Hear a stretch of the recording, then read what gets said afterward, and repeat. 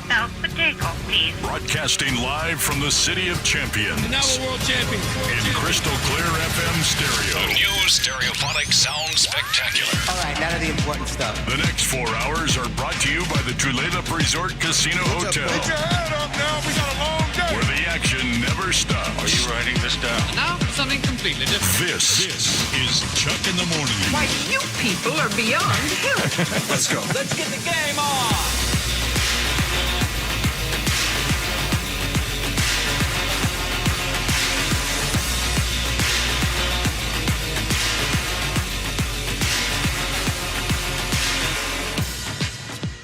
Weird.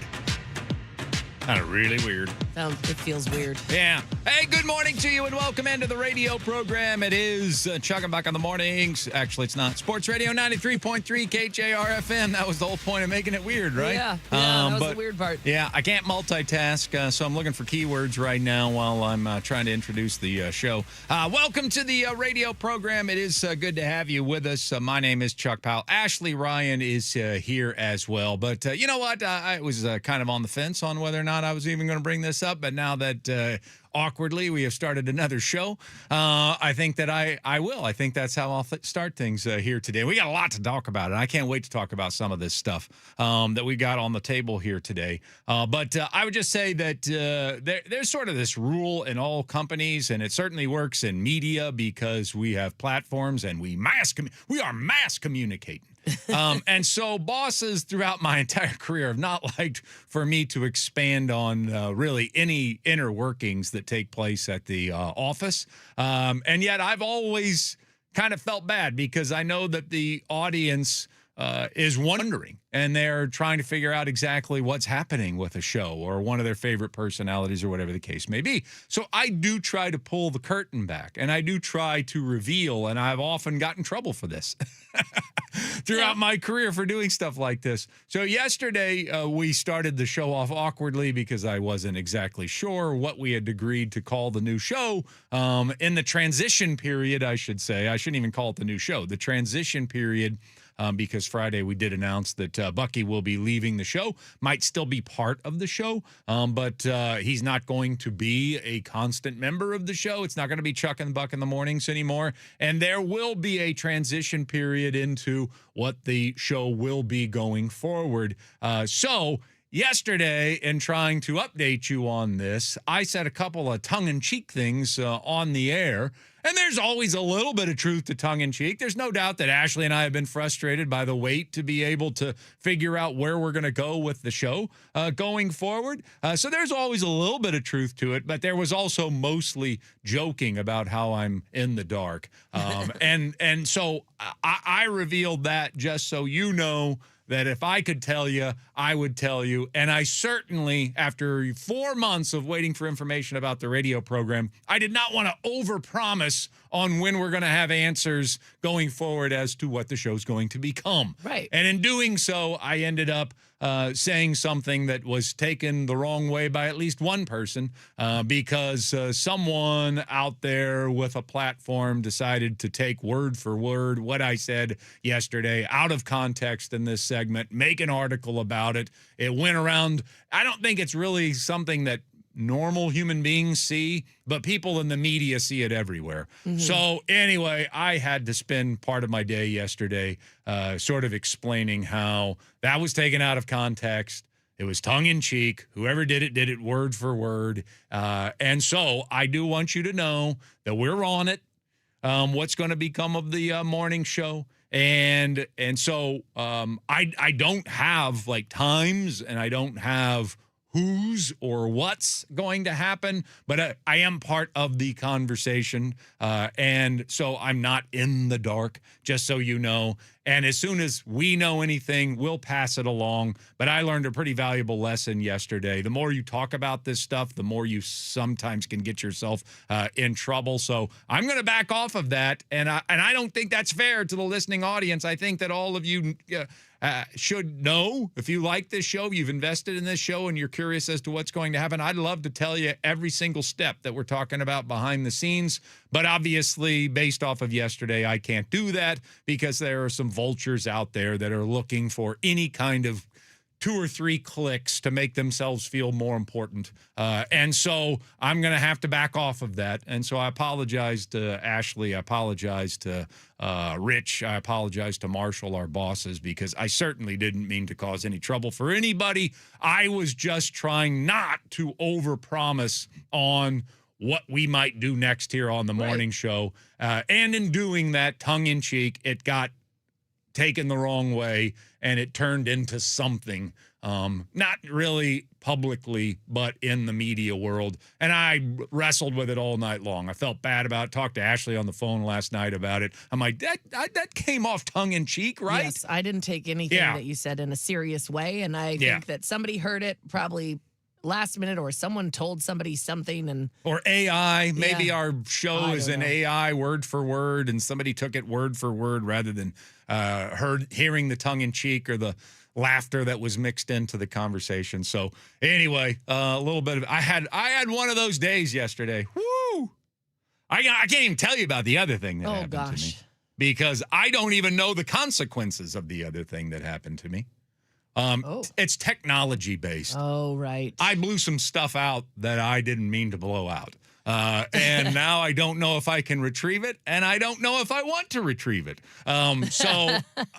Anyway, it was one of those days, and not exactly the most fun evening. Thank goodness our baseball team came through last night. Oh, thank goodness. Because that made things feel a lot better. I mean, it was 1-0 for a lot of that game. Right.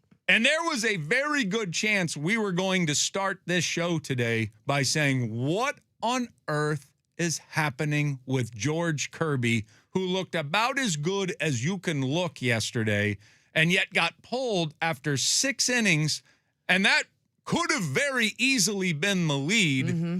And instead, Cal Raleigh hits a grand slam. Thank goodness. Reds make some mistakes late. You pull away and end up in the scorebook. You just Google the game last night, 8-0. Oh man, the Mariners won in a laugher. It was 1-0 or a 0-0 for a lot of that game, and uncomfortably 1-0 at the end of the 6th, when we decided to take our starting pitcher, who it looked like the Cincinnati Reds were never going to solve even with time travel. They could have gone 50 years into the future, and they weren't going to figure out how to hit George Kirby last night. And yet we took him out after 80 pitches and 6 innings, when apparently our bullpen was unavailable. Our best guys were mostly unavailable last night. It was looking very much like I was going to have to come on the airwaves again this morning and wonder what the F is going on. And instead, perhaps the bigger story that emerged was that Cal Raleigh hit a grand slam. Cal Raleigh spoke after the game. Mm-hmm. The team seems to be gelling, it sounds like. And so a 3-game winning streak, back in first place, all of this stuff, when we were at Ashley 1-0, wondering, why is George being taken out? Am I going to have to bash Dan Wilson again tomorrow? 2 8-0 laugher. Cal's back on track. We're in first place. Teams in harmony, and here we go. I mean, and Michael Rucker in the 9th inning. Night and day difference between what I was thinking we were going to talk about and what and the number of things we do have to talk about. Yeah, it was a stressful game watching it, sitting at home, and we were all watching it in the living room, thinking like, "Oh, come on, you can't." Didn't sound stressful. It wasn't stressful when you called. A Cal Raleigh grand slam will do that in our house. Palmer the Great freaking the F out. I think if it was up to her, I would have had to rewind it and watch it 17 times because she was just so excited. But it was that one thing. But how often have we seen the Mariners with the bases loaded and somebody come up to the plate having all your hopes that they're going to do something and they don't deliver, or we maybe get one run. It seemed like it was that kind of game where it was like, we're just going to have to scrape to get these runs. And then in one swing, the whole game changed, and you could see the relief on Cal's face. That's for sure. Not even the game, like the outlook changed. And I'm not going, again, I'm not going to overpromise. That's what I tried to do yesterday. I'm not going to try to overpromise. We've been here before, particularly with this specific 2026 version of the Mariners. is just when you think they start to click, they show up the next night and they play their worst baseball. And then we're wondering, are they ever going to get it right again? And then out of the blue, Cole Young hits a 3-run homer. And then all of a sudden it reverse course the other way. Yeah. It's just been one of those years. I think we've been as frustrated each of the last 5 years, each of the last 5 seasons at various points in the seasons as we have been this year. But it's a new frustration. It's a different type of frustration. Number one, the expectations. And number two, how this team cannot ride a groove whatsoever. And yet they will pull themselves out of it just when you least expect it, like they did on Saturday. But not only did you get the grand slam, I mean, in just some fantastic sports theater, the fact that last year's runner-up for MVP in the year of Cal, a guy that whatever he touched turned to gold. I mean, he won the home run derby. He, with his dad and his brother. He It hit was just all 60 feel good. homers. Yeah. Nothing. It just felt like Cal Raleigh should have played the lottery last year because he might have won 3 times. It was one of those kind of years. And then this year from the WBC on, like nothing's gone right for Cal. Yeah. Nothing's gone right. I mean, it's incredible, the drop-off. And so for him to come to the plate last night, the game's still in question. And for Terry Francona, one of the best managers of modern-day baseball, to have said, hey, I don't care what the reputations are of these two players. That Canzone guy, even against the lefty, worries me more than the at-bats I've been watching from 29 lately. So I'm going to go ahead and, even though I brought in a lefty, I'm going to go ahead and put Canzone on, and I'm going to pitch to Raleigh because I don't mean any disrespect, but I've watched you take at-bats, and you don't look like you got a clue. And what does he do? First pitch, grand slam. Yeah. First pitch, grand slam. Palmer the Great's jumping around the house. Freaking out. Screaming. I thought something went wrong because I called Ashley what I thought was during a pitching break, pitching change, and it turns out that I had forgotten that I had rewound it to replay something and paused it for a while. So I was like a half inning behind where the actual game was. I wouldn't have called you during a grand slam, that's for sure. Well, I thought maybe you just wanted to sell. You were like, you know what? I think Cal's going to do something great here. Let's talk. Well, maybe I do have to call every night now. Yeah, I mean, might as well. Try it. So he hits the grand slam, and then afterwards speaks to the media, which we will replay some of that for you a little bit later on in the show, and expresses how difficult a season it's been, expresses how for the first time all season long, it feels like they are one heartbeat in essence. It feels like, basically saying we weren't doing the little things. We weren't excited about doing the little things. And it feels like now we're back to being a team. I mean, that was something brushed under the rug. Kind of wish I'd have known those feelings were floating around prior to this past weekend. But apparently there was some problems. And so Cal kind of making himself vulnerable, expressing the frustrations he's had with the season, and hoping that he comes out of it and believing that the team has come together here in the last 72 hours. And so suddenly you go from, oh my gosh, 1-0, they took George out, I'm going to punch somebody in the face. Yeah, I'm angry. To, oh, we won 8-0. We got a 3-game winning streak. We just moved back into first place. We're over 500 again. And Cal might be back on track based on what he said and what we saw last night. And according to him, the captain of the team, they've never been closer than they've been all season long. So you want to go from dark clouds to suddenly we have light that has popped into our lives. I mean, it happened in a blink, and it happened here in the span of about an inning. Yeah, and we talked about yesterday that Cole Young home run that they had he had on Saturday, and what a turning point that could have been. And boy, is it! I mean, again, not to get ahead of ourselves or make too much, but it's sure seeming like that did something. Yes, I agree.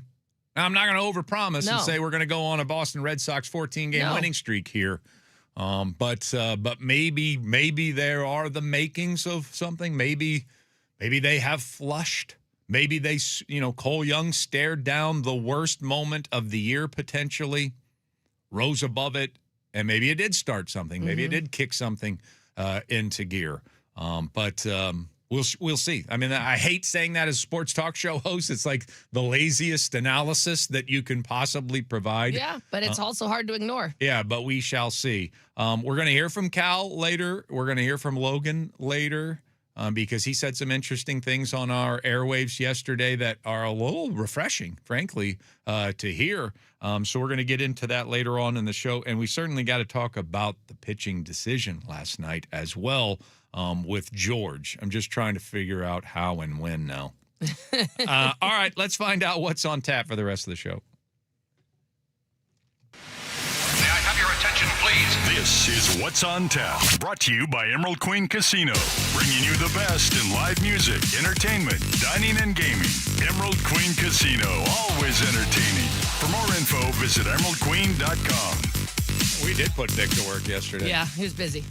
He's very busy. Ashley cracks a whip. I was like, sorry, I need your help. I'm going to go golf if you could get this done. Ashley says, jump, Vic. He says, how high? Oh, poor Vic. Mariners win 8-0 over the Reds. Ryan Healy will join us today at 9 o'clock. We had a great conversation yesterday at 9 o'clock with Angie Mentink. She pretty much spelled it out. Finally had room. Radio, she didn't have to worry about saying things in 9-second, spurts. So she finally got to unleash on what she wants to see out of Cal to break him out of us. It was really good. And then what does he do last night? He hits a grand slam last night. Maybe we should just talk to Angie every day. Man, maybe. We should talk to her every week. But I can't wait to hear what Ryan has to say about it. I can't wait to dive into that further with the former Mariner who joins us every Tuesday at 9 o'clock. We are 2 weeks away from the trading deadline. And once trading deadline, we always get a chance to catch up with Jim Bowden, who's gone from general manager to media guy. He's basically a trade deadline expert. That's pretty much what Jim Bowden has turned himself into. And so he's very busy this time of the year. We get our chance to chat with him today at 7:05, and he can't get enough of this stuff. If you think I'm sick about trades, meet Jim Bowden. Love it. Yeah, and so we'll see what he thinks. Trade deadline, we did have a move, by the way, 2 days ago. Very minor move where the Dodgers acquired a relief pitcher from the Colorado Rockies, who will probably turn into Mason Miller now. Yeah, and so we do have our first trade deadline trade, but obviously most experts think it's going to take a little while for this thing to pop. So we'll ask Jim Bowden what he thinks the Mariners will do, should do, and much, much more coming up today at 7:05.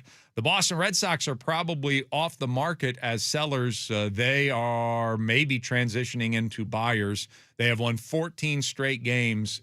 And let me just say, because it's a really good story. If you're monitoring it at all, I mean, Boston is going crazy for this team right now. You want to talk about a team that was left for dead and then led by, of all people, Wilson Contreras, who might have to be considered an MVP of the American League, a guy who has a reputation for not only opponents not liking him, teammates not liking him, and yet his version of leadership, which is this fiery, I will fight anyone that tries to get in our way kind of leadership. And he's started like 7 bench clearing brawls this year. And for whatever reason, that's exactly what this team needed. Because behind Wilson Contreras, they are fighting for every inch in Boston. They've won 14 straight games. They're in wild card contention. It's a heck of a story. It really is. And I would like to think it's the final piece of evidence that people need when we say it's early. Wait, what? Yeah, turns out even a team left for dead can get back into the race and still have 60-plus games to play. Weird. Yeah.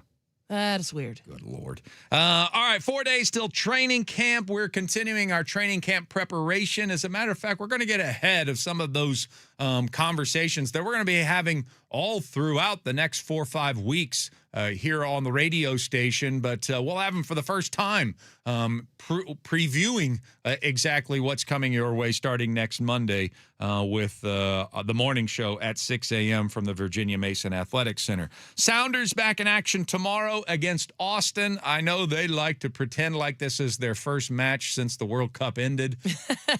Unfortunately, it is not. It's not. They played last week. I don't even know why they played last week. Why didn't you wait for the World Cup to end? Should have. The MLS should have waited, and the Sounders would have benefited from that. They got smoked by Portland 5-1, so they'll try to bounce back. Feels kind of important. I don't know why, but feels kind of important for Brian Schmetzer and the team taking on the Fighting Matthew McConaughey's tomorrow.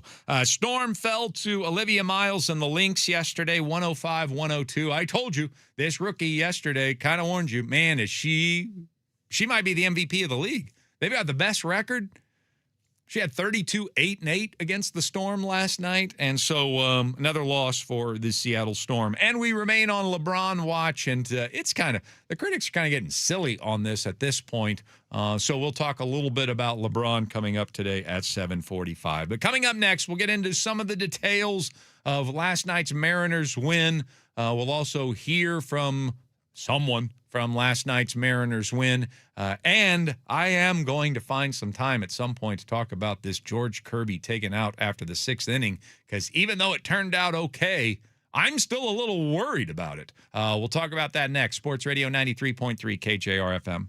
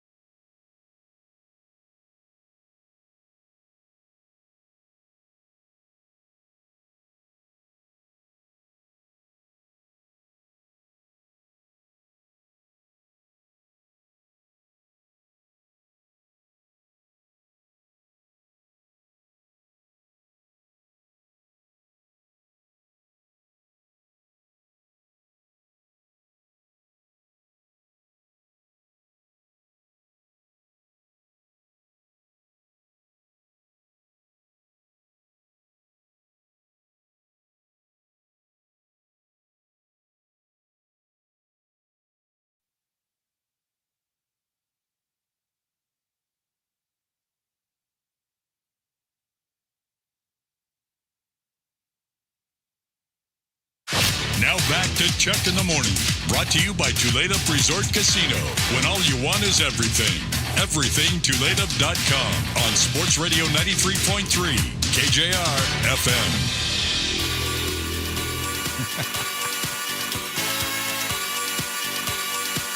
I'm weirded out. Might as well scat. That's right. When in doubt. One more time.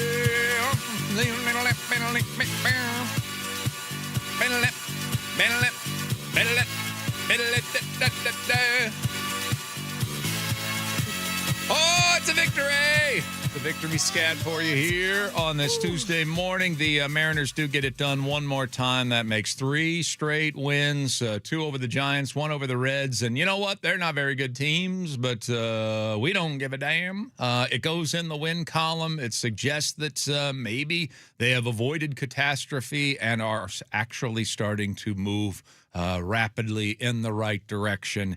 Kind of sounded like they felt that way after the game. More on that in a moment.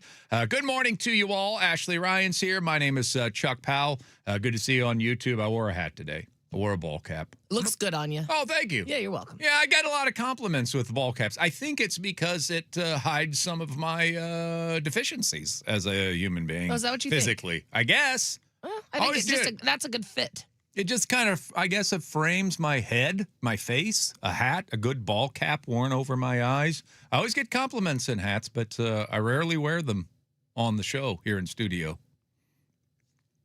I mean, I think it looks good. Okay, well, thank you. Yeah. I appreciate that. And I think all the hey, other you people, two. I think all the other people here in studio also think so. Well, I know.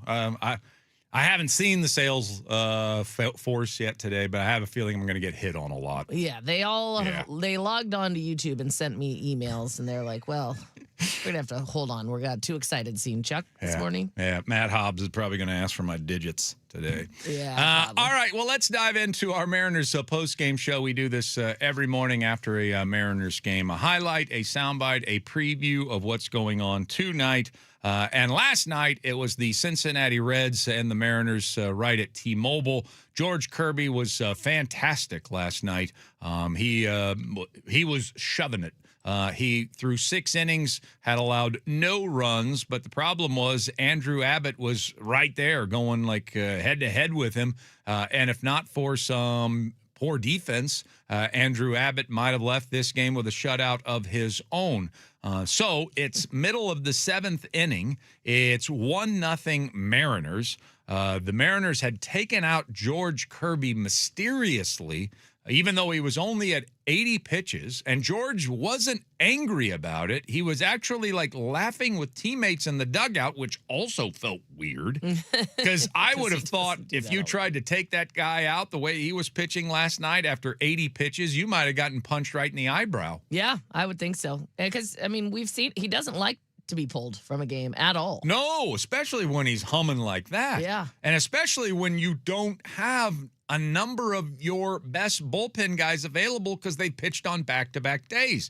Again, it kind of felt like, what are we doing? It felt like an underestimation of what is going to be required to win this baseball game. We're up 1. There are 9 outs to get. And I think Nick Davila has turned into our 5th most effective reliever, the one I actually have a lot of confidence in Davila, but I certainly wasn't expecting to see him on the mound in the 7th inning. No.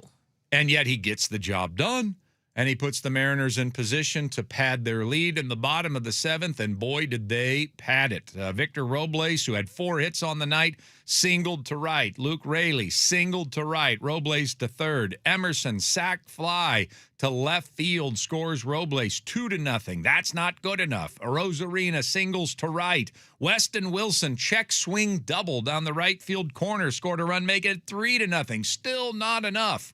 Runners at second and third at this stage, only 1 out. Dom Canzone's coming to the plate after a pitching change. So they brought in a lefty to face Canzone, and while Caleb Ferguson, former Mariner, is warming up, Terry Francona decides, you know what? I'm going to go ahead and walk Canzone, load the bases, Raleigh's a double play candidate. He's not swinging it right now. I realize he's their face of their franchise, but the batting average, I can see the scoreboard. It's hitting 160, for goodness sake. So he intentionally walks Dom Canzone to face Cal Raleigh with the bases loaded. Fly ball, blasted, way back and gone! Grand slam, Cal Raleigh!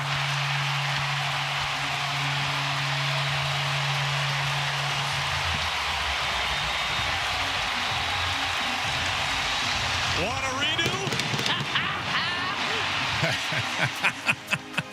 The laugh was too good. I had to get it in there. They're both. Want to redo is a great line, and the maniacal laugh was also good. And Cal's response to it, it was like he did not want people, like, I should be doing this all season long. There was that look on his face, but there was also like that childhood, like I'm smiling a little bit, and his teammates just went nuts. And then the picture of Castillo saying, "Oh, yeah, well, you made him angry." I mean, the whole thing was just so wonderful to see as a Mariners fan. Oh, I loved every second of it, and I loved his entire reaction from the business look as he's going around the bases to then just, "Oh, I did it, guys, I did it." The relief, yeah, and then the childlike, yeah, just the happiness. Yeah, I mean, everybody's seen that kid that was angry all game long because of something, and then he does something great, and he can't stop smiling. Yeah. Like, he doesn't want to. He still wants to be tough guy and business and Cal couldn't help himself. Yeah. I mean, he was tickled by the response. He was glad he came through. His teammates were overjoyed for him, and that whole sequence. Man, that was a relief for all Mariner fans to see. There's no question about it. And so that made the score 7-0. Cal tacked on another Fielder's Choice RBI later in the game, and the Mariners waltz away with an 8-0 win over the Cincinnati Reds to make them 51-50 on the year. 3-game winning streak, back over 500, back in first place because the Texas Rangers lost last night, and maybe back on track, which is the most important thing. George Kirby gets the win last night. I mean, he had a moment where he fell down on his butt and laughed about it. I mean, we're seeing a different side of George here lately. He's lighter. Yeah, he's lighter and didn't even, throw Dan Wilson off a bridge for taking him out after 6 innings, cruising against the Cincinnati Reds. So I'm very curious to hear what George had to say after the game. I'm super happy with tonight. It's my first 0, which we're happy about. But no, I feel like been doing a good job of, kind of flushing the game and just focus on the next week and just trying to get better each week. Whether that's in my throwing program, bullpen, mental side of the game, whatever it is. I feel like I'm consistently taking a step forward every week with that stuff. So, yeah. This is your longest streak of quality starts since you had the streak of 9 in 2024. Looking back at that time, just what do you think are kind of like the similarities and differences between what you're doing now compared to then? I think it's a combination of a lot of things. I feel like my OOs have been a little bit better. I've been getting ahead a little better. I've been getting a little quicker outs recently, some pop-ups, ground outs, whatever it is. And I think maybe my fastballs are playing a little bit better up in the zone, getting more swings and misses like I want. So, yeah. But yeah, I think it all starts with just getting ahead. And, then in that point, the count's much more in my favor if I can get ahead all the time. So I think that's been good. All right, George Kirby after the game last night. So, yes, that is 6 straight quality starts for him, and he had a rough go there for a while. And then I think he's gotten better each of those 6 starts. Like, the numbers improve, and I thought that was the best he looked last night all season long. Cincinnati didn't look like they had a shot, and Cincinnati can hit. I mean, their problem is they can't pitch or field, but they can hit. So for George to allow just 3 hits over 6 innings and to be sitting there with 80 pitches, I mean, I think I speak on behalf of everyone. it felt like one of those, George is going to go 8 tonight. I thought so. And this is really going to help the bullpen since the 4 we trust all went on back-to-back days. Yeah.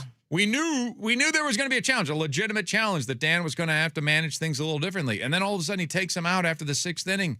Yeah. And the entire world, the entire universe, there were people on Saturn that were like, what the F is going on there? Why are you doing that? Yeah. Do you know who you've got in your bullpen? And I still don't know the answer to it. George didn't seem to be bothered by. Maybe George said, I think I'm done. Maybe. You know, because there have been times in the past where George has been on the mound and acted as if I shouldn't be out here right now. I'm cooked. Yeah.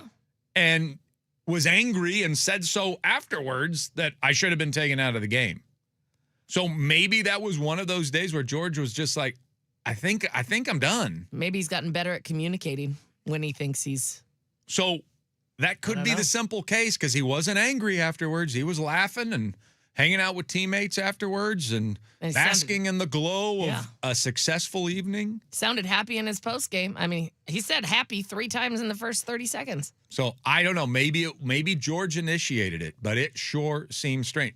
It seems so strange, and we'll talk more about this later. I was worried he was getting traded. Oh, gosh. Because it's that time of the year. Yeah, true. Whenever there's this weird somebody's been taken off of the field, that's trade deadline theater right there. Right. I mean, we're going to see that happen a dozen times over the course of the next 2 weeks, where somebody in the middle of a game is taken out and people will be like, what's going on? Trade. Because when they cement one of those deals, it's like you take the player out immediately because if he gets hurt the next half inning, struck by lightning, whatever crazy thing might happen, it null and voids the trade. So it was so outlandish, and considering that it's late July, I'm like, did George just get traded? Whew. Now that would have made him angry. Because I couldn't think of another explanation. Yeah. Or is he hurt? That was the other thing, which would be even worse. Right. So those are the two things that I'm entertaining. And what I didn't entertain was, Mom. No, he's fine. Yeah, well, let's take him out. We got nobody we trust in the bullpen available tonight, but let's get him out of there. Yeah, let's just, yeah. 1-run lead. Great job, George. Why don't you have a seat? 1-run lead, Rest 9 up. outs to go. That's easy. Rest up. We got this. Yeah, George, why don't you just go on home? We can do this. Yeah, good job, buddy. We do it a lot. All right, tonight, tonight's going to be difficult. Luis Castillo pitching for the Mariners, 6:40 first pitch. The Cincinnati Reds are throwing their all-star. This is one of the most talented arms in the sport right now, Chase Burns. Right-hander is going for the Cincinnati Reds, so ain't going to be no picnic tonight. So first pitch at 6:40, Mariners versus Reds. More on that coming up a little bit later on in the show. But coming up next, golfing with Calabro.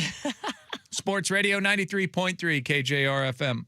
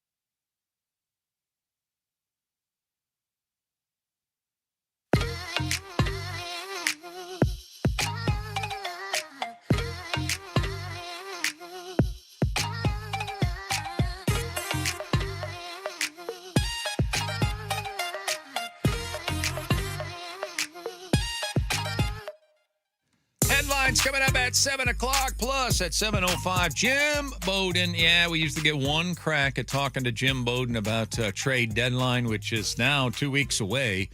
So we'll chat with him, see what he thinks the Mariners should do, will do, and many other subjects. That's coming up at 7:05. But yesterday, Ashley left a little bit early from the show. She went out to play some golf, do some charity work as well. She knew she was going to have to hang out with Mike Benton. Yes. That was part of the punishment. Yep. For leaving us a little bit early yesterday. But there was also, that's life. Sometimes You take the good with the bad, Chuck. yeah, exactly. Sometimes life just hands you something awful, like a morning with Benton. And then on the other side, they supplement it with something wonderful. That's right. And that was half the fun is Yeah. once we got there to be able to look at our tee sheet and see who we were paired with. And? So I had separated from 5-Iron, who was also playing with us, but he'd gone one direction, I'd gone another. So I went over to go look at the tee sheet. And then I saw who we were playing with, and I went to go find him to tell him because we were like, oh gosh, what if we get stuck with? We were just really nervous to see who we were going to get paired with. So I go looking for him, and we see each other, and we both look at each other, and we go, Kevin Calabro. And we were excited, but no one was more excited than Mike Benton. Is that right? Oh gosh. And So they- hockey guy loves basketball guy? Oh yeah, they Okay. just chatted up a storm the Is whole that right? time. Calabro was driving the cart, and Calabro's asking hockey questions, Benton's asking basketball questions. It was just great. It Did was. you feel just like great. a third wheel at some point? No, I just loved it. And my goodness, Kevin Calabro could not be nicer. And I've good. interacted with him never in person. Oh, So this was the first time actually meeting him Okay. in person. And yeah, he couldn't have been nicer. And Great. the best part was when 5-Iron would hit a really good shot and Kevin Calabro would kind of commentate on it. Oh my God, he's like, this is the coolest thing ever. I have Kevin Calabro like announcing my shots. well, yeah. Well, good Yeah. that he did that. Yeah, Like he 'cause- didn't protect his gift. No, he'd He's be like- like, oh, the big guy comes through again. and 5-Iron was just like, this is the best day of my life. Well, good. So Yeah. Calabro made everything better for everybody. He really did. That's he really great. Did. How's he doing?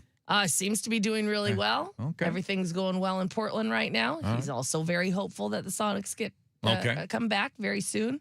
Does not want it to be Portland moving up here, and I am in agreement with that. Yeah.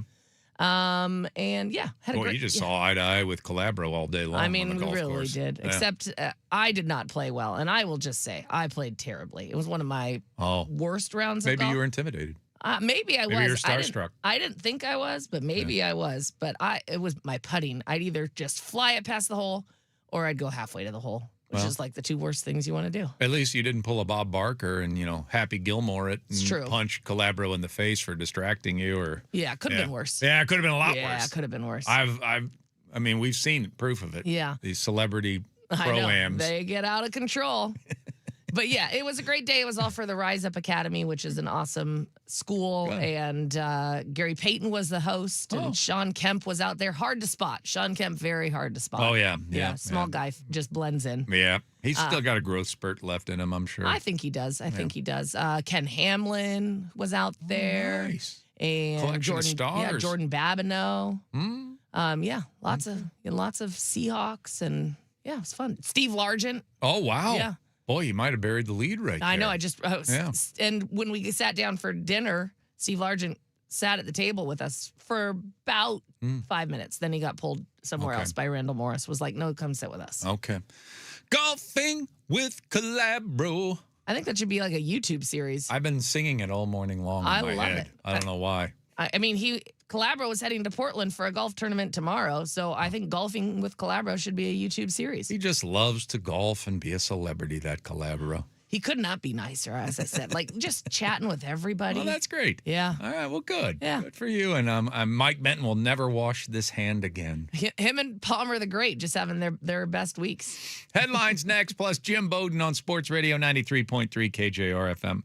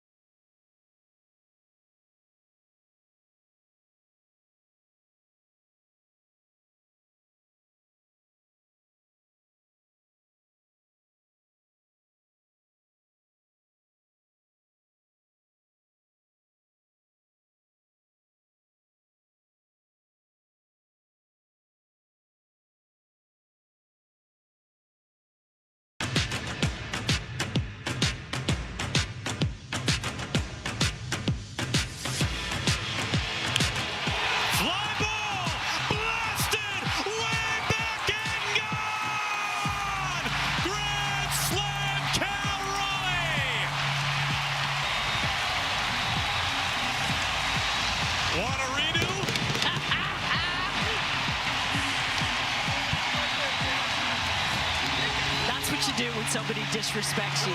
That's what you do right there. Well done, Cal Raleigh. You're going to want the lefty to get to me? You want this? All right, I'll give it to you. Aaron and Angie on the call last night of Cal Raleigh's Grand Slam home run. Big part of that story. Terry Francona, the Reds manager, intentionally walked Dom Canzone in front of him to load the bases, even though he had a lefty-lefty matchup. Raleigh on the first pitch makes Francona pay. Hopefully it gets him going. Obviously, it's been a very frustrating year for the big dumper, but when you're a first-place team, which they are this morning, and your franchise player has played as poorly as he has, man, if he can just get going the rest of the way, 61 games to play, then yes, all the goals are still there to achieve. Right there for the taking. Thanks to Mariners TV for the call last night of the Grand Slam. It was an 8-0 blowout of the Cincinnati Reds. It was actually very uncomfortable at one point. George Kirby had done his part, but the offense had not shown up against Andrew Abbott. It was 1-0 going into the bottom of the seventh, and for some reason, Dan Wilson took George Kirby out of the game after 80 pitches. Still hasn't been explained to me. And so they went to a bullpen with Nick Davila getting the ball in the seventh, and we weren't sure if Munoz was available or Spire or Bizzardo, and it just was Bizzardo to watch George get taken out of that game. But it all worked out. 8-0 the final score. So the Mariners have won 3 straight. They're back over 500 at 51-50. They jumped the Texas Rangers last night to move into first place in the American League West by a very slim margin. And they face the exact same team tonight, the Cincinnati Reds, even though the Reds are going to be throwing their best pitcher at us, arguably, and that is Chase Burns, the all-star and one of the most talented pitchers in all of Major League Baseball. Will counter with the veteran and former Cincinnati Red Luis Castillo. First pitch there is at 6:40. We are 4 days from training camp. Our training camp prep continues today at 7:30, as a matter of fact. Sounders, they will return to the pitch tomorrow, taking on Austin, the Fighting Matthew McConaughey's. The Sounders actually played a match before the World Cup came to an end, and I think they wish they wouldn't have. They lost to Portland 5-1, so they're going to try to get back on the right track tomorrow against Austin. Storm fell to Olivia Miles and the Minnesota Lynx last night, 105-102. And, of course, we all remain on LeBron watch, whether we like it or not.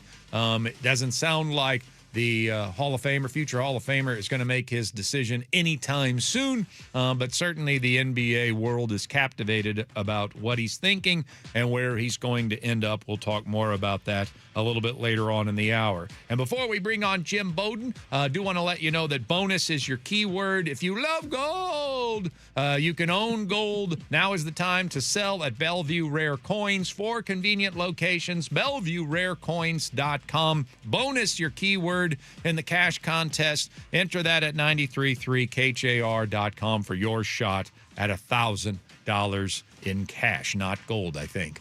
Joining us now on the program is somebody that we want to make sure we get to chat with near the trading deadline every single year. He's the former Reds general manager, and he's pretty much become all of our general managers here at the trading deadline in the sports media world. He's analyst and insider for CBS Sports, also The Athletic, and he has a very interesting article out, the 5 trades that he's looking forward to, that he'd like to see happen between now and the trading deadline. Jim Bowden joins us here on Chuck in the mornings. Hello, Jim. How are you? I'm doing fine, Chuck. How are you this morning? I'm great. Happy trade deadline season. I mean, you're like me. I mean, this is like a holiday for you and I. So I'll buy you a cake. I got you a card, and hopefully they get in the mail soon. Yeah, you know what? It's a lot of fun, isn't it? I mean, we got 13 days left, and August 3rd at 6 o'clock, it's over. And this year is a little bit different than any one that I've ever been associated with or covered because we've never seen so many teams that are within striking distance of the wild card in both leagues. And a lot of teams are really on the fence of what they're going to do and haven't made their decision yet. And so, you know, we're going to wait probably that final week is going to be very, very fascinating to see what actually transpires. So it could go either way. We could have a real busy one, or we could have a real quiet one. Yeah, that's kind of where I wanted to start, and you've already touched upon it, but it's understandably slow right now for all the reasons that you just mapped out. You've been here before in similar situations where maybe the market wasn't ready to pop. I mean, are we going to be looking at like the last 48 hours before anything really happens, or do you think we'll start to see a few things trickle out here in the next week or so? I think starting next week we'll start to see activity. I think it's going to be.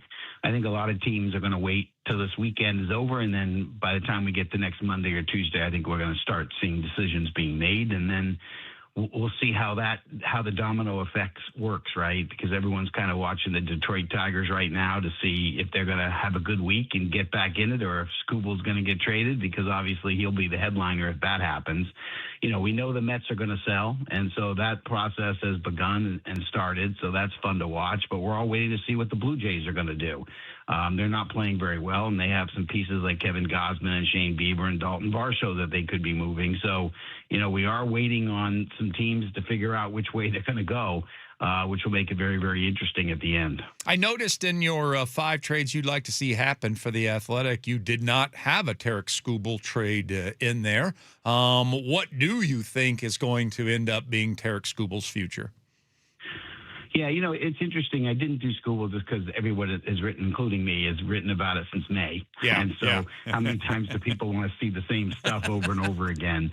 You know, I do think if he is traded, you know, teams like Atlanta, the Dodgers, even though they deny it, the Yankees, even though they deny it, Tampa Bay, you know, I think those are kind of the front-running teams. Cubs could make a play there as well.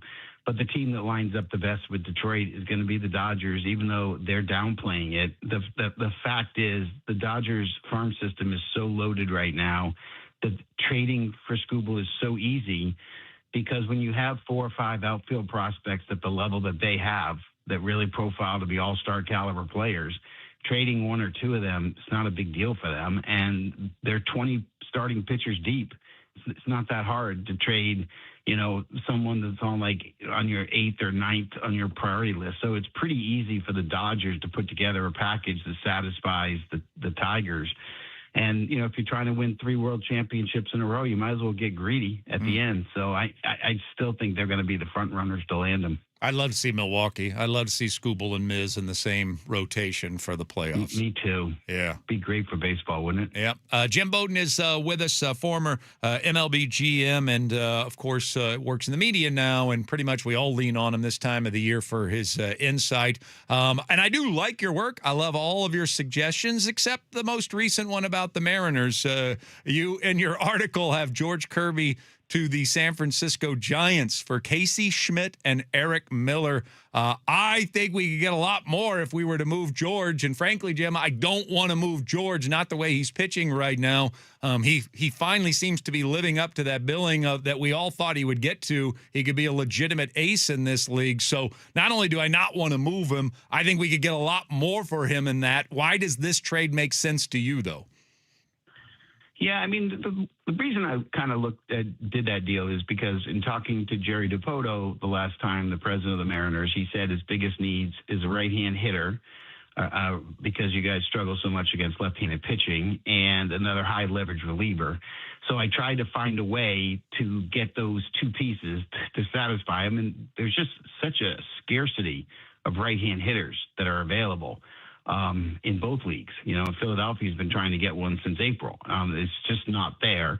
So I was trying to find a way. And then, you know, I looked at Casey Schmidt, who's having his breakout year at age 27, young guy in his prime. He's got 19 home runs on his way to 30. So I was thinking, okay, 30 home run bat, how would he fit with Seattle? Well, the fact that he can play first, second, third, right, left, can play all over the diamond, means that Seattle could plug him in wherever they felt, where Dan Wilson thought the biggest need was.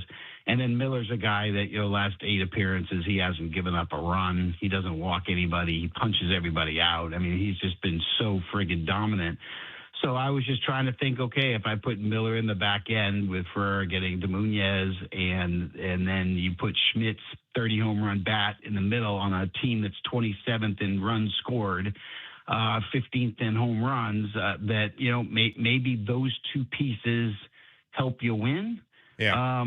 Lose the trade, but win, and that was the thinking behind it. Also that, what Kirby's control is 2.5 years left. You have Cade Anderson in the minor leagues, if quite frankly he's major league ready now. If you put him in your rotation, you have another dominant top of the rotation starter right now. And you already have 5 starters. So you're 6 deep, plus you got Sloan coming. And so, I just tried to, if the Giants were going to give up, Schmidt and Miller, what would it take for them to do that? And so, I think it's an overpay in terms of quality in the trade, but the two pieces make the difference. So anyway, that was the thinking behind it. All right. I got it. What about there's a rumor out there, not even a rumor, kind of a suggestion, more so, Kirby straight up for Mason Miller. Does that make sense to you at all? Not for San Diego, it doesn't. First of all, I like Miller more than Kirby. I think Miller is the best closer in the game, and he's impactful. And if the Padres are going to trade Mason Miller, they need 4 players back. They don't need one controllable player for 2.5 years. They need 4 players back of 5 years of control and kind of reboot. So if they were to trade Miller, the package needs to be prospects rather than a 1-for-1 major league type deal. Well, we have the prospects too. So do you think it makes sense for the Mariners then to put together a prospect package for Mason Miller? I would make a run at Miller no matter who I was, just because he's so dominant. So I would love it. But I think Seattle's bigger problem is offense and scoring runs. I think you have the pitching to win. Look, I said this on Foul Territory 10 days ago. I said the Mariners are going to win the AL West, and they're going to run away with it. And everybody just kind of looked at me and said, well, have you seen the standings? And I said, yeah, but here's what I know. In August and September, the team with the best pitching wins. And Seattle's rotation is such that they will beat up the teams in August and September and win it. The other thing is the offense is better than what they performed. I mean, when's the last time Julio Rodriguez hit a home run? When's the last time Cal Raleigh was Cal Raleigh? There's your 2 superstars, and what production are we getting out of them? Right. So the talent is way better than the production. You're not getting it out of it. I went to the Seattle games when they came down to Miami just before the All-Star break, and they just looked flat. And I was like, what is going on with this team? It kind of reminded me of the Phillies and Red Sox in early April. Like, you see all this talent, but it's like, what are you guys doing? So I'm hoping that this recent kind of winning streak here, 3 wins in a row, I hope that's the beginning of a run here, because Seattle is way better than how they're playing. But I do think you need another bat, and I'll stand by that. I think you got to go get one. One bat that you did trade in your article is Hunter Goodman. Now, obviously, we have Cal Raleigh, but I don't know if Hunter Goodman he's a bat. We do have a DH spot in this league right now. Is there any reason that you can come up with that if he's the best bat on the market and we've got trade capital, is there a fit there for the Mariners and Hunter Goodman, who you have going to the Boston Red Sox right now? Sure, absolutely. I would love Goodman. And you can have Raleigh catch 5 and Goodman catch 2, right? Or something like that, and let the other one DH. Yeah, I'm definitely a fan of Goodman. I love the power. He's not a Coors Field hitter. The power is going to translate outside of Coors. I think he would be a real solid trade target for them. I do like that. Yes, I don't know how Goodman would react. Here's a guy that's an everyday catcher being told that you're a DH now. I don't know how that plays, and that's something you have to at least bake into your decision. The cost obviously is going to be huge, and it's going to probably cost you Cade Anderson to have the conversation. Oh boy. So, oh boy. Yeah. You just made me sweat a little bit. I'm sitting there. Right in my own armpits there, Jim. Yep.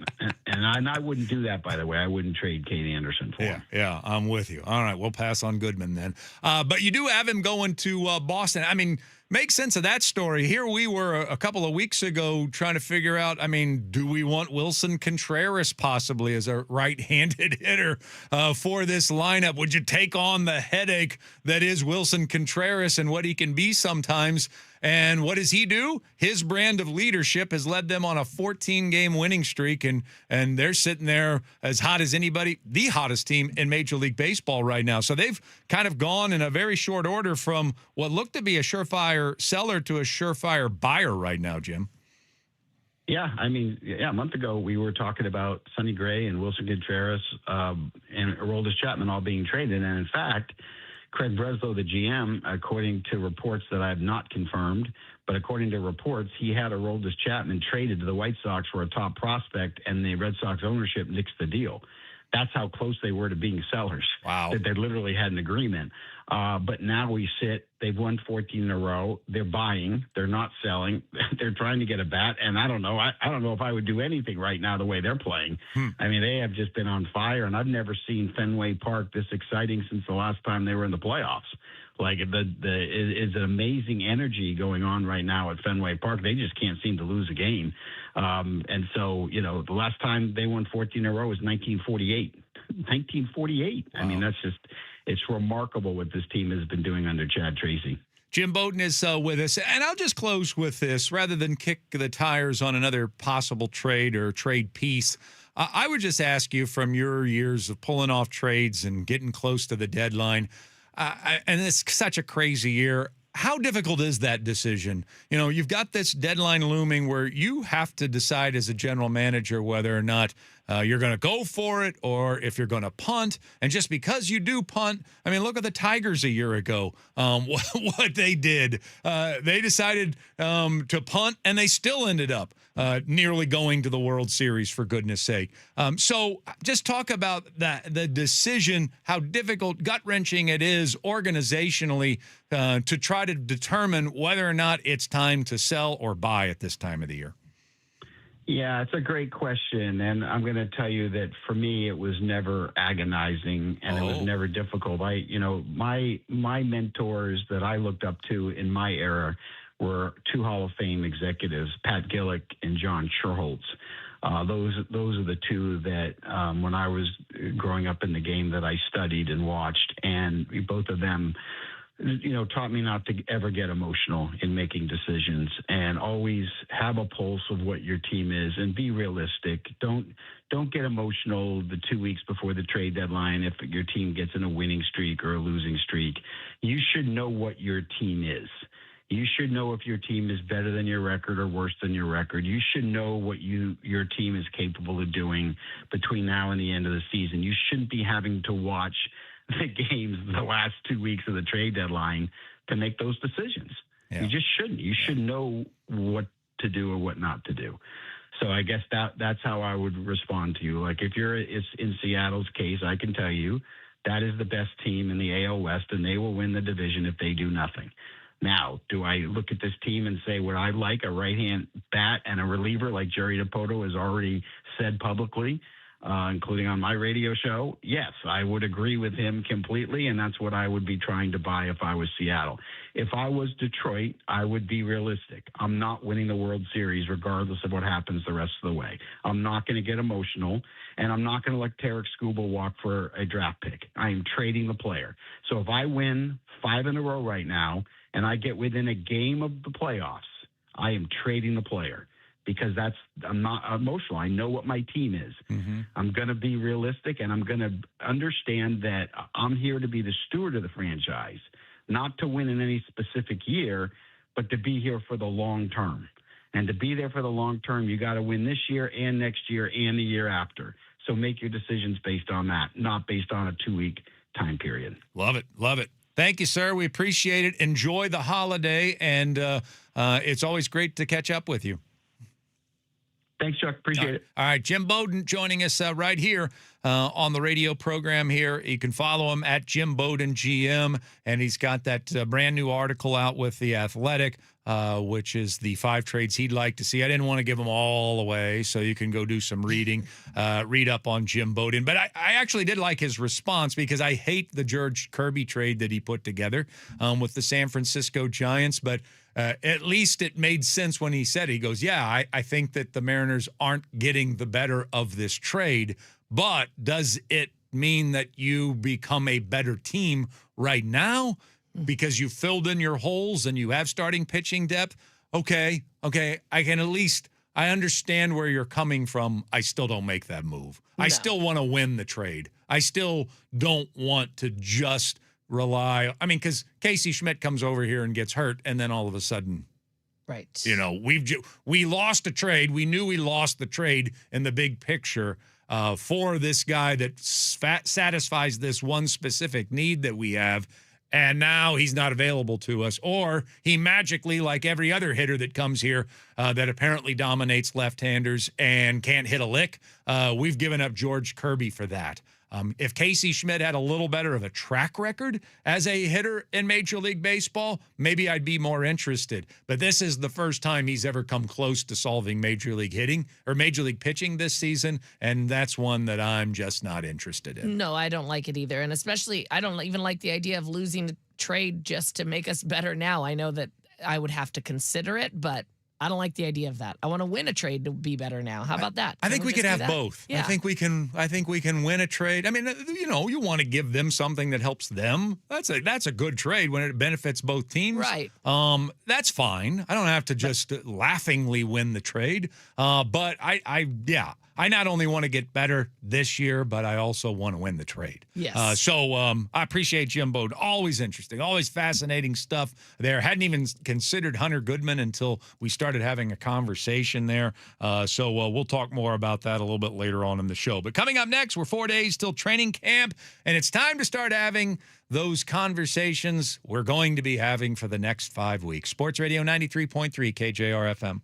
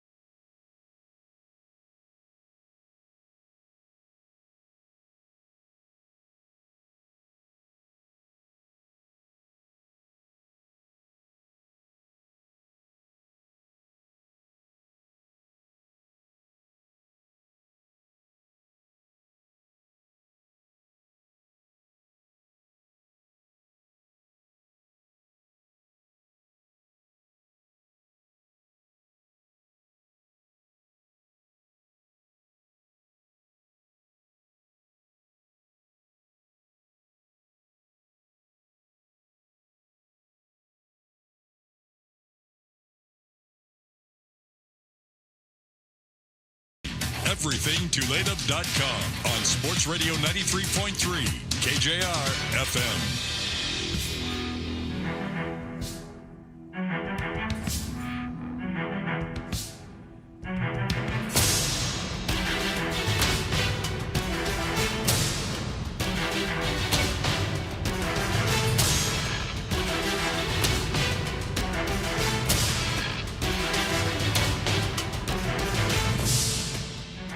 Never are you going to be more excited to hear this song. I know.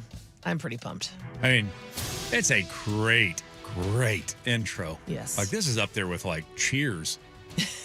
Yeah. You know, like, yeah. like the theme music to Cheers, like, which is considered like the holy grail of theme songs. This is like right up there. Like, it just goes so well with the show, and you hear it in the other room, and you're like, oh, Hard Knocks. Hard Knocks is on.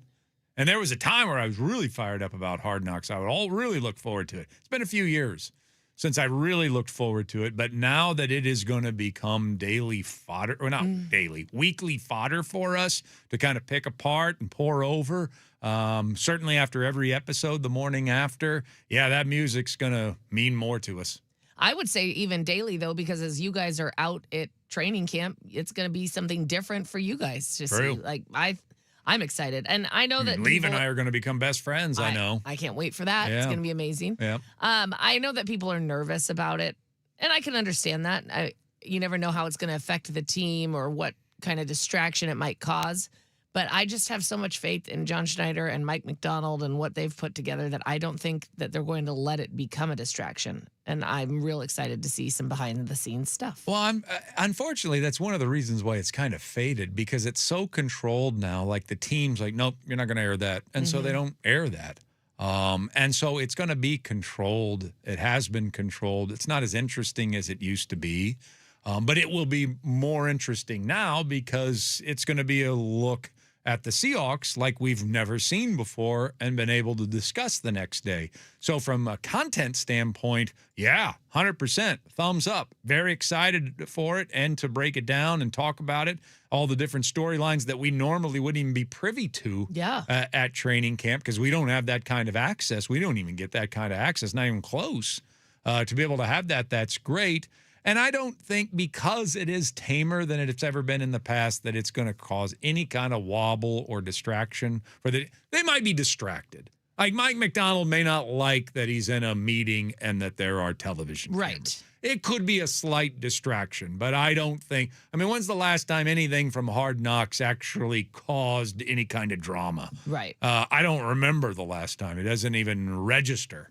Well, and like the last time it did was when Rex Ryan admitted that he likes to kiss his wife's feet. Yeah, that was like the last time that actually permeated through the training camp. Yeah.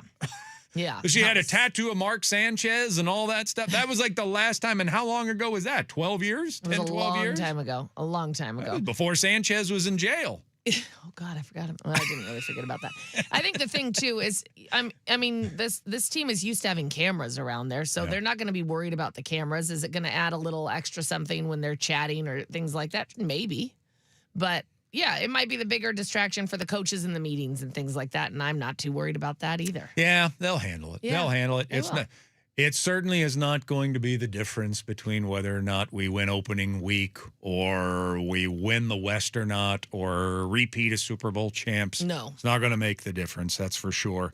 At least it better not. But people are already having the conversations. And this week, as we get ready for training camp and our coverage is going to start on Monday, and it sounds like Hugh Millen's going to be back to like full-time, not full-time, but next week we might have him for all 4 hours of the show on Monday. So like we used to do back in the old days. So that's a possibility for our coverage on Monday. It looks like that's going to happen. But certainly we have things that we do every training camp here on this show. We have our talk of camp, and we've got camp battles that we do on a daily basis. And this year we're going to have the Hard Knocks thing that we will also be weaving in to our programming. And people have already started to get ahead of it with who are going to be the stars of Hard Knocks. Oh. And I saw that the local newspaper did it. I know that Greg's already weighed in on this, that it's going to be Witherspoon. I mean, the names that keep coming up are Witherspoon and Barner and Darnold. Yeah. I think those are 3 great choices. And Darnold because he's the quarterback. Right. But Barner and Spoon certainly keep being brought up. So you can't use one of those 3. Okay. Give me somebody that you think is going to become a Hard Knocks star, because it's not always based on how good a player you are or how funny you are. It's just sometimes it's just the story you have to tell, or maybe it's your family's funny. You know, you never know who they're going to follow around, who they're going to suddenly have interest in. So give me somebody that you think's going to become a Hard Knock star. Now, I haven't read anybody else's list. Okay. And I did that intentionally. Yeah. So if I repeat what they say and it's a given and it's obvious, I apologize. But I wanted us to answer this question raw. Yeah, I'm going with Ernest Jones. Oh, that's a good one. I think that people are going to be drawn to him. He's very energetic. He's says whatever's on his mind. Yes. And he loves this team. And he loves the people on it, and he will fight for them. So I think people are going to be drawn to him and really like him. He has zero filter. Yeah. And if he does have a filter, man, if he's sitting there to himself saying, oh, man, I wish I didn't have this filter. Like, what? Then what are you unfiltered? I love it. And there will be moments that they'll be able to grab where he's unfiltered. I had him as number 2 on my list. All right. Who's number 1? I think that Ernest Jones is just, I don't even think HBO realizes how entertaining he is. And it's not because I think he's hilarious. I'm not sure if that's it, or I think he's just so blunt. Like whatever's on his mind is coming out. And when cameras are around a guy, they will gravitate toward a guy like that. I would think so. I think Gray Zabel's going to end up being a star in all this. And maybe you wouldn't think that because, you know. Yeah, I get it, though. Corn-fed boy. Likes to chug beer. Yeah, maybe he would avoid the cameras and the attention. But the way he's already talking about the Rams, he's been if I'm the Seahawks, I might even actually talk to Gray like, well, let's turn that back a little bit. Yeah. They're going to be tough enough to beat. Let's not add any more sauce to this. We don't need to rile him up. But he's, a year into this, feeling pretty swaggery, pretty confident right now, and he's got that very interesting story, and I think that there is. It's not just about the funny guy or the glamorous guy with Hard Knocks. Sometimes it is the guy that is just the lunch pail, I will crush a beer can on my head when I'm done with it kind of guy. And I think the cameras are going to love Gray Zabel and his story. I think so. And he does just have a nice, he seems like a nice guy. He seems like someone that you'd want to hang out with. And I think that people get drawn into that when they're watching that show, especially like, oh, that guy just seems like a good dude. Yeah. Brady Russell is hilarious. Don't sleep on Brady Russell. He is just really fun to talk to. Like, there's just something interesting about that guy, way beyond his ponytail. Yeah, he's smart and he's funny and he's aware of everything. I think he could emerge. I think they might end up falling in love with him. Jaron Reed, just depends on how out in the open Jaron Reed wants to be. But he went from shy rookie when I was here and we introduced him to the airwaves, I think we had him on first here at KJR. Shy rookie, wasn't sure he wanted to do an interview, and now he's like the most talkative guy in the entire league. So he could be a favorite. And then a lot of people point to Bud Clark, the rookie, but based on what I heard on draft day, Julian Neal, Seahawks might have to steer him away from the cameras. He just really he kind of gives me the impression that he's like on stage, like he's Dave Chappelle. Like he wants to put on a performance. So the Seahawks might have to steer him away from the cameras, but he might end up being a rather interesting person in all of this as well. Yeah, also I would say Robbie Utes, and I don't know if that's just because of the mustache that I think that he'd be entertaining, but I think people will be drawn to the mustache. Maybe it'll just be Robbie Utes' mustache. It might be. Maybe. And good for them. Maybe. Good for him and his mustache. Right. Maybe the mustache should start an Instagram account. It probably should. Get out ahead of it. Maybe it should start dating Kylie Jenner. She seems to get a lot of attention. She does, but Timothy Chalamet might be mad. Yeah, I To think. lose out to a mustache? Yeah, well, Chalamet's trying a mustache. Yeah. Imagine if Timothy Chalamet's mustache stood next to Robbie Oots' mustache. Be good. Be a big one. Oh my gosh. He'd dominate. Which mustache would you rather drink with? Robbie Oots's. Exactly. Obviously. Whose mustache do you want to have your back? Chalamet's or Oots's? Oots. Exactly. Oots all day. All right. Coming up next on the radio program, we're going to talk about LeBron. And by the way, if you want to see a show yourself, the Summer Concert Series coming to Tulalip Resort Casino throughout 2026. You got Black Crows on August 30th. You got Anthony Hamilton on September 10th. George Thorogood and the Destroyers, baddest show on earth, will be performed on August 6th. But 3,000 seats set up, gives you sight lines from every angle. The famous Tulalip Amphitheater. Tickets are on sale now for their Summer Concert Series at Ticketmaster, and all details available at TulalipCasino.com. Yes, LeBron Watch continues next on Sports Radio 93.3 KJR FM.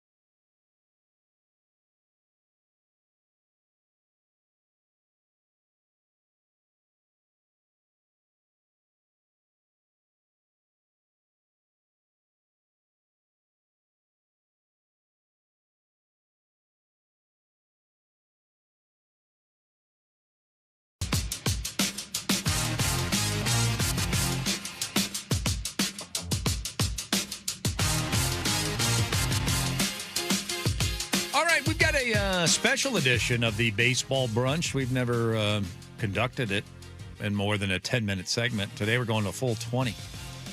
I feel like it's deserving today. Several featured guests. We want you to hear Cal Raleigh's comments from last night after the game, and also Logan Gilbert, some of his conversation with Softy yesterday as well. Some interesting stuff. So we got two featured guests, and those two hang out together all the time. God, anyway. they are bosom buddies. You can't separate them even if you tried. Nope. Could you imagine starting a fight in a bar with Logan Gilbert? What might happen? No. I wouldn't want to imagine because Cal would step in and end it quickly. No, I think he'd laugh in the corner and let Logan take one. Oh, you think?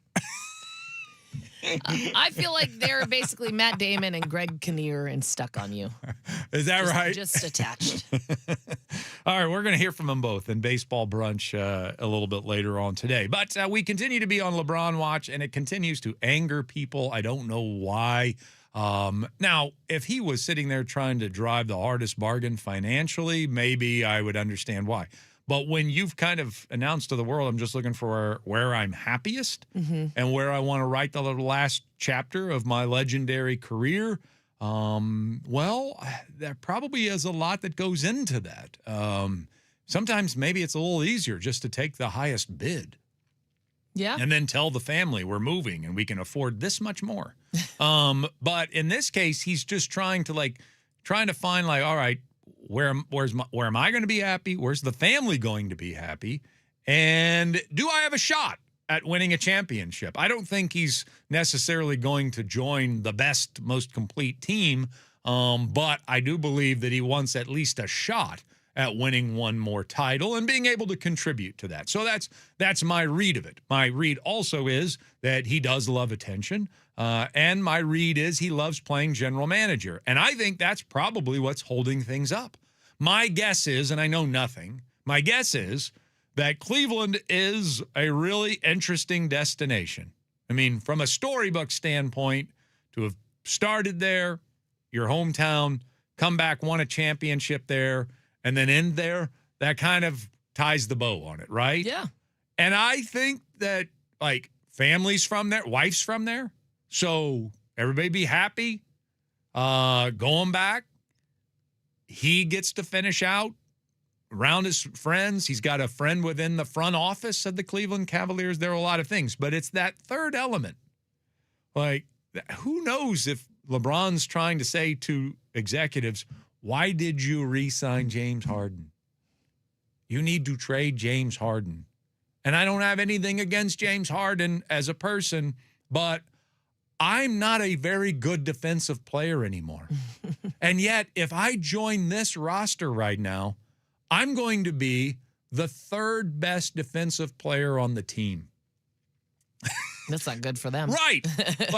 Like you can't have me, Donovan, and James on the same team because none of us play defense anymore. Mm-hmm. All right? And so maybe there's some general managership. You check two of the boxes that I'm looking for, but is there any way to move Harden? Because we can't win a championship if we don't play defense. You can't have 3 of the 5 starters not playing defense. So who knows if he's trying to manipulate that. He was in Miami, it sounds like, yesterday. Maybe he's talking to Pat Riley. Who else can you get us? I don't know. But he's probably, and this is where he sometimes gets in trouble, he plays GM, and he's not very good at playing GM. He's good at playing basketball, but not being a GM. And so I would imagine that's what is happening here. He's not only trying to decide with a lot of different variables dancing around him where I would be happiest and my family would be happiest closing out my last couple of years of my NBA career, but also in order to check all 3 of those boxes, will I be happy there? Will my family be happy there? And do I have a shot at a title? I would imagine he's playing a little GM to try to, tell teams, if I'm going to come there, I need this and this and this to happen because he's not going there for the most money possible. Right. So whoever does the dance for him is probably going to earn his signature. Yeah, I would think so. And I completely understand why Cleveland would be a good fit. The other thing I heard people talking about was for Golden State because he could just fly from his home in LA there back and forth. But it seems like he wouldn't really be that, if he went that way, we'd only be kind of like half 1 foot in Golden State and 1 foot out, it seems like. I also don't see how they win a title. I mean, Yeah, they're old. They are. That is an old team right there. It would be a struggle. So again, but maybe he's playing general manager. Who else can you get to supplement this? We're going to need some youth. We're going to need some length. We're going to need some defense. Who knows what? I mean, there might be some of that going on. Like, before I make this final decision, what else are you going to do on the court? Yeah. Which, he's meddled in that arena since he was 18 years old. Yep. So he's certainly going to do it at 42. And it probably is bogging down the process. But because he's not worried financially, like the money's not going to expire, because I'm not making this decision based on money. I'm going to make it on what is the situation that satisfies those three things the best. And so if that takes time, it takes time. That's my guess. That's my guess as to why he hasn't made his decision, because he's giving every suitor the opportunity to create the most appealing scenario satisfying those three wishes that he can. And he's in no rush because he's not worried about anybody's money drying up. Right. And I would also say to the people that are annoyed by this, it's not like he's out there every day saying, True. Where am I going to go? Right. It's everybody else that wants to know where he's going to go. It's all the media people wanting to know where he's going to go, and all the fans wanting to know where he wants to go. He's not out there dropping little nuggets and hints and things like that, trying to bring attention to where he's going to go. Well, he's pretty much a lot of people hate LeBron, and they're going to hate whatever LeBron does. It's true. All right, coming up next, a special edition, lengthier edition of the Baseball Brunch right here on Chuck in the Morning, Sports Radio 93.3 KJR FM.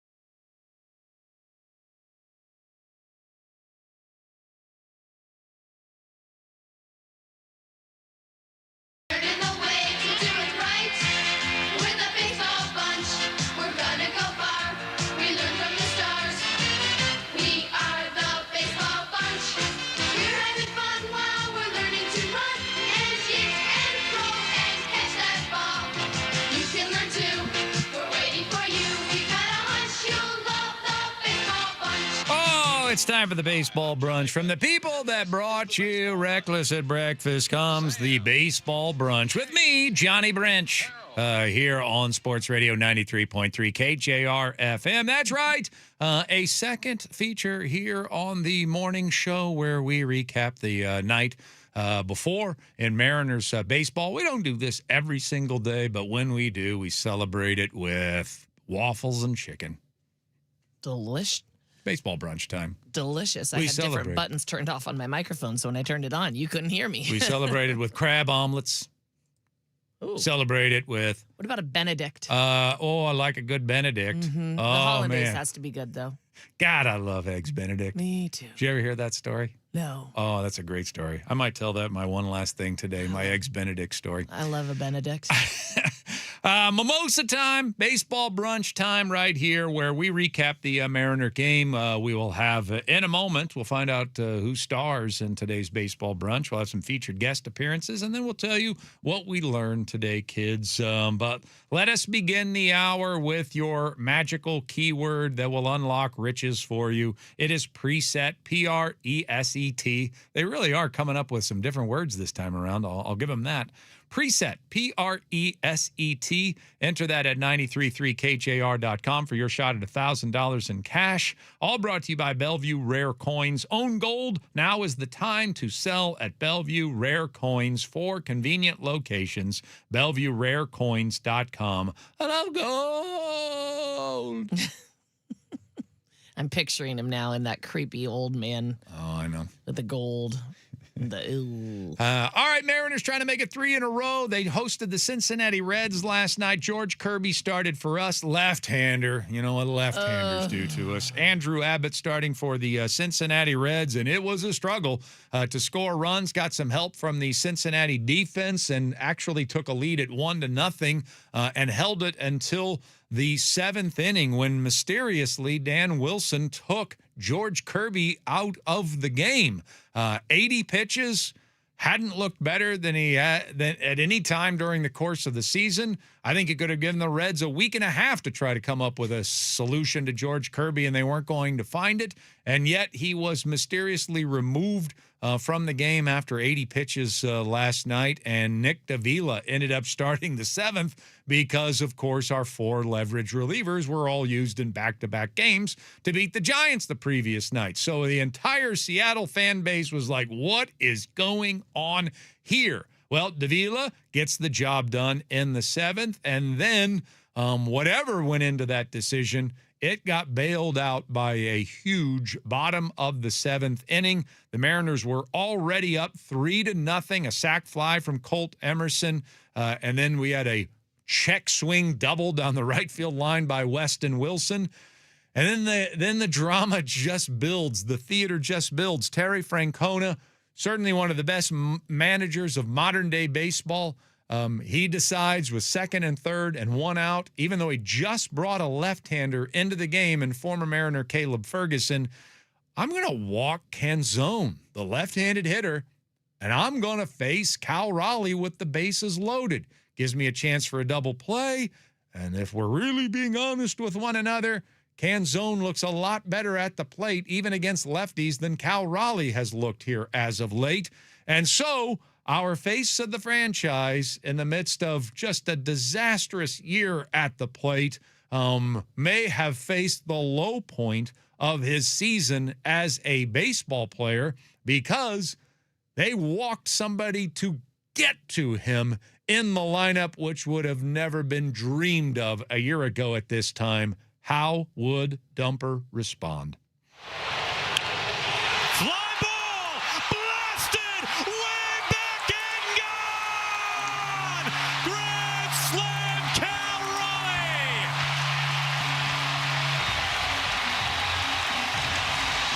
Want a redo?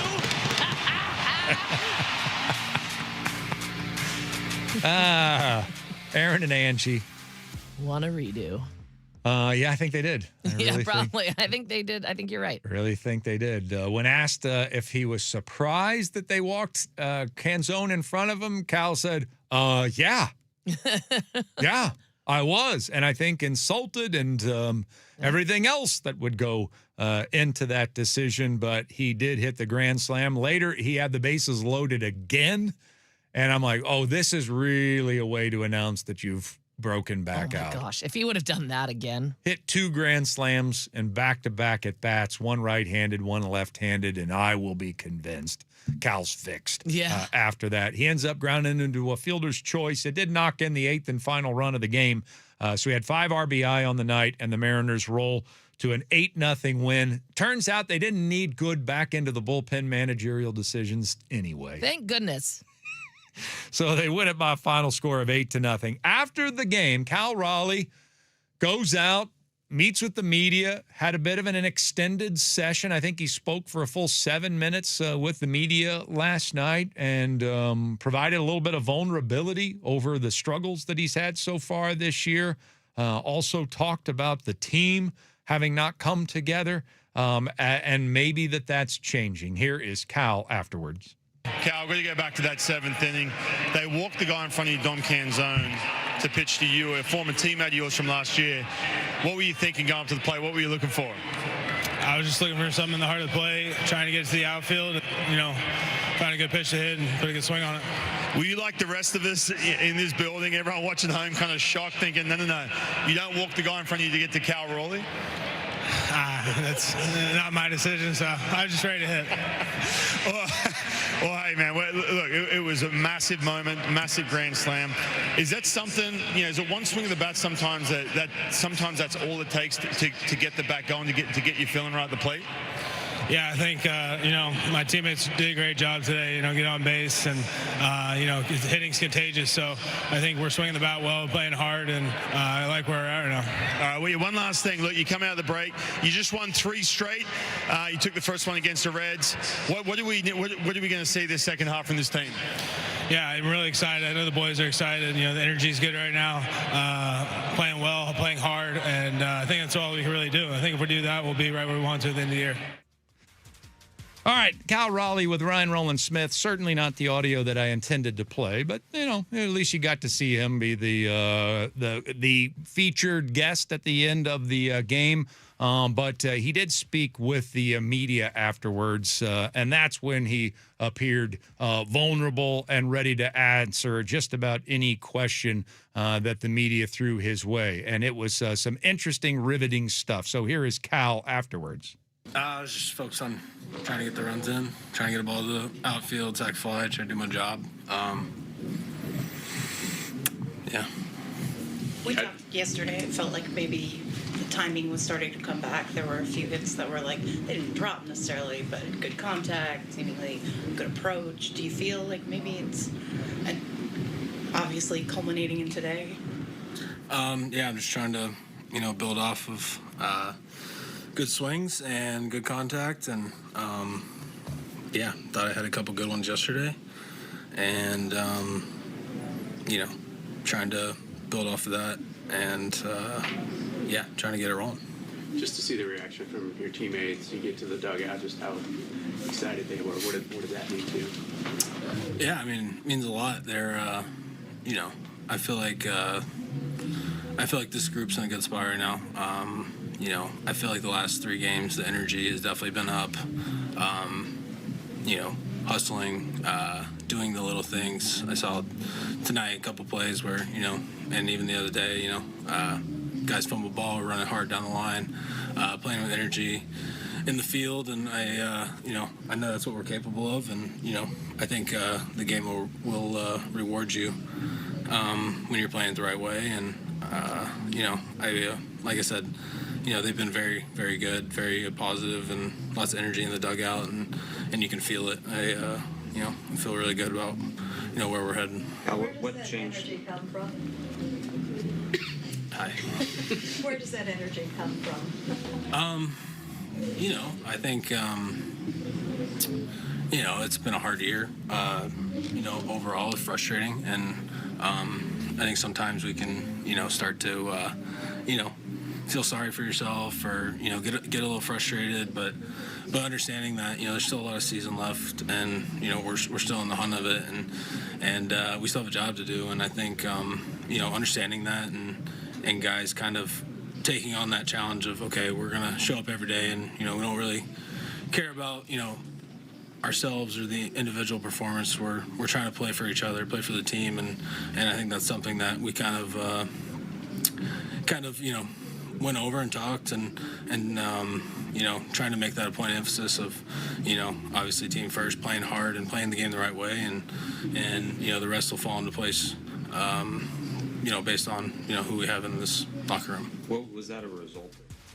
Cal Raleigh, that's a mouthful right there. Afterwards, talking about it, and, the first sign of relief we've seen on his face in a while. He knows he's been struggling, and I'm sure that he wanted to trot around those bases with the look of a warrior, having just slain his enemy in the field, and yet he got back to the dugout. His teammates going nuts for him. He got to hold the trident again, and he just kept breaking into a smile afterwards, like a little kid who spent the day angry and yet ended up being the star of the moment. And so it was good to see. It was refreshing to see.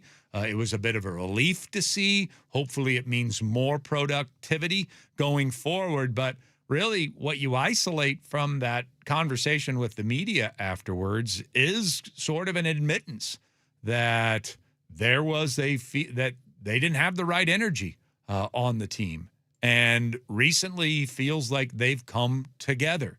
And a lot of the little things that we all picked up on, right? Like all of us that didn't play Major League Baseball, everybody listening right now, you picked up on it. Like, are they focused? Sometimes it came off listless or careless, like they didn't even care at times. And that's a bit of an admittance from Cal Raleigh that everybody in the organization was seeing that and was bothered by that and wanted to see everybody avoid those moments. Let's come together as a team. Let's do those little things. Let's do the little things with as much energy as we do the big things, like hitting home runs and posing and everything like that. So I think that is him sort of pointing that out. And I'll tell you something. Cal Raleigh is the leader. If there was a C given out at the beginning of the year, he certainly would wear the captain C on his jersey. It's hard to be a leader when you're hitting 163. It's hard to tell a teammate who's outplaying you, hey, man, I need you to step up, because what do you think's going to be the response from the teammate? Yeah, it's not going to be good. Yeah, it's going to be, hey, look up at the scoreboard, buddy. I'm hitting 278. You're hitting 163. You step up. That's how that's going to play out. Who's the second leader? J.P. Crawford. J.P. Crawford got displaced from shortstop. I'm not even sure he should be our third baseman when Brendan Donovan comes back. Then again, I've been pretty hard on J.P. this year. Well, when you feel like, I have no future here, my contract runs out at the end of the year and you just took my shortstop position away, it's probably the reason why Dan is insistent on leading him off when there's no reason for him to be leading off, but I got to keep his spirits up because we need him as a leader and we want him in our everyday lineup, and right now he's our best option at third base, and we can't have him poisoning the locker room if I demote him one more step further. So when those are your two leaders, and guess who your third leader is? Luis Castillo. Who everybody listening right now knows shouldn't be in our starting rotation. That's heavy. That's a heavy thing to manage. Our three leaders have been demoted.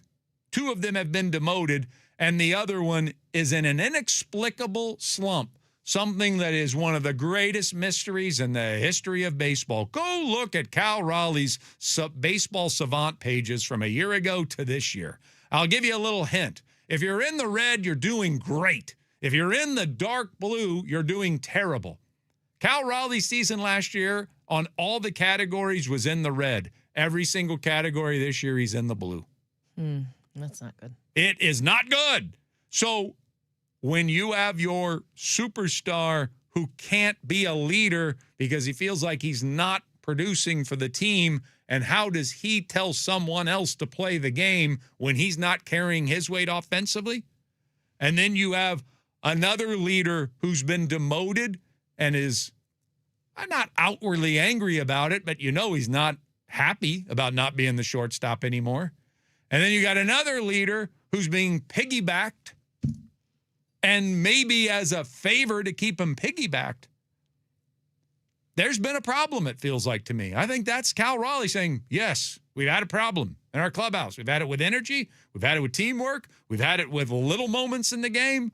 And I think there's a reason why he conducted that press conference, not just because he hit the grand slam, but it was his opportunity to be a leader again, to speak on behalf of the team and tell the entire listening audience that feels like we're back on the same page, feels like we're a team again. And I hope we're moving in the right direction because we know how much talent we have and we have not changed our goals. We still want to get it all done. We want to win it all. And it feels like for the first time this year, 101 games into the season, that we're all on the same page again. I sure hope so. Yeah, and that's the perfect epitome of saying it's early. They figured it out. Now they've got time to write it, right? They have a third of the season left to say, okay, took us a while to get here, but we're here now. Mm-hmm. So let's go. Yeah, good for him. Yeah. I mean, I know he's been wanting to say that probably for a while.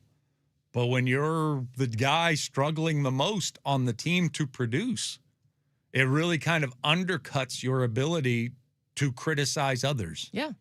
And so I do hope that's the case. I mean, I'll say this.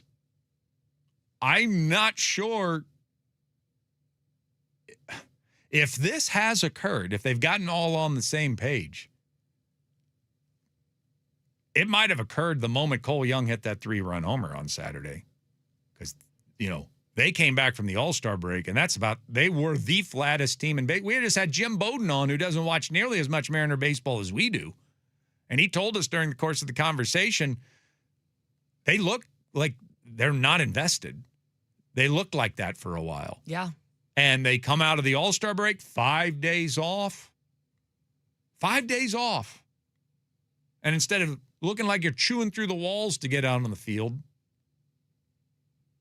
you again come out looking listless. Yep. And then you look that way again on Saturday. And it's not that they don't care. I know they all care. But maybe they weren't on the same page. Cole Young hits the 3-run homer. Softy writes on Twitter, circle that moment. We might look back on that as the most important moment of the season. Boy, it might have been a lot more important than we even realized because it felt like a galvanizing effect. Because ever since that 3-run homer, the team looks like it's been unified. Did that 3-run homer unify the team? Did it get them back on the same page? Is that what I'm to believe? Because Cal says we're back on the same page. We're a team again. And that didn't look that way until late Saturday evening. Yep. No, I would agree. I would agree. Yeah. So maybe that Cole Young home run was even more important than what we realized. We will hear from Logan a little bit later on in this hour. I'll put him in the ABCs because you got to hear what he said about Dan Wilson on the Softy Radio program. But coming up next, we are 4 days till training camp, and it's time to preview one of the big topics of conversation every single day at training camp. Sports Radio 93.3 KJR FM.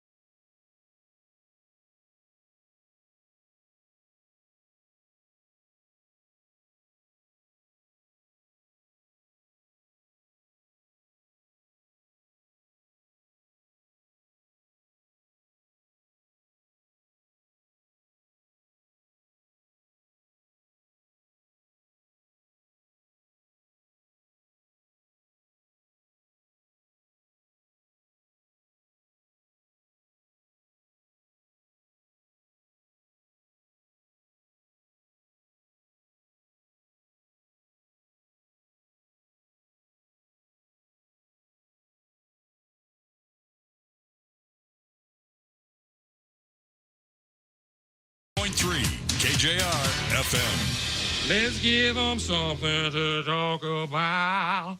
Let's give them something to talk about. How about love, love, scuba dive, candy ticket, hot. Yes, it is almost that time of the year. Training camp gets underway on Saturday. Our coverage gets underway Monday morning right here at Sports Radio 93.3 KJR FM. And some of the staples that we've had in the past are your camp battles, which will start next Monday, and also talk of camp. I mean, that is the conversation. Who's the talk of camp? Who's the talk of camp? Who's creating the buzz out there? And so I think we got to have a pre-talk about talk of camp. That's just where I'm A pre-talk talk. A pre-talk about who's the talk of camp. Yeah. You can't just show up and then just assess the landscape and then figure out talk. You got to have an idea of who you think's going to be the talk of camp. Because then you know if you're right or wrong. What's the point of just going and then just being like, wow, that's the person that ended up being the talk of camp? Interesting. It's a little bit of a game that you can play. Yeah. Was I right about who the talk of camp was? And then maybe you get surprised because you didn't see that. Boy, what a plot twist. Challenge yourself, people. Turns out that it's not Charles Cross. The talk of camp is actually Ty Okada. What? Dun, dun, dun, dun. So it'll be a big conversation. Hugh Milton's going to be joining us for a lot of our first week of training camp from Virginia Mason Athletic Center starting on Monday. But consider this, 4 days shy of training camp, a little pre-funk in trying to figure out who the talk of camp is actually going to be. So let's just throw some names out there. Who do you think, Ashley? Who comes to mind? Who's going to dominate all of the buzz, all of the conversation while we are trying to broadcast from the Virginia Mason Athletic Center and enjoy some splendid mornings in Renton, and yet the buzz of this person is just going to overwhelm everything? I mean, I think it's still going to be Nicky Manwari, honestly. I just think people are so enamored with him. Yeah. And he's such a presence. And then to be able to see the different ways, it'll be more advanced in how they're using him in camp than it was at this time last year. Boy, that's fun. Yeah, I think people are really going to enjoy that, and they're not going to be able to stop talking about him. Yeah, I think it's a great call. He was just so good. I don't want to get caught. I don't want to paint myself or anybody else into the corner of just like being overhyped about him. Yeah. I don't want to heap too many expectations. I mean, if we get the exact same player that we got a year ago, the Seahawks are laughing their way to the bank in terms of the value they got out of their second-round draft pick 2 years ago. So if he never even improves on year number one, and this is who we have, great. Yep. What a coup. Man, we pulled a fast one on the rest of the National Football League. But there is such potential with this guy. Like, there's part of me, and I don't even want to put it out in the universe, like, he's just kind of scratching the surface. That's what I think. First year was him figuring out the league, figuring out the most complicated defense in the league, figuring out a position that was basically created for him. I mean, people call him a safety. I've heard Greg refer to him as a nickel, and Hugh insists he was nothing but a Sam linebacker. He was a Sam linebacker. That's what he was last year. Just a really freakishly athletic and versatile one that Mike McDonald got to play Mike McDonald things with. So didn't even have really a position. And then by the end of the year, and this was another just fantastic thing about him, it was he that got on Reek Woolen's ass, which I loved about him. So this isn't just somebody that is like, hey, I've taken the league a little bit by storm. People are talking about me all over the place. This is somebody that is like, no, this is about team first. Oh, man, there's just so much to like about Nicky Manwari. And when you have the most creative defensive mind in the galaxy, and you may have the most creative defensive player, most versatile defensive player in the galaxy, and you've had an entire offseason to work with him, now that he is stored up with knowledge, all the knowledge that he gained, and you're not going to gain any more knowledge than in your first year. That is your greatest year of learning, and everybody says that the biggest jump that a player will take is from year number 1 to year number 2. So how could I not be over my ski tips about this guy? How could I not be expecting the moon and the stars from Nick Eamon-Wari this upcoming year? I can't wait to see what this guy does. Yeah, and I think that's fair to be overly excited about him because seems to be that special of a player, that type of a player. And I don't think that's heaping too much expectation on him because, as you said, if we saw what we saw last year, we'd be happy. And if we saw what we saw last year with a 10% increase, we'd be really happy. Mm-hmm. So it's not like anyone's going out there expecting him to win Defensive Player of the Year in his second year. I am. Okay, you might be. But I was going to say, but I don't think it's fair. I don't think it's unfair to say that's out of the question or that's not out of the question. I think it's a real possibility. Yeah. Well, he's certainly going to create buzz. There'll be some things that, we won't be allowed to even discuss as he's getting ready for, as we see practices, and we're not even going to be able to put out there. But there's no doubt he's going to create buzz. Yeah. I'll put in a similar category as my choice, and we've already talked about him a little bit this morning, A.J. Barner. And here's why. Not only do I think he's coming off a really good year, and he did take that rookie to second season, big jump, more playing time, more exposure, better understanding of the game. Obviously, we used him in short yardage, and he was highly effective. He was as effective in quarterback sneaks as Jalen Hurts was in the world famous tush push. Like percentage wise, he was that good. The barnyard was good. Yeah. So we saw him take a big step forward. But what is gonna happen with this new offensive coordinator, who pretty much helped build George Kittle? Like, he was the coach maybe most responsible for George Kittle's development in San Francisco. And even if he doesn't get credit for that, he's certainly somebody that has observed how it gets done, how somebody goes from an undersized, second-day pick out of Iowa and becomes the most complete tight end in the National Football League. Now, because of his aggressive play, George Kittle might be done. I really do believe that. But this is somebody that had a up-close view, certainly had a hand in it, and now that he's taking over the reins for Clint Kubiak as offensive coordinator, I'm talking about Brian Fleury, what is that going to mean for A.J. Barner? What's it going to mean for the offense? This offense will probably suffer in a couple of areas in this transition. Like, Kubiak was fantastic. And so we're probably are. I think it's gullible, naive to think that you lose a successful offensive coordinator and you might not lose a thing or two that really worked about that. Yeah. It's not going to be the same guy, might not have the same pulse of the team just yet, but there are also going to be a couple of things that you're going to gain in that exchange. And my guess is that what you're going to gain in the exchange is A.J. Barner learning from the guy that helped George Kittle become George Kittle, and Barner taking on a few of those traits. I think A.J. Barner could create a lot of buzz. I think he was on the fast track to becoming a Pro Bowl tight end to begin with. Mm-hmm. And now that he has Fleury, that ace in the hole, working with him, I think A.J. Barner is going to create an awful lot of excitement, not just in camp, but I think the fantasy football market is going to come alive for A.J. Barner. I think he's going to be a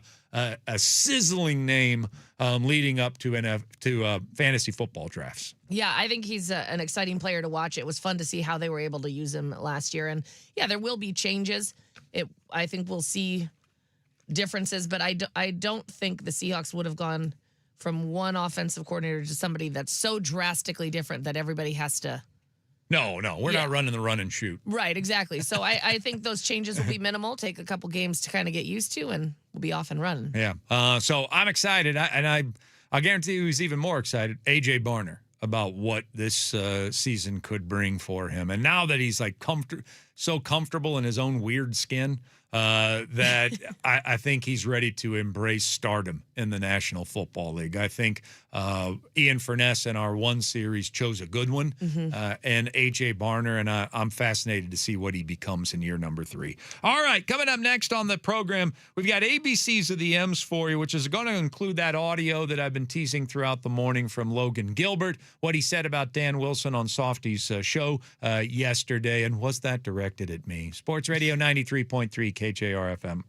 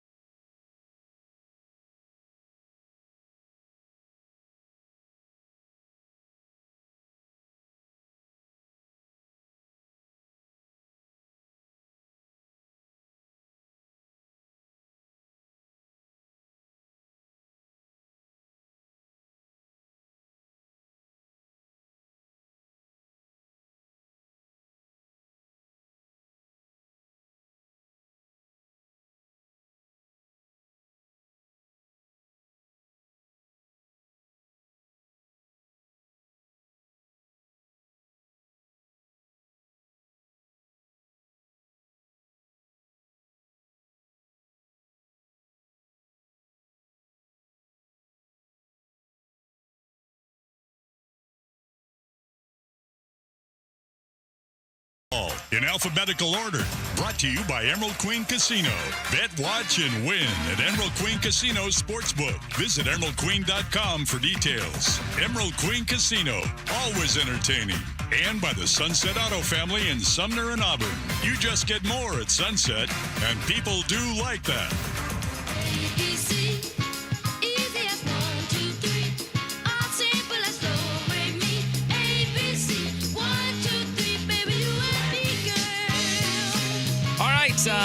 Very busy ABCs of the M's, so I'm going to get right to it. Alphabet, our guide through a Daily Mariners segment. We left off yesterday at the letter T. I got to do it. T is for Ty. Ashley, have you seen what Ty France has become this year for the San Diego Padres? Yeah. I saw, I saw he had a game-winning hit or what did he do? Something over the weekend that was a big deal, but he's been playing really well for them, right? Ty France has hit 15 home runs this season 15. In a part-time role. Has a 279 batting average, a 550 slug, and an 887 OPS. Now, wow. let me just, if you don't follow numbers like that, let me compare it to the last time Ty France wore a Mariner uniform. Okay. When he was cut in 2024 from this team, and that was a difficult time for a lot of people, particularly Ty. He was hitting 223 for us. Wow. And he's hitting what now? 279. Okay. He had a 350 slug for us, a 550 slug this year for the Padres. He had a 662 OPS for us. He has an 887 OPS for the San Diego Padres. And this is 2 years aged from when he was here last with the Seattle Mariners. I mean, there weren't many Mariner fans that didn't like Ty France, but what he became a liability offensively for this team. Not only was he not producing, but he was just continuously hitting into double plays. And even though he was one of my favorite players, he dated my fake daughter, got married to her, for goodness sake. It was a beautiful fake wedding. Right. He had to go at the time. There was no way you could justify keeping him in the lineup. And we since have Josh Naylor at first base, but we weren't wrong that Ty France should be better than he was playing for the Mariners at the end of his tenure here. And he's bounced around to like 3 different teams since he left in 2 years, 4 different teams back with the Padres this year, and he is hitting the crap out of the ball. Oh, and good for him, because I do agree. I think everybody wanted him to do well. We wish he could have kept doing well for us. I'm glad he's doing well for somebody. I thought he was toast. I just thought he was done. Some athletes do that. He's not the best athlete in the world, like in terms of his athleticism. He just, to me, when he first got here, I'm like, this guy knows how to hit. And we had some really good years with Ty France at first base. But something happened to him. He just fell apart. And I don't know if it was the Brant Brown, experience, and then right back to another different hitting instructor that maybe he was being torn in two between philosophies. I don't know. But you couldn't justify keeping him on this team in 2024, but he is proving this year that he had a lot left in the tank. He is playing outstanding baseball. U is for unthinkable. I still just can't come up with a reason why Dan was justified last night in taking out George Kirby. He said afterwards, it just felt like a good time. He had a long layoff. Wasn't that the point of that, is to get stronger? I would have thought. And not to skip a week? Didn't they all have long layoffs? Didn't they have the exact same amount of time? And yet he doesn't look like he was suffering at all. We didn't have our bullpen. We didn't have any of our 4 high leverage guys. I realized Ferrer was up, and they would have used him in a short inning, I guarantee you. But we were going to close that thing out with Cole Wilcox and Michael Rucker again last night, up 1-0, because George Kirby came out of the game in the 6th. We had 9 outs to get with our 5th, 6th, and 7th best relievers trying to close it out. I know I should be celebrating 3 straight wins, but I even go back to Friday and the Ferrer decision to replace Bryce Miller. What did we use that time off for, if not to reflect on the things we could do better going forward? To be able to be in that situation, and you don't have your bullpen, and you take out a guy that's on top of his game and not showing any signs of fatigue whatsoever, and remove him when he probably could have given you at least 1 more inning and maybe 2. It's unthinkable to me. Just is. Yeah, and it worries me. Just to think, okay, so because he had a long layoff, the same amount of time as anybody else, except I guess he got moved back a little bit. But so are we going to do that with everyone after 80 pitches, no matter how good or bad you are? I guess. But I don't know. I didn't understand it. It was odd to me. Yeah. And I was hoping that there was some bigger explanation for it. I was hoping. First thought was, I hope it's not an injury. Right. Then the second thought was, did he just get traded? Because this happens this time of the year. When guys get pulled from a game inexplicably, you're like, oh my gosh, George Kirby just got traded. It crossed my mind last night. Yeah. And to find out, no, we thought he'd given us enough, up 1-0 with none of our 4 high leverage guys available to us. 80 pitches, 6 strong is what he said. I don't understand. Yeah. Obviously, I've gained quite the reputation for questioning Dan Wilson's managerial tactics on this station and beyond. But yesterday, Logan Gilbert showed up on Softy's radio program with some V is for Venom. He doesn't want to hear anything about replacing Dan Wilson. I always try to be pretty nice, but like if I ever heard people say that, that's probably when I would get fired up. I think that's ridiculous that people would ever say that. Dan's one of the best people I've ever met. I think he's amazing at his job and what he does and the way he gets us going. Like, nobody outside of here knows what it's like in a locker room with him. Only the players do, and I think every single one of us would go to bat for him. So he's the man. I love playing under him, and I hope he stays here forever. All right, Logan. You got fired up. He's going to get fired up on me. I like that, though. I love it. And when we talked about this last week, and you had talked about this, and I said, I have no argument as to why he should stay. There's nothing I can say that would counteract what you are saying, because I don't see where there's a positive thing for him to stay or a positive reason for him to stay. Well, there's one right there. Well, Logan's going to get fired up. Yeah, exactly. Well, it's what I have been preaching throughout the course of the season is when people say, well, what does he bring to the table? Well, he does bring stuff to the table. They really like him. Right. And they really like playing for him. And he has their back. And that goes a long way with major league hitters. Here's the problem. I do like that Logan's saying it. I do like that Logan is telling us that the clubhouse loves Dan Wilson, and that can be very valuable. But Logan, I don't care if he's nice.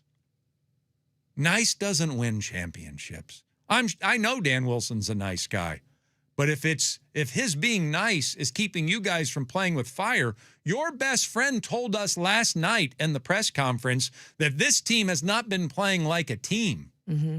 Which, above anything else, has to be the manager's job and responsibility to get his team to play as one. So I don't care if he's nice. Nice sometimes gets in the way. And maybe it has.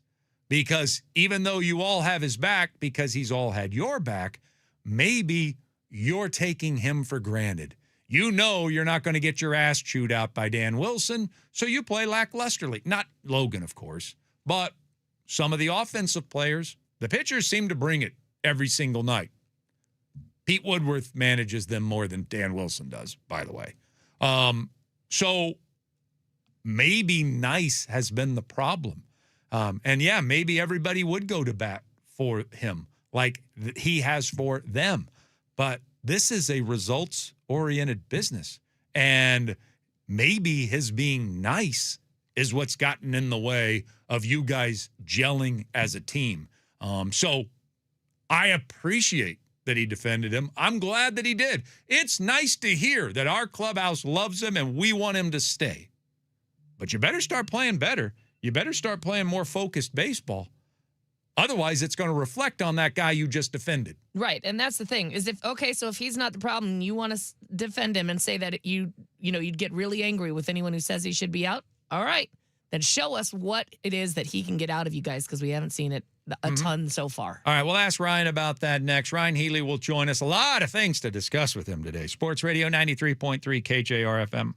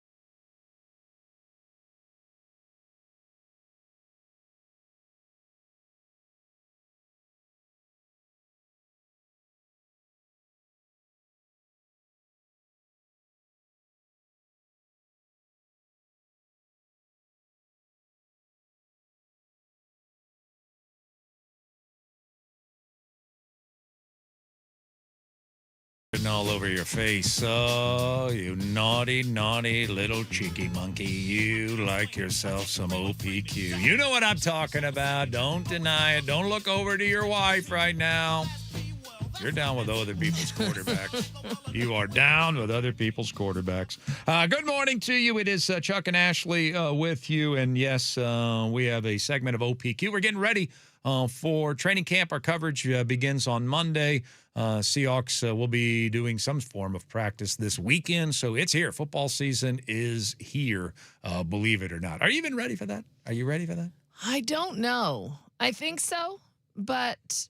Helps when you're world champs. It does help. Yeah. But I also am like, I just kind of want to enjoy that longer.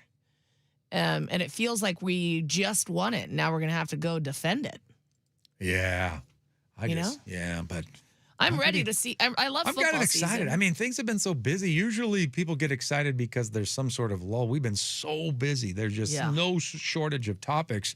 And we're I mean, think about this show today. I haven't even talked about Julio today. Yeah, I know. I mean, he left the game with another injury again. Apparently every time he gets hit by a ball, he gets hurt. And so we haven't even talked about it because there have been so many other fat, juicy topics to discuss. And now we're going to layer the king on top of this. A Super Bowl champion getting ready to defend its crown, starting training camp. And we'll be starting our coverage on Monday. It seems like a little too much. It does seem like a lot, but yeah. Just like we talked about yesterday, right? How much do we love fall? Oh, yeah. And so I've already had my initial thoughts of like, ooh, I could be ready for fall. Mm-hmm. And then I slowed myself down. I was like, no. We got all of summer. We got to enjoy this while it's here. Yeah. And so I think I backed myself off of it. Whereas if I start getting excited about football season, that means I go full fall. Oh, I see. All right. Well, maybe just put limits on your excitement. I'm excited for training camp. All right. Well, let's talk about other people's quarterbacks here. Let's talk about Baker Mayfield, who apparently is in contract negotiations with the Tampa Bay Buccaneers right now. And they want to make him the face of their franchise. They believe they can win a Super Bowl with him going forward. He didn't quite win over Rams fans or Panthers fans. And boy, he sure fell out of favor fast with those stupid Browns fans. Gosh, you people are stupid. Man, it's unbelievable who you really want to be your quarterbacks when you actually have a good one and you chase him out of town because he's playing hurt. Is it anything more dumb than a Cleveland Browns fan? Well, and I can't say that in general, but I can say as far as they went with the Baker Mayfield situation. I mean, the guy's shoulder was like halfway off, and he's trying to play and tough it out. Yeah, and you write him off so that you can have Deshaun Watson. Ooh, that worked out really well. So yeah, that part they are really stupid. And I realize the owner and the executives and all those, then they had a hand in the signing, but. They welcomed Deshaun Watson with open arms. And Johnny Manziel and every other piece of dung that ever put on a brown uniform. So anyway, I wasn't even planning on discussing that. But he's found a home. You would think that he would love having been embraced like he's been in Tampa Bay, and he's refound success both in the win column statistically. He's reestablished himself, not as one of the best quarterbacks in the NFL. He'll never be that. But one of the better quarterbacks in the National Football League. But here he is in this negotiation, and this is puzzling to me. Apparently, he's asking for $50 million a year. It's not Dak Prescott money, but he wants to be that $50 million barrier. Why, Baker? I mean, your path of all people. Shouldn't you know? Why don't you? You shared the same team, and you were both backups at Carolina at the same time. Look what Sam Darnold did when he just took a step back from his own ego and said, I'd like to be on a winner, and took $33.5 million coming off a really good year. And didn't sit there and spend the entire offseason saying, I need to be paid $50 million. Nope. And maybe that time will come, but then he's got a Super Bowl championship ring. Yeah, Sam he will Darnold have earned it. Has refurbished all of his value not because of what he did in Minnesota. Look at how many doubters he had last year. But because he took a reasonable salary, not a bad salary. $33 million a year is good money. And so he takes a reasonable salary and then doesn't make a stink when he has a breakthrough year and wins the Super Bowl championship. Can we not learn from that? you fools I out would there. think. I mean, if you're Baker, wouldn't you just say, hey, let's go 40? Well, I'll take Yeah, go 40. there in the middle. I'll keep a little bit of space, put a great team around me. What Sam did, man, that looked an awful lot of fun. I want to do that. We're not that far away. And if I take 50, I might take us further away from that. If I take 40, 35, that probably moves us closer to where we want to go. I don't know. I would think Baker and all of his frustrations and the doors that have been slammed in his face and the having to rebuild his stock in the National Football League and having now rebuilt it, you would think he'd be like, I'm just happy to be appreciated, playing football, being a millionaire, everything else. Why do you have to compare yourself and your wiener to all the other expensive wieners at your position in the National Football League? I don't think I can answer the wiener comparison. You can't answer the wiener comparison? I can't. That one is, I'm going to leave that up to you. But I do think, I mean, I wonder if part of it is him, and obviously part of it is his agent, but I wonder if part of it is the fact, well, I've taken you to the playoffs and I've done my job. But I do agree. It's similar to, I think Patrick Mahomes took less money. Tom Brady took some less money so they could have the weapons so they could win. So, yeah. So I would. Why would you want it to be an extended lockout and angry and then a disruption potentially? And he's already been short with his answers. Like, have your negotiation. But I would make sure, like, you know what, guys? I think I'm worth 50, but let's win a Super Bowl. Yeah. Give me the 42. Yeah, let's meet in the middle here and let's go build a championship team. I mean, it's not like when he's 60, he's going to sit there and go, ugh. If only I had that extra $10 million a year. You're going to be He's saying, going to look at his Super Bowl trophies and say, oh, those look pretty good. I got to dust that one. Or you're going to be looking at an empty trophy case. You're going to be looking at your Heisman still and say, man, it'd be nice to have had a Super Bowl ring, wouldn't it? Wonder what I could have done differently. Let's talk. Someone had told me quickly about Aaron Rodgers. I think you doubt everything Aaron Rodgers does. So what do you make of him mending fences with his family this offseason right before the season gets underway? What's your psychological read on that? I mean, I think it's good because I think his family was not miserable, but they were really unhappy that he wouldn't talk to them. They didn't quite understand what was going on. They had there was some TV stuff that had been shown about them, and it seemed like he was in the wrong in the situation. I would at least assume when it's one person and then the other 4 members of the family all get along really well, but you're the one that's the outcast and you're the one that's a little weird. Yeah. So I think it shows growth for him, which is, it's about time. I hope it's a great thing. I really do. I do wonder, and maybe this is unfair of me, I do wonder, like, he knows this is his last year.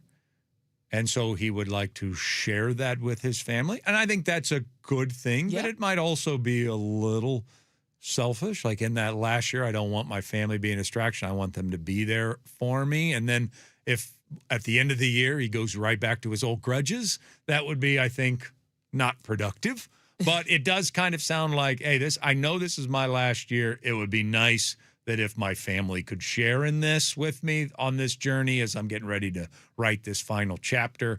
That's how I kind of read it. Yeah, and that is possible. I was also thinking, though, because now he's married and he may be wanting to start a family of his own, and maybe his wife. Wonder if the family gets to meet his wife. Yeah, right. No, she is. Yeah, they have to be invited to the cave where she apparently lives. But I wonder if she had played a part in it and said, like, this is stupid that you don't talk to them. Go talk to them. We're going to start a family of our own. Maybe she's pregnant in the cave. I don't know. Yeah. Well, that's the thing. I mean, it's dangerous to speculate, but that's why we talk about OPQ. Yeah. What else are we supposed to do? I know you. I know what you like to do out there. You're down with OPQ. Yeah. I think she played a part in it. They're about to start a family, and she wanted him to mend his relationship with his. Okay. Very reckless of us. Yeah. We'll let it stand. Okay. All right. One last thing next. Sports Radio 93.3 KJR FM.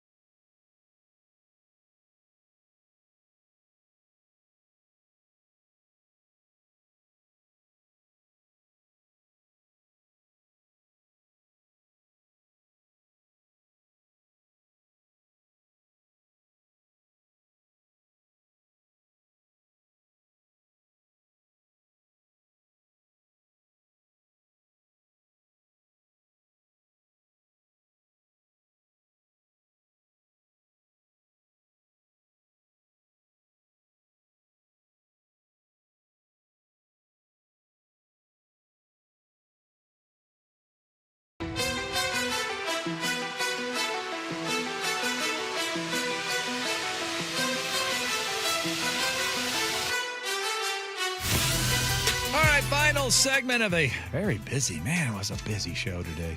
For me, anyway. It felt busy. Yeah. Feel busy, you were busy? I felt busy. You were busy. I felt busy. I was busy. Yeah. Two Like a busy bee. bees. Look at us just sharing a brain, a bee brain. All right, let's close things out with one last thing. What do you got?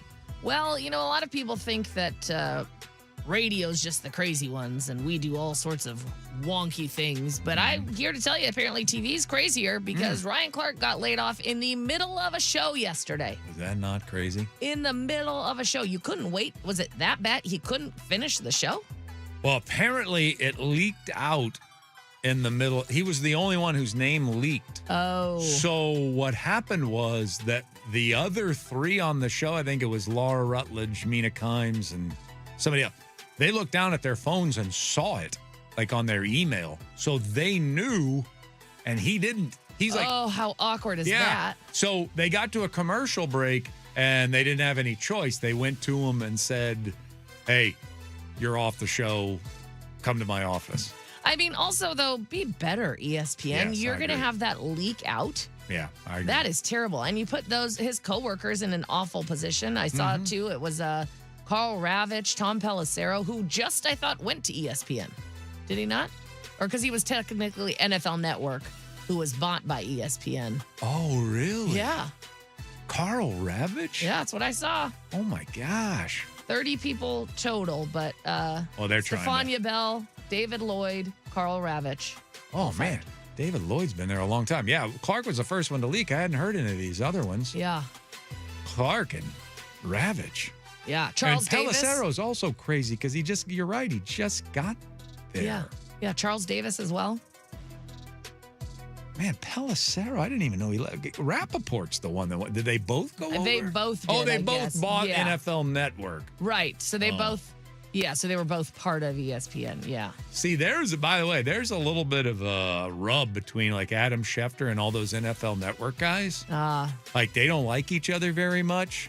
So my guess is when NFL Network, if there was some sort of absorption, that Adam Schefter might have even weighed in on that. I don't Probably. know. I'm speaking out of school. Maybe he was the leaker. Maybe. He had to have the first Schefter info. was on the show. That's the other guy. That was the other guy. He probably leaked it out to them. Wouldn't while that they be were on the funny if he show. was breaking it? Because he has to break the story. He feels compelled to break every story. And he broke the story right there in the middle of the show. Oh, gosh. Ryan Clark is fired from ESPN as soon as he's done talking. And then when he was done, he looked at his phone and got his eyes all big like, I just got the same info that they got, right? I don't mean to laugh. I don't celebrate things like that. Not at all, but it would be very Adam Schefter to have broken the news about it. Yeah. I don't even know. What is the reason for all of these like mass layoffs? You're making money hand over fist. What the hell is happening? I don't know, man. Couldn't tell you. Maybe it's just a refurbishing of sorts. Refurbishing. That's Yeah. how they're going to phrase it. Yep. All right, I'm going to close with this because we didn't mention it much during the course of the show here today. We were talking about so many other things Mariner related. We had a lot of Mariner topics and never really got to Julio, but he left another game. I mean, when the play went down, I saw, because I have this unique ability, and I truly believe it's unique. I see injuries when they happen immediately. And I can tell what's wrong, usually. While they're all speculating about, well, what do you think it is? Do you think it's his hip? What do you think it is? Did he bruise his pelvis? I'm sitting there yelling, it's his knee. Yeah. At the and television. Palmer knows when it's a hamstring every time. Yeah, and Palmer knows her hamstrings. So I thought it was a hamstring. They weren't talking about it, but you could see as he ran across first base, he grabbed to the back, right underneath his butt on the left side. And I'm like, good night. We just got him back, and now he's going to have an upper hamstring pull. Yep. And so then he starts walking back, and they show the review. And then you see that Ellie De La Cruz's throw hit him in the buttock. It sure did. Yeah, I got struck in the buttock. And so at that point, I'm like, oh, good. Thank goodness. It's not a hamstring. And that's why he grabbed his butt, because that's where he got hit. He just that would hurt. Ellie De La Cruz throws 100 miles per hour. So it would hurt to get hit in the buttock with an Ellie De La Cruz throw. So I'm like, okay, good. And then they come back from the break and he's gone. I'm like, okay, so did he hurt his hamstring then? Was that a hamstring grab? Because I can't imagine that he would come out of a game after getting hit in the buttock. It's like the fleshiest, meatiest part of anyone's body. I would agree. I think that they were worried, so they pulled him out because it was probably sore from getting hit. And they were like, well, who cares? I don't know. I don't think he's seriously hurt. I'd be surprised if he was. I don't know. But yeah, it was. I mean, I'm going to be relieved if it's not an upper hamstring. Yeah. But man, we're taking guys out because they got hit in the butt with an errant ball. Well, we also took George Kirby out just because he'd done a good job and it seemed to be time. That really was the reason. Yeah. I wish I could argue, but based off of factual evidence, the reason they took George out, I was like, boy, you really were good today. Sit down, buddy. Who cares if we win? That's it. Yeah. Good job, kiddo. Great job. Yeah, this isn't about winning. Take the rest of the night off. All right. We'll talk to you tomorrow at 6 a.m. Coming up next, I believe it's Mike Benton back filling in for Greg Bell. That guy's trying to squeeze in one more vacation before the football starts. And based on the photos, Greg's getting his money's worth. Oh, I haven't even seen his photos. Yeah, he's like sailing with old Army buddies up in the Northeast, having a heck of a time. What a guy. Yeah, what a jerk. All right, we'll talk to you tomorrow at 6. Mike Benton, Jessamine next. Sports Radio 93.3 KJR FM.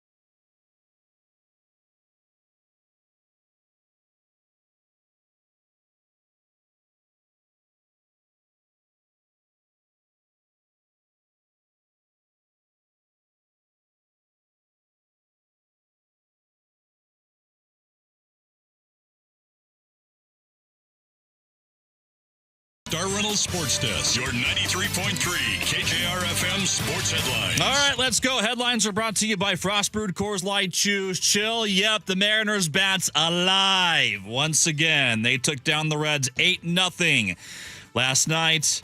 Feather in the cap of that victory, a Cal Raleigh grand salami in the 7th inning. They walked Dominic Canzone to get to Cal Raleigh, and in the words of Michael Jordan, I took that personally. George Kirby, unreal 6 innings last night. 3 hits allowed, 1 walk, 6 strikeouts. Nick Davila, Cole Wilcox, Michael Rucker, they went deep into the bullpen to get them out there. They combined to close out the game scoreless. And the two teams, the Mariners and Reds, back at it tonight. 6:40, Luis Castillo on the mound, whose name continues to swirl amidst trade rumors. Could this be the last time we see him on the mound at T-Mobile? Who knows? Storm last night, lost a tight one. 105-102. They continue back-to-back with Minnesota tomorrow at noon. Sounders looking to bounce back from a demoralizing loss to Portland last Friday. They'll go head-to-head with Austin tomorrow at 6:30. Furious Feltz. We call him Jackson Feltz here in these parts. I'm calling him Genuine Jackson these days. Genuine Jackson. Hey, that's what you get is FIFA. genuine. Yes, and I think that he has been very genuine about his thoughts on the Sounders so FIFA far. Feltz has been retired. We're now back to Furious Feltz. Jackson's got He'll be pregame one tomorrow. or the other. He can choose F or G. Jackson's got pregame tomorrow at 6 over on the 950 AM dial. In the NBA, Rich Paul, LeBron James' agent and longtime friend, said yesterday he doesn't know when his client will decide what team he'll play for next season. Ho-hum, wake me up when this is all over. He said, quote, "We're not going to be rushed," end quote. That was Rich Paul who said that in the latest podcast he does with Max Kellerman. By the way, Live Golf suffering a potential setback today when the PGA Tour, European Tour, and Asian Tour announced a strategic alliance aimed at global collaboration, likely to affect the partnership the Asian Tour had with Liv. Oh, poor Liv. It couldn't happen to a bunch of nicer guys. Hate to see it. In an alliance that takes an effect through 2029, the PGA Tour and European Tour, of course, known commercially as the DP World Tour, will partner with the Asian Tour to provide commercial and playing opportunities and establish a path for the Asian Tour members to join European circuits, which puts Liv one step closer to going the way of the USFL. Let's start the show.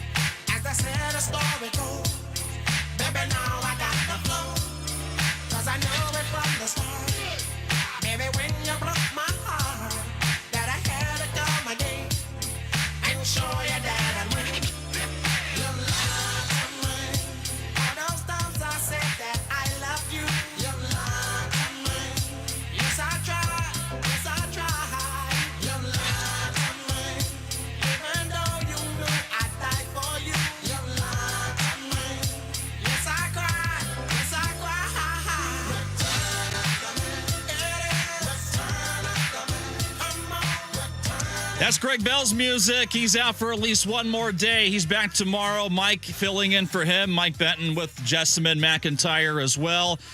Won't be long until Greg is back because it just seems like the Seahawks and training camp is going to hit us right in the face like that big, massive tidal wave that is coming this Saturday. So, yes. Yep. Right. And we will be out there starting Monday. Everybody, wall-to-wall coverage as you would expect and expect nothing less. At Virginia Mason Athletic Center, it still feels like yesterday. We were all disassembling here from the streets following the parade, but my goodness, July 21st, this weekend, will open up Seahawks training camp. It is T-minus 4 days away, and then we jump right into the deep end. With the words of Mike McDonald, we did not care when it comes to wall-to-wall coverage. So Greg enjoying time with family. He's back soon. But again, Mike in with Jessamine. After last night, the Mariners who pounded the Reds 8-0. And we're going to get Luke Arkins on with us here at 10:20, your Mariners newsletter aficionado. 10:45, we're also going to get to the turning point of the M's. Was this a turning point? After that 11 o'clock, Hugh Millen, our one and only. Hugh Millen, QB1, will be joining us. And we're going to play a little game of calm or concern with the Seahawks. And I bet you're probably throwing your hands up thinking, we just won a Super Bowl about 4 months ago. Like, what is there to, or 5 months ago, what is there to be concerned about? Well, I get it. A lot is calm in Seahawks waters here, but this is content for content's sake. And I think worth the discussion because there's a lot of underlying parts of this football team that are going to make a difference because really so much, and Jess, I think you would agree, had to go right for them to win the Super Bowl last year. It certainly did, but I don't think that's the only reason that they did win the Super Bowl. Yeah. There were a lot of things that did go right, and certain things. I mean, I'm sorry, the NFC West beat the ever-loving snot out of each other, and we have seen that kind of become a tradition for this division. But that the injuries or whatever you want to say, Zach Charbonnet being a polite man and picking up a ball with his foot in the end zone, kind of accidentally scoring a touchdown that was a game changer for that. I don't think it takes away with the talent from the talent that's on this team. Like the Patriots were the ones that got lucky, and unfortunately with the Bo Nix injury. So, during that game or right before the AFC Championship, that was luck. The Seahawks have a plan, and we saw it very well executed in that Super Bowl. But do you feel that this team has earned enough respect at this point as we're getting closer and closer to NFL training camp? Do you even care, really? From a national level or from a local level? National. I think they've earned a decent amount. I didn't see a lot of disrespectful comments come out after the Super Bowl or during the Super Bowl. I think it was a little odd of a way. Mike McDonald has a very specific plan. They controlled that entire game. But I'm looking up at 15-0, and I'm not comfortable. You weren't comfortable at 15-0, really? Nope, because I called it over after the first couple field goals. That's control. He doesn't need to see the end zone. He's a defensive-based coach, and he's going to control the field. And they just had it the whole time. So I was comfortable basically once they got in the end zone. As soon as they put the first few points on the board, I was thinking that they had to control this thing, and they tacked on more. I was like, it's over. It's really over because New England had no answer, and this is a different Seahawks team as far as an identity versus 10, 11 years ago, where 10, 11 years ago, it was loud, it was brash, it was in your face, it was a soundbite a minute. This is more of, I think, what's the best word I can put this? The quiet approach. Yes, that's exactly what it is. You put teams to sleep, but they know how to do it in a surgical-like fashion. 100%. Yeah. And when it comes to the disrespect question that you asked, on a national level, like if you just look at these rankings that people put out way too early and way too soon because NFL is 24/7, 365 these days, 366 on a leap year, they'd make it 400 if they could. They would. They might change our lunar calendar just to get more in. But we're playing games on Monday, Tuesday, Wednesday, any game, or really any game, any day ending in Y. We're getting there. But what I would say is that, yes, I do think they're being slightly disrespected as the defending Super Bowl champion, and you see the Rams ranked ahead of them right now. Yeah, so 49451 Tacoma Dodge text line, but I want to hear your talkbacks. They're open for business right now. Find the iHeartRadio app, hit the red mic icon, give us what you got, 30 seconds or less. It doesn't take much, but again, is it more important that this team is feared and respected and cast a shadow of an aura like they had maybe 10, 11 years ago? Or are you okay with leaning into the fly in the ointment of the NFL's tapestry and just leaning into this whole we did not care thing until this era is all done? And we can just say what a run it was, what fun it was as well. It was what to remember here for the books, but give us right now what your thoughts are via talkbacks. Do you want this team to be more feared and respected, or is it better that they keep sneaking up from behind on other teams? Because the NFC West, again, it's going to get bonkers. We saw what the Rams did. The Niners getting Mike Evans as well. They're going to be hanging around, but give us what you got. But rounding all this out here, we're going to get to Luke Arkins in about 10:20 because after last night, it was so important, I thought, just to kind of identify where the turning point maybe was here for this baseball team. I remember last week where Friday, first game out of the gate against the Giants, dead in the water. Saturday, no runs on the board until Cole Young absolutely tattooed a hanger from Logan Webb, and they had to get some help because Webb was melting down on the mound to get them there in the first place.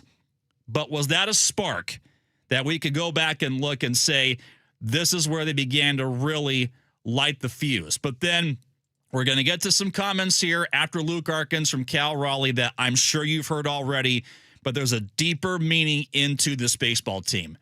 Have they gotten mad enough? Last night, did they get mad enough? And was it enough to show that they had to get mad enough for energy in the dugout to carry them now into July, later, into August, into September, and into the postseason? Because leaders put this all on themselves. And a great point I thought that Chuck Powell made earlier this morning, how can you ask another guy to raise his game when you're having difficulty of raising yours?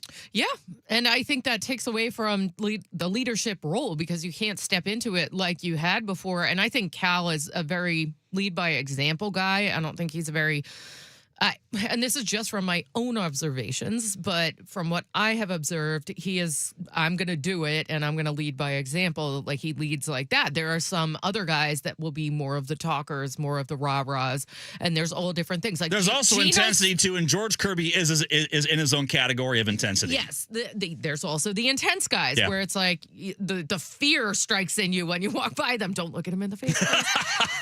But Gino Suarez is a perfect example of the vocal one, the good vibes guy, and Cal to be able to do that just must be a huge weight lifted off of him just to, show up in a big way now in a game where they handily won and the bats came alive for everybody. Mm-hmm. That's the kind of ball we want to see, and I hope that there's less pressure on him now and he can be the leader that we know he is.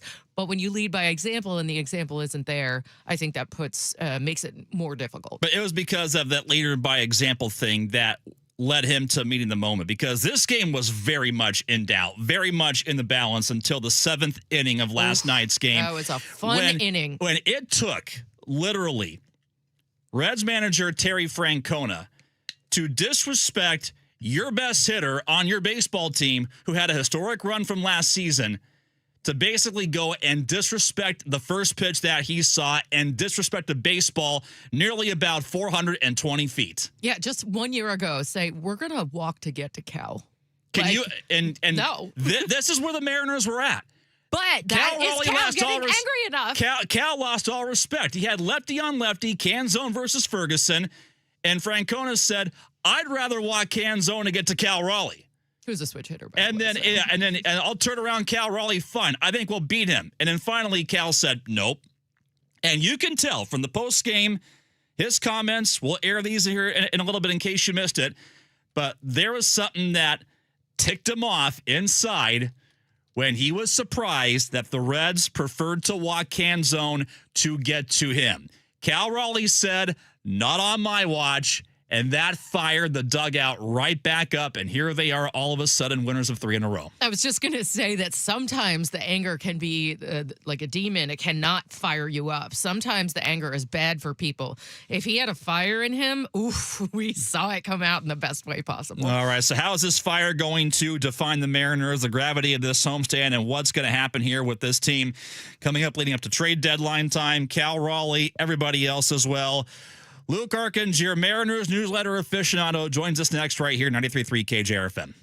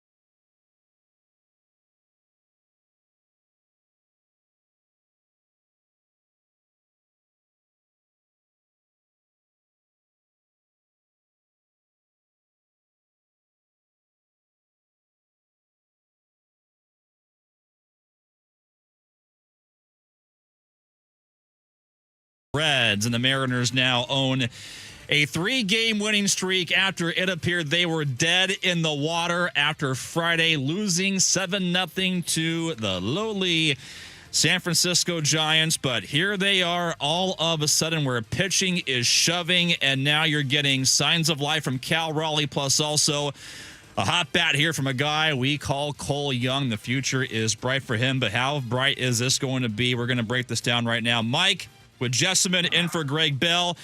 And the one and only Luke Arkins also joining us without further ado on the Beacon Plumbing Hotline. Of course, he is your Mariners newsletter aficionado. Luke, hi, hello, how are you? Where are you right now? Hi, Mike. I am in North Bend.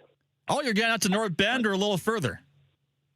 I had a doctor's appointment this morning, and the traffic through Bellevue is quite sporty, so I decided to stop at North Bend so I wouldn't be in the middle of nowhere, what you called.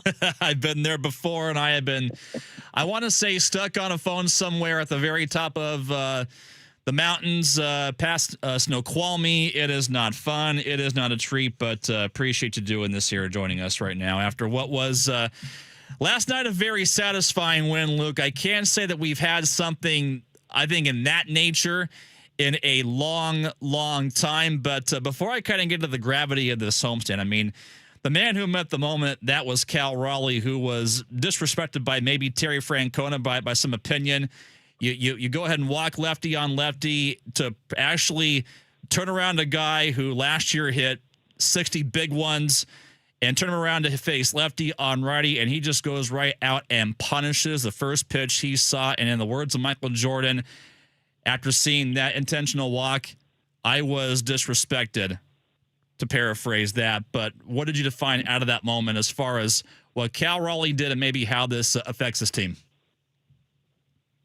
Well, first, I have to say, and I said it on Twitter last night, that I could see where Terry Francona was coming from, because this season, Dom Canzone has been much better against left-handed pitching, although he's a left-handed hitter, than Cal Raleigh. Cal Raleigh was slugging, I think, 181 before last night against left-handed pitching.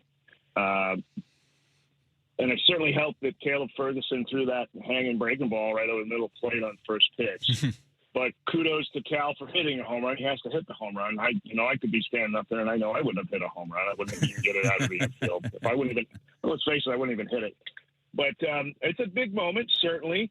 The Mariners have feasted on the bullpens of two bad teams over the last 3 games, and that is important. You have to do those things.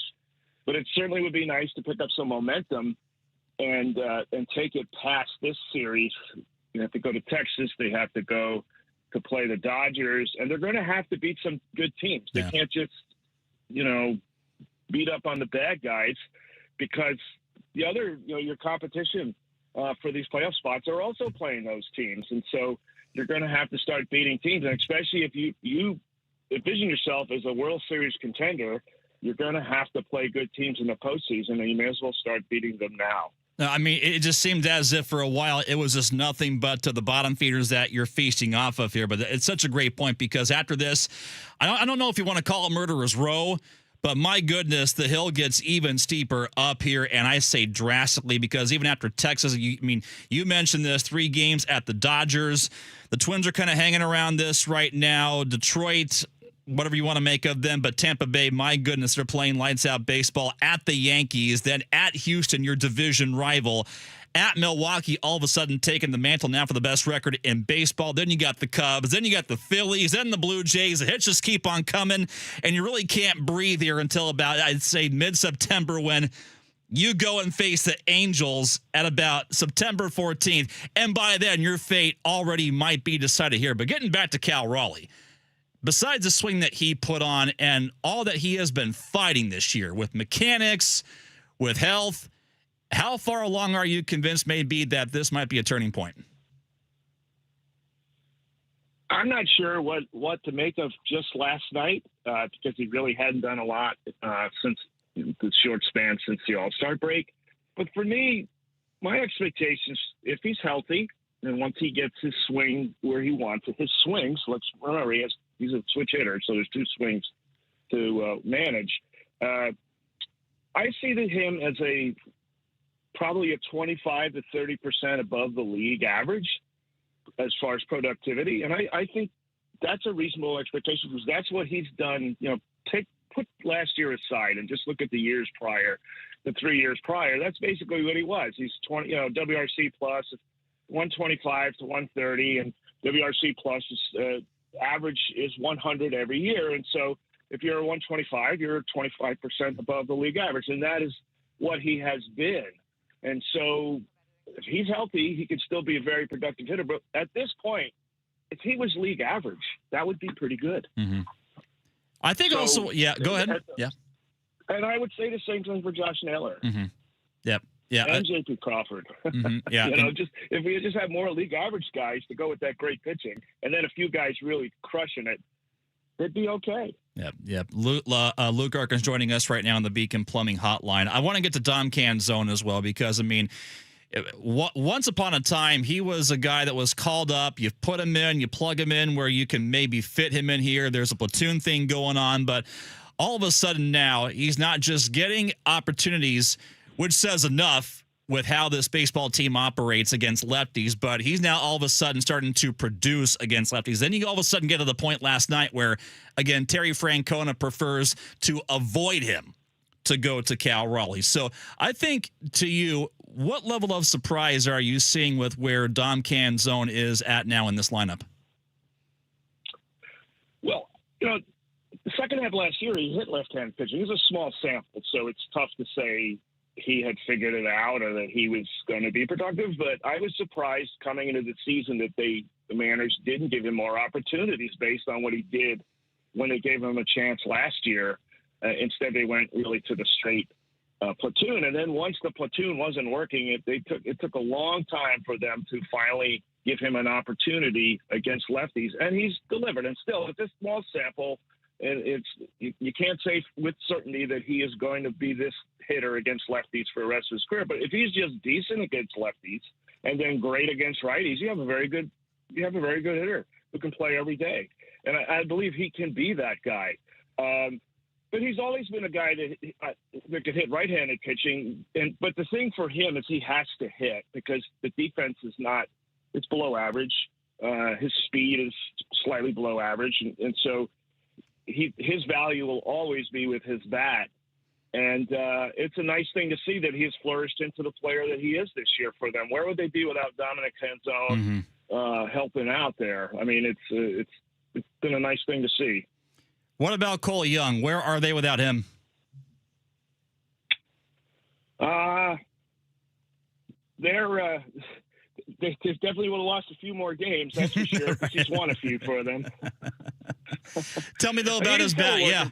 Go on. He's still a work in progress. Like, he's not hitting left-handed pitching particularly well.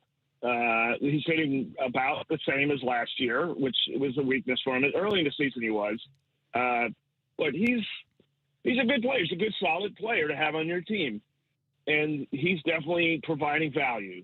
And what he becomes, we will see. But they definitely need the guy. Who is producing right now is, again, Luke Arkin's joining us right now on the Beacon Plumbing Hotline. I mean, he's had a couple of big hits here for this team to kind of, I even think going back to the Giants series and what he did back on Saturday to kind of help maybe turn matters around, if not for the long-term future, at least for that series. But you've got him. You had no JP Crawford last night, where he factors in, big question mark. There's Cole Emerson's place in this lineup here to factor in. So this all kind of ties into Brendan Donovan. When he is finally back, I mean, finally with a capital F here at this point, where does this all fit, I think, as far as once you plug Donovan in, what suits this baseball team the best, considering where JP plays, how much he plays, where Cole Young plays, and where Cole Emerson's fit is also in this as well? I believe Cole Emerson is the odd man out here. I know that Mariners Twitter thinks I pick on the kid, but that's not, because I'm always pointing out his high strikeout rate and his low production. But he's really struggling right now. His batting average is somewhere around 190 right now. His defense is average. I don't know if he's a long-term shortstop, but I can see why the Mariners signed to an extension. But for this year, if you're trying to win, it's not a failure if he were to go back to Tacoma and work on some things. And so if he's moves, then maybe Cole Young plays more shortstop, maybe JP plays some shortstop, and then Brendan Donovan and JP are playing some third base, whatever the mix and match is there. But if I had to pick one, it would be Emerson would be the guy that's out. But let's wait for Donovan to get back before we send the kid back to Tacoma. Yeah, Luke, I wanted to follow up on that. When you say the kid back to Tacoma, we've seen some confidence killers when it comes to guys being, and I'm not saying that Colt was brought up too early, but we have seen in the past, and there's a couple notable names, very high round draft picks or trade options that we have acquired here that did have a little bit of an I-5 syndrome of coming back up and down and up and down. And I'm wondering if they would retain him. As we see with veterans, you don't want to kill the locker or the clubhouse, I should say. You don't want to kill that vibe when it comes to veterans. But when it comes to a young guy, does it worry you about killing that confidence and almost shaking up what the progression of he could be as an athlete? I believe it could hurt his confidence, Jessamine. And I had some doubts, and again, Mariners Twitter was very angry at me when I pointed out his strikeout rate was about 28% at Tacoma. And he wasn't in Tacoma for a very long time this year, nor was he at the end of last season. Right. But he struck out a lot more than he did at Double-A. And my thought is if you're striking out at nearly 30% in the minors, you're probably going to strike out more in the majors because the pitching is better and all that. I do wonder, where's the tipping point for someone like that? Clearly, the management is there every day talking to the player. They know the player. But, there's two things. One, you want to protect the player, and two, you want to win. And what's the best move to make that happen? And maybe sending him back down. And let's remember, it's been a few years now, but Mike Trout was sent down, and he came back, and he never went back down. And I'm not saying he's the next Mike Trout. I'm just saying that a great player like Mike Trout can be sent down and still come back, have the confidence, and then become what he's going to be. Yeah, that's such a great point, because I even go to the NHL where we can talk about, player A, player B, can't miss guy coming up the ranks. All of a sudden, he figures out, hey, I'm playing with the big boys, and life wasn't as easy as compared to when I was playing against maybe less skilled talent. But when you go play with the big boys, despite it being a young man's game, you are expected to jump right in with no hiccups. It is not a developmental league. Luke Garkin's joining us right now here in the Beacon Plumbing Hotline. So I go back to Colt Emerson once again.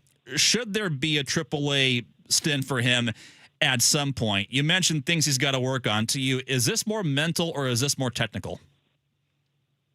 I'm guessing it's technical because there's something that, now they're throwing, the high fastball, and he's just not, just like Cal, he's not getting it, and there's a lot of swing and miss with that. And so that's what I think. Of course, I'm a nerd, and I'm not a smart guy when it comes to looking at swings like that.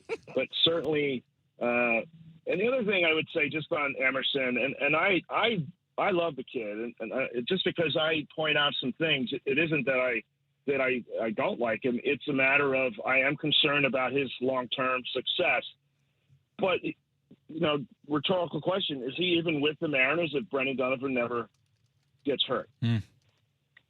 Which is a great question, I think, here to ask. Right. I mean, he's up. He was brought up probably quickly because there was an injury, and now Donovan's injury has lingered probably longer than the Mariners thought it would, and so they don't really have another answer other than to stick with the kid right now. So that's why I think when Donovan comes back, finally with the big F, like you said, then he will. It would make sense to send Emerson back down. There's just still a thing that might be about roughly a month away until Donovan is finally set to return here to the big leagues. I want to get to George Kirby last night once again. 6th straight quality start. It appears that once again he's getting his game dialed up for when it means the most at this time of year. 6 innings, but out after 80 pitches. How surprised were you to see him out that quick and then going to Nick Davila in the 7th? I was surprised, especially, maybe there's a reason that we don't know that, between Pete Woodward and Dan Wilson and George Kirby, there was a discussion about something as to why they would pull him early going into the game. Maybe they had that sort of plan. But when you look at the time off and the situation with the bullpen, it certainly was interesting. It's great. The Mariners scored a bunch of runs, and that made that potential problem go away. But it's sort of what were they going to do in the 9th inning? It was still a 1-0 game. Yeah. That's We'll never still know. Yeah. But it's just like if they end up losing the game because they're with their 2nd or 3rd level reliever in the 9th inning or in the 8th inning, are we questioning Dan Wilson again? Well, we don't have to worry about it because the team bailed them out on that particular point. And one guy that was in the middle of all of that from where we go back to the piggyback thing was Luis Castillo. He'll start tonight here against his former team against the Reds. And they've at least put this piggyback thing to bed. It's a 6-man rotation as of right now here for this homestand. But I think a great question to ask is, how's this all going to sort itself out, whether you go to the trade market for a guy and try to release a pressure valve here with this rotation, but then it begs a question of, what do they do once Cade Anderson or Ryan Sloan are also called up, if they are called up here for this baseball team, if they're still hanging around here for this stretch drive? So, I think once Anderson and or Sloan are up here, where do you begin with expectations? Well, I'm hopeful that there'll be like 2 or 3 piggybacks, just because I know how much you like it. We'll just everybody will be piggybacked. I guess it depends on what the Mariners anticipate to do with those 2 guys as far as workload. What's their limitation? And I always say too, like, keep an eye on what they're doing. That those 2 guys are doing in the minors. How often are they pitching? If they're right now, they're on a 6-man cycle, once a week, basically pitching cycle. And so if that were to change, if they started working out of the bullpen, or maybe it was shortened to a 5-day rotation, then that might be a signal that the Mariners are starting to prepare to bring the player up. That's just my thought on it. I don't know. Right now, I'm pretty happy with the rotation as it is. I don't know that that's where I want to get better anyway. I mean, they're top 5 in most statistics. They're like number 2 in WAR. They're number 1 in innings. I forget whether they're in ERA. It's all top 5. They're really good. And so that's, of all the issues with the team, that's the least of my concerns right now. And you have an extra guy, so that's even better. You can never, ever have enough pitching come postseason time. Finally, Luke, most surprising team to you in the American League. Who is it? Maybe the Rays. I didn't really think the Rays were going to be all that. And I know they've kind of had a rough weekend there with the Red Sox, but I would say the Rays. What about the Red Sox also? I mean, is this for real, or is this just a nice run that fizzles out here in about another week or 2 weeks? It's tough to tell that they, it's funny. I remember Ken Rosenthal saying about a month ago that the Red Sox were done. And I thought, oh, man, he's probably going to hate that. It's like the EA Sports cover athlete jinx, is it?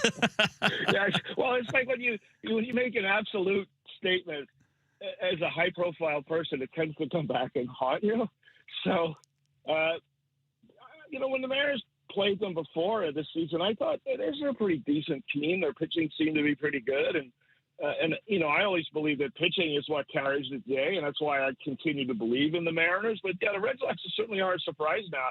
Right now, the number of games they've won in a row. And like I say, they come out of the break and they sweep a division rival. That's huge. And the Yankees are sort of flopping and twitching a little bit without Aaron Judge. And they look more, 2 months ago, I thought the Yankees are going to be in the ALCS. And now I'm not certain where their stature is for the postseason. Yeah, to borrow the line from the famous movie back in the 90s with the Yankees, it feels like right now, like a box of chocolates, you never know what you're going to get. But Tampa Bay is going to be in here August 7th for a 3-game series. Mariners at the Red Sox August 31st. We'll see where they're at by that point here. But Luke, enough with you. You got more driving here to do. Really appreciate you, my man. Thank you. And tell the folks once again where they can find your work. Well, just it's Mariners Consigliere. If you want to just Google my name, Luke Arkins, Arkins, you'll find pretty quickly. It'll show a link. It's a free newsletter, so sign up for it. And also, you can find me on Twitter at Luke_Arkins, Arkins, and check me out. I try to just throw out numbers and stuff, and I try to go by facts, and people seem to like it. We are smarter because follow, of folks. you. He's a great follow. We are smarter because of you each and every day. Hey, Luke, appreciate this, man. We'll talk to you soon once again. Thank you. All right. Thanks, Mike. All right. Luke Arkins joining us once again. Coming up in a bit, was this last game the Cal Raleigh moment, the turning point of the Mariners? Are they finally getting mad enough? We'll talk about that next right here, 93.3 KJR FM.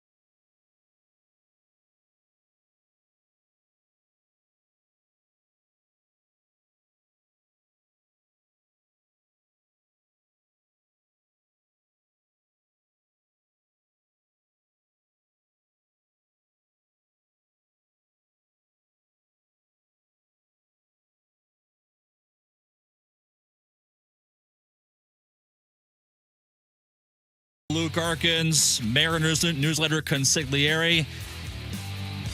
Once again, just a treasure trove of numbers, analytics, reason, facts, you name it, putting it all together. Once again, joining us earlier this morning. Mike with Jessamine and for Greg Bell. Greg is back tomorrow from vacation. Well, need a family time also in the rearview mirror for him. Seeing folks out here from the East Coast. Greg has got a lot to dive into here, not just with the Seahawks, but also a difference of where the Mariners are at now versus when he left. Before the All-Star break, and things were low when they hit that Miami and that Tampa Bay trip and got even lower. Are we going to have to send Greg on another vacation? I think Greg can stay out there for as long as he wants, right? The Seahawks won't miss him. We can have you in a little bit. Yeah, no, it's like main job is definitely Seahawks. So I believe he's going to have to come back. However, in the superstitious sport of baseball, I do like to look into those little anomalies. The Prince side might have something to say about that. I mean, I was there yesterday and they won. So which means you're back out there again today. Which means I'm definitely going back out there. And then I'm going to go to the game.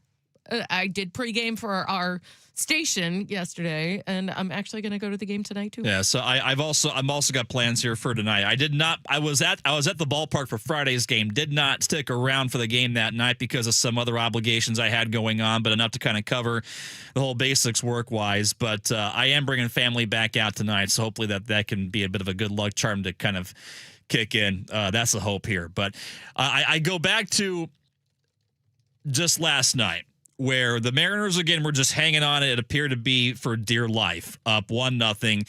You had George Kirby absolutely shoving. But once again, could you find signs of life for an offense that just doesn't have to rely on the home run ball? That's the MO.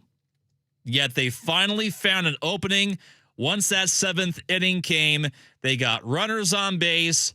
Terry Francona elects to roll the dice and bring up Cal Raleigh, that rather than prefer have Caleb Ferguson, who mouthed off at an umpire, and it was not pretty. If you want to know what he said, go on the X machine. There are plenty of interpretations of what he said, and there are some things that we cannot say on the air that he said to that umpire. Was karma waiting for him maybe right around the corner? Well, Terry Francona said, forget the lefty on lefty. I respect Dom Canzone more than Cal Raleigh.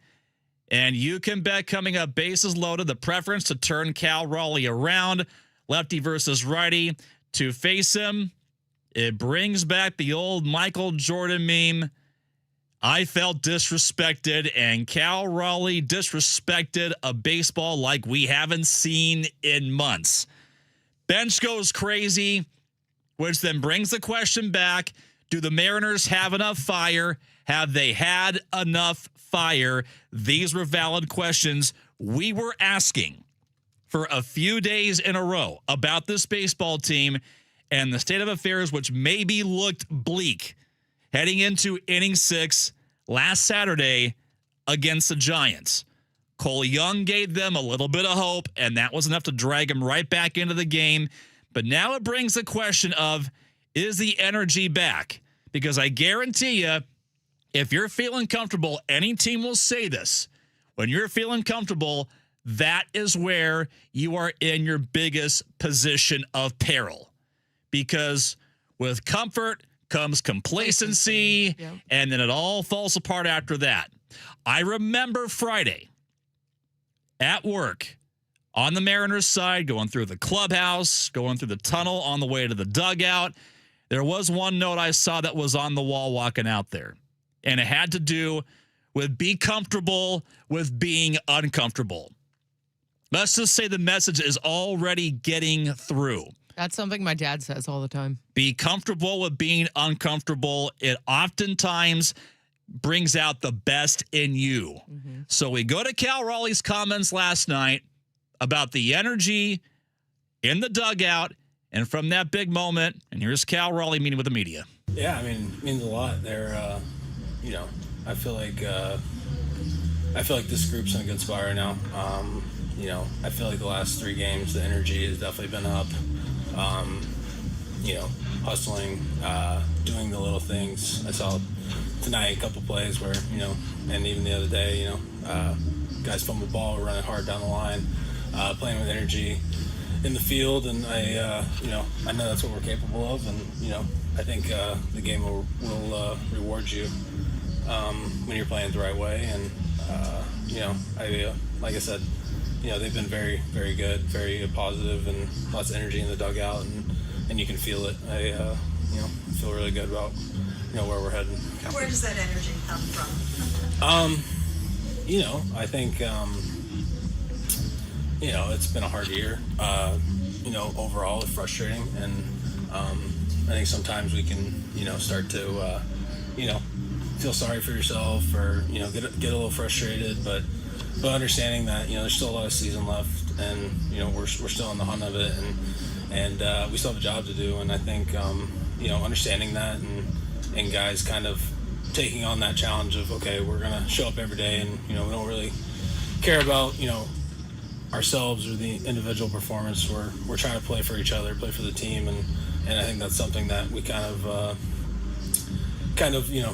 went over and talked, and trying to make that a point of emphasis of obviously team first, playing hard and playing the game the right way, and the rest will fall into place based on who we have in this locker room.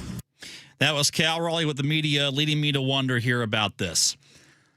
Is it fair to question, are they back fully because they're facing the Giants and facing the Reds? The answer is yes. Without question, they should be punishing these teams regardless of lineup, because it only gets tougher from here on out. With, again, do I have to remind you, the Rangers, Dodgers, Tampa Bay, Yankees, at the Astros, at Milwaukee, Cubs, Phillies, Blue Jays, Red Sox, A's, Rangers, Athletics again, then you hit mid-September. But also at this point, is a cliche to wonder, could one game be a turnaround? Maybe. But it gets the deeper question. Was this team getting mad enough? Are they now getting mad enough? You tell me. 49451 Tacoma Dodge text line talkbacks are open as well. Are the Mariners showing signs of life where they're getting mad enough because they saw their leader being disrespected from Terry Francona, the preference to pitch to him, and the first pitch that Cal Raleigh sees was about demolished halfway to Edmonds. And we saw how the dugout reacted. It's the kind of energy that you need to sustain yourself. That's where I see a promising sign of life. I do too. And like they say, and we've heard it from several players, hitting is contagious. And as soon as you see something like that, I'm sorry, there is a lot of emotion that goes into a game that is 162 games a season. Mm-hmm. And you have to have that. There is going to be the personal side that comes into it. And we saw a really good side of that last night. Which even, I don't have much time here for this, but it also brings the whole Dan Wilson equation up. And we heard Logan Gilbert 100%. Bring this up, with Softy's show yesterday. 100%. Logan Gilbert said, this entire clubhouse is right behind Dan Wilson. Mm-hmm. That tracks also with what Aaron Goldsmith told us here on this show last week. Mm-hmm. He is a connector. He gets guys ready.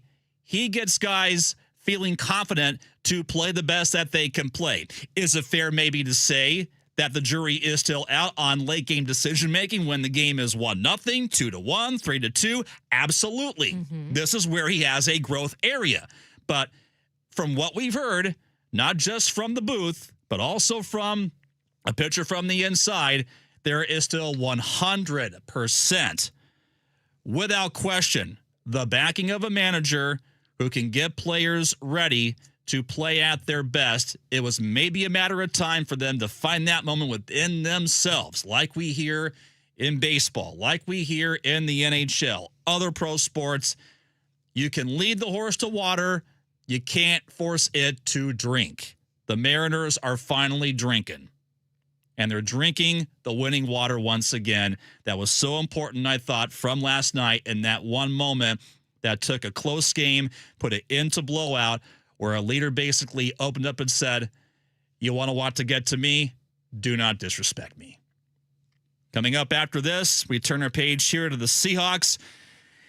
So close. Have you been waiting long enough? So close to training camp. As far as the underlying matters, is there calmer concern with those like Zach Charbonnet, Nick Eamon-Wari, maybe even a Sam Darnold repeat season, and maybe even the perception of how the Seahawks are respected across the football world? Guess who's going to talk with us about this? The one, the only QB1, Hugh Millen, joining us next right here, 93.3 KJR FM.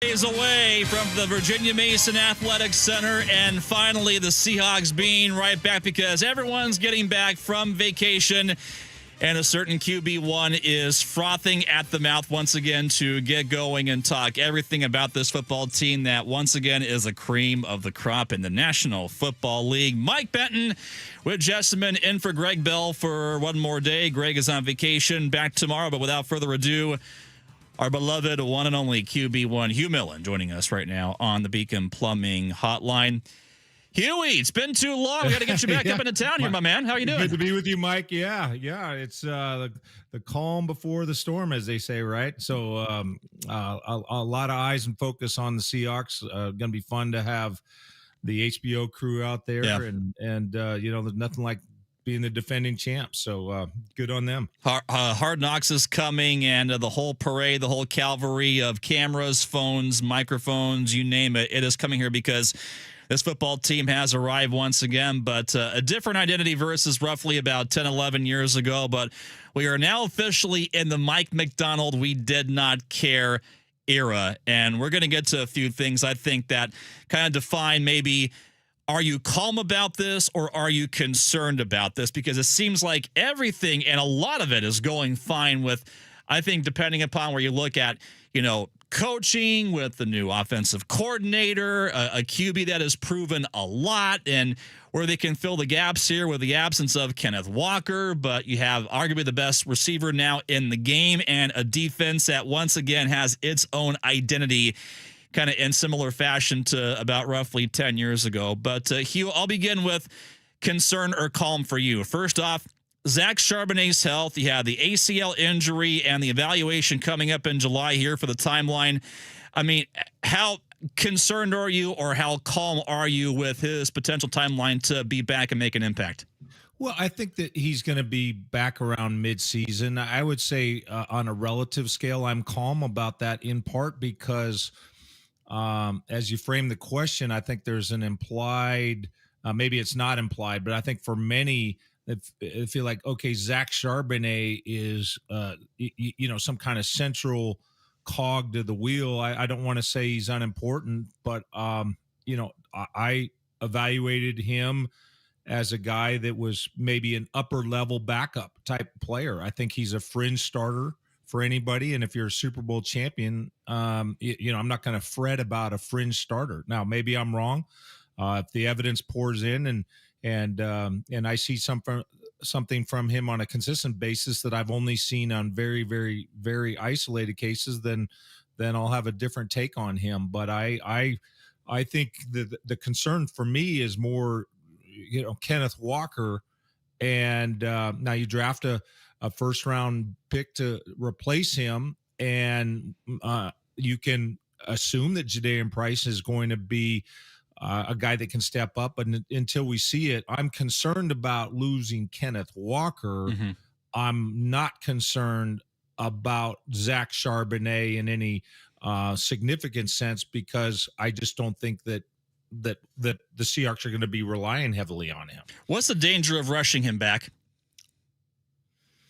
Well, I would say twofold. He can exacerbate it and, find himself back on a month or 6 weeks, have to have another surgery, I guess, would be worst case scenario. But I think that maybe, if he come back 3 weeks too early and he doesn't have the same confidence on the leg, if he's wearing a leg brace, I've always kind of been, prejudice against running backs who wear leg braces, because I'm saying, wait, if you got a knee brace on one knee, you're just telling me that you don't have confidence either mentally or structurally, that you're not 100%. And I just think that's one position, that and cornerback probably, like how can you play with a knee brace? So I think that would be the concern, that he comes back. I mean, I already think 100% of Zach Charbonnet is a fringe starter / quality backup. Maybe I'm wrong on that. But now if you say he's 80, 90% of Zach Charbonnet, well, you can can infer what the assessment would be from there. Now, I think you also open the door here to the conversation with Jadarian Price, because, in all honesty, maybe he doesn't get picked perhaps if A, Charbonnet gets hurt, or B, even Kenneth Walker leaves, but here we are at this point. And I think given the fact that, there's a small sample size of him, trapped behind Jeremiah Love, who went to Arizona, he's got Brian Fleury as his offensive coordinator, who's, by all accounts, great with running schemes, but Jadarian Price as an immediate impact running back, calm or concern for you? Well, I would say, I don't want to say calm. I've been on record many times of saying Kenneth Walker is a special back, that he's significantly better than Zach Charbonnet. So we don't know. Jadarian Price is a first-round pick. As you said, he played behind Jeremiah Love. There was a great opportunity to compare him, his production compared to Jeremiah Love. And, he didn't have the yards per carry or yards per after contact. There's a lot of people who felt, if you want to be cynical, that the Notre Dame offensive line was so good that they really were tracking big holes for everybody. Now, and for me, in assessing him, I thought his vision was very good. I thought his lateral quickness was exceptional. I would say the physicality piece was lacking in some respects. There's times where I just thought he went down he didn't move the pile, that he a safety comes up, smacks him, and bam, he just goes down.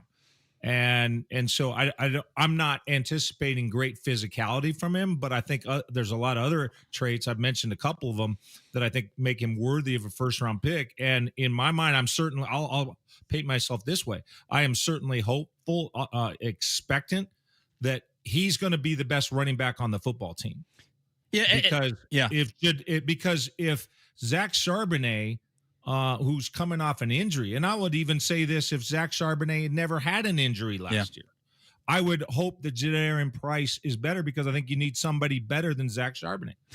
And I'll get to Price also on top of this with where he played at Notre Dame. I mean, Hugh, how often does it kind of bug you to, look through and, read, listen to where a player came from in the college game? And, you have to factor in, well, how good was his offensive line? But, how often does that, I think in an unfair way subtract from the kind of talent? Because oftentimes, you can be great, but you're not going to be able to run through any holes if you can't find any holes here in the entire first place. Oh, no, there's no question, Mike. That is absolutely. Tell me who's the best running back on the planet. Bijan Robinson. Who's the best running back of this century? Let's say it's LaDainian Tomlinson, Adrian Peters. How about Emmitt Smith on for size back in the old Cowboys era? Yeah, but that's unfortunately that predates this century. But right. Emmitt Smith. I'm not that Barry old. Sanders. Pick your guy. Yeah. Give me your guy, and then let's put him in his prime of his career. 26 years old. There are thousands of plays that if you handed that back that we just described the ball, he's not getting a single yard, because it's just not blocked well enough. And furthermore, there are some gains that the last guy on the August roster, the guy that is going to get cut, has no chance of making he could rip off a 20-yarder because the line blocked it so well, and the wide receivers blocked, came down and walled off the safety, and next thing you got an avenue, and anybody who even remotely has ever carried a football is going to get 15, 20 yards there. So I think you have to watch for a while to get a sense of, okay, can he create space that's not there? Can he find holes? Can he move a pocket? Can he make guys miss? That takes extensive film study to I think to determine how you feel about a guy. Now, ultimately, the law of large numbers. If you give a guy enough carries through the course of a season or a career or what have you, at some point you say, hey, the guy's is the best is the guy when we hand him the ball, he gets the most yards.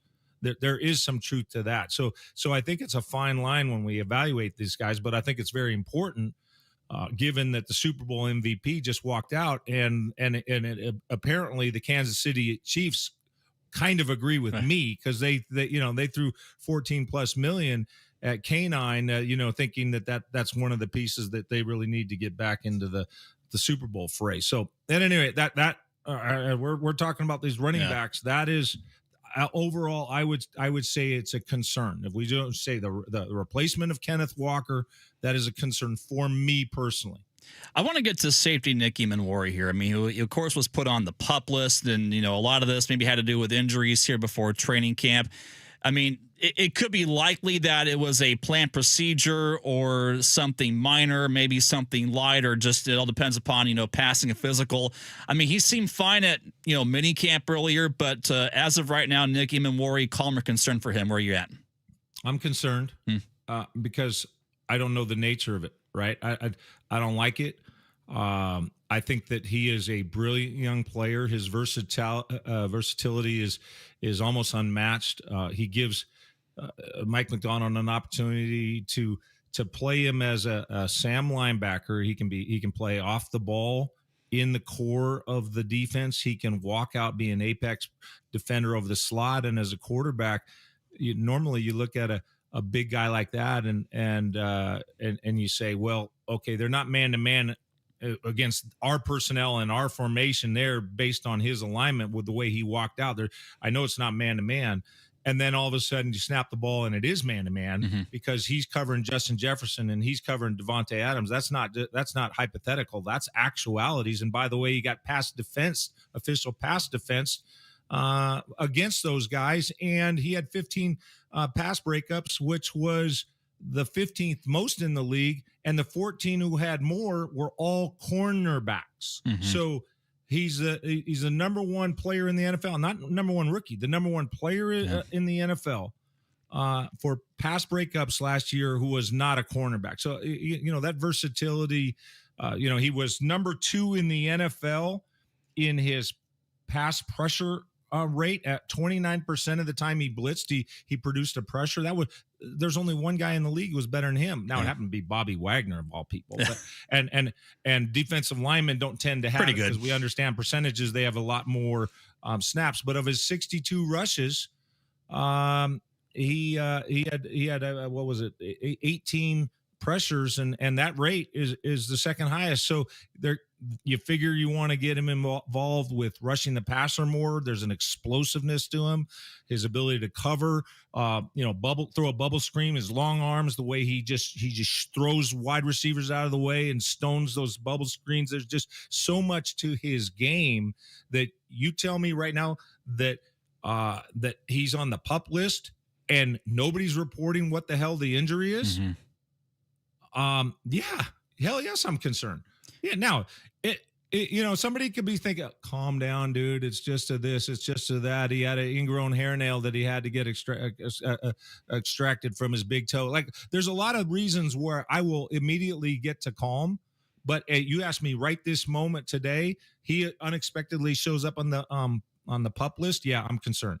I want to get to Sam Darnold here, and this is different because it's not an injury thing at all, but, I mean, he's gone through the whole odyssey of his NFL career as maybe a quarterback where you wanted more, you were asking for more, but he never gave you more, really until the last 1 to 2 years, and all of a sudden now he owns a ring. And there were comparisons, fair or unfair, to Trent Dilfer, say about, 25 years ago. But I mean, changing a narrative is hard to impossible, not just in the NFL, but really in pro sports all around. That's just kind of the world that we live in here. But yet, 31 wins last 2 seasons.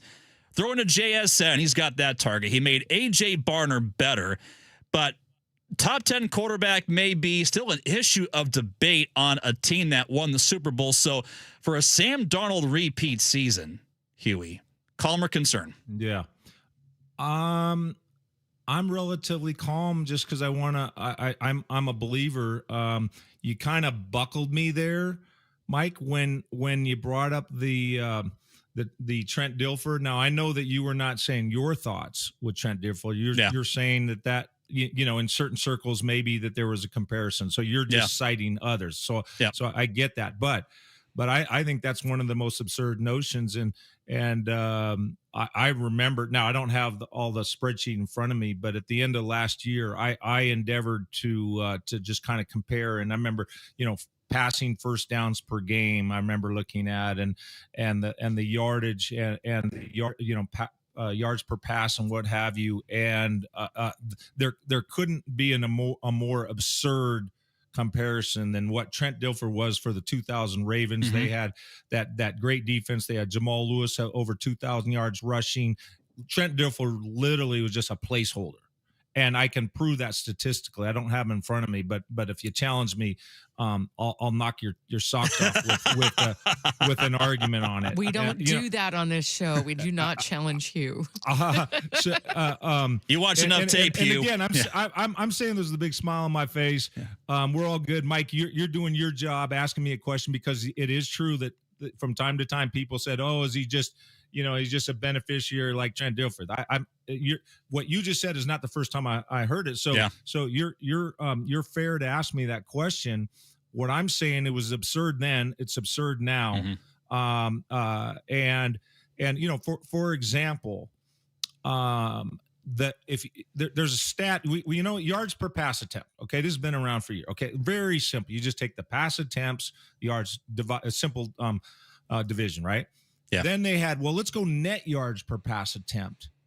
And because we want to include the sacks, because that's important. Okay, so then we got net yards per pass attempt. Well, from there they said, that was a good step. Let's go yards per drop back. Now, what is a yards per drop back? Yards per drop back is a pass attempt, a sack, or when the official scorekeeper said it was a scramble, that it was a called pass play and the quarterback chose to scramble. So if Lamar Jackson on 3rd and 7 drops back, sees a hole, it's man coverage, he pops for 11 yards, gets first down, he's going to get those 11 yards, just like an 11-yard completion for the sake of the offense, right? So when they say, yards per dropback is even better than net yards per attempt, which was better than yards per attempt. Well, as it turns out, yards per dropback has an exceedingly high correlation to winning. It's like 702, I believe. It's slightly over 700. Just think of like a on-base percentage. That lives between 0 and 1,000, and you stat guys and math guys are saying, it's technically between 0 and 1, because when a hitter hits 285, he's really hitting 0.285 out of 1. So those nuances notwithstanding, getting back, you got a 700 plus correlation to winning on yards per dropback. Who was number 1 in the NFL last year in yards per dropback? Oh, Sam Darnold. You think Trent Dilfer was number 1? Trent Dilfer was like 28th in yards per dropback. So there is no comparison. The guy is delivering. He's throwing the ball down the field. He's making the plays. And oh, by the way, he had a lousy Super Bowl. I thought he had a slightly below average Super Bowl when I watched it on TV with my friends in the party, and then did a post game show with Dick Fane. Then I watched the tape the next morning, and I was like, oh wow, he really had a bad Super Bowl. Like, he missed a lot of stuff. Like, whoa. But it was 2 weeks before that where he earned his ring. Yeah. Because when in the NFC Championship game, when he had to go toe-to-toe with Matthew Stafford, in the history of the NFL, there's close to 1,300 playoff games. He was slinging darts in that game too. Yeah. And in those games, there's only been 16 quarterbacks who have had 330 yards or more passing, 3 or more touchdown passes in a playoff game, and no interceptions. Got it? That's the benchmark, right? So 1,300 plus playoff games, only 16 games like that. Guess what? There's only one playoff game in all of the history of the NFL, one, that had both quarterbacks hit that milestone. 330, 3 touchdowns, no interception. Only one playoff game. It was the NFC Championship game in Lumen Field. And it was Matthew Stafford was one of the quarterbacks, and Sam Darnold was the other. And Sam Darnold had to match that, because Mike McDonald, it was like his kryptonite. Like Matthew Stafford was Mike McDonald's kryptonite. And they looked around. And by the way, they didn't rush for a damn. They were 2.9 yards per attempt. in that game. So they weren't running, they weren't defending. The whole team looked and said, Sam, dude, you got to carry us. And you know what Sam said? I got you. And he freaking did it. And he put that team on his back, and he took them right down to Santa Clara in that Super Bowl. And yeah, he kind of had he just kind of farted his way through that Super Bowl, and that will never go down as a Picasso performance. But what he did to get there earned him all of the accolades, in my opinion. Hey, sometimes, as they say, a Picasso painting won't do for work of art. Sometimes it is mere graffiti, but yet the Seahawks took care of that as far as we're all concerned. If I could fart my way through a Super I Bowl love and that win, too. I'm like, give me a can of beans right now. Musical fruit. Musical fruit. Really, really, really, really appreciate you, my man, and looking forward to more here beginning this next week. You guys. All right. Awesome. Rock and roll. Thanks, Mike. That's our one and only QB1, Hugh Millen, joining us. Talkbacks text after this.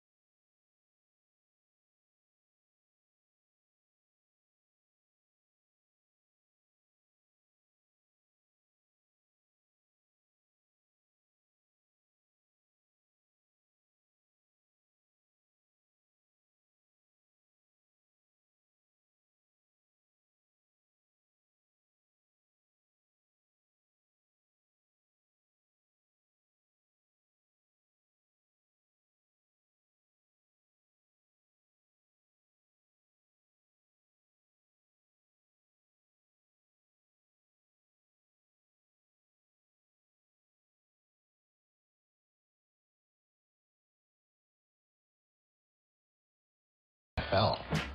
I don't know why, but I'm not too worried because I think their philosophy is just so dangerous and so novel that other teams are going to be scrambling to catch up. I think the Rams are in a desperation moment trying to make sure they keep up. So I'm encouraged. Mr. Benton, Miss McIntyre, Chip here. Bold prediction on July, whatever it is. It's after the 4th. Doing this while I am technically sober so I can maintain credit. Seahawks win a barn burner of a Super Bowl. They're down 14 in the fourth quarter. Comeback, epic win. Last year was kind of boring. I can admit that. This one for the ages. Go Hawks. Screw the Rams. Still should have handed it to Marshawn. That's great. Okay, there was a lot compacted into a little. That's a lot to there. break down for 27 seconds. But when he was talking about the Super Bowl, I don't want people to think that this person is uneducated. He was clearly referring to the NFC Championship game against the Rams because the Super Bowl was not an epic comeback. They had control of that entire game the entire time, and they did the same against Denver with their first one. So I think he's referring to the game against the Rams. You find it funny here that all of a sudden we're talking about the Rams more than the 49ers? Oh, it's so cyclical within this conference. I mean, remember when we had Mr. Kangle hat with Arizona? Like, it is, the NFC West is cyclical, and we got a new sheriff in town, guys. So shut up. I go back long enough now to remember that the Seahawks weren't even competing with like the Rams and Niners. It was all about the Broncos and everybody else here with the entire AFC West. Yeah. The Cortez Kennedy era. Oh, yeah. Phenomenal. Kingdom. Era. Phenomenal era. I did not get to experience the Kingdom, though. I was not here yet. Oh, looky here. Our old buddy Keith checked in from the 253. Hey, Keith. Already. 49451 Tacoma Dodge text line. Much respect here. What's your secret? PEDs, sleep schedule? Much respect, my man. Oh. A deal with what? A Saturn. That's how you pronounce it. I'll give you. He has like 1,000 threads. The NHL version is Shatan. Oh, okay. I'm a man of faith here. I don't go there, but there you go. I'll give you one hint for you YouTubers. You see this? Once upon a time, this top to bottom was filled with coffee. I believe you. It's gone now. I'm surprised it isn't. Can you tell that I'm a night person? Yeah. It's 11:30. It's still too early for me. It's the nature of your job. I mean, it just makes sense. Hey, I mean, by game 50, game 55, game 60 of a 84, or what was 82 now, 84 NHL season for the schedule, even at about roughly 10 o'clock, 10:15, we're rolling post game. Yeah, I'm still pounding the coffee. Yeah. Could I do better? Maybe. Yes, I think, but. Yeah, Hey, I had some spikes issues I had some issues with coffee because I was working a morning show at one point while also doing Cougar games on the weekends, and my whole schedule, I only had like 24 hours to flip it back, and I was just drinking so much coffee that I couldn't go to sleep after a game, and I was having like panic dreams that I was going to miss my flight to get back from my show. That's just.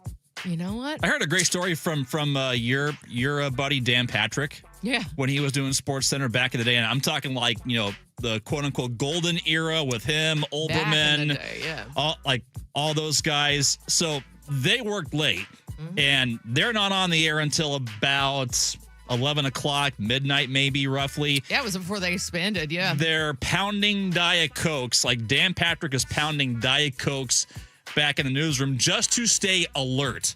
But by the time that he gets home, it's like 3-4 in the morning. Right. And he can't fall asleep. So it's like, where's the brewski all of a sudden? And it's a whole cyclical thing. It absolutely is. And it's very odd when you're in that cycle, when like the sun is coming up, when you're leaving your job. It is not what our circadian rhythm is supposed to. Did you ever try the energy drink thing? Yeah, you know what? Mike drinks them, my husband, but he laid back on that. I'm not that big into it. I tried it back in my 20s, and then when I started to kind of feel things I didn't feel, I was like, okay, this can't be good. Oh, I've got this can't be good. Put it away. No, it's really not. I like to do the natural energy. If I really feel like I need to pick me up, I'll, have tea with some honey, even though that's supposed to be relaxing, but honey is natural sugar. But cold water is literally the best thing you can do. Yeah, really. Yeah, it is the best thing you can do. Put a glass on your nightstand. First thing you do when you wake up, pound that thing. Yep. Just you roll flushes a over in your lot of sleep. stuff out. It really does help. And in the middle of the day, if you're feeling that like slump, Yeah. it helps me at least. This is a correction coming in. It was a correction on the prediction from our texter. I can replay it, but Sure. looks like the correction was, it looks like he was predicting this year's Super Bowl, not implying that the NFC Championship game was a Super Bowl. Here, let's listen. Mr. Benton, Miss McIntyre, Chip here. Bold prediction on July, whatever it is. It's after the 4th. Doing this while I'm technically sober so I can maintain credit. Seahawks win a barn burner of a Super Bowl. They're down 14 in the fourth quarter. Come back, epic win. Last year was kind of boring, I can admit that. This one for the ages. Go Hawks. Screw the Rams. Still should have handed it to Marshawn. That's correct. Thank you, text line. You win it in L.A. Is there nothing better? Because you did in Santa Clara last year, at least. He just bounced back a couple times on that. You're right. They should do a Super Bowl NFC West tour. Serious. Yeah. And guess where it's going next then? It's got to be here. Yeah, we haven't had one. It's been to Arizona. Yeah. Well, that's just like a given. Let's just forget about what happened in Arizona. I'm waving the wand. Men in Black style. 253, Mike, sorry, but the Mariners are drinking because they're playing scrub teams. They'll be drinking the winning water. That from the 253. Okay. Listen, I said this earlier. They're winning games they should win. I said this before. They have been punishing the Giants. So far, they punished the Reds. There's 2 more games to go. They're doing what we expected them to do. This, at least, gives us an indication they won the Giants series. If they win tonight, they win the Red series. But it gives us the indication that they are serious about this playoff race. And is that not a lot different from where we were thinking, feeling, and wondering literally just about roughly 4 days ago? Because this whole thing hit rock bottom, not just after Friday, but say by the end of the 5th inning on Saturday, where then Cole Young, if not for that home run, their DOA, they lose a series to one of the worst teams in baseball, who is led by right now by a manager who has no experience except for the college level. Then what do you expect going into the Red series? If this works, if this doesn't work out, then you got to go on the road to face a team that is fighting tooth and nail in what has just been a tire fire American League West. So they are doing what they should be doing here. I mean, I think I heard her actually say this morning, but it's like, oh, okay.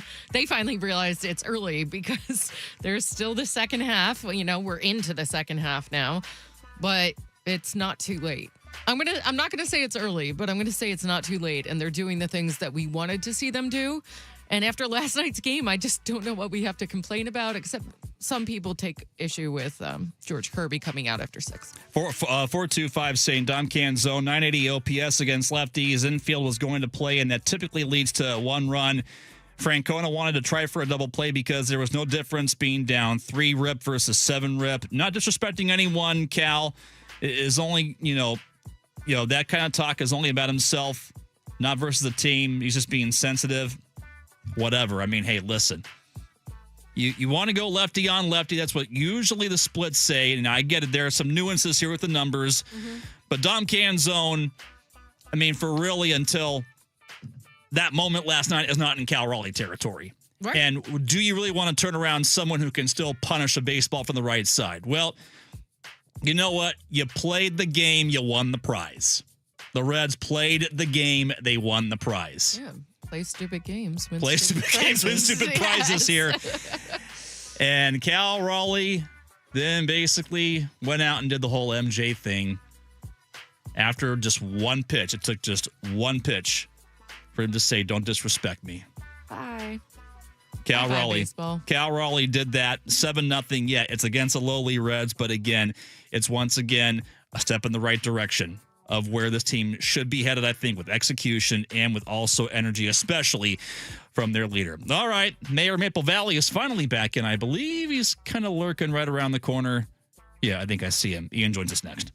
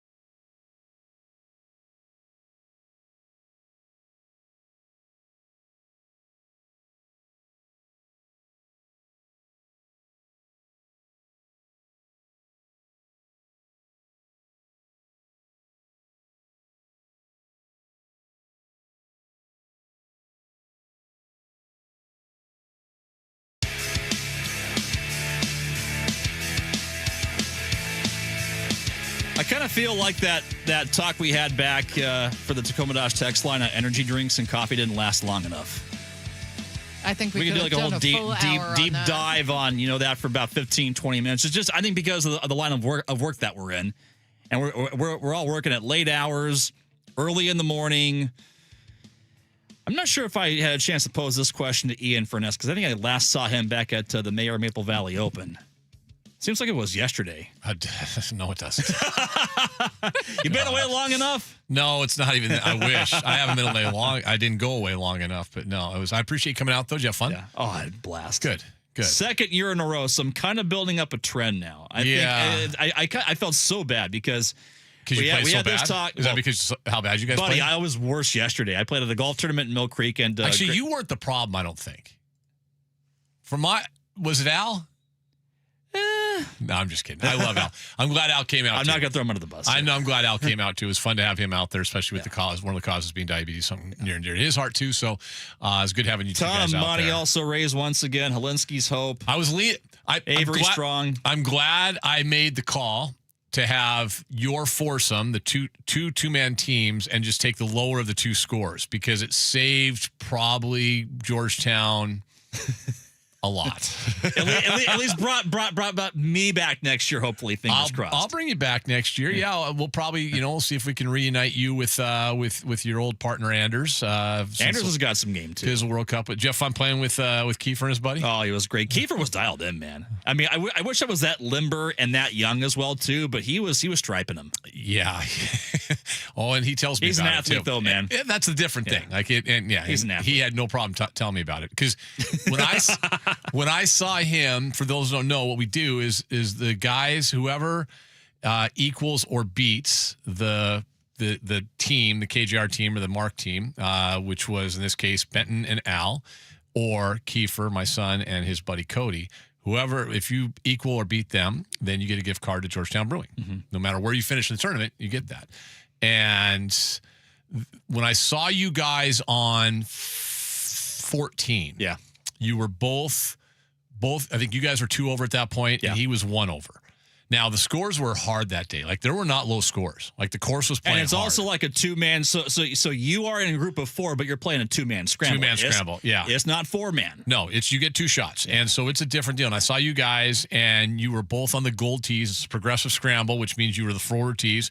That's never a good sign. But I can tell you that most of the field spent time on the gold tees, including guys I know that are like single-digit handicaps. Like, it was hard. For us, also, like, we bogeyed the first hole. So now you're on you gold. Bump all the way up, and we had no birdies all day. So you stayed on the golds. Yeah. Par,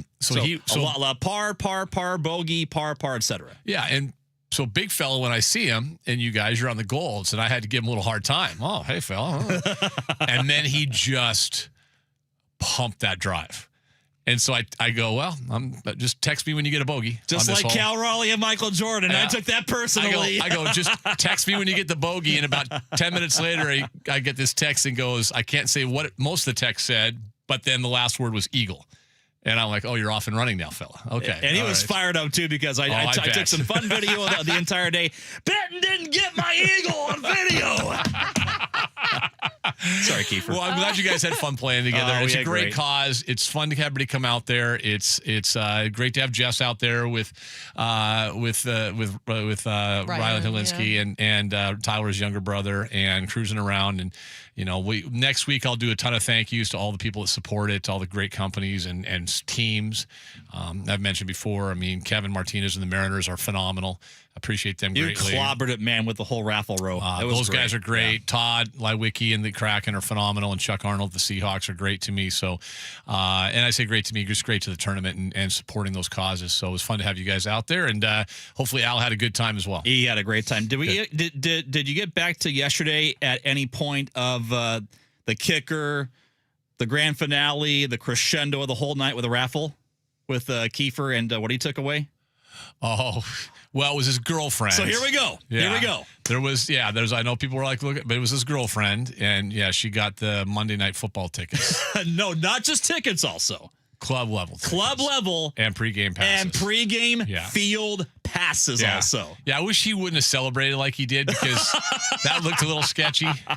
It's like, no. I mean, you saw me pulling the tickets out. Yeah. I did. You went away with something.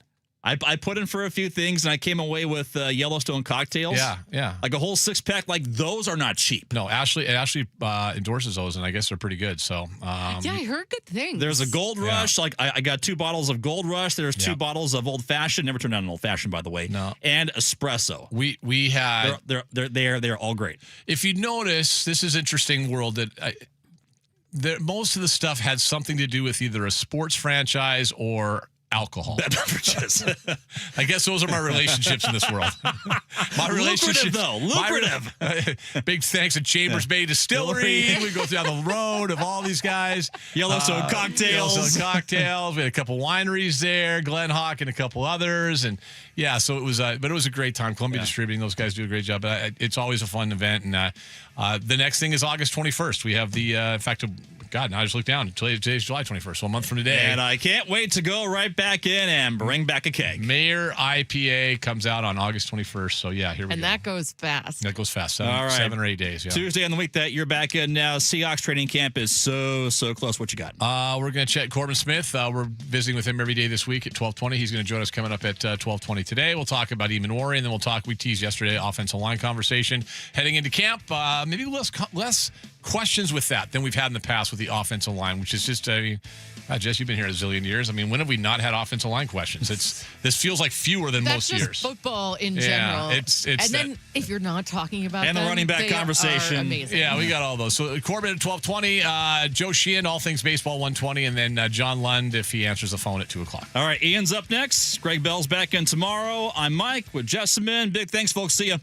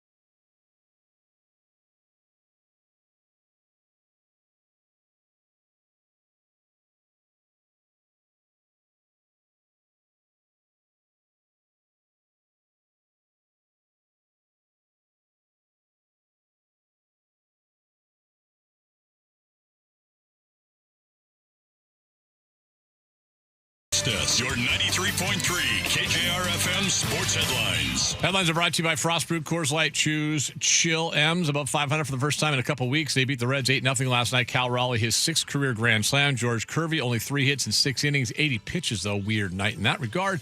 But the M's move a half game ahead of the Rangers atop the AL West. Chase Burns, Luis Castillo take the mound tonight. Second game of the series. Julio Rodriguez removed from the game before the start of the 6th inning last night. He legged out an infield hit. That was a strange thing, too. It was a precautionary move. I might remove myself from the show today as a precautionary move. Travis, precautionary move. Whatever. Seattle Storm rookie Floje Johnson scored 26, but she missed a 3-pointer at the buzzer. The Storm lost to the Lynx, 105-102 Lynx. By the way, the best team in the Western Conference. Storm are, if they're not the worst, they must be close. They're 6-22. Yeah, they are the worst. Bottom of the conference. There you go. Thank you. You wrote that down there for me. Thank you for helping me out with that. No problem. She got a great look to tie the game. Just, let's see. That's good enough for now. Let's go. The Ian Furness Show is presented by Snoqualmie Casino. Text us at 49451 and hit the talkback mic on the iHeartRadio app. This is the new Sports Radio 93.3 KJR FM. All right, welcome in on a Tuesday. I believe we're on the radio. I believe we're on the app. I believe we might even be on YouTube. I don't know. I can't tell because we just had a massive little power surge for the last 3 or 4 minutes. So we are crossing our fingers that things are working. I think we're back on the generator. That generator's working overtime the last 3 months, Trav. Working real hard. It's working hard. You know what? Better now that we have another gong show here at this building with power than during the damn World Cup when you guys were doing all those shows for 100-plus stations across the country, right? We lost power during a broadcast. No, did you really? But that was on Seattle City Light. That was not our fault. That wasn't the Marty Seelig building issue like we've been having? Okay. Correct. They haven't asked us to evacuate yet. This is like an ongoing thing. Are we on? I don't know. Everything's flickering on. The TV goes off. Everything goes off. The power's gone. We think we're on. Oh, yeah. It's not like this is an ancient studio here. Which is weird because it's not, and the building is, by building standards, fairly new, but I miss 351 Elliott down the street. That place was great. All right, here we are. It's kind of like the Mariners. Are you on or are you off? Are we good or are we bad? Up and down. Last night they were up. We'll get into them in just a couple of seconds. Normal show today on a Tuesday with a couple guys you're used to hearing on Tuesdays. We'll start off with Joe Sheehan at 1:20 here in about an hour and 20 minutes. All things baseball with Joe, the Joe Sheehan newsletter, and then John Lund, his weekly visit at 2. Our buddy Corbin Smith will join us coming up at 12:20 today. I want to start a little bit different place today. I know the Mariners are top of mind. I get that. The big news in sports today is what happened in sports media over the last 24 hours. Not even the last 24, like the last 22 hours. Because when we were going off the air yesterday, Trav, we found out that one of the biggest names at ESPN, Ryan Clark, had been let go. Right. Part of the layoffs, which were going to be announced today. And then more today, ESPN had another purge. Unfortunately, we know that all too well in our business, and frankly, with our company, that it's a hard time in the media business. It just is. And, there's oftentimes you hear people say, well, it's just, you get into it, you got to understand that's going to be part of it. No. You shouldn't have to look over your shoulder all the time, but we are. That's where we live in now. We do. More so than any time I can remember in my, going on 3 decades in this thing. It just is. The wild thing today for me as a sports fan, I just want to speak as a sports fan, not somebody in the media, but as a sports fan. And I'd love to get people's thoughts on this at 49451 on the Tacoma Dodge text line. The way we consume sports now and sports highlights, listen, we all, every outlet, every medium has its blemishes. Whether we're talking about sports radio, sports TV, how we broadcast games, where games are broadcast. We just talked about it yesterday a little bit. I think I did it with, who was I talking to yesterday? The Netflix thing we were having a conversation with. It's how we consume things is just very different than it used to be. But I feel like we've lost something. I feel like I have lost something as a sports fan. And maybe it's just because I'm not surfing around the right places to find highlights. But God, I miss the days of turning on ESPN and watching a Sports Center for an hour and feeling like I was all caught up in the world of sports. You know, and in some ways it was modeled after the national evening news, the ABC evening news, or, you know, ABC News Tonight, or NBC News, or the CBS News, the 6 o'clock newscast that was a national newscast. You figure if you watch that along with your local news, that you were kind of caught up in what was going on. You knew the important things. And in our world being sports media, I feel like as a sports fan, I don't feel like I can turn on ESPN and feel like I'm caught up. I don't see all the highlights. I see a lot of LeBron James and the Lakers. I see a lot of the Dallas Cowboys. I see a lot of things I just don't care about. I care about those things a little bit, but, you know, I want to see all the games. Give me a highlight. You know, baseball doesn't have stars like it used to. I blame ESPN for that, partly. Used to be we would see all these guys. You would see highlights from everybody. I mean, De La Cruz last night for the Reds was awful. Like, he was just absolutely awful. But he's a bright, shining star in Major League Baseball. You'll never see him on SportsCenter. He plays for the Reds. They're not very good. God, they're really bad. Like, we think the Mariners are a bad defensive team. Holy. That is a little league caliber defense that we saw last night from the Reds. But the point being, I feel like we've lost something that's important as a sports fan. I don't need Scott Van Pelt's kind of, listen, this is an unpopular opinion. I get this. I feel like there's too much Scott Van Pelt.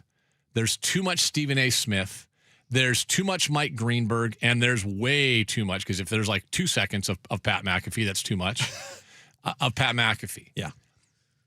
The Carl Ravaches, a couple of the other guys, the people that got laid off today, the SportsCenter anchors. Like, just give me an hour of SportsCenter. Give me some news. Not having people stand in front of a big Summon, which is a big video wall, and just sit at the desk and tell me who won each of the. How did Texas do last night? How does it relate to the AL West? What's going on in the AL Central? What's going on in the National League? You know, why are we waiting for an NBA schedule to come out? It's because of LeBron. Okay, that's a 60-second read. That's a VOSOT, a VO, and a soundbite. That we don't have that anymore. You know, it's sad what's happened to ESPN. Tom Pelissero also got let go today. We had him on the show a while ago. I've known Tom for a little while. Got to see him a lot at Seahawks. He's kind of the one guy that came out with the NFL Network every year for Seahawks during training camp. Great dude. Dialed in. So good. He gets let go. The media business is changing. It's hard. And maybe many of you think it's fine. I don't. I just miss certain simple things like a SportsCenter. I just do. Mm-hmm. And Carl Ravitch leaving, you know, I never would say he's a Jag, just a guy. I thought he was a lot more than that. He was the face of baseball for that network for 30 years. Baseball Tonight with the 2 in front of him. Maybe you see on ESPN2 first started, they had all these things like NASCAR Tonight. Kenny Mayne was part of that. Right. Baseball Tonight, Hockey Tonight, NBA Tonight with the 2 in front of it. Kind of the nightly highlight shows for those particular sports. Those things all have gone away. But it's a sad day, man. It's a sad day. Unless you're screaming at a television screen at the top of your lungs, or wearing a cutoff shirt and a tank top and broing out all day. Maybe I'm just showing my age, but to me, it's another sad day in our business. And it's a sad day for a sports fan, not just in our business as a media person. It's a sad day for a sports fan. You know, I think there will always be a role, and I have noticed, because there are certain people that like to write about what we do here at KJR that don't work here anymore, or used to work here anymore. I do notice that there's a lot of people who want to bash what we do, as I'm doing right now with ESPN. And I get that. I understand it comes with the territory. We're not perfect. Company's far, far, far from perfect, financially and otherwise. But I think there's always going to be a role for sports radio locally. I think there is going to be a role, because you're tuning in right now. You want me to talk about Cal Raleigh and hitting a grand slam and how that relates to where he's been lately, right? Like that's. I mean, he hadn't hit a home run in a long time. It's his 10th of the season. He still was 1 for 5 last night, by the way, guys. That's not a great night, but he did have the bomb when they're up 3-0. I don't care about what the home run did for one night. I care about what the home run did for the bigger picture for him, sure, which we'll talk about probably more at 1 o'clock. And then obviously with Joe at 1:20. But there's always going to be a role for us locally here. I think because you want to know what's going on with the Mariners. You want to know on starting this weekend and certainly a week from yesterday, next Monday, when we're at the Virginia Mason Athletic Center, what's going on with the Seahawks. You know, there's people in our business that will mock that. I don't care about the storylines. I don't know. That's fine. Whatever. You don't care about the storylines. Here's the thing. Most people listening do. They want to know what the running back rotation looks like. Who's number one? Is it Price? Is that who the guy is? Is he number one? You know, is Helani really a guy they're going to lean on? Corbin will tell us yes because he loves him. He's got a man crush on him. That's fine. You know, is Sundell going to be a long-term entrenched guy at center? Is Bradford going to get supplanted? What's going on with Eamon Worry? None of that stuff's being addressed on ESPN. But ESPN did give us something for many years. They gave us the rest of the country. And I think that's important. I think there's a good balance between what you need locally as a sports fan and what you need nationally as a sports fan. And when they have the layoffs at ESPN like they did today, and you're losing great anchors, solid anchors that are just meat and potato guys because they don't scream at the camera, that's a sad day for a sports fan, both locally and nationally. Hopefully locally we'll continue to support or continue to give you what you want. Not always, but we'll keep trying. We'll do our best. You know, when stuff does break, we're on the air. Nick Eamon goes on the PUP yesterday at 2:20. We were on the air. We talked about it right away.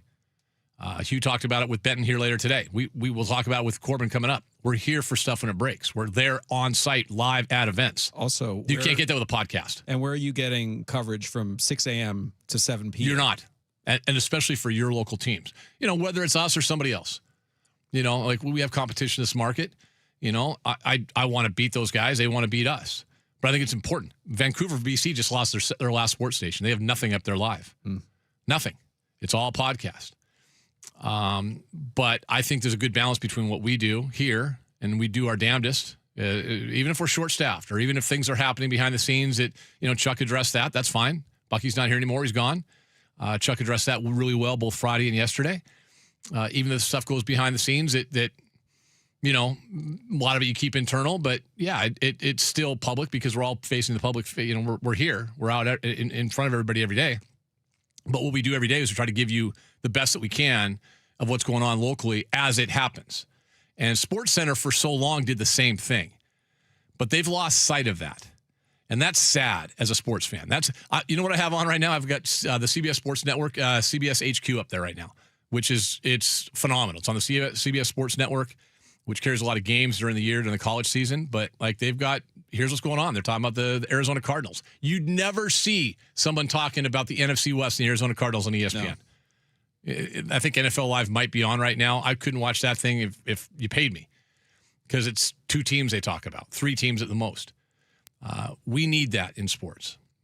I'm off my soapbox. Okay, we'll get to Cal coming up at 1 o'clock today. Joe Sheehan will spend some time with us as well. That was a big night. 5 RBIs. One of them was a fielder's choice, but the other one was a grand slam. Disrespected. I just thought it was classic Caleb Ferguson. I love that. Oh my God. God, that was Turd Ferguson just did his thing. Remember that big acquisition last year for the Mariners that got him in? Yeah, that's him. That's him right there. You saw his deal with the umpire, right? Yeah, Bill Miller, who's got to be in his 60s. I'll tell a story about. Remind me, I got a story on Bill Miller later. We'll get to that later on today. We'll come back. Corbin Smith joins us. Like I said, we were on the air yesterday. Nick Eamon PUP. What does it mean? Offensive line for the Seahawks as we preview training camp next.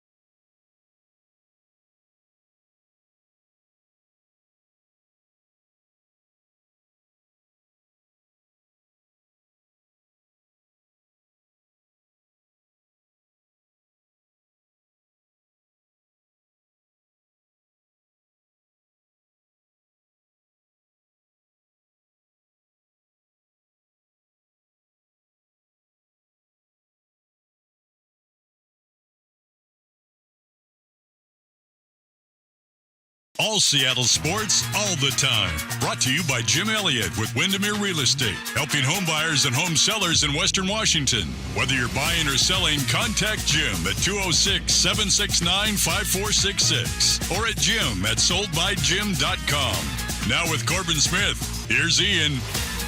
All right, we're doing this all week, checking in with our friend Corbin Smith, Emerald City Spectrum. He had the story up today on the PUP list at emeraldcityspectrum.com, what it means, why the guys were there. McIntosh, we know why. Tyrone Broden, whatever. But Nicky Manwari, the headliner, we'll get to that in a second. We also teased yesterday, we'll talk a little offensive line.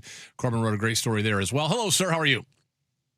I'm good. Thanks for having me as always. We are closing down. Countdown is on to training camp Saturday, Sunday. We'll be on the air on Monday from the Virginia Mason Athletic Center for the first time of many, many times out there at the Virginia Mason Athletic Center. We'll see our friend Corbin out there on many of those days as well, which we're excited for. Get to hang out with him on the sideline and talk ball, which I love doing with you, buddy. It's one of my favorite things. I miss doing it in the press box with you on a weekly basis, but we get training camp to hang out together. So I don't know about you. I'm looking forward to it. Is this the time of the year you get excited for? Are you stressed about? Are you fired up for? What's going through your mind as we're 4 days away? You know, I always end up in a position, Ian, like 4 or 5 days ahead of time. I'm just like, man, there's so much that I want to write about that it ends up becoming like it almost like becomes overbearing. Yeah. Like it's like what do I want to invest my time in writing about, especially with the defending champions, but this year, it's interesting. There are definitely some subjects that stand out above the rest. And I think the fact that the Seattle Seahawks have an offensive line that could be a strength, like that by itself this offseason. We're going to get to the O-line in just a second. I want to do two things first. It's funny, yesterday we talked about non-NFL stuff to start. I'm going to do that again today because you tweeted something that I just spent the first segment talking about. I'm sad where our business is. I'm sad. And we got a ton of texts, by the way, Trav, moments ago. What has happened to ESPN and what happened today? None of us like to see layoffs in this business of media or sports media.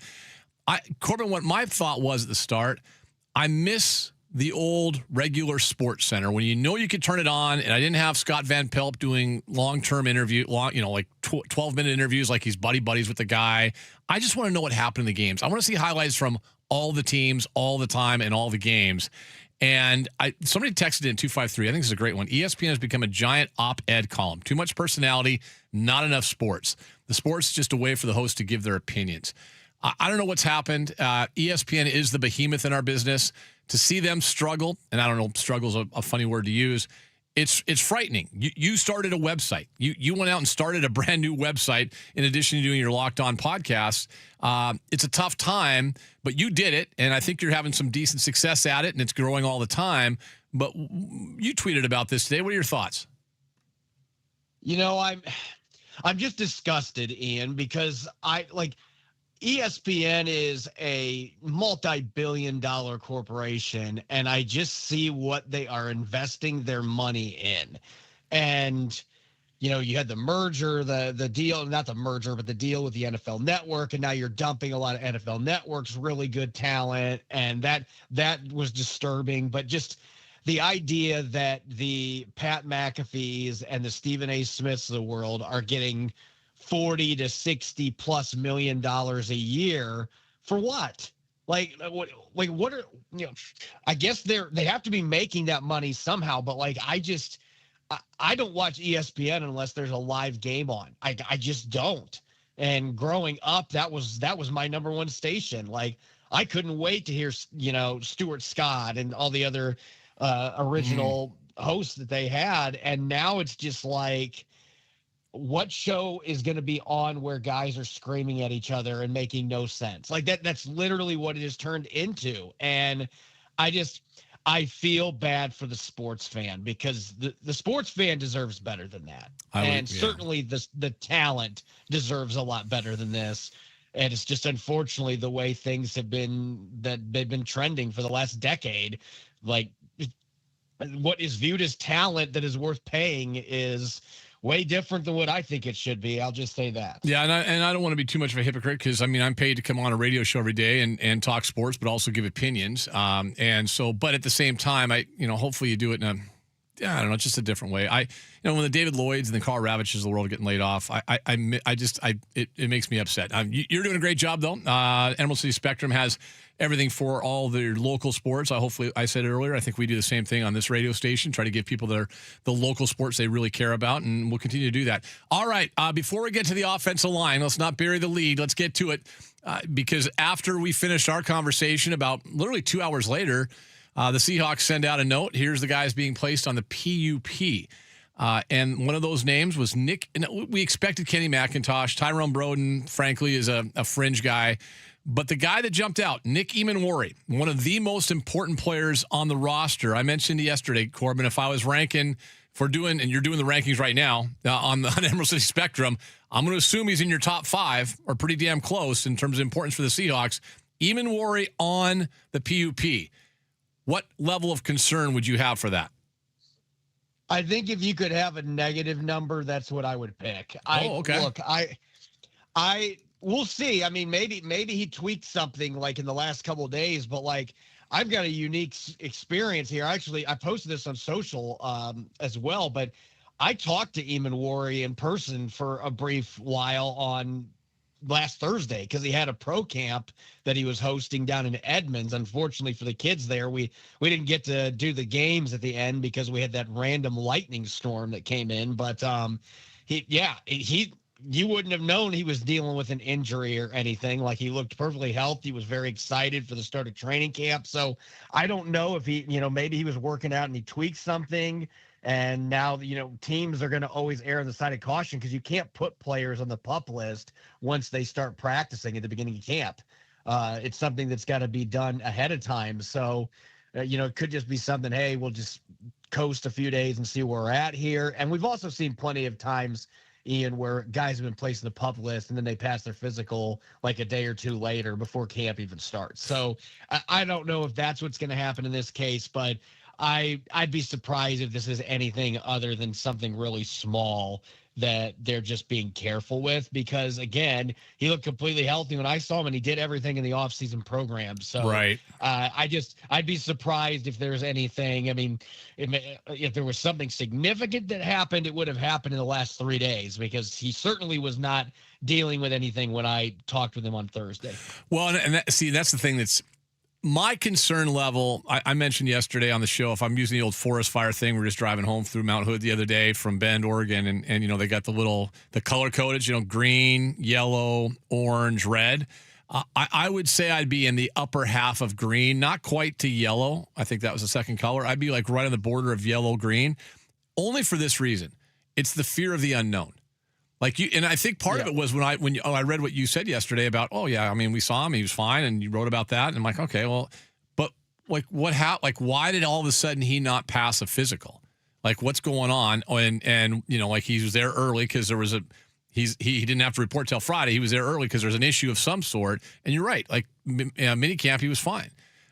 I guess to me, it's just the fear of the unknown.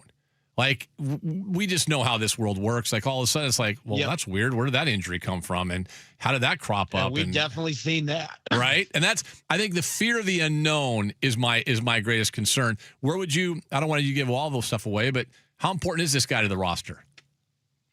Oh, he is absolutely critical. I mean, he unlocks. This defense is really good without him. I mean, we've seen what this defense looked like the 4 games that opened the season. They were still really, really good on defense, but I've mentioned this before. I don't think there's a guy in the NFL that does this to the level that Nick Emanwari does, and the ability having him on the field. Like, typically the offenses are the dictators. Defensively, the Seahawks set the tone because they've got a guy that can play like 7 different positions. Like, they can keep the same personnel groupings on the field, but be doing different formations and different sets, moving him all over the place, and he's really good at all the positions. It's not like he can just line up somewhere. He can play. He can stand at edge. He's not going to make much of an impact. We saw that he makes an impact everywhere that he plays. So if this is something that is more than just a tweak, then that does become a very significant thing to watch. But I would be surprised if that's what's going on here. I mean, I've seen some people floating, well, maybe he failed Mike McDonald's conditioning test. That would surprise me too, because I've seen him. I watched him run around in OTAs and stuff. He certainly looked like he was in great shape out there on the practice field. Yeah, but, I can't imagine that's the case, right? Like, come on, there's no way. I saw some people saying, well, could this be a weight issue? I'm like, again, I literally was just standing next to Nick Eamon-Worry on Thursday and talking to him. He is in outstanding shape. So I don't know if it's just, hey, I was working out and I had a slight little tweak in my hamstring or whatever. Like, we've seen stuff like this pop up before.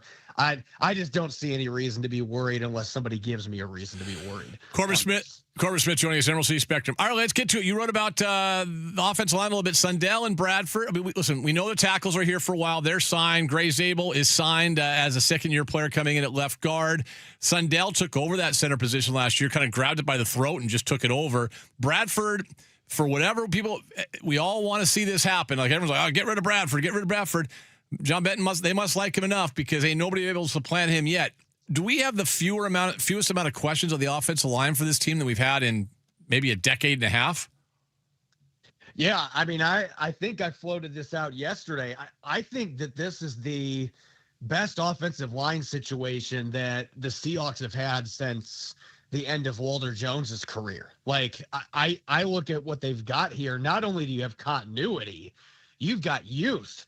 All 5 of these starters are 27 and under. Like, it's a young group that's still getting better. You've got the right coach now to coach these guys up. You have 2 guys in Sundell and Zabel who already had a built-in relationship playing a ton of snaps together at North Dakota State. Charles Cross and Zabel really hit it off last year.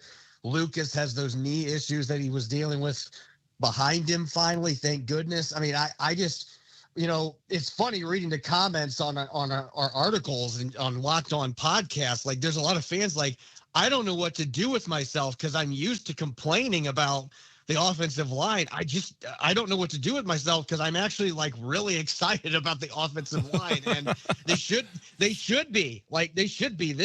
I think this group has the potential to be a top 5 offensive line in the National Football League this year. I think it can be that good. Wow. I was just thinking back when my buddy Steve Palazzolo was still working at Pro Football Focus, and we going back probably 8-9 years when Steve was there up until the last 2 years when we went to the 33rd team. Every year I'd have to have him on and I'd have to bust his chops. I'm like, dude, seriously, like, why are is it really the 31st offensive line, 32nd offensive line, 30, whatever, right? Like, I go down that road with him all the time. And he's like, yeah, I mean, everything tells us that it's that. This is uncharted territory.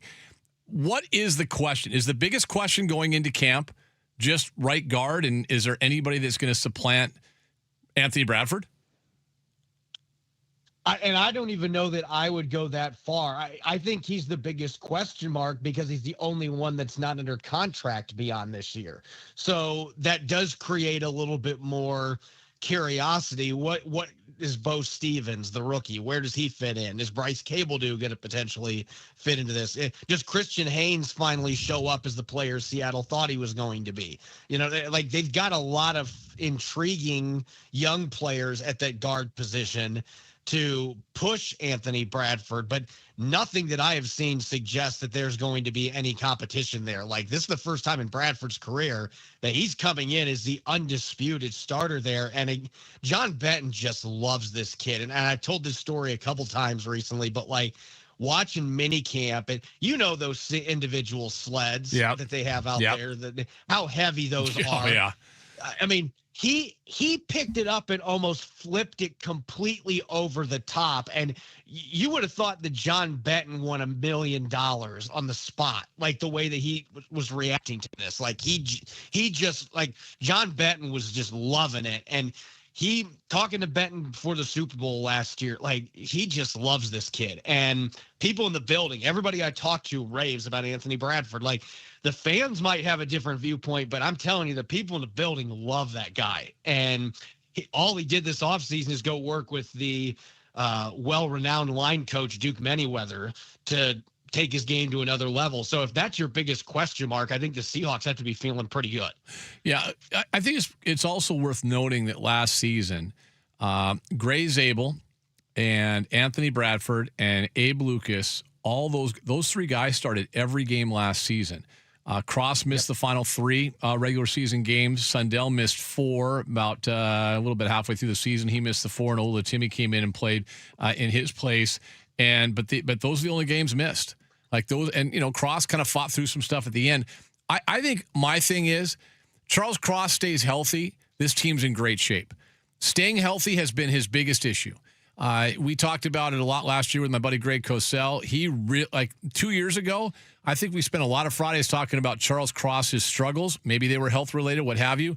Last season, I think every Friday that we had Cosell on, he's like, here's what the tape says. Charles Cross is really good, like really good at football. If Charles Cross is healthy, how good can that left tackle be?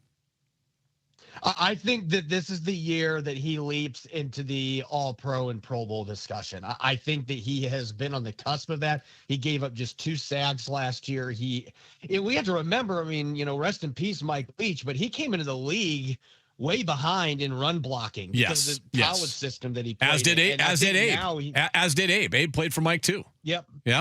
Yeah, but I think Abe was much more inclined to be able to play that physical style when he came into the league than what Charles Cross was.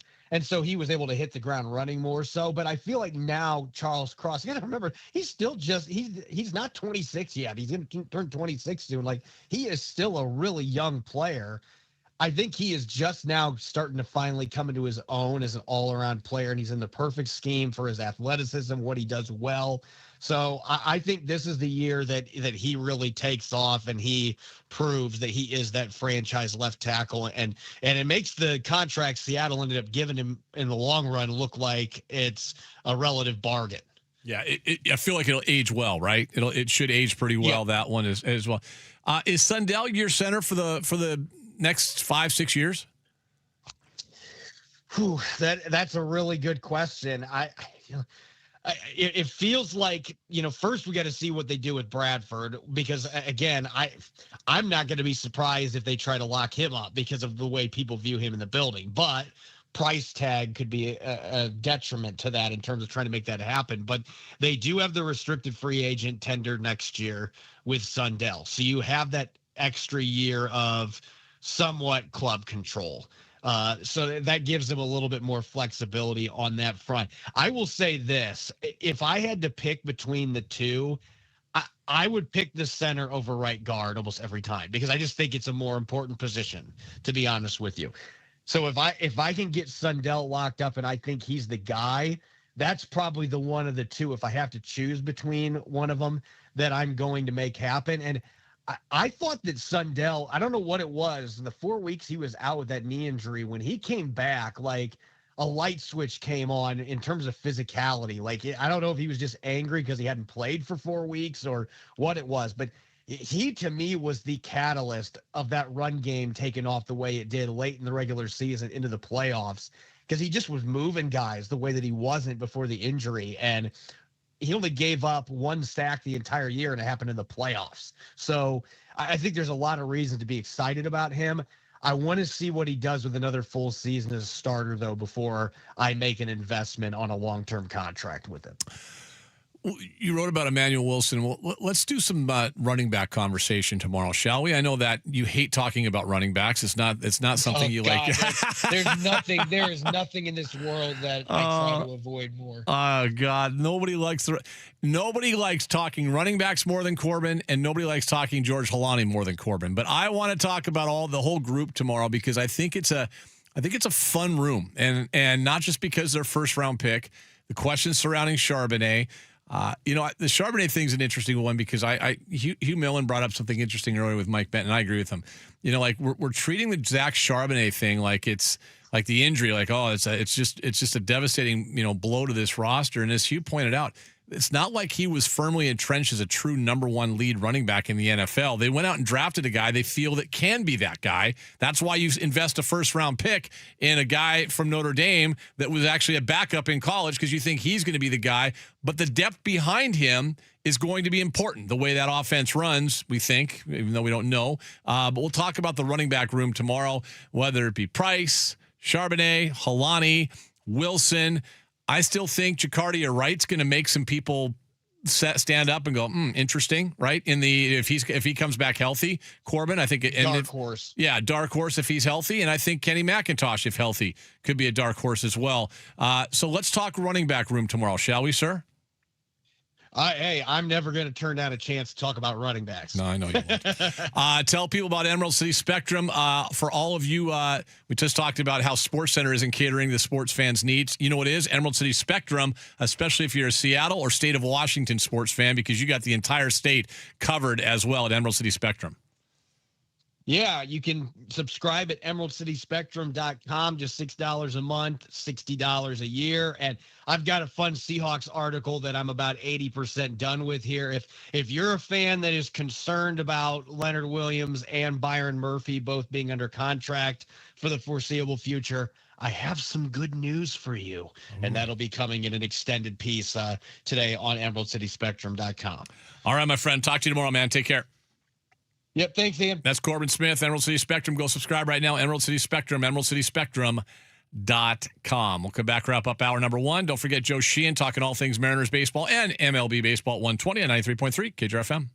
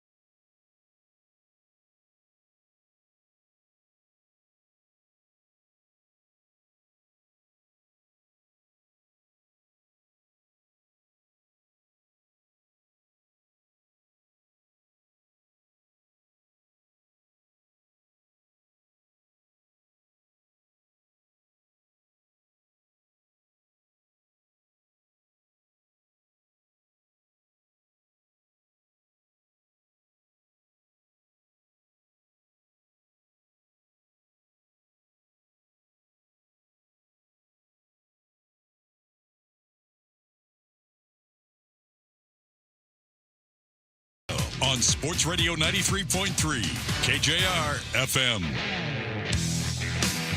Bonus Bucks Cash Contest presented by Bellevue Rare Coins every hour, every weekday through August 7th. Own gold. Now it's time to sell at Bellevue Rare Coins. 4 convenient locations. BellevueRareCoins.com. Enter the keyword on our website, 93.3KJR.com. It is green this hour. All right.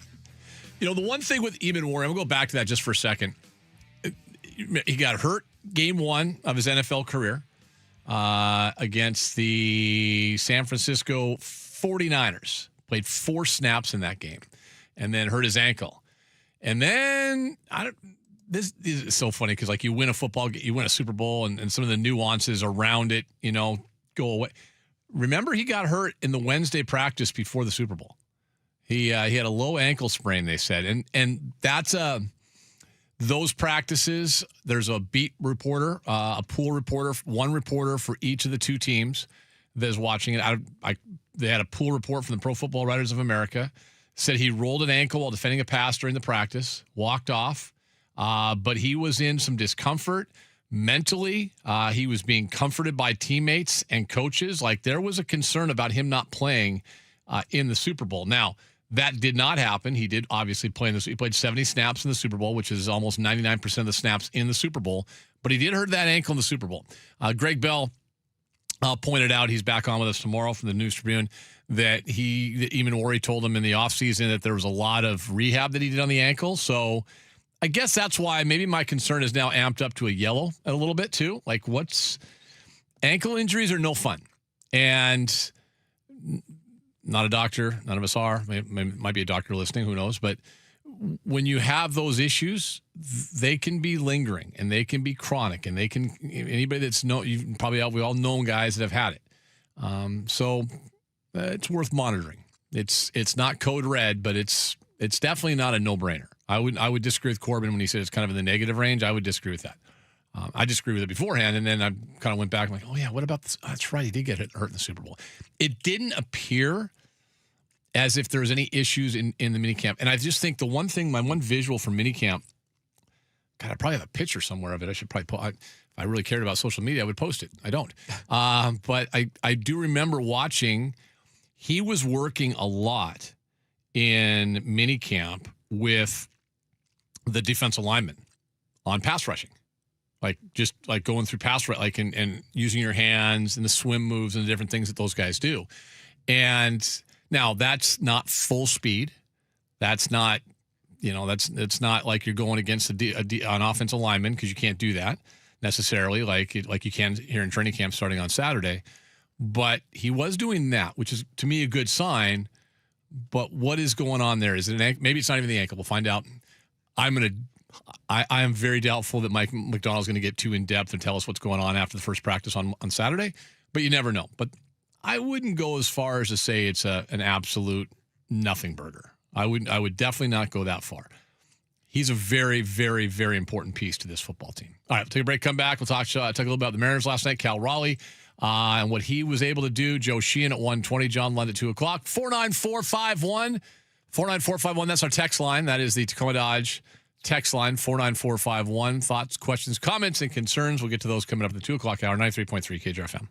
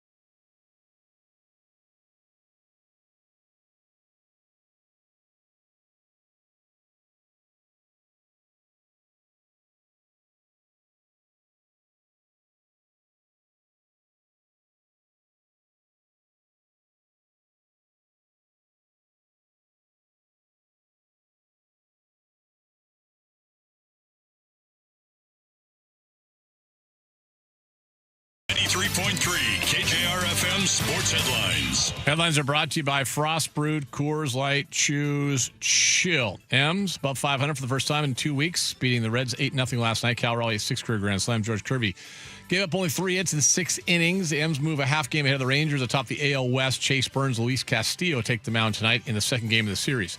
Randy, you're on notice, by the way, tonight with Castillo on the mound. No loafing out there in left field, all right, fella? No more of that nonsense. Julio Rodriguez removed from the game before the start of the 6th inning last night. Legged out an infield hit, got hit in the ass, basically, and then grabbed his hamstring. Dan Wilson saying, no big deal. Nothing to see here. Move along. We'll see if we move along. Let's see. Storm rookie Flo J. Johnson scored 26 points. Storm lost to the Minnesota Lynx. She missed a shot at the buzzer that would have tied the game. Lynx are 21-6. Storm 6-22. Bottom of the conference. Not good there. How about our guy? Remember Jordan Brooks, former first-round pick of your Seattle Seahawks? He signed a contract extension today with the Miami Dolphins. 3 years, $51.3 million. 35 of that is guaranteed. Hour 2. Should mention our Bellevue Bonus Bucks cash contest presented by Bellevue Rare Coins every hour, every weekday through August 7th. Own gold. Now's the time to sell at Bellevue Rare Coins, 4 convenient locations. BellevueRareCoins.com. Enter the keyword on our website. This hour's word is credit. Just a real quick note on Jordan Brooks as he signs that nice extension, $35 million, man. Good for him. He was one of the guys. First round pick by Seattle in 2020, and that was an odd draft. He was picked. That was during COVID, the whole 9 yards. His rookie year during the COVID season, and kind of a tough go. He was always a productive player for Seattle. But the one thing I remember about Jordan Brooks, and this, I'm glad he's getting his due. And listen, it took a while to get to this point.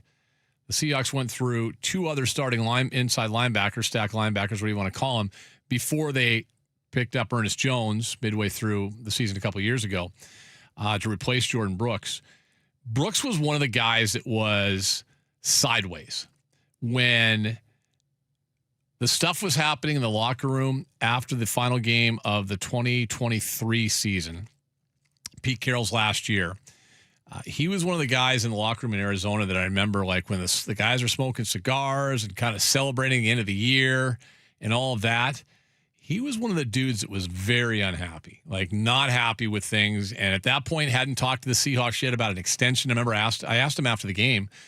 We did a post-game interview with him in the locker room, and I said, hey, what's going on? Have you talked? He goes, nothing's going on contract-wise. And as it turned out, that was because they weren't bringing him back. But good for him getting his due, man. I was always a big fan of his. He was as serious and still is as the day is long. And that guy, it's like when you want to, that's what you want in your linebacker, man. That dude is, he is special. He still holds the most tackles for Seahawks linebacker. Yep. Yeah, he's a stud, man. He's a stud. Miami's locked up a couple, 3 guys kind of as core players in the midst of a true rebuild was what they're doing right now. So good for him. Good for him to get that extension done as well. Seahawks camp, by the way, starting on Saturday. We'll be out there starting next Monday as well. All right, Los Marineros. Hey, big win last night. Mariners win. A little wild game last night. First of all, it's so hard for a TV crew to capture certain moments. And yesterday, the Geno Suarez's first at bat was he led off the second inning, I believe it was, right? That sounds right. Yeah, second inning, I think he led off. Yeah. So you go into the first, you go into a break, and you're kind of beholden to the commercial world. So his introduction and the true kind of feel on TV for Geno's return to Seattle was really lost. Like they just weren't able to capture that live, like I think we wanted to. I'm like, damn, did I miss that? I shuttled back, and it's like it was just kind of camera shots. They're scrambled to try to get it live because they're coming out of a commercial, and it's not anybody's fault. It's just the way TV production is. Curtis Wilson's a great director. They do a great job with it. It just they didn't capture it. I'm like, God, that's a bummer because I wanted to really see what it was like. Post-game show, they showed it again. Good for them. Brad and the crew, they showed it again. Really cool seeing Geno be welcome back to Seattle. I think Goldie mentioned it on the broadcast. You maybe remember Brad actually post-game, one of the two. And they said, and it's very true. one of the biggest hits and moments in baseball history in Seattle was that home run he hit in the playoffs last year. No doubt.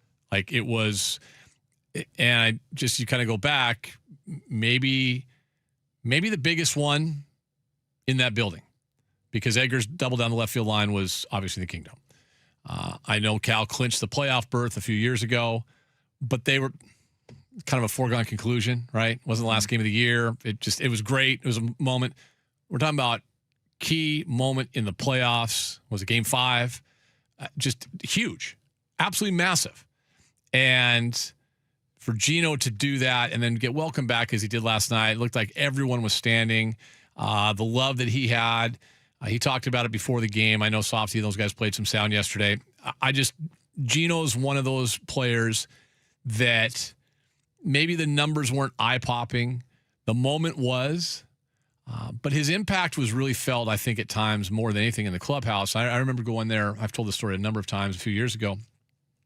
They were kind of in, I think it was the year they went to the playoffs. In fact, it was. They were scuffling along, and they were playing the third game of a series, I believe it was Houston, and he was scuffling. And Scott Service told the story about in the postgame about how he went up to Gino before the game and said, "Hey, I need you to get these guys going. Like, I need you. I know you're not playing well either, but I need you to put that aside and get these guys going." Very selfless player. Did it. They won that game. They got on a roll. Rest is history. And I stuck around. I was working for Fox 13 at the time. We stuck around, and I was doing the late show that night at 10:30. And I said, we got to wait for Gino. And the clubhouse was empty. He comes out, and not that he was stiffing anybody. He was just getting some treatment. Comes out. Couldn't have been more cordial. And I asked him about it, and he goes, "Yeah, I mean, Scott's my guy. Which is interesting because Service apparently lost the clubhouse somewhere. But he talked about how important it was for him to be that leader for this baseball team. When they brought him back last year after he had left and gone to Arizona, it was important because maybe his value was elsewhere. And I think the fans realized that. Certainly saw the love that Cal gave him as well. Just a very, very cool moment for Gino Suarez last night. Didn't have the night he wanted, and the Reds get shut out. They're a bad baseball team. They're awful defensively. You could blame Bill Miller, the second base umpire, for being a big dude all you want. And poor Bill. Bill is... I did a story on him, his first year umping in pro baseball. I did a story for Bruce King voiced it, but I produced the story for him. He was a Northwest League umpire for the Everett Giants, not the Aqua Sox, the Everett Giants at the time. And he was a two-man crew in the old Northwest League, short season ball, and he was working his way up. And Bill Miller, I want to say he's the same age as I am. I'm 61. I'm pretty sure he's the same age. Bill, like me, put on a few pounds over the years. Bill getting chirped at by Turd Ferguson there. Like, dude, don't. Yes, maybe he was in the way. Umpire's part of the field. That's a you problem. That's your infielder's problem. De La Cruz was awful yesterday at shortstop. I had a double clutch, pump. Guys running, legging stuff out, hitting Julio in the ass, all these things. That's not his fault. But Bill's been around for a while. Bill may need to think about retiring at some point. You may need to kind of pack it in, my man. I love the guy. I've got that story. I got to find a way to digitize that and post it because it's a really cool story. He's a good dude, and he's getting chirped at. He just sat there and took it. He knew, like, he could have run the guy. He could have, when the word's being used, he could have run him. He didn't. Yeah. At the end of the day, you're down 3-0. Then all of a sudden you want to groove a pitch to Cal. The disrespect to Cal by walking a guy to get to Cal. 61 home runs, Cal. First of all, probably the right move. Yeah. Probably the right move. At this moment, yeah. At this moment in time, probably the right move. And then you want to throw a batting practice curveball. Let's wait and see what the next 5-10 games brings. But when he had gone, 10 straight games without a home run, had Cal Raleigh. And the extra base hits have not been there. The slugging percentage is abysmal this season. It does jump up over 300. I think it was below 300 before last night, before the Grand Slam. But you're still hitting 163. He was down to 159, I believe it was, before that Grand Slam last night. Oof. God. Can that be the catalyst? I don't know. You don't know. None of us know. But I didn't care about going from a 3-run lead to a 7-run lead. I cared about, is that what gets him going? The only weird thing I thought about, and I texted someone who covers the team daily in the print media, and not Divish, but it was somebody else. And I said, what? His post-game demeanor, and really all year, has been interesting. And I know he doesn't like talking about himself. I get that. I was told by this person, and maybe someone will write, maybe they'll write about this, that the Friday night game against the Giants and how that game went, what the attitude and kind of the jovial, whatever, we're getting our ass kicked coming out of the break feeling was definitely addressed by not just a man, but by Cal. And like, he's kind of not just frustrated with his own game, but fed up by the team itself. Because I watched him last night. I'm like, come on, Cal. Like, let's give us more than that. Like, you just kind of came across as, I don't want to say he came across as unlikable. He kind of came across as smug. And that's not who you should be. Now, I know he doesn't like certain questions from certain people post-game on live broadcasts, but he just didn't come across well. And I was told, no, he's kind of at the point of being just done. And maybe it pissed off Cal Raleigh, not just because he's pissed off at getting the disrespect of having a guy walk in front of him, but just just pissed off because he's not playing well, but he knows his team has to play better as well. Like, let's get going. Time to start cranking it up. Let's see if that truly is a catalyst. Let's see if that truly is a moment that gives this team a jump start for the rest of the season. Because right now, it is still very, very much up in doubt, not just him, but the team. He's still hitting 163. He's still got a 266 on-base percentage, which actually went down as of last night. It went down. His slugging percentage went up because of the home run. His OPS went up a little bit as well. But this is a guy, that they have to have be better. He's got to be better. He was 1 for 5 last night with 2 strikeouts. Will the home run be the catalyst to get him going the rest of the year? We'll find out. All right. Joe Sheehan Newsletter joins us. Coming up next, we'll talk all things Mariners, all things baseball. It's been a couple weeks since we talked to Joe. He'll join us. Coming up next, 93.3 KJR FM.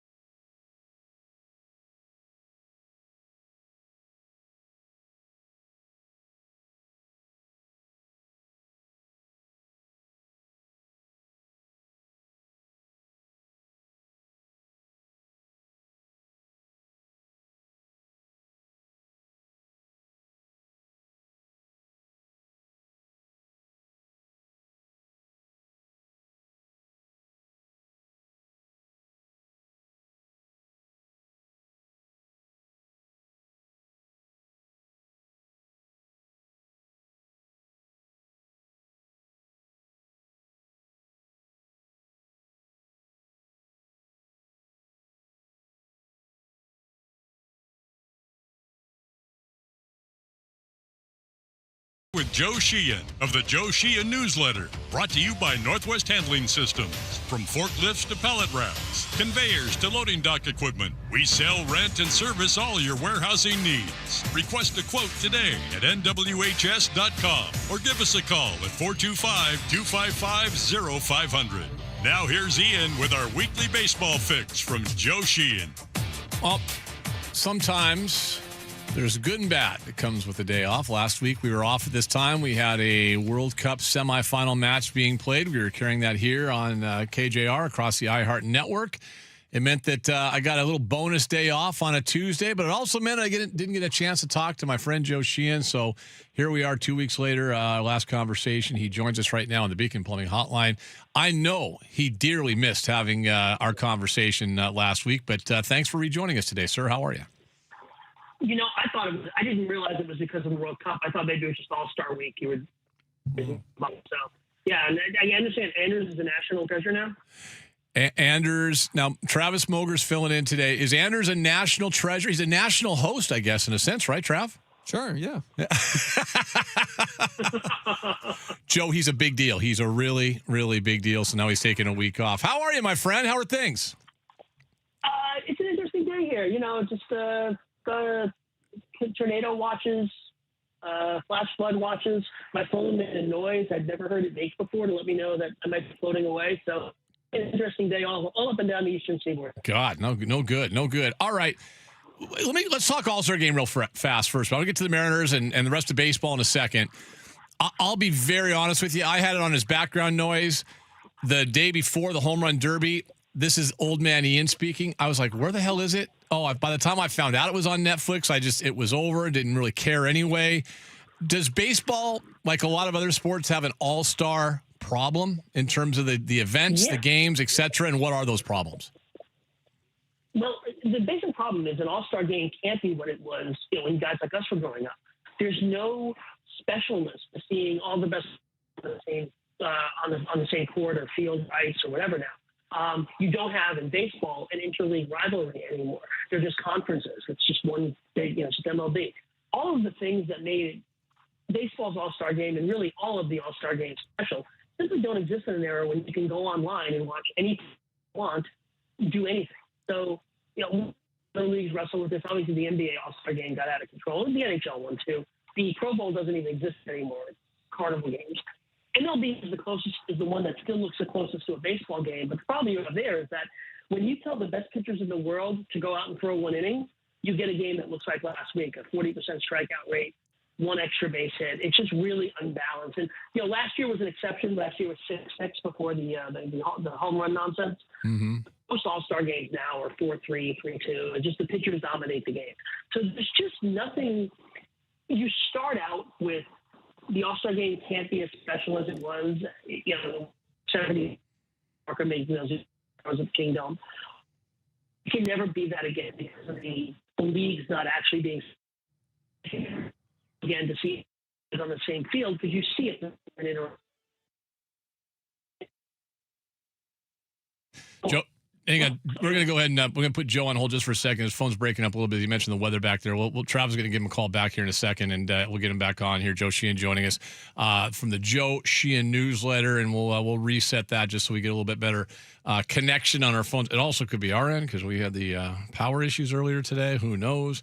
But we'll get to that in a second. We can tell you, though, that Joe Sheehan is brought to you by our good friends at Northwest Handling Systems. They handle everything from forklifts to pallet racks, conveyors to loading dock equipment. We sell, rent, and service all of your warehousing needs. Request a quote today at nwhs.com or give them a call, 425-255-0500. And we're getting Joe back on here, and hopefully we get a little better connection today, too. Like I said, it might be his end, might be our end, could be either end. Who knows? We're always curious about how that stuff works. I think that, yeah, and we'll get Joe's thoughts on the rest of the All-Star game in a second. It feels like most every All-Star game has kind of jumped the shark a little bit. Almost every sport it has. And it used to be such a big deal for all of us. Joe's back with us. Is he back with us? Okay. Joe's back with us. Yeah, Joe, I think one of the things I know might be our situation here too. We've had a power outage a couple times today. When we were growing up, doesn't matter what age, I say, in the last 20, 30 years, All-Star games were so cool in every sport. And I don't know, maybe it's just because we see so many games and you can see any game in any sport on TV all the time. It just feels like they've all kind of lost their luster. Right. And like I say, it goes to the fact that you don't have, in baseball, certainly the interleague rivalry, and in the other sports, just there's not an intensity to it anymore. I can even remember, even in like the 90s, there were NBA All-Star games where, they diddle around for 42 minutes, but in the last 6 minutes of the game, you had the 10 best basketball players in the world going after each other. So you can't replicate that anymore. I said, I would do away with the All-Star game. I just think these are all anachronisms. You don't need them in the year 2026. I would use every 4 years the All-Star break to play the last either Final 8 or Final 4 of the World Baseball Classic. Yes. I think that would draw so many more. God, so every good. 4 years. So good. Think about how good the knockout rounds have been in the WBC. And they're happening in March when we're all watching college basketball. Dude, I'm watching college basketball. Right. And I think if you and it's complicated. And you're going to have the same issues with guys not wanting their guys to pitch that we had. Something like 6 of the top 10 NL pitchers didn't pitch in that game last week. And, or maybe it was 6 of the top 10 overall with Schlittler not pitching and a couple of other guys. I think you'd run into some of that, but maybe not as much if it was the WBC instead of an all-star game. So it's not the easiest thing in the world to do. You've got to get NPB on board with stopping their season to come over here. But I just think that I would take a WBC every 4 years as opposed to what we're getting now in MLB with the All-Star game. There's just no juice to it. Your idea of playing, what would it be, a Final Four, basically? Like a Final Four, right? For like maybe 10 days or however long it would be. Well, it would probably, no, just play the knockouts. There you go. Play down to 8 in March, and then you play the quarters, the semis, and the final. Boom, perfect. One game, just like a College World Series type of thing at that point. There's a precedent for that, and God, it was so good a year and a half ago now, when the NHL did that Four Nations tournament. And it was, the U.S. and Canada, Sweden, and Finland, I think is the 4 teams. But that ended up being, everyone wanted to play in it. It was in the middle of the season, but yet dudes were dropping the gloves. They were playing for their country. There's nobody tapped out. Nobody said no. They all played.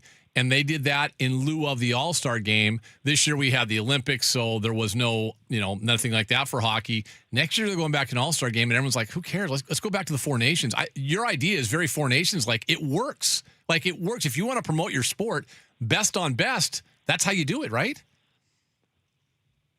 This long competition. Back to the Canada Cup and, of course, the Olympics, all the great stories that have come out of there. That develops the anticipation. Also, too, look, no ball has with pitching, right?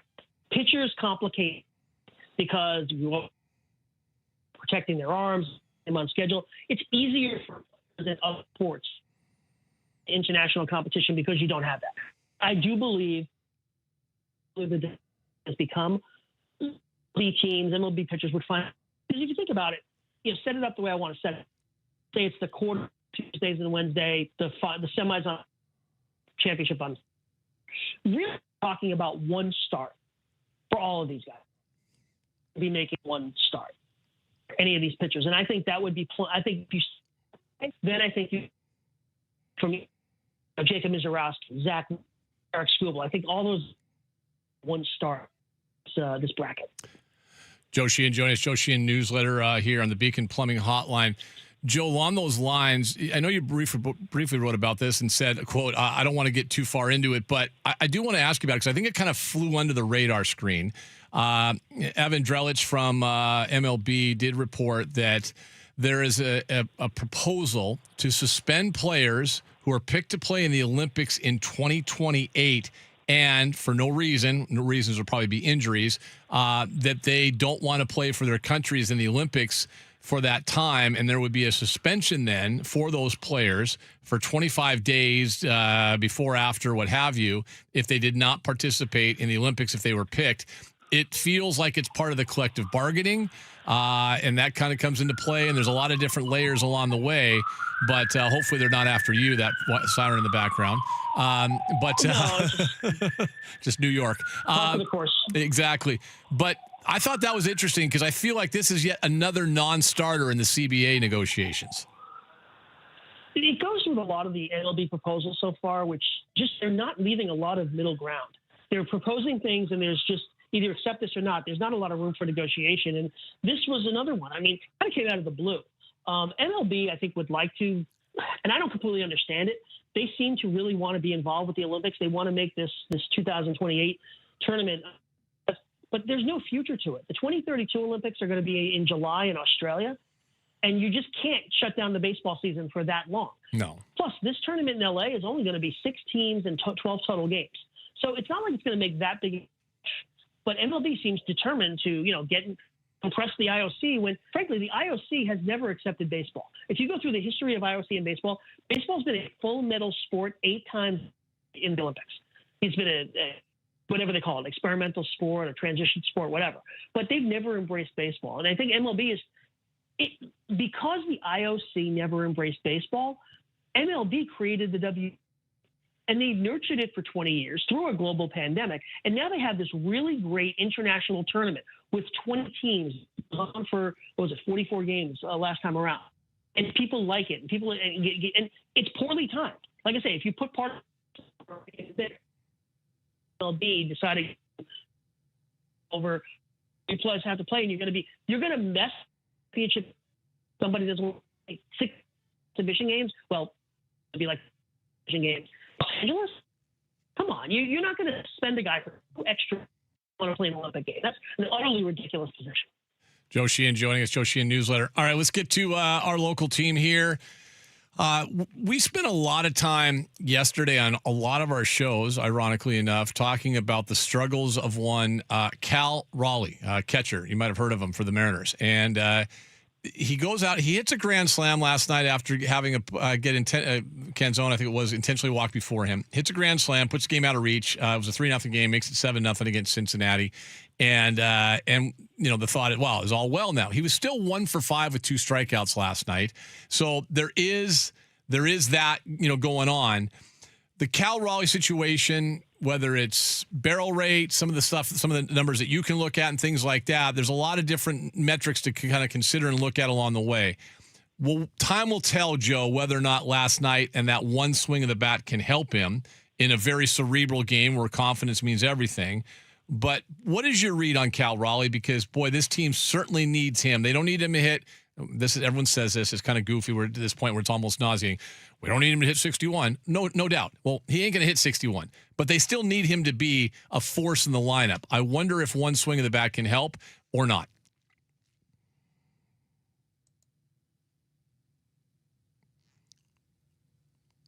Trav, go ahead and let's put him on hold. Let's try to get him. We'll try one more time to redial Joe here in just a second. So Trav's going to do that real quick. That's such a great question by me. Long-winded. Maybe that's why he dropped off. He's like, I don't want to listen to Furness talk anymore. But I do want to get Joe's thoughts. We'll try one more time, see if we can get the phone to work a little bit more with him. So give me a thumbs up when you get him back on, and we'll ask him about Cal Raleigh before we wrap things up with Joe Sheehan. Joe Sheehan Newsletter. JoeSheehan.com is where you can find that. Again, brought to you by our friends at Northwest Handling Systems. He had gone 10 straight games, by the way, without a home run. The last one he hit was, it's interesting. God, both games, big blowouts, 11-0 is strong. All right, Joe, I was just long-winded question by me. We'll try one more time. Phones are kind of goofy today. Just Cal Raleigh. Can one swing of the bat change what this guy is, his trajectory, do you think? I'm reluctant to say that one or the other just because I can't get his head. I can't. He's not. The guy who basically pulled fly ball that. So I don't want his head to say, "Oh, it's just all mental."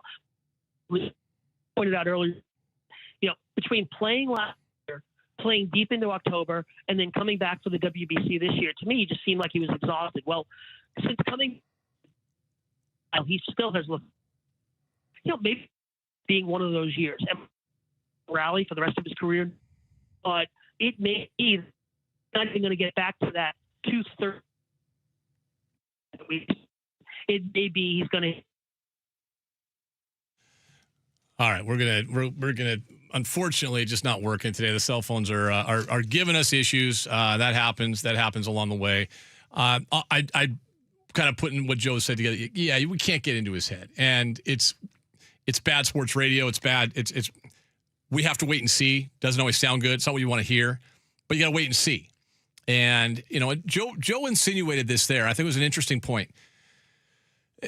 People brought this up a lot. The overuse of Cal Raleigh last year.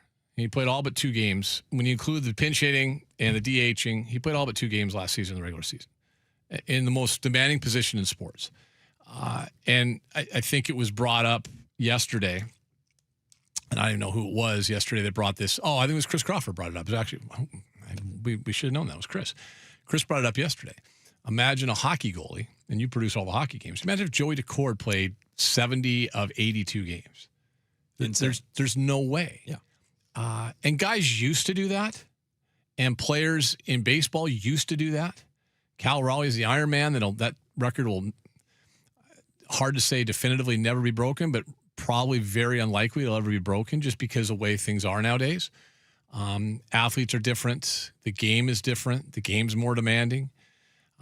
What Cal had, and I think the part of the equation with Cal Raleigh is, with today's baseball compared to back then, there's so much more in terms of the scouting, the preparation, the pregame. Okay, we're going through this. Here's what all these guys want to do. It used to be like, yeah, we don't think the number 3 hitter can hit a curveball. Okay, we'll put down 2. That's a curveball. 1 fastball, 2 curveball, 3 changeup. Boom, that's it. You're done. Well, now these guys have like 9 pitches. Which pitch works for which guy in which situation?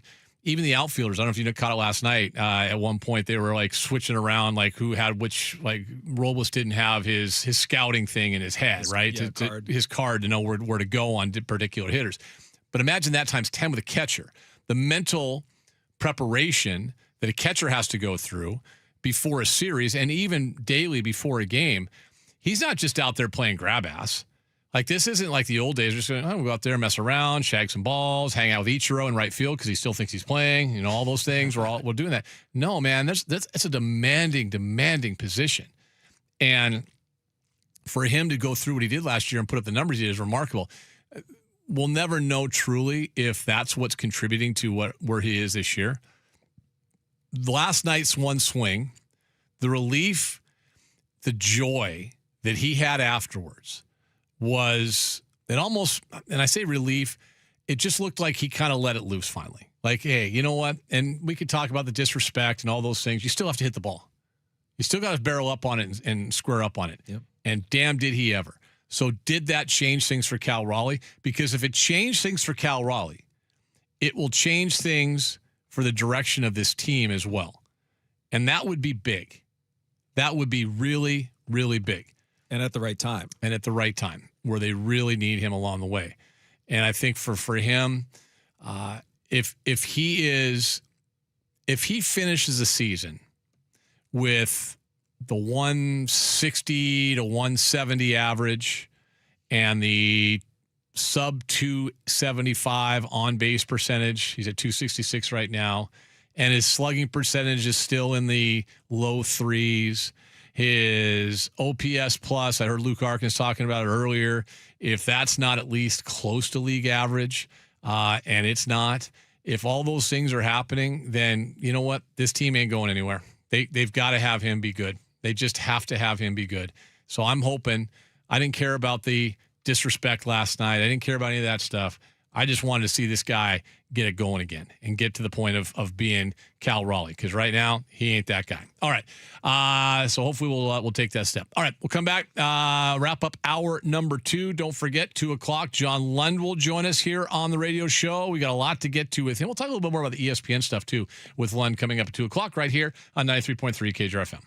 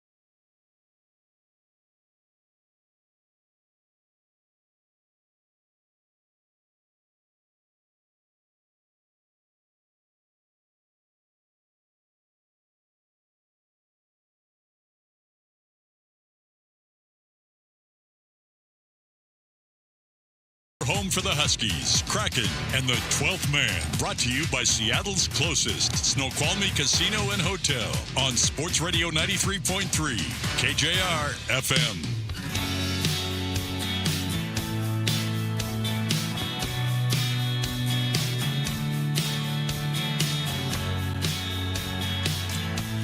Um, 360, I see you talking about landline phones. Who has a landline anymore? My parents. So you know what? I got rid of mine. A couple people mentioned landline.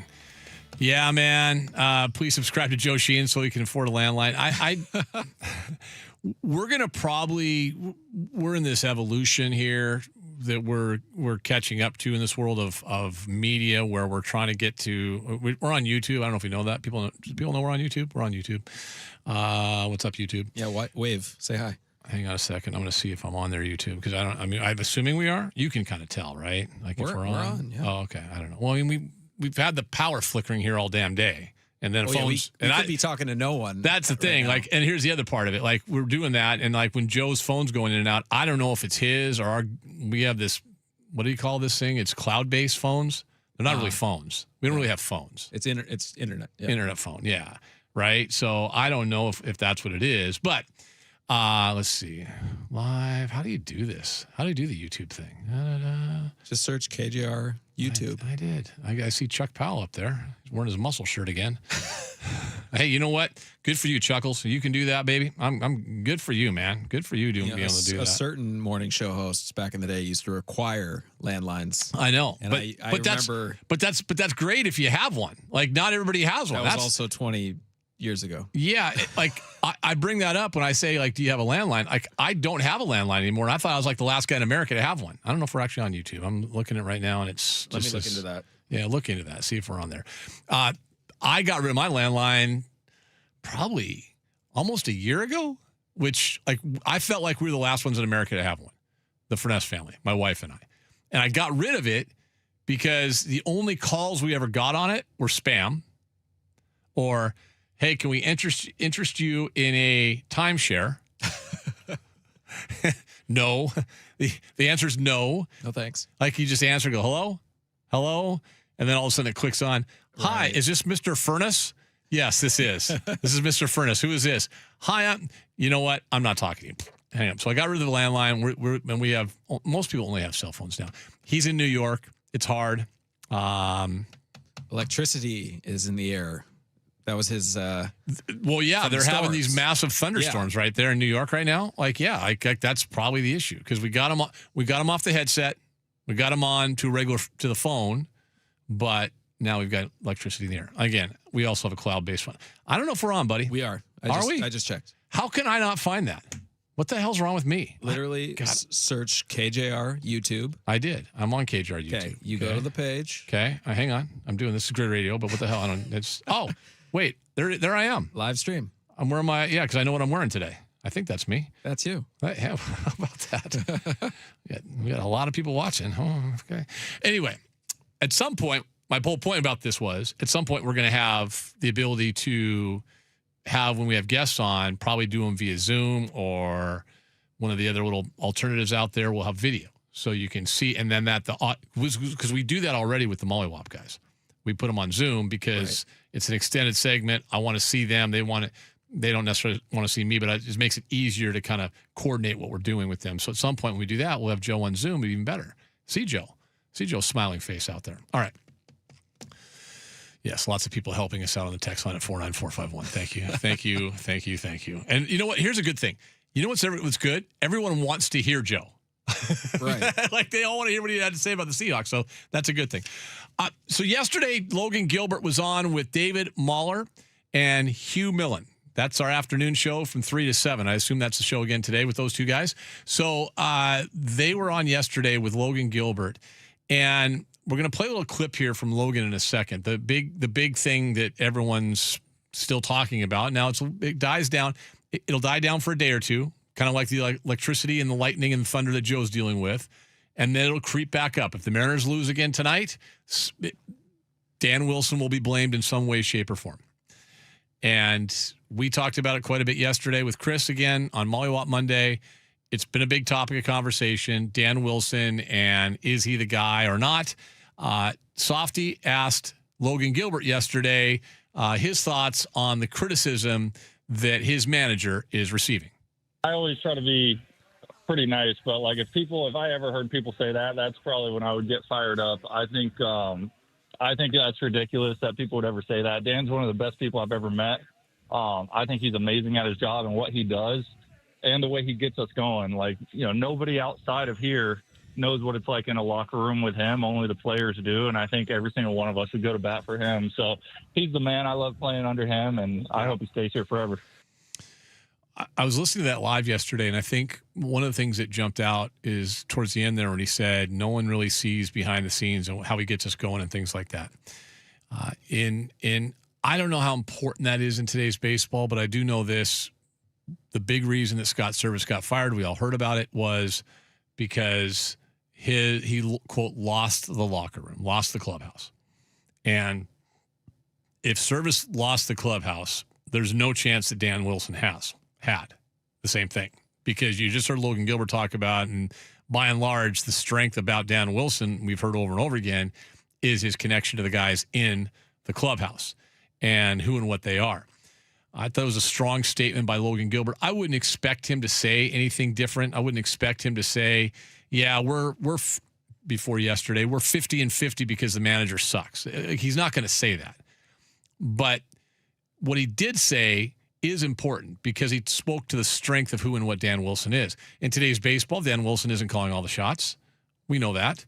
A lot of those the things that they do are decided before the game, before a series. It's the research that goes into it, the analytics, that department. And then we always mention Jerry and Justin, but it's that whole collective group behind the scenes, and they're presenting, here's what Cincinnati has, and here's what we're going to do, and all those things, and here's the pitch counts. Like last night, it was funny last night. I did chuckle. This is why I absolutely just have really peeled back on social media. Like when George Kirby was taken out yesterday after 80 pitches. Yeah. Shutout innings, 6 innings, cruising. Yeah. And he's taken out, and collectively, people that were covering the game, people that were watching the game, what is he doing? Wilson's an idiot. It was just it was very predictable. Well, I mean, as it turns out, the bullpen then pitched 3 scoreless innings. Mariners go on to have a relatively easy win, and right decision, wrong decision. He got the win. He got a quality start. He got as part of a shutout, and it was fine.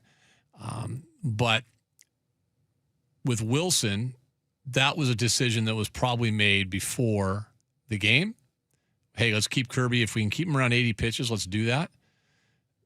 Or he's seeing things that none of us are, whatever that might be. He's a former catcher. I don't know. None of us see that. So Wilson's criticism, game by game, is truly just built on the spur of the moment. Now, the bigger question is Dan Wilson the right guy to take a team that has high expectations to the next level? Last year's level was the ALCS. The next level is the World Series. That question has yet to be determined. But there are a lot of folks that want him out. The players are not among them.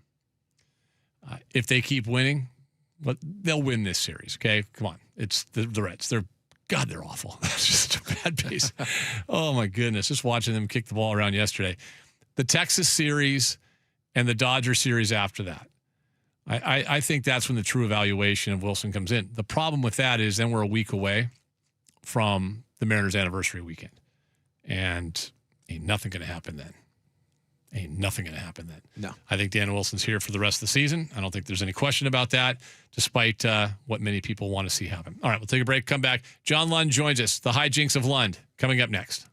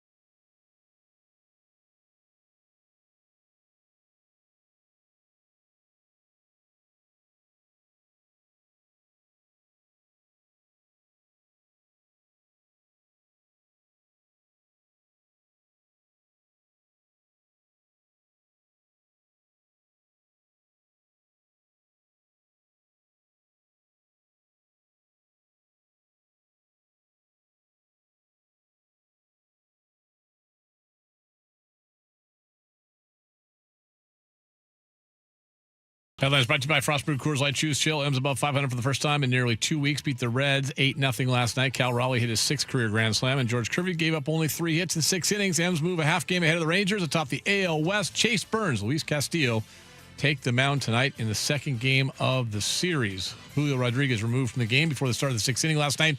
Legged out an infield hit the previous inning. We'll find out soon what's going on with Julio. Adjustments down at the ballpark. We'll have an update for you in the 3 o'clock hour. Storm lose again. They lose the Minnesota Lynx 105-102. They are now 6-22 on the season. Former Seahawk linebacker Jordan Brooks re-signs massive extension with the Miami Dolphins, $31 million plus guaranteed for that one. And the Mariners announce another signing from their 2026 draft class. That is the first pick, number 24 overall. Mississippi State third baseman Ace Reese has signed a contract with the Mariners. Now the M's have, let's see, they also signed 5 undrafted players as well. They have 20 players, under 18 of the 20, are now in the fold officially. Don't forget, bonus bucks cash contest presented by Bellevue Rare Coins every hour, every weekday through August 7th. Own gold. Now's the time to sell at Bellevue Rare Coins, 4 convenient locations. BellevueRareCoins.com. Enter the keyword on our website, 93.3KJR.com. This hour's word is new. John Lund. Welcome to Ian's Weekly Visit with John Lund Unleashed. He's a Bay Area media icon who's known Ian for over 25 years. But don't let their age change your opinion of them. John takes you through the Bay Area and the NFC West and dukes it out with Ian over the Niners and the Hawks. So let's unleash it. Now with John Lund, here's Ian. John Lund joins us, Weekly Visit. We were on sabbatical last Tuesday because we had the World Cup on, so we didn't get a chance to talk to John last week, but there's a lot to get to today. Hello, sir. How are you? Never better. I'm glad I don't work for ESPN, but never better. Okay, so I brought that up in our first hour today. I got a zillion texts on it as well. And honestly, my premise, and we joke around a lot. You and I, we play grab ass a lot. Yeah, but I think in this case, John worked for a long time for KMBR, which was a absolute, that was a Hammer legacy station in sports radio in San Francisco. I don't think it is it still exists, but I don't think it is anymore with what they did down there. ESPN though was like the gold standard, right? That has been the thing forever. And now all of a sudden, you see the second round of layoffs in the last 18 months or something, significant layoffs. I mentioned to our listeners earlier, what makes me sad, John, is not just someone in the business. You hate seeing people lose their jobs. Just what's happened to ESPN. I miss the days where I could flip it on, watch a Sports Center, and I would see all of the highlights, right? You would see everything. Whatever was going on that night, you would see those highlights. You'd see all the Major League games, all the NBA, all the NHL, whatever it would be. But now it's turned into a scream fest. What's your thoughts on just what happened in the last 24 hours and where this thing is right now? Because it's still kind of the beacon of light for sports.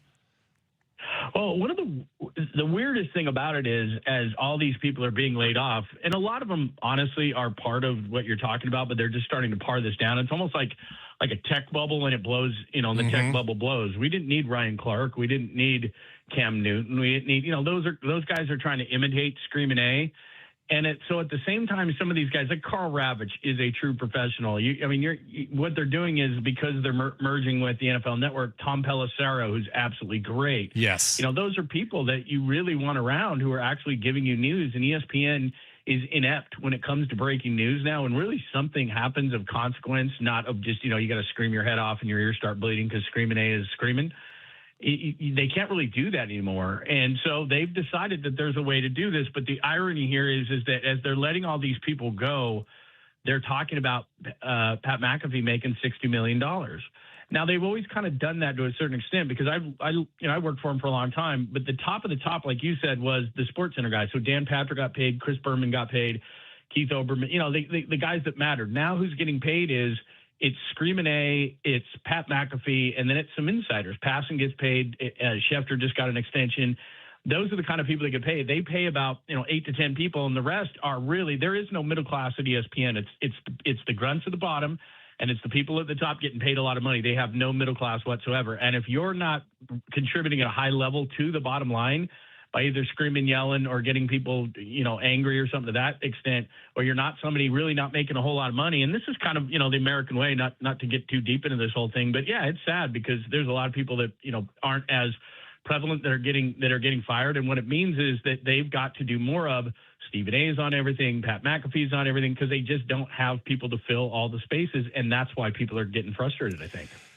The Stephen A. Pat McAfee thing is fascinating to me from this standpoint. The Open just played. You and I have known each other for 25 years. We both got a start in the business because David Locke hired us, right? And I say the business in sports radio. I was working in TV news and doing minor league hockey play-by-play. My first jump into sports radio was when David Locke was running the now defunct 1320 KFan in Salt Lake. But I say that. We all went across the street, started a new station, and that station is thriving now to this day. But David hired you, me. We have Tim Benz on all the time, Kevin Graham, different guys like that, and we all kind of got our start there. And like I always kind of think back, it's like, okay, we had an opportunity, like right, and had a great opportunity. The business grew around us, but we all did sports radio that was right there then and now. Now it feels like if you're not the guy screaming at the top of your lungs and having, quote, a hot take, there's no role for you anymore. And that's not just ESPN, right? It's the Nick Wrights of the world. Colin Cowherd hasn't been right about anything he said factually in probably 25 years, but he says it with conviction. So people, Colin's great. The business has changed. I don't know if the business, and I include all of us, you, me, and everybody, I don't know if the business is serving the sports fan as well as it should. No, it's not. Remember when you had to be right? Remember when you had to be accurate? Remember when you had to have two sources? All that. It doesn't matter anymore. Like it's gone from you got to be accurate. You want to be first, but you got to be accurate too. It doesn't even matter if you're accurate. It just matters if you're first and loudest. And that's kind of what ESPN has adopted. And so because ESPN kind of, they lead the way with everything. They're the trailblazer in our industry. The way they do things is the way everybody does things. So it trickles down into local radio, into obviously online and podcasts and everything else. The toughest thing right now to do in sports is like right now with the LeBron James thing, whatever, everyone's mad. He's taking too long. I really don't care because if I don't choose to consume LeBron James information, I just don't. So it doesn't upset me. But everybody right now on social media thinks they know where he's going. So from insiders to nobodies to everybody in between, there's something. He's going to Philly because we saw him at the airport yesterday. He's going to Miami, all these different things. And really nobody knows anything that's going on. But it doesn't stop people from not just speculating, actually going online and saying, I think he's going to go here, there, everywhere. And it's kind of symbolic of what's going on. And as a sports fan, and people might be driving around going, why do I care? Because as a sports fan, you don't know what's right or wrong. You don't know what's accurate. You don't know what, and it used to take a little bit of skill and contacts and things like that. And now people just throw stuff out there. Like you said, you do not have to be right. You just have to be loud. There was the AI world doesn't help either. There was a thing, there's a dive bar in just outside of Renton, between Renton and Maple Valley on the Maple Valley Renton Highway 169, dive bar called the Red Dog Saloon. And when I say dive bar, John, this is like it is. Well, on the weekends you'll drive by and there's more bikes than anything there. I'll just leave it at that, right? So it's a dive bar, great spot, cool place. If you go there when it's nice and quiet, you're loving it, and you're like, okay, it's awesome. So 2 weeks ago, there was this big picture circulated on Facebook that these guys posted from, and I give them credit. I mean, of a dive bar doing this, and it was Pete Carroll with the bartender in there, and everyone's like, "Oh my God, Pete's in town." He said, "Red Dog, we got to head down there right away," and all these kinds of things. And I'm like, "Whoa, Pete, that's not Pete. That's called AI." I was around Pete for 16 years, and I can tell you this: I never saw him in a bar one time. I never saw he is and if he's going to a bar, it sure as hell isn't that place, right? But you talk about accuracy, anybody can post anything or say anything or do a blog or a podcast or whatever, and there's no ramifications. You don't know what's right or wrong anymore as a sports fan. And oh, by the way, it's even worse now because there's a little thing called the gambling world that exists that really does matter if you're right or wrong, right?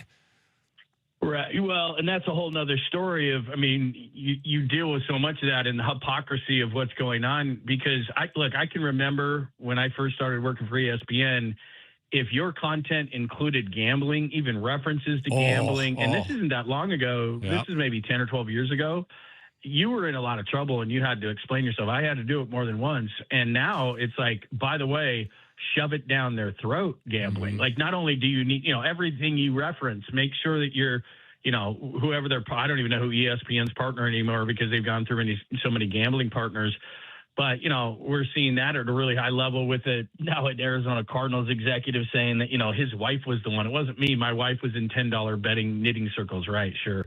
I mean, and ESPN's leading that charge. So what I mean is with everything running downhill, and maybe some people are like, look, I didn't want to watch that guy. I didn't want to watch that guy. But the point is that less and less, and this is going to happen at the local levels too, is if you don't have the bombastic person because ESPN's leading that way, then those guys who do great work for, your TV stations, your radio stations, everything online, all that kind of stuff, they're just going to go by the wayside because that kind of work isn't valued anymore. And that's too bad for the sports fan because there should be some form of accuracy.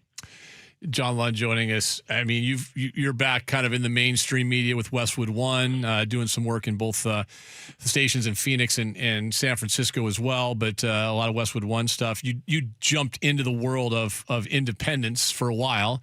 And listen, it's a hard world. And I think that's the hard thing right now. There's so many options out there. If you want to listen to X, Y, or Z, I don't even where do you even start? But it goes back to what you said. Like if I see something with ESPN or CBS next to it, I feel like it's like pretty good. Like it's going to be at least there's going to be some accountability. And I think that's the problem in the world we live in right now is there isn't a lot of accountability. Well, what you just mentioned too, so everybody, even if it's somebody who's been somewhere and everyone's getting laid off, so everyone runs to YouTube and does their separate shows, and the only way really to get seen on there is to do something crazy or bombastic or say certain things, and that's what you're trying to do because you're trying to go viral as fast as you can, and so it can grow your channels and everything else. Well, you're not going to get that by just doing the same old stuff. You have to say something crazy. It has to go viral. So it's even getting worse on an independent level because you want to grab that audience, and the only way really to grab that audience is to go viral. So that's what I mean is you've got ESPN and you've got all these local things, and then you've got the people who have gone independent, and they think it's going to be really easy and all their audience is going to follow them. And we all know that that's not a totally different audience, but the algorithms and all the weird stuff. And again, not to get too deep, but you got to say crazy stuff or you got to make claims that LeBron's going here or there or anywhere else. And so it's really confusing as a consumer of all this stuff to know what is accurate. And I think, like I said, the LeBron thing is a perfect example of it because people don't know. Even guys like Shams, the guy, like, anymore, all I do is if it's Shams in the NBA, if it's Jeff Passan in Major League Baseball, if it's Schefter or Rap Sheet in the NFL, like those are the only people because everybody else, I don't care. There's a few more than what I just said, but you just got to be careful what you consume, and then you got to make sure that it's a real account. Yeah, well, you also live in a world now too where the agents dictate what's being said. Right. Like we ran into this with the Kraken a few weeks ago where the agent for a player, Shane Wright, who was their first pick, 4th overall 4 years ago now. Like he didn't have a great season, had kind of regressed a little bit this year. And of course the agent's mad, everyone's mad. So like they start floating stuff out there and they float out a thing that says he's been promised by the team that he will be traded. Well, there's zero chance any team, like no team would do that. Like you're not going to say, "Oh yeah, 100%, we're going to trade you this summer." Why would you do that? And then have it leaked out? You have no leverage. Like there's a little level of common sense. But the agent leaks it out, and a couple decent guys in the NHL that are the Schefters of the NHL go, "Well, Shane Wright's been promised by Jason Botterill he's going to be traded." No, he wasn't. He never was. So then you have a roadie, like it's like, and I come on the air, I say that, and people go, "Well, you work for the team, and that's why you're saying that." I go, "Well, yes, I work for the team, and yes, that's why I probably know what I'm talking about, and B, I'm telling you, he was never told. Now, he may be traded, but he's never told that." That's the problem with the insiders is every insider is getting information from one of two places. A GM with an agenda or more than likely, and I think you'd agree with me, what would you say, about 75% of the time, the insiders, where they're getting their information from? From a player agent. And then sprinkled in with maybe... they run everything. Or sprinkled in with, wait for it, an opposing team that has an agenda. right? Like, so you have to take everything with a grain of salt. Everybody's got something. Yeah. Exactly what you just said. I mean, it is run by agents, just so that people know. It's agents leaking things. I rub your back, you rub mine. I mean, it's a whole different system. And what happens with it is you're not going to get anything without giving something. So that's what the whole system is. It's back and forth, back and forth. That's why, like I said, those are the only guys that and you mentioned some NHL guys too that I know are very credible as well. But that's where it just gets really iffy. And in this business, and like Schefter just got an extension. He's one of the few that ESPN is going to pay. But if he's not coming up with information, like a while ago, I'm trying to think what it was with Shams. He broke some information. It was on a player. I'm blanking on the exact player. But the point is that there was a whole controversy of whether Shams should have broke this news. And Shams came out and said, look, man, my job is to break news. And they beat somebody to the punch, and it made a league mad. I think it was during the NBA draft, maybe, for some sort of trade or something. And the league got all mad. And Shams goes, look, if I'm not breaking news, I'm going to get fired. We're watching what's going on with ESPN. And this isn't a shock to anybody. It just goes in waves. Okay, now they just let guys go. It's just because a lot of it depends on what your opinion is of Pat McAfee. And if you think you're sick of him now, if you don't like him, then you just wait, because he's going to get $60 million a year, and he's going to spread that amongst his crew. I understand that. But he's going to get $60 million a year, and it's just going to lessen what they've got, and he's going to have to be on more stuff. By the way, I just thought of the funny thing. So Warren Moon was on with us. We were in L.A. I don't know if I've ever told you the story. We're on in L.A. at the Super Bowl, right? And it was the first year that McAfee made it big. And so, of course, McAfee wears a tank top every show. Yep. And we were right next to his big stage. I think FanDuel at the time, I don't know if they're still the sponsor, but FanDuel's at the thing. So he's this big stage at the Super Bowl. And Warren Moon sits down and looks at me and he goes, I thought you're supposed to have muscles if you wore a tank top. That's the first thing that Warren Moon said. And you know how he is. He's a little bit cantankerous, you know. Yeah, he's got a little bit of a little. Yeah. And it was funny, man. It was like we're just sitting there, like, you know, I just kind of looked up at McAfee, looked at, you know, and some of it was jealousy, because I think at that time it was like, I think we had heard McAfee was making like $35 million. But I mean, you know, if you're him, and he's probably not going to address it, but I mean, can you imagine you're watching all these guys like Carl Ravitch, who have been there for, I mean, you know, I'm not worried about the Ryan Clarks of the world, or the Cam Newtons of the world. You can take or leave those guys. But, you know, some of these guys that are real professionals, I mean, Ravitch has been at ESPN since '83. I get it. At some point, you're not useful. He still is. You know, guys like that are, sorry, I got a wolf dog. Actually, he's tiny and he barks like that. No, anyway, I don't hear it. That's fine. Yeah, he's just crazy. But anyway, you know, that's got to be tough. I mean, it's not like you're not going to take the $60 million, but it's like, hey, 20 people were just laid off today, so you can make $60 million. Enjoy that money. Well, Ravitch, man, he did the game last night on ESPN, the Phillies Dodgers game last night, and then he finishes the game. And hey, great call. By the way, you're done. By the way, that's just how it works. I remember Tom Tolbert, who's a complete legend in our industry down at KBR, played for the Warriors. Yeah. Anyway, he got let go early in the morning, and then I walked in and I go, that's probably not good for me. And so, you know, I walk in, I do my show, and, you know, it was a normal show. And I thought, I guess I'm going to make it. All of a sudden, I grab my bag, I'm grabbing my stuff. I am like 1 foot out of the door of the studio, and they go, hey, GM needs to see. And that's the equivalent of, you know, bring your playbook. And I was like, oh, you know, like I just knew right at 2:01, they wait till I finish the show. Yeah. On a Friday, of course. And it's 2:01 and they go, oh, and they're like, coach wants to see you, bring your playbook. And you're like, oh, you're walking out the door on a weekend. Did they at least say have a good weekend? I don't even remember anything. He's just like, sign this, sign that. I go, no, I will not sign that. I will not sign that. You'll be hearing from my lawyer. You know, that kind of stuff. I mean, you know, it's never fun. Were you pissed? Were you pissed? Like, what'd you do? Like, were you just like, okay, screw you, I'm leaving, or what? No, you know what? I had heard lots of people were like that. You know, I'm one of those people that doesn't. I try not to burn bridges, because you just never know. Our industry is so small. Everyone thinks it's such a small. Everybody's industry is small. Yeah. And all of a sudden you turn around and you're working for a guy that you F-bombed or something. I've done that before, and be like, hey, buddy, I was just kidding there, and whatever.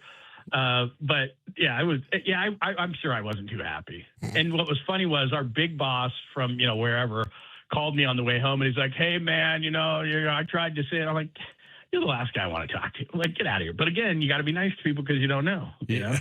So, God, what a world we're in, huh? What a damn world we're in. We right all now. are. But I thought it used to be just us, walking on a high wire, but it's everybody now. It really is. No, we're getting texts from people. I mean, we're here in this the tech world, like you are in the Bay Area is the same way. But I mean, up in here in Washington, I mean, we've got Todd Lewicki, the Kraken CEO, spoke to I think it was a chamber, some panel yesterday, and he's like, hey, like we've got to wise up here. We're losing jobs all over the place in the Pacific Northwest, like big tech jobs, high-paying tech jobs, and things like that. Like it's just like the Bay. Yeah, it's. I mean, it's not. No one's safe anymore. It's just it's a tough place to be in these days. Hey, training camp starts this week. Here we go. Do you think Donald's coming back or not? Do you think Aaron Donald's coming back? Yeah. I don't think there's any doubt. I don't want to hear that either. Just like you don't want to hear that. No, I know. I think the same thing. You don't want it, but and Sean McVay came out and said, hey, maybe he's playing 12 to 15 plays. Well, if you do a little bit of math, 12 to 15 plays is like third downs, right? Mm-hmm. That's not going to be Aaron Donald. Like that might be where he starts because I know he doesn't want to do like a full training camp. Yeah. But it might be 12 to 15. And then all of a sudden it's X. And then and by the end of the season, when the Seahawks and Rams play each other, week 16, week 18, and then of course in the playoffs it'll be the same thing. Yeah. He's going to be ramped up and he's going to be ready to go. Like you're going to keep that guy off the field, like maybe 12 to 15 through the first month or so, and he kind of ramps up a little bit. By the time the games really matter, he's going to be a full-time player. Now, how good is he going to be? Because he hasn't played since 23. I don't think anybody knows. But when people make lists and Mount Rushmores and all that stupid stuff, I only base it on who I saw play. So, like, you and I are old enough. We remember, like, the Lawrence Taylors of the world and all that stuff. But I didn't see Deacon Jones. I didn't see – you know what I mean? I saw a lot of good players, and so I haven't seen them all. But Aaron Donald and Lawrence Taylor are probably the two best players defensively I ever saw in my life. And if he's coming back and he's going to face our teams, that's not good. 8 first-team All-Pro selections for Aaron Donald. 8. Like not good. Guys get into the Hall of Fame with 2. Sometimes with 1. He has 8. I'm not talking even about second team. They don't even list his second team All Pros, which I think he had twice. His rookie year, and I think maybe in 2022 his second to last year, but like everything else was first team. 3-time defensive player of the year. Here's the only thing, in all seriousness, 35 years old. I don't wish, and I'm not saying that I'm not wishing injury on the guy or anything like that, but 35, your body is different. Hell, I mean, your body's different from 25 to 35 to 60, 55, whatever it might be, right? Your body is different. I'll let you know how it is because I haven't turned 35 yet, so I don't know how that goes. Only you know that, but I'll take your word for it. You were a 35-year-old that was acting like you're 17 when I first met you back in the day. So that's my body's 135. I've abused my body so bad. I'm trying to make up for it, but it's too late. It's just bad. Everything's breaking down. We were in Bend, Oregon for a few days last week, and we drive home, and it's a long ass drive home. I get out of the car, and my wife's like, "Are you okay?" I'm like, "What do you mean okay? Define okay." It just because it took me like 5 minutes to get out of the car after being sitting there for 3 or 4 hours. Yeah, I'm fine. I'm okay. You gotta go get a massage. It's unbelievable. We drove to San Diego last week, and it was like, spent a few days there. And, I don't trust my wife to drive. We got a 16-year-old. She ain't driving while I'm in the car. So, I drive the whole thing.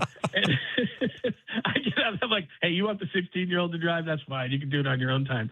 But I mean, I get out of that car, and it's like, next day, like full body massage. Like, come on. Listen, what the hell's going on? That 16-year-old can drive. That 16-year-old is your Uber right now, buddy. Like, that's the key. No, now that's different. Yeah. I shouldn't be telling you this, but we have an Italian place right down the road that's amazing. And I didn't think I was going to do anything, but they were giving out complimentary ouzo after. And I already had an after dinner drink, and I probably had a little bit of wine during the thing. And it was only a few blocks away, but I'm like, I'm not driving home. Nope. They set these ouzos on the table, and like, what? And she's like, yeah, these are complimentary. My wife didn't want hers, so I'm like, well, I'll take yours. And then I thought, yep. Then I just texted the 16-year-old. Now that's okay. But as far as like long distance driving, no, I'm not up for that yet. What We'll see. Uzo's like a liqueur, like a sambuca, right? Kind of Yeah, something it tastes like like licorice. Yeah, it tastes like licorice. Yeah, no they thanks. put the espresso beans in there. It goes right down. No, Yeah. God, what is wrong with you? Especially during the week. Actually, time out. I need to get. It was I free. need a real job because I can't be doing that. That was a Monday night. It was free. It bad. was free. That's why it was so good, right? Yeah. Yeah, and you had the Well, I mean, and you that had the didn't Uber. hurt. I wouldn't have ordered it. I wouldn't have ordered it. That's for sure.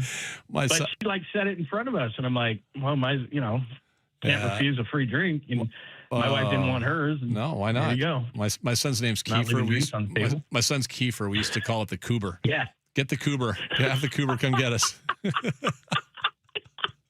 That really is the only thing they're good for. That's they pretty much. eat you out of house and home. Listen, we just bought her a car. It's like, God. what are you doing? But come on. Yeah, no. But That's all then we can do for they turn 21 and they want to ride from you. That's the problem.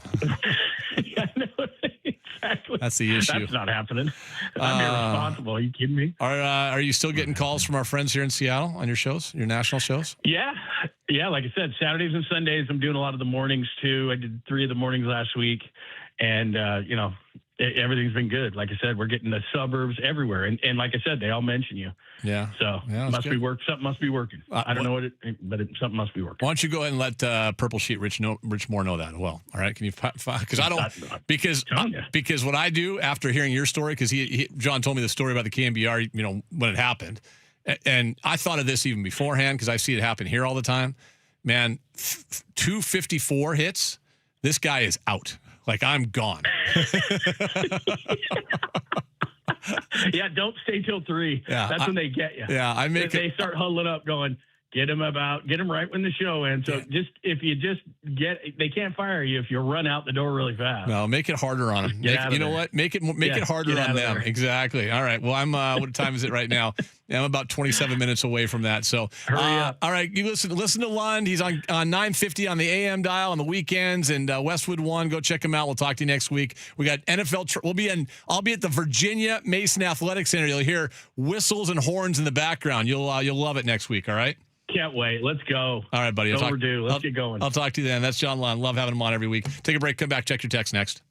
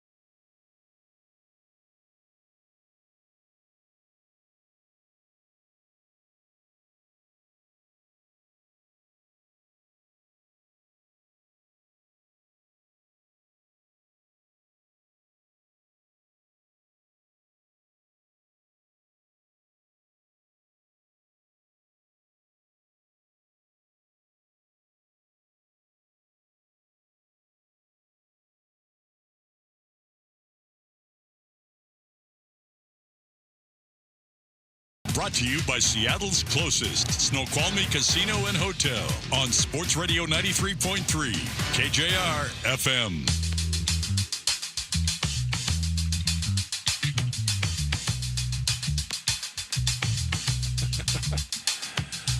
Late or not, always good hearing John.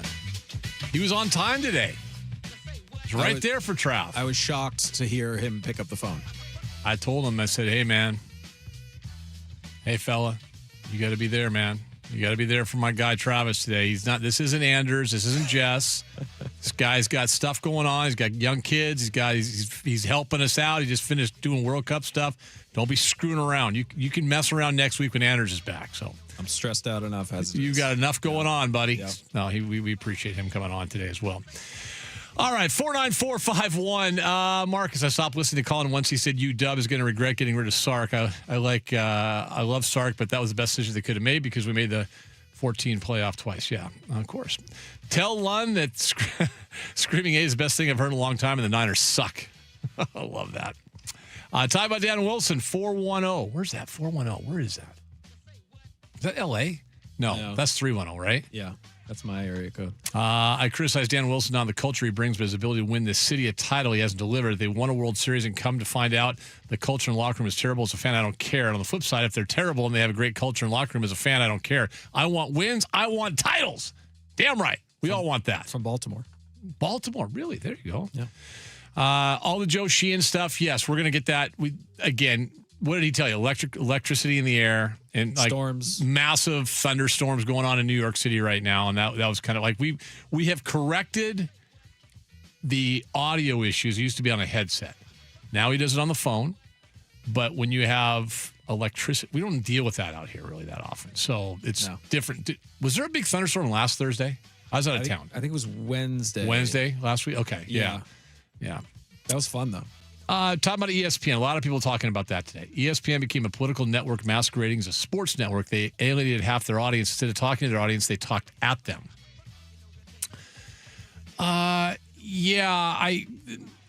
There's a couple talking about, actually a handful of ones talking about ESPN becoming, quote, too political.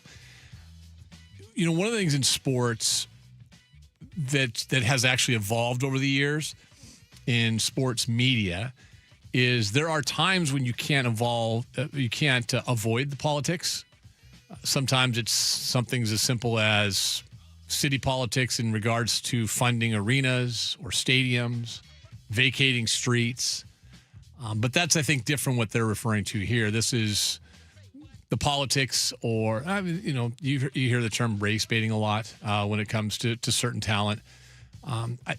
You do have to be careful. I think a lot of people, and we're told that all the time in our business and by our people who run our station, hey, try to avoid that stuff. And most of the time, I think you do, but there's times you can't. ESPN has lost its way. They just have. They've just lost their way, and who and what it was. When I used to work in sports television, I've told this. I began my career working at Como TV as a sports producer and producing for Bruce King, Bob Rondo, Rick Meter.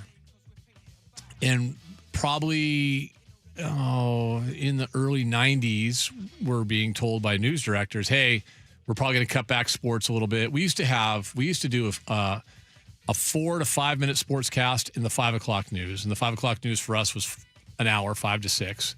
Then we ran ABC World News Tonight at 6 to 6:30. And then at 6:30, we had a 30-minute newscast. So we had 4 to 5 minutes at 5. We had 3 minutes at 6:30. And we had another 4 to 5 minutes at 11. So we produced a lot of content sports-wise. Towards the end of my tenure there, before I started getting into the minor league hockey stuff and eventually to Salt Lake and doing sports talk, we were told by news directors, hey, we don't need local sports anymore because ESPN exists. And they show all the highlights. And our argument always was, well, they're not showing whoever was playing for. Harold Reynolds steals 3 bags and Ken Griffey Jr. hits a home run and Randy Johnson, fires a one-hitter. They're not showing that on ESPN. They're showing the Dodgers. Now, they might show a highlight, like a little bit, because it was back in the early days of SportsCenter, but they weren't really jumping into it. You didn't see a soundbite with King Griffey Jr. afterwards. And, we'd fight that battle all the time. Well, that's even more so the case now. And the odd thing is, you look locally, Channel 7 doesn't even have a sports department. Like, if you're a sports fan, that's the station you just never watch. Nico is all by himself at Channel 4. The other two stations do a good job. King does a great job with Paul, Ariel, and Chris. Bree's there too. She does a great. They do a great job, and obviously Fox with Aaron and Lauren and Ethan. They do a terrific job. They do, and those two stations do shows. King does a show every day in the morning. Fox does one at night, and they do more sports. But ESPN's lost its way. Somebody said they're going to ESPN getting rid of top talent is going to lead to more podcasts to compete with ESPN. Someone should do a sports highlight podcast every night. That's easier said than done. You don't have access to the highlights. That's the problem that you would run into. But it's unfortunate, man. Like guys like David Lloyd, Carl Ravitch got to let go. And if you want to hear somebody scream and yell, you watch ESPN. If you want to get highlights, I don't know where you go anymore. All right. We good? We done? Where's Softy? Is he here or is he down at Jimmy's again? He's here? Yeah. Okay, good. I heard him. Well, buddy, you could hear him if he's down at Jimmy's too. That's only 2 miles away. Softy will join us next.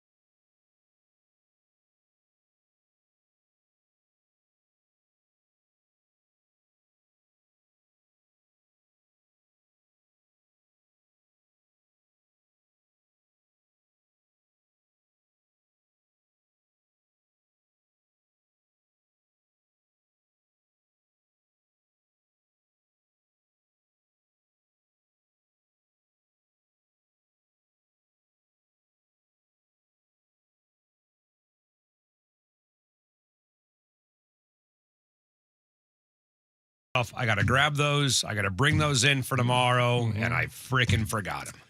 Idiot. God. That And brings, these sound terrible. These sound like I'm underwater. you sound great, though. Well, I'm sure I always sound You great. always sound good. I'm just saying what I'm hearing in my headphones is it's not up to par. I'm supposed to I'm supposed to bring the gray case in for one of our Comrexes, the little one. Gotcha. You know who's been asking for that. Oh, that guy? That guy. Okay, got it. And I walked by it. You mean the man who secretly runs iHeartMedia Seattle? Yes, Terry Ryan. I walked by it yesterday before I got in the car to come in here. Mm-hmm. Got home or left. Oh, I forgot that. Walked through the garage yesterday. Right. Oh, there it is. I'll make sure I bring it tomorrow. Yeah, forgot it. Yeah. And then walked by it today. How many times, and Moger, how old are you, by the way? I'll do the same tomorrow, by the way. Are you 50 yet, Travis? How old are you, by the way? 50. How old are you? 41. You're 41. Ooh, 41. He's 41 years. You'll get there sooner than later, by the way. How many times do you leave the house, wonder if you lock the door, and then turn around and go back to check if you locked the door? You do that? Are you doing that thing yet, by the way? It's not the door. It's my car at night. Okay, gotcha. Well, but your car at night, you can just, bleep it from inside the house, but right? I still have to do that. Well, I'm telling you that I went out and I literally got rid of the entire deadbolt, the whole lock, and bought one of those keypad thumbprint thingamajiggers just so I can check it from my phone, right? And I'm looking at my phone. It says the door's locked. It's locked. So now It's I'm good. not worried about driving You're all home good. anymore. I think that's like a tick or something, right? Isn't there like a word for that? There is OCD. OCD. Or, For you, it's OCD, sir. There's something else. I think there's another technical medical term for that. Maybe it's just you're a moron. Maybe that's what it is. I got no idea. I'm trying to go back. But I would literally get like to the airport. I live in Des Moines. Yeah. And I'd turn around and go home. It's like, what the hell's wrong with me? Sometimes I do it 2 or 3 times. Don't you know a neighbor? Drive around. Yeah, but they're all working. They're all gone. See, most of my neighbors work at home. Now I got thankfully. the app. Now I can just lock it on my phone. It's freaking beautiful, man. They should market these things to OCD imbeciles like me. I'm going to say 9 times out of 10, when Tammy and I go somewhere, she'll ask me, did we close the garage door? Did you lock the door? No, it's because did you close the garage door? I go, well, yeah. She goes, are you sure? Right. Well, yeah, I'm pretty sure. And she goes, well, you're pretty sure. You're not really sure. Well, you guys have a dog, right? Not anymore. You don't anymore? I'm sorry about little that. Molly died. Okay. Yeah. Really? 3 years ago. When did that happen? 3 years ago. You thought about getting a new one? No. You're not doing that? Not for 1 second. Well, we got 3, so if you want one of them, just let me know. Okay. But sometimes I will forget to bring the dogs inside. And they'll be in the garage. They have a little doggy door, then go out. Yeah. And you know what will wake me up is one of them parking their ass off. So it's terrible, man. Your neighbors love you if for I that, had too. kids, I'd be arrested. Yeah. All right. Probably. If I had kids, there's no way. I'd be reported to some service, some organization. The dog. Right. If I take the dog from you, like just like you know what happens, I lose a wife. Mm-hmm. Well, pros and cons. Dog's not going to bitch you. I can tell you that right now. That's damn right. Is your wife going to lick your face the way the dog will? Not anymore. That's my whole point, man. How many guys out there would trade their wives in for a dog right now? 49451. Send us a text. Yeah, I'm not doing that. Morgan, so you're 41? How about that? 41. So let's go back in time. Yeah. Okay. When you first got here and you were doing the Dave Softy Mahler Comcast Sportsnet show, right? How old were you? That was 20 years ago. Was it were you 20-ish? I was early 20s. Oh, you just passed it. I'm looking for that.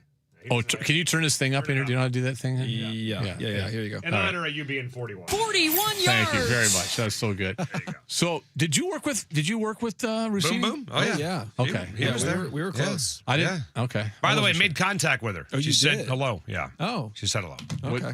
What else did she say? I can't tell you. You can show me off the air. She's doing okay though. She's doing good. You know who's for all the concerned Rossini fans out there. Yeah. Okay. You know who's going to benefit from that? Tom Pelissero. Barstool? No, Tom When Pelissero. they pay her $1 gajillion to go they on the will. air and tell her story. But that's Pelissero's going to kidding take me? that job. Yeah. Oh, at the Athletic? I mean, he was a writer anyway, and now all of a sudden he's an inside. Like it's the. Well, geez, Black Tuesday at ESPN, right? Holy moly. And so they bought the NFL Network, right? In exchange for an equity stake for the 10%, NFL? 10%. So the NFL owns 10% of ESPN. Correct. Okay.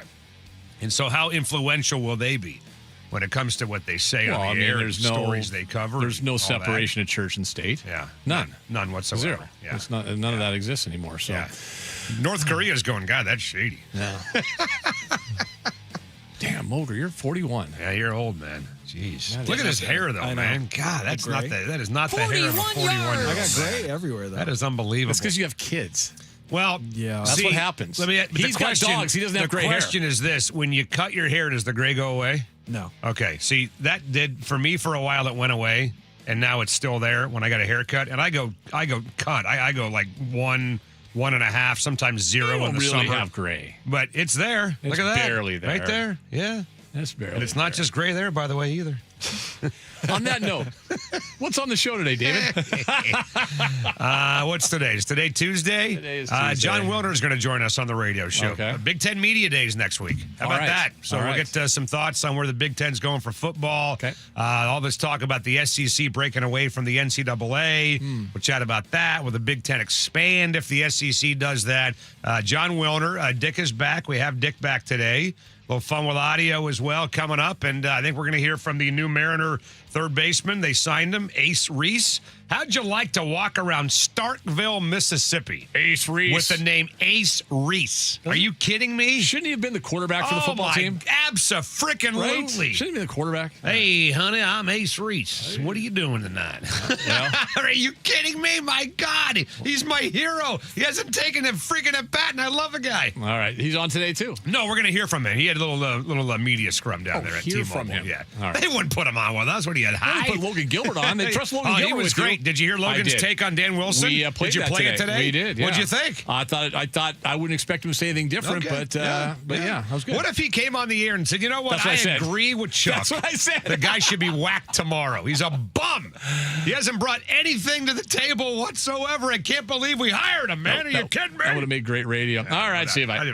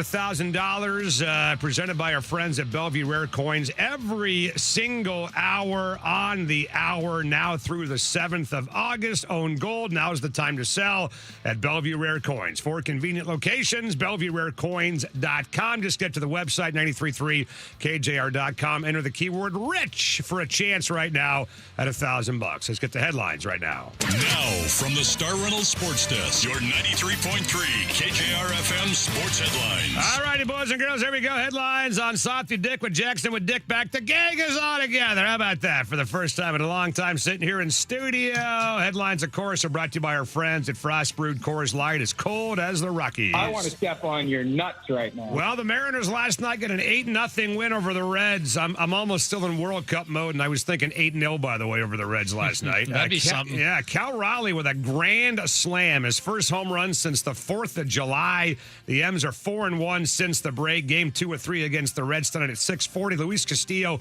versus Chase Burns at T-Mobile Park tonight. Reds have lost only one road game all year that Burns has started. Yeah, he's good. He's a very good pitcher. Very good. Yeah. Reds, although lately he's been struggling. So speaking of good, the Red Sox looking for their 15th win in a row. They host the Orioles today.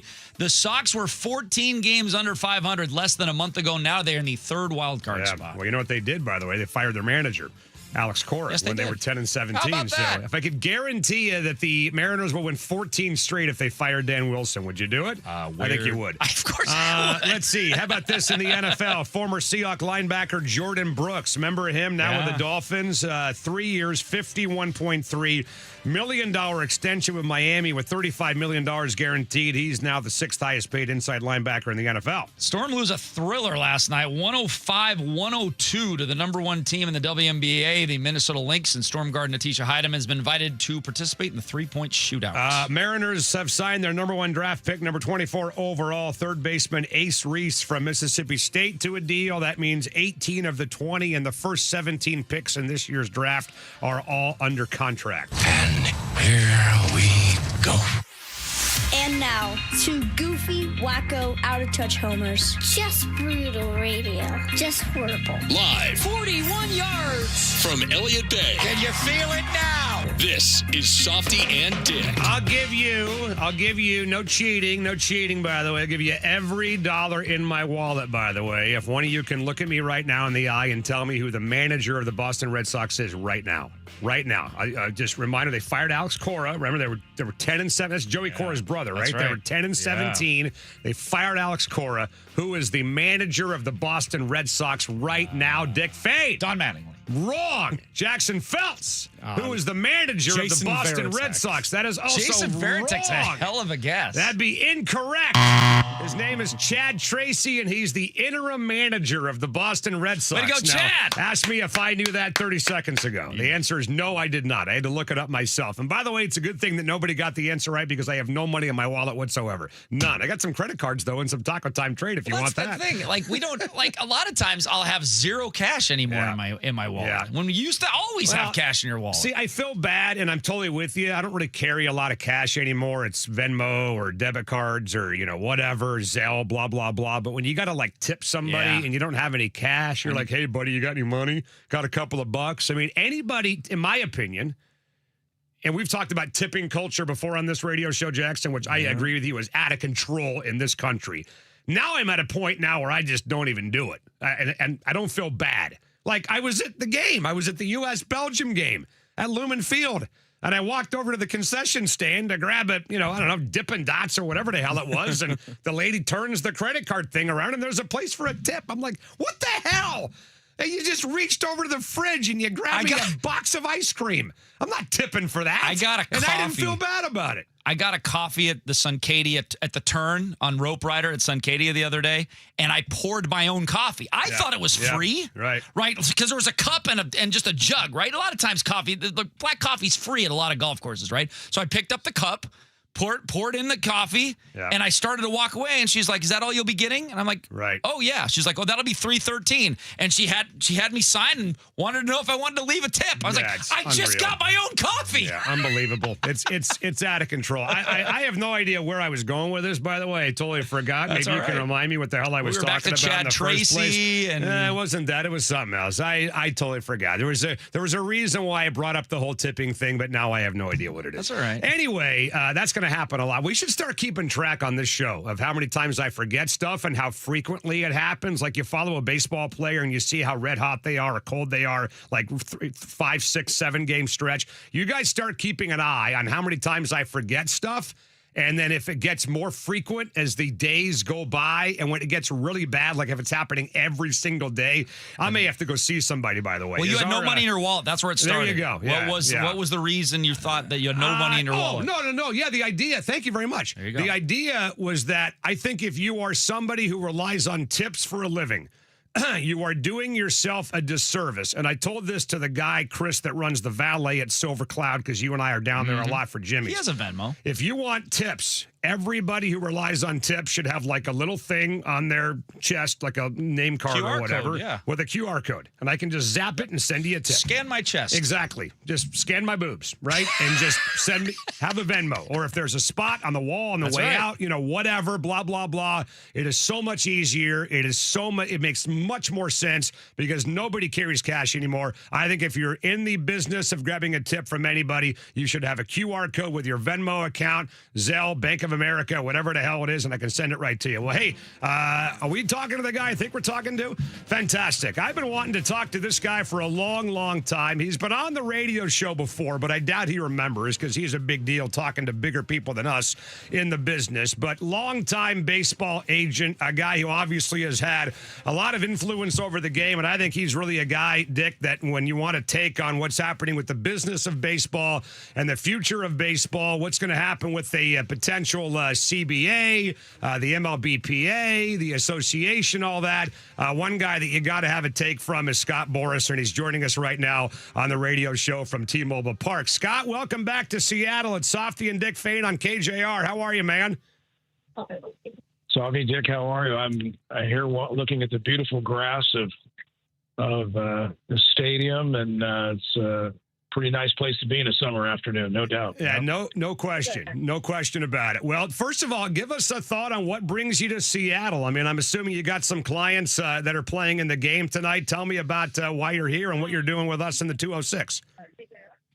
Well, we signed Ace Reese, the Seattle's #1 draft pick today with the Mariners, and he got a chance to hit and work out on the field, and then he's going to head out to Arizona. And also I've got LED La Cruz and Randy Rosarino who I came up to see as well. So it's been a good trip.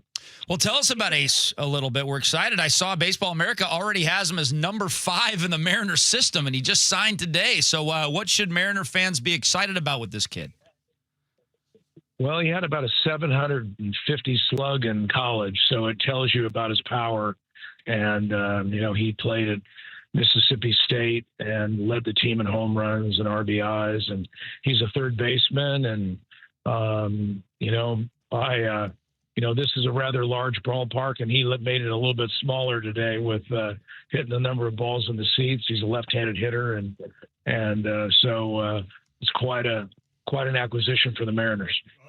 Scott, let's talk about kind of how far away you think this guy is. I mean, obviously, we don't want to put any pressure on him and say, you better be here by September, for God's sakes. That's ridiculously unfair, but he is a college player. He's not a 17-year-old high school player, obviously. So how far along is he? How polished is he? And should Mariner fans be looking at Ace Reese as a kid that we could see up here fairly soon, you think? Yeah, normally when we bring in a college player, we're going to try to get him at least, anywhere from 800 to 1,000 bats in the minor leagues. Let him get situated. Also, let him get his defensive feet under his, it's a timing game, and it's defense at the pro level is played a little bit differently than the collegiate level. So you kind of want to give him a couple of years to get the game under their belt and then see where they're at. Would it be good for baseball if the draft was only made up of college players? That would be a pretty ridiculous concept, because when you're talking about the greatest athletes in America, they often are identifiable at 17 and 18, because you can see their bat speed, you can see their arm strength, you can see their athleticism. Their bodies aren't mature, but they have the skill set that few have. And so in each draft, you see the preeminent athletes, and they're often two-sport athletes that are playing high school baseball, and you see the top 20 or 30 of them immediately noticed by scouts, and then they're brought into systems. And you have to remember that, I've represented A-Rod or Bryce Harper or any of that group that have turned out to be superstars like Griffey in this market. And so you can see that they're very, very important to the game. And if you did not allow the signing of those players out of high school, those players probably would have gone on and played football, because Griffey and A-Rod and all of these players are great two-sport athletes come from high school. So it's the kind of thing where you certainly want the availability of that talent to the game. And remember, too, that in the international market, we are signing players that are of 16 and 17 years of age. So it would be rather absurd to allow the signing of international players that are younger and not give the same opportunity to a class of Americans that would give the ability to enter baseball if they so chose. Right. Well, Scott Boras is with us, a longtime baseball agent. He's down there at T-Mobile Park. He's representing Ace Reese, third baseman who the Mariners signed today out of Mississippi State. And Scott, I'm just assuming that there's no world that you could ever imagine living in where you would ever endorse a salary cap in Major League Baseball. If I am right on that, why am I right on that? Well, the great thing is that we have a historic opportunity to look at the leagues. And we can see that the NBA, you saw the Celtics had to trade a star player that they had the intellect to raise and sign. They had to trade him because it wasn't that the owner didn't want to pay him. It was that they needed money under the cap to build a more depth on the team. And they also had to trade him to their division opponent because no one could take on the salary.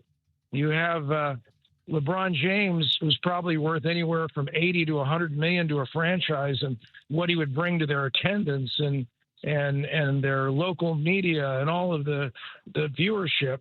And yet he has to play for under $5 million because of a salary cap. You've got the French player for the Spurs. You've got the star player for the Knicks. They're all having to take hundreds of millions of dollars less than their value so that they can play for competitive teams.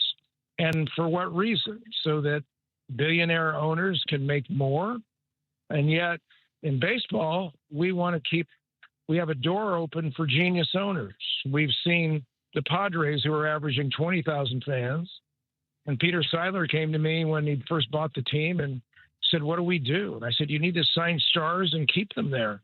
And he did so, and he made the team competitive, and they went from a $600 million franchise to a $4 billion franchise in a matter of a decade by a genius owner having a plan that involves signing talent.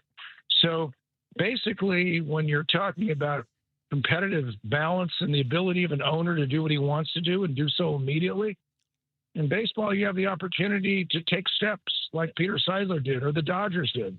They got to bring in Ohtani and Asia, and their franchise value is has gone up 4x or 10x since they bought it, because genius owners said, "I'm going to bring in talent that a salary cap would never allow." So the idea they're talking about competitiveness, and I say to all of them, is that the NBA is competitively decapitated. And that's really what the cap has done to their league. They're tanking. They're doing all those things. So when you see an operation with the cap fail at such levels, you understand that owners would never want to ever take their business model for media rights or anything and put a cap on what they can make or put a cap on what they could do. Why would you ever want to have a cap in a sport that would prevent the betterment of the team for the fans that it serves? Scott, why does it work so well in the NFL? It doesn't. Because you see, when you look at the competitiveness of the NFL, people don't know this. You have, so if you were to take the top 8 teams say who finished in the top 8 and finished in the playoffs for 5 years in a row, and you went from 25 on down and look at those top 8 and say who finished, you would say, oh, what percentage of NFL teams did that, finished in the top 8 for those years? And the answer is 56%. In baseball, it's 73%. Yeah. So it's less competitive because once you have a quarterback and once you have these things, basically it's the key to success. And that's so limited because the salary cap doesn't allow you, if you don't have a quarterback, to make reparations for other players. So competitiveness is the key. It draws fans. And the idea of it is that when you look at models for caps versus non-cap, the non-cap model is really the one that's provided more success and opportunity. And now, as we've seen from San Diego, franchise appreciation. Scott Boras with us from T-Mobile Park. He's here with Ace Reese, who the Mariners signed today to a contract. And Scott, I got to ask you, man, are you fearful that we're going to have a work stoppage of some kind at the end of this season? You know, I think we have, the Major League Baseball Players Association and the owners governing body. The one thing I think we know, we've never had greater prosperity. We have record revenues, record attendance, record viewership. We have all these things going on in our game, all under this system. So someone has a burden of proof to say, why would you take a system that's operating so efficiently and so great for the game?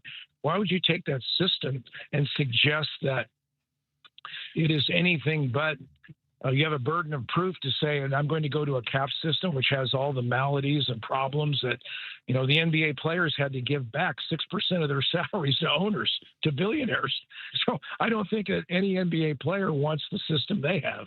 And certainly, why would any other player adopt that when you're seeing the appreciation of franchise values and the prosperity of the game go? And if the owners want to take a step that allows for them to risk that prosperity, knowing that their media rights contracts in 28 will probably be 4 to 5x greater than they are now because of that current prosperity and stability, I would say that they would have to examine that is it really worth the benefits that they're going to get by attempting to pursue a model that they know the players would never accept? Well, it sounds like it's going to be a no-go from the players' side with the salary cap. If that's the case, they're going to have to give somewhere if they say no to a salary cap. So, I mean, where are areas that you think the players can give a little bit in order that we can play baseball in 2027? Because if they don't give anything, we're not playing baseball in 2027. When you ask that question, it's an interesting one because in 21, when we had COVID and we had all these things, the owners asked the players to give and give and give, which they did. When you have prosperity and record revenues, viewership, record franchise values, isn't it a time for the owners to give more because the players have proven that they've advanced the game and the economics of the game to record revenues? When you do well in a business, you would get rewards for doing it. And the players have done very well to put Major League Baseball in that position. Yeah. So when you're saying who should give, go back to 21. The players gave a lot. Mm-hmm. And now that the prosperity is here, why wouldn't it be that the owners would give more because the players' performance and the efficiency of the game and the economics of the game warrant great success, which allows the players to deserve more than they had in 21. Well, Scott, before you go, and again, we appreciate you doing this, man. Know you're busy out there, and thanks again for your time. But Scott Boras is with us. And Scott, not only do you have Ace Reese, obviously, with you as a partner, but if I'm not mistaken, you also work with Randy Arozarena, who's set to become a free agent when the year comes to an end. Can you share anything about the prospects of him maybe re-signing with the M's and coming back next season? Any progress or talks there you can talk about? Well, the Mariners are seeking a right-handed bat, and Randy Arozarena is an existing right-handed bat who's done very, very well here, and he really enjoys it here. And it's certainly something that John, and we'll certainly sit down and talk about it. And I know I've talked to Jerry today, and they're very, very pleased with Randy's performance and what he's done. He's made the All-Star team here a couple of times, and for a right-handed hitter to do that in Seattle has been kind of a rare equation and something they're searching for, and something I'm sure that they would want to keep as we go forward. Yeah. Scott Boras, listen, man, appreciate this. Thanks again for doing this, and best of luck down the road. We'll talk soon. It was really nice of you to take some time with me today. I appreciate it. You bet. Scott Boras with us on the radio show. I will tell you this: the last time I talked to Scott Boras on the air, he hung up on me, which was about 20 years ago. It's been a long time. What did you say to him? We got into the salary cap argument. By the way, I wanted to kind of bust his balls a little bit about the salary cap, and I think I brought up the exact same kind of, hey, it's working for the NFL. No, it's not. And your question, by the way, about what do the players need to give, he made it crystal clear. Nothing. He said they're not going to give anything. Well, we're not giving a damn thing. Guess what? Okay. We're not going to T-Mobile next year. Nothing. We're not giving anything, man. We're going to break. A lot more to get to on 93.3 KJR FM.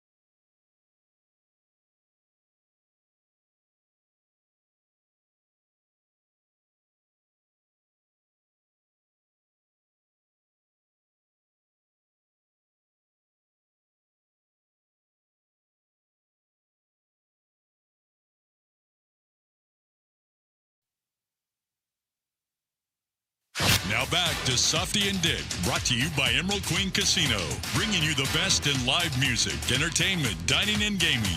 Whether it's your favorite games, food, concerts, MMA, or professional boxing, it's all at Emerald Queen Casino. Always entertaining. For more info, visit emeraldqueen.com. All right, of course, today's show brought to you by our friends at the Emerald Queen Casino. Always entertaining. Lots going on down there at the EQC, by the way. Got a big fight coming up, fight night at the Emerald Queen Casino. Always fun, always entertaining. Saturday, August 8th, doors open at 6. The fight is at 7 o'clock. Jump on the web, emeraldqueen.com, and get your tickets now. And don't forget about the Skyline Brunch at Slahal Steakhouse every Sunday this summer from 10 until 2 at the Emerald Queen. Well, that was pretty interesting from Scott Boras. I think he made it pretty damn clear. He's not going to support a salary cap ever as long as he lives. The players will give nothing, and Randy Arozarena is gone at the end of this season. I mean, that's what I took from it. How about you? No, I'm with you. It's just, and I understand his perspective, and it's completely opposite what an owner would tell you, because an owner would tell you, well, we're losing money every single year, right, hand over fist. Right. So both sides are going to have to give, and whether he wants to give or not, both sides are going to have to give, or else we're not going to play baseball next year. It's pretty simple. Yeah, well, I guess it just comes down to whose side are you on, the side of the millionaire players or the side of the billionaire owners? And people tend to gravitate towards people that make money that is more similar to their paycheck than not. That's why a lot of people are on the side of the players, obviously, right? Because they think, hey, you guys are billionaires. You can afford this, blah, blah, blah. I'd like to dig deeper into the baseball owners are losing money every year, because I know that when John Stanton bought his share of the Mariners, what was it, 30 years ago, whatever it was, that thing's grown exponentially since he took it over. Right, but he doesn't get a dime unless he sells it. Sure, but he's going to get a dime eventually when he sells the team. Is this team really losing money every single year? Didn't they have a report that came out last year? They made like $85 million or whatever it was. I don't know the numbers, but is everybody really losing money? Because they had this proposal, Dick, where they said we're going to do a salary floor, and there were like 8 or 9 teams that weren't even spending that, that would have had to have spent more money. So if you're proposing a salary floor now, how come you're not spending that today? Yeah, the only players that I am not sympathetic for are the guys who are past their prime and getting money that they should have made when they were 28 years of age. And that system has to end. And it's starting to end now with these Colt Emerson type contracts, right? Where you're paying these guys before they do everything. I got much less problem paying Colt Emerson $90 million before he ever swings a bat at the major league level than I do giving a 33-year-old broke down dude $225 million for 7 years, just so he might be able to help a team for 3 of those 7. That to me is a broken system right there. Yeah, I don't know, man. I think there's a lot of cheap owners in baseball, and I've always thought that. I think a lot of what we're talking about, there's a lot of gray area there. Like it's hard to talk about every Major League Baseball owner and paint them all with the same brush, because they're totally different. Like the guy that owns the A's is not the same as the guy that owns the Mets. We know that, right? I mean, that's been proven year after year. The guy that owns the Pirates is not the guy that owns the Dodgers. I mean, it's just, you can't paint these guys all with the same brush. And your question about to Boras, which I thought was a good one, why does it work for the NFL? And he said it doesn't. He's totally coming from the angle of the players. Of course. Period. End of story. That's it. Doesn't care about competitive balance. Doesn't care about how much, this team has a chance to win or parity or any. He's only coming from one. And that honestly is what makes him the agent that he is. I mean, if I were a Major League Baseball player, I'd love to be represented by Scott Boras. Now, Cal Raleigh had him and he dumped him and went out and hit 60 home runs last year and almost won the damn MVP. If he had Scott Boras, though, would he have made more money than he's making right now? Maybe. Maybe it was just one of those deals where Scott and Cal just didn't see eye to eye on stuff. Their personalities didn't mesh, and they're better off away from each other, man. Stuff like that happens, right? That client relationship with a lawyer, whatever, you got to find the right person that you get along with. Your personalities, can stand each other, and maybe they just weren't getting along. But the bottom line for me was Scott Boras. Anytime you hear him talk, you have to remember that he is absolutely 1,000% on the side of the players. Whatever makes them more money, whatever's better for them is what he's going to go for. And he's always been like that, and he always will. And he should be like that. He That's should his be. job. That's his job. And so therefore I would think that the arcane rules that they have in Major League Baseball, where you hold guys for 6 years of club control, that's ridiculous. Right. And so you can pay a guy next to nothing for 6 seasons in Major League Baseball. Yeah. They're offering to change that, by the way, in some of the proposals.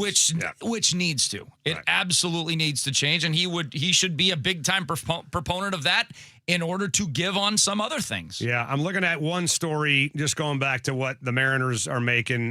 This is October of 25. This is last year, right in the middle of the Mariners playoff push, and there was a Forbes magazine article that estimated the Mariners made $380 million in revenue last year with an operating income of $43 million, and their value went to $2.2 billion. So I don't know if the Mariners are losing money. I mean, all these numbers that get tossed around, the fuzzy math, they can twist it any way they want. When they talk about their payroll, they can include guys that are in the minor leagues. They can include guys that they're still paying contracts for, that they traded, blah, blah, blah, dudes that are hurt, yakety yak. So I think overall the Mariners are doing pretty damn good. Yeah, no, I think they are. I've got a chart here in front of me from, this is the most recent Forbes one, and 2/3 of the teams in Major League Baseball made an operating profit last year, including the Seattle Mariners. Right. So the guys that aren't making a profit, get them out.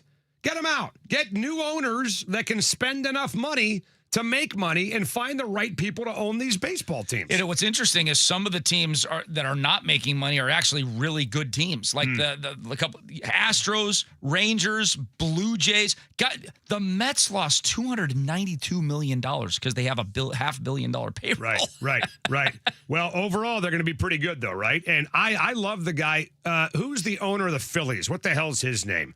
Because he had a quote a couple years ago where he came out and he said something like, you know what, I don't give a damn how much money we make. Yeah, Middleton. Is it Rob Middleton? Is that right? Or John Middleton? He came out and said, I don't care how much we make.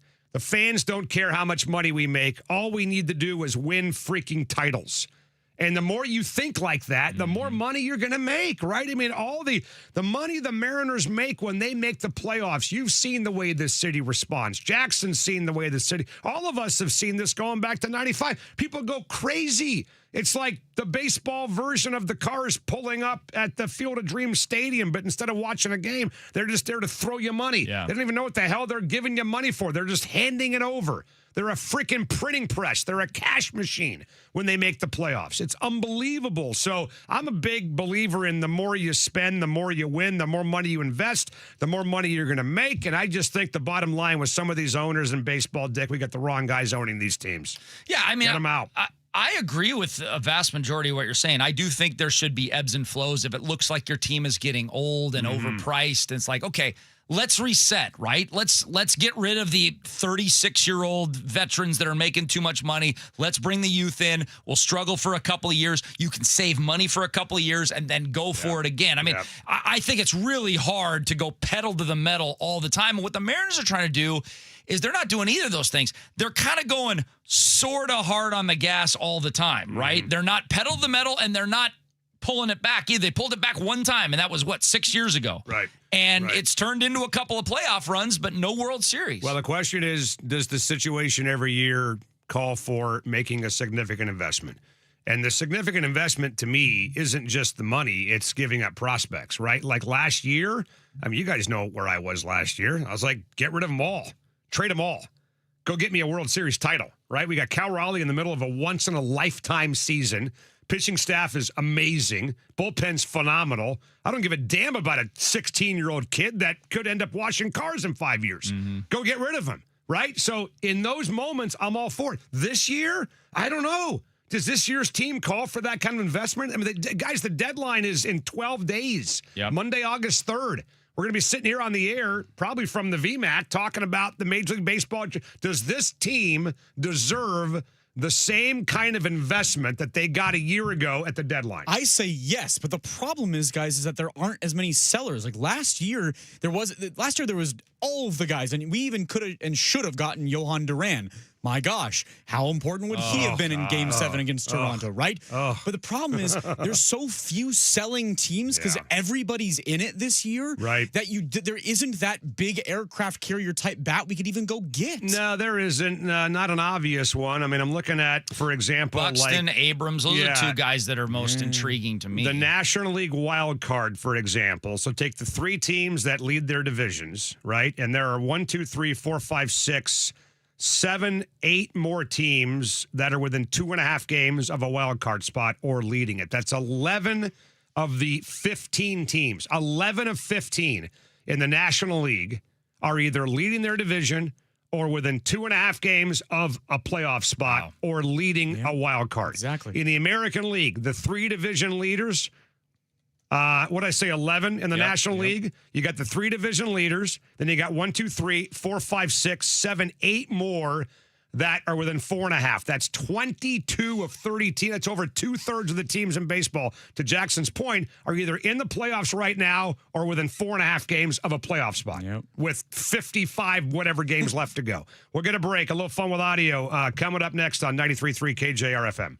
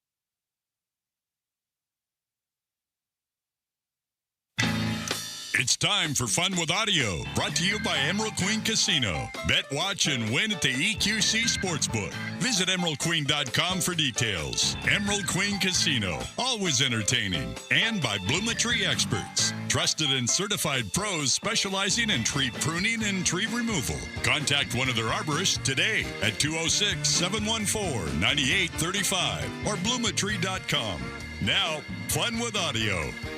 All right, we're back on a busy Tuesday afternoon right here on 93.3 KJR FM. Big thanks to our friends at the Emerald Queen Casino, bloometry.com. I was able to see a portion of Puget Sound I don't usually get to see because Bloometry got rid of a tree that was blocking my view. So Thank you to bloometry.com. That's an endorsement right there, boys and girls. You mentioned, what, KJR got $100 off, is that right? Yeah. At bloometry.com. Here we go, a little fun with audio / hey, did you hear that?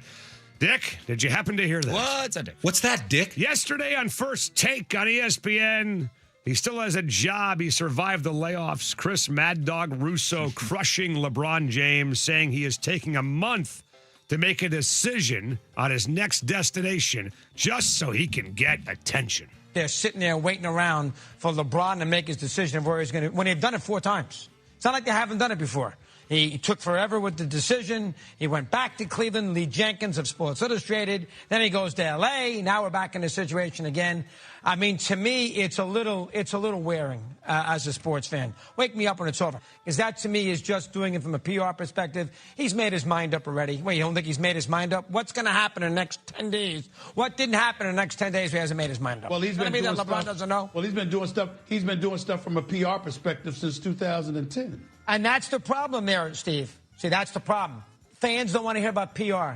Jordan never did this stuff. It's a different age. Well, why is it different? You just don't do it. It's just a different age. There's a lot more that comes with it. All right, so all comes back to Jordan. Well, it does for some people, but there's also a lot of people that are just frequently annoyed by this guy. And I'm not saying that this necessarily bothers me, Dick. There's a lot about LeBron James I love, a lot about LeBron James that bothers me. This one doesn't bother me as much. I do think, though, that he does have a little bit of a habit of keeping himself in the spotlight. And I'm not saying it's the wrong move. I mean, he markets himself, right? He's not an idiot. He's represented by one of the best NBA agents of all time in Rich Paul and Clutch Sports. But I will say this, the last time he was a free agent, you know how long he took to sign with the Lakers, by the way? 1 day. 1 day. And then he signed with L.A. after he was let out of his deal with the Cavaliers. So this has been going on, and it could be different. He's a bit older now, obviously. You know, his skill set's starting to wane. He's looking for the right team that can get him to where he wants to go with a title.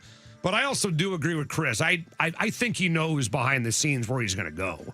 I think he's made up his mind. I think he's drawn this out a little bit. It's like, remember in Jerry Maguire when Rod Tidwell woke up in the end zone and he said, just let me enjoy this. Just give me a second. I think that's what he's doing right now. Well, we've only seen him / heard from him one time through this whole process. Yeah, and but that everybody's was talking about him. Well, yeah, but I mean, so should LeBron be blamed that everybody's talking about LeBron if he's not talking? No, but the reason why people are talking about him is because he's taking his sweet-ass time. Because the difference between LeBron and the Aaron Rodgers situation was Aaron Rodgers was on Pat McAfee every single week for 6 months before he made a decision. Well, again, whether he's wanting to speak himself and have the spotlight directly on his face and speak for himself, or he wants other people talking about him, either way, he's getting a lot of attention. I mean, is he not the number one story in the NBA right now? Yes. Where he's going to go? Which is where he should be. Number one story, right. And I mean, I think he's going to get criticized no matter what he does. Why is that, you think, by the way? Well, because he rubs a lot of people the wrong way. Why is that? Let's dive into that. Well, honestly, I don't know. I don't know the answer to that question because I can't think of one egregious thing that LeBron James has done. Okay. I mean, when you think of all the egregious things, the criminal behavior that athletes do all the time, and people turn a blind eye to them. Imagine if LeBron pulled a John Morant. Yeah, exactly. I mean, my God. He'd be killed. Done.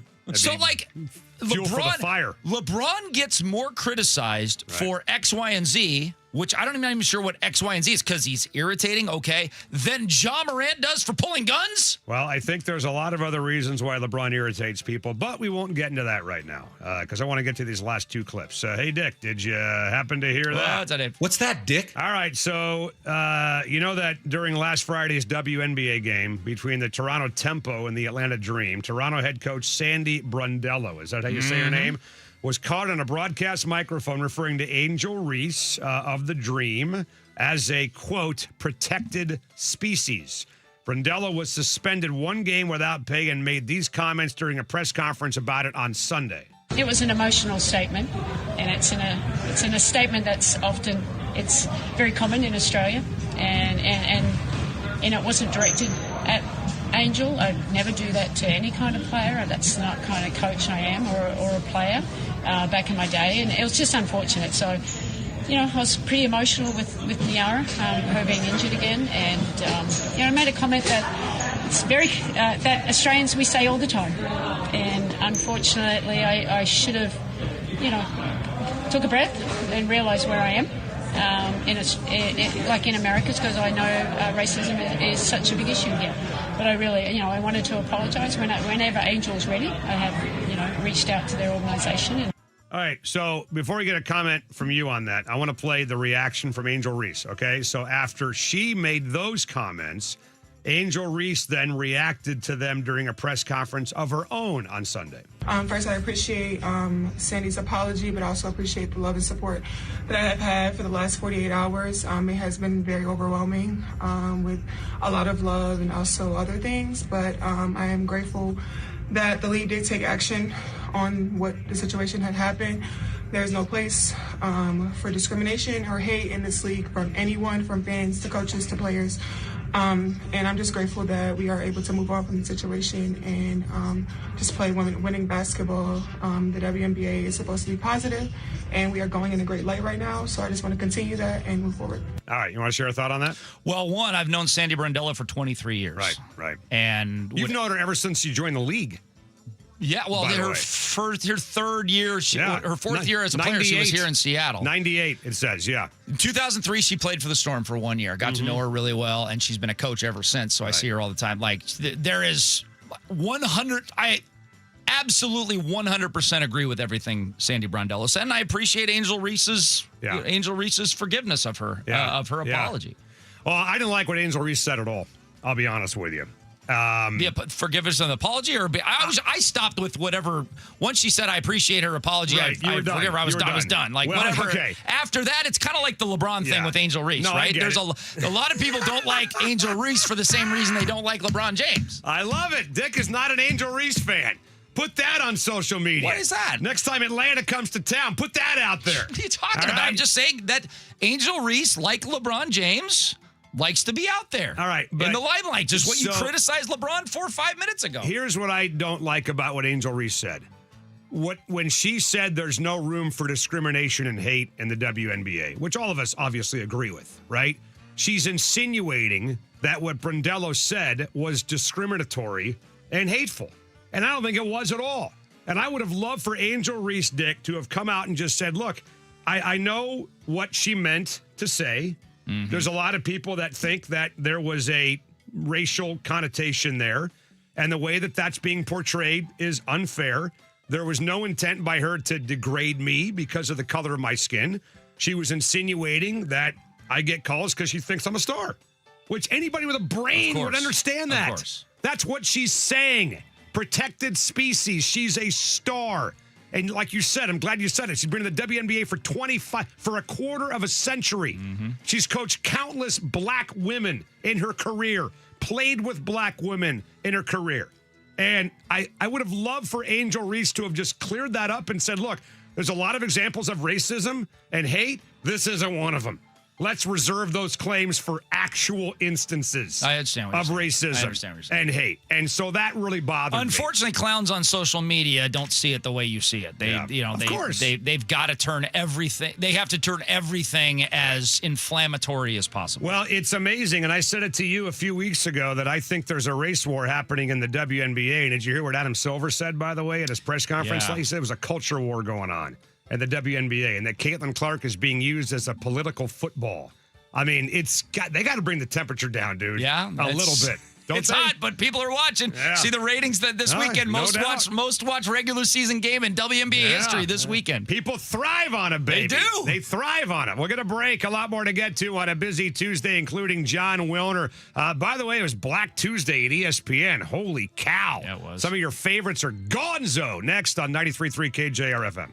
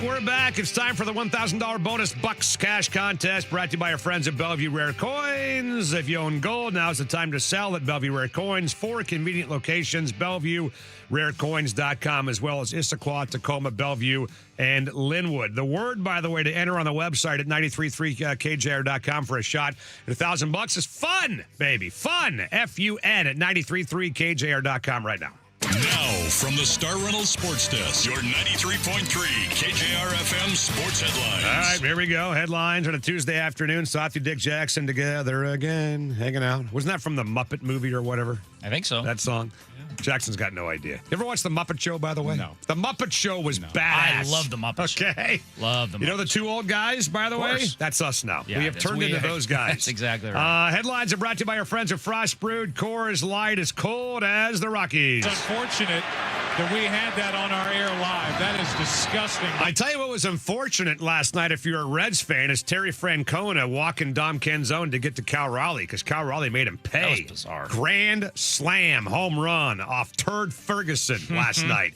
who proceeded to rip the umpire, second base umpire, a new one, called him a fat ass. Do you see that, by the way? Yes, he did. It was amazing. M's hammer the Reds last night, 8-0. They'll do it again tonight. Luis Castillo versus Chase Burns. By the way, Chase Burns, 11-1, 2.54 ERA, but just over 5 in his last 3 starts. Good to see Turdrific's just as Turdrific as he was last year for the Mariners. Julio and JP out of the lineup today with injuries. Mariners make it official, also signing first-round pick Ace Reese. Miami, the Dolphins signing former Seahawks linebacker Jordan Brooks to a 3-year, $51 million extension with a $35 million guaranteed bonus pad. He is now the sixth highest paid inside linebacker in the NFL. Panthers going to be without their right tackle Taylor Moton to start the season. He is battling blood clots. What else? Layoffs at ESPN as we transition into the 4 o'clock hour. Yesterday, you heard Ryan Clark got let go. Tom Pelissero today. Carl Ravitch today.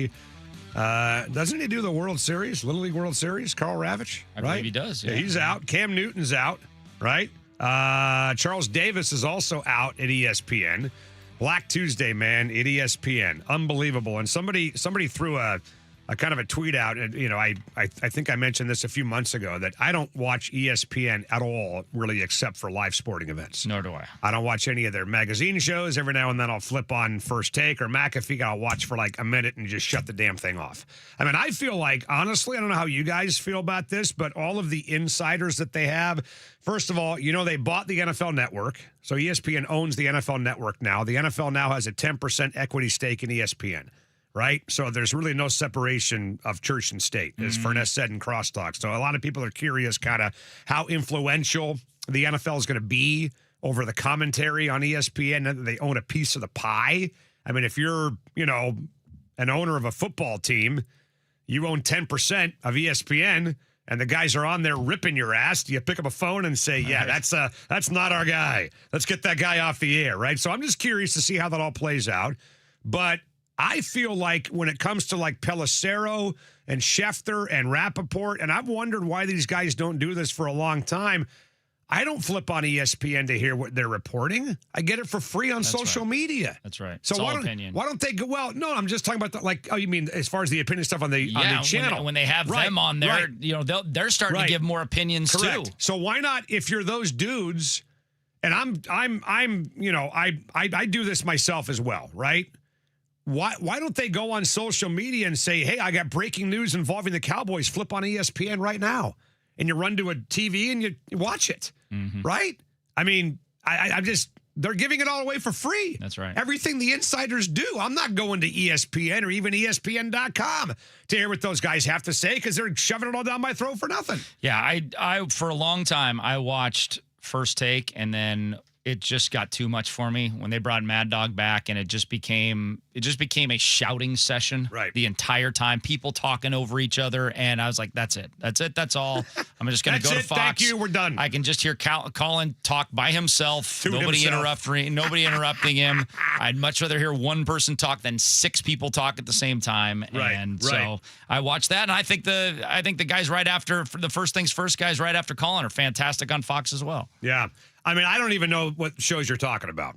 Honestly, I mean, I know Well, Cowherd. you know Cowherd show. Yeah, but first things first. Is that a show? Yeah, it's right after Cowherd. It's Nick Wright. It's Nick Wright. Is there a Next Man Up show or whatever? Yeah, I mean, I don't even know what the hell those shows are. I mean, I know You who know Nick Chris Wright is. Broussard. Yes, I know Chris Broussard. I know who Nick Wright. And I have Nick no Wright, idea what the shows are called. Yeah. Because I don't watch them. Jackson, do you watch these shows at all? None. I got no clue. None. I mean, again, maybe it's just me. I'm 53. I'm cranky. I'm just getting everything I need comes across my Twitter feed or my Instagram feed. Yeah. Right, but That's you're not it. getting like Everything. discussion across your Twitter feed. or Yes, I Instagram am. feed. I'm getting 2-minute video clips from Awful Announcing every single day. There's video. I mean, dude, all the stuff that we pull for Fun with Audio, all that comes off Twitter. All That's of it. right. Yeah, it does. That's right. All of it. But you're getting a lot of them are coming from the shows I'm talking about. I'm just happening to watch them live, whereas you're watching them 4 hours later on cuts. If they're getting a plug for that or a ratings bump, then good for them. I would right? just say, like, with those shows, I think maybe it's different for us as opposed to, and I would maybe 49451, like, maybe the average Joe does watch a lot of those shows to get those takes. I mean, for me, I don't watch it primarily for two reasons. Is A, I don't want to come on here and emulate what they're doing because I think it's bad radio. I think you don't want to be influenced at all. I think it's right. I think it's just bad, period. Like, just wanting to come on the air and say something just because you think it'll get clipped or played on other shows and reacted to. Yeah.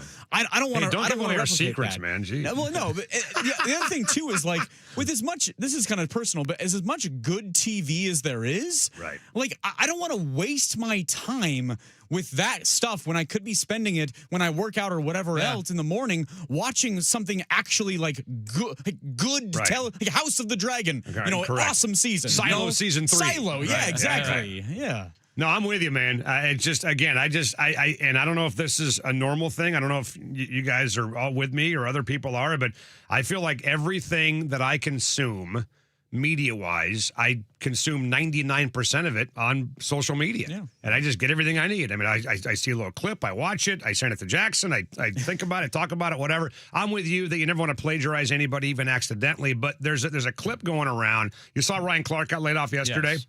There's a clip going around from September of 2025. Remember when him and Pete Schrager got into it on their NFL show? Schrager and Ryan Clark. And some people think this is one of the reasons why Ryan Clark got fired. They got into a debate about CeeDee Lamb, the Cowboy receiver, and Clark brings up the player versus non-player angle, and it pissed off Schrager. But the thing is this, though, and we shouldn't do this on TV. And so I apologize if people think this is rude. That's the non-player. Oh, stop. That's no. That CeeDee Lamb is. Let me tell you why. I'm not saying. I'm not looking at fantasy football, Ryan. I'm not. Don't belittle me like that. I could come in and say, as 3 ex-players are saying one thing, and give an alternative perspective that maybe CeeDee Lamb did play well. And Peter, what I need for you to do is not get mad and let me finish for one. Okay, go on. It wasn't about you. It was going to be about me. Okay. As a player. So apparently that was happening a lot, like behind the scenes. He was dropping rank on people. I played, you didn't, which I always thought was kind of a dumb thing, because if you don't agree with my take now, and you're telling me you don't agree because I never played the game, then every take I've got would be invalid, whether it's I agree with you or not. I mean, Of course. I never played, so if I'm agreeing with you or disagreeing with you, if it's a positive take or a negative take or whatever, by that logic, everything I say would just be dismissed. Because, so what am I even doing here? I would just ask Ryan Clark, would you say that to Mike McDonald? Mm-hmm. He never played. Right, never played. But it was a coach. I mean, a little bit different. He is a coach. He does know more than the average Joe. But, again, I mean, you could take that as far as you want, I guess, if you're Ryan Clark. But I always just find it to be amazing. Like, if that's your attitude, then why are we even having a conversation? Because every point that I would make would be moot and irrelevant and invalid because I never played the game. So, I don't know, man. Hey, yesterday, by the way, did you watch the Mariners last night? You were working last night, I was right? working, Okay. but I watched them when I got home. So let me ask you a question. How much money would you have had to have given me? What kind of odds would you have given me if I came to you on the 21st of July last year and the Mariners are playing their 100th game? Cal Raleigh's got 39 home runs and 94 RBIs at this point a year ago with a 985 OPS. including a 1032 OPS against left-handers. And I'm bringing it up because of the Turd Ferguson thing last night.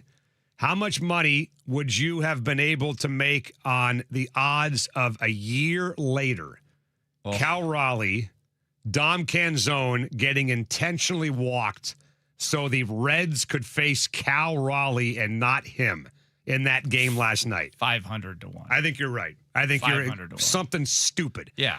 Ridiculous. I might have said, okay, I'll give you $5 with a chance to win 2,500. Exactly. And you'd I'll just throw and even doing that, I'd be like, I'm just giving Softy $5. Right. You would have won a lot of money. That's how I would have felt about it. Because a year later, Terry Francona walked Dom Canzone to get to Cal Raleigh. And he freaking made him pay. He turned on that meatball. Remember God, what game was it? Was it the Derek Jeter game? Or like the Cal Ripken where somebody had their last at bat and the guy was accused of just tossing a meatball up there for someone to be able to I think it was Jeter. Was it Jeter? I think it was Jeter. That's like what Ferguson did last. Like, you know what? I know you a little bit. I played with you last year. Good guy. I know you're struggling. Take this. There you right? go. Maybe First he took his pitch and he crushed it. I mean, that's the Cal Raleigh, man, that we want to see. His OPS, by the way, since he came back off the IL, is now up to a whopping 593. There we go. After that grand slam home run last night, but you would have had to have been given unbelievable odds on something like that happening a year later. So, I mean, number one, it just shows you how far the guy's fallen, number one. And then number two, I saw this tweet from Anders last night. Oh, Anders, how much confidence do we have right now in Cal Raleigh being able to turn this thing around? Not necessarily Dick playing at the pace he was at a year ago for the final 60 whatever games of the year, but being a threat, being a factor. Because up until last night, and I would say even still, he's not a factor. I mean, he's been terrible at the plate. He's been awful at the plate. The guy's got 6 extra base hits on 116 plate appearances since he came off the IL. How much confidence versus concern do we have that Cal Raleigh at some point this year is going to be a factor for these guys consistently? I think he's going to be a consistent factor. I mean, I don't think he's going to be a superstar, but I think he's going to be a consistent factor. I just think he's been tired. I mean, that's part of it. He's been injured, he's been tired, and he's been mentally shot. I mean, that was a long – think about the stretch that Cal Raleigh had a lot of pressure on from basically March of last year through September – actually, through October. He had how many months off before he started for the World Baseball Classic? 3? Maybe? From the end of the year? From the end of the year to the beginning of getting ready? He had November. He had played or getting ready. I don't know when he started getting ready. I mean, when did the World Baseball Classic training start? Early March, I think, late February, whatever. I mean, he had 3 months off. He had November, played December, pressure January. games there, and he's been injured this year. And it's just a mental thing. It's weird because you don't see it in like sports like basketball. You never see a 25-point-a-game scorer score like 5 points a game for 3 months. It just never happens, right? In basketball. In golf, it does. We see guys that are awesome in golf. They're winning tournaments, and then all of a sudden, 6 months, they miss 17 cuts, you know, and then they snap out of it. Well, Cal Raleigh's missed the equivalent of about 17 cuts in the last 6 months, in the last 4 months. Yeah, well, then I guess if that's the case, then we should see him bounce back next year, right? There's no WBC. He's going to have some rest and all that stuff. And I mean, the problem with that is that he's going to be 31 years old. I mean, every year that goes by, he's going to be fighting father time. And I mean, my concern about Cal has been the same all along, that he's a one-trick pony who's not performing his trick. And people don't like that. Maybe it sounds too, rash or whatever, but he's a home run hitter. That's what he is. I mean, he's not Aaron Judge, right? His batting average on balls in play versus Judge is like 90 points lower than what Aaron Judge did a year ago. So he's never going to be that guy. And I'm fine with that. I mean, he's a leader. He's a phenomenal catcher. If he's hitting home runs and the starting staff is kicking ass, then great, right? I mean, the money he's making last year, he was underpaid. Now he's probably overpaid, right? It's all going to work out when it's all said and done. But I still believe that this team, to go where they want to go, and I'm not breaking new ground here with this take, they need him to step it up. They do. And I know Jerry DiPoto said this the other day. I was on with Sylvie and Egan. They brought it up, and they're exactly right, man, that, a lot of people want to criticize Jerry DiPoto, and that's fine, whatever. But when he says things like, hey, the biggest additions we're going to make at the deadline are the guys that are here now playing better, he's 1,000% right. Because remember last year when they went out and got Naylor and Gino, they had Cal in the middle of a career year. Julio was kicking ass. Rosarina was here, and they added that, right? They complemented that with Suarez and Naylor and Ferguson. Now, if they go out and get a Naylor and a Suarez, whoever those guys are, they still need the dudes here to play better. So he's right. I had no problem with Jerry DiPoto saying that, and a lot of people gave him crap, saying, "Oh, that's just your excuse for not going out and getting anybody. That's what you're telling us now to not get anybody at the deadline." No, he was being honest. His best hitter on his team has stunk for 4 consecutive months. That's what he's saying. And it might mean that they don't get anybody, right? It might also mean that. But they're not going to get anybody as good as Cal Raleigh. Well, first of all, he's saying. They're not going to, and you're right. And then number two, it's not going to matter unless those other guys start playing well. That's the whole point, is that the offense, I mean, look at where they are. God, the numbers they went from 3rd in home runs to 15th. They went from like 15th in OPS to 28th or whatever. Scoring's way down from a year ago. It's not all him, but he's a gigantic part of it, obviously. I mean, Naylor's numbers are down. Julio's numbers are down. So, guys, I don't know. I mean, just to answer my own question, I'm concerned. I'll just say that. I mean, this has been going on now long enough. It's 4 months in. We haven't seen anything consistent out of him. There hasn't been like a consistent month or a consistent 2-week run. I got to believe like you, and I put this on social media the other day, and people started calling me a homer, which I am, that I'm annoyingly optimistic about this team the rest of the way. I just think they've underperformed in almost every category, right? The rotation, despite being 6th in ERA, to not have one guy make the All-Star game was a surprise. The bullpen, for the most part, has been a little bit down. The offense has been certainly down. The manager's making mistakes when it comes to managing the bullpen, things like that. Their defense is terrible. There's not one part of this team that's overperformed. Right. Last year, they had a ton of parts that were overperforming. I had no problem with you saying that you were optimistic about this team turning good. around. I'm glad. The only thing that I saw that was a little that made me pause a little bit was the comparison to the Seahawks before the running game got going. Yeah, that you took that too literally. Because the Seahawks were a freaking awesome team before the running game got going. That just took them over the top. But we're talking about whether the context is a championship level team or a meddling team. Either way, there were concerns about the Hawks run game. Right, but we all can agree on that. They were 8-3. Right, they were 8-3. But every time we had somebody on like a human, we'd ask them, hey, what's the Achilles heel of the run game? Right. Is it going to get any better? No, it stinks. It's not going to change. But the Mariners have like 4 Achilles heels. But we were talking about Super Bowl with those guys, obviously. I know we're talking World Series, and I get all that. Again, I think you took it a little bit too literally, but I understand that. I have that effect on people. I'm just saying that last year there was a weakness on the Seahawks that everybody agreed in October was obvious, and it was their run game. Right. If this thing gets derailed, what's going to derail them? The run game. They can't run the ball, and it's going to cost them. How many times did we ask that question? Are we going to be sitting here saying, oh, my God, they can't run the ball? It's if they could have, and then they ran the ball. Yeah. And Kenny Walker went bananas in the last month and a half of the year. So the only comparison I'm trying to make, again, having a little bit of fun on Twitter, is that I just wonder if we can get to a point now where Cal Raleigh can stink for 4 months and then just give them the kind of run that Kenny Walker gave the Seahawks a year ago, and maybe that's enough. Maybe that's just enough to get in, and then he takes off from there, and the team is dynamite come October. Well, and baseball is one of those sports that if you're hot in September, you can ride it. I mean, we saw it last year with the Mariners. 100%. I mean, the Mariners, they had to go 17-1 just to win the division, for God's sakes. I mean, they were not a good team in August of last year. They became a good team in September and became a great team in October. So I don't know why that can't happen again this year. Will this be Luis Castillo's last start ever at T-Mobile Park tonight? Let's get to it next on 93.3 KJR FM.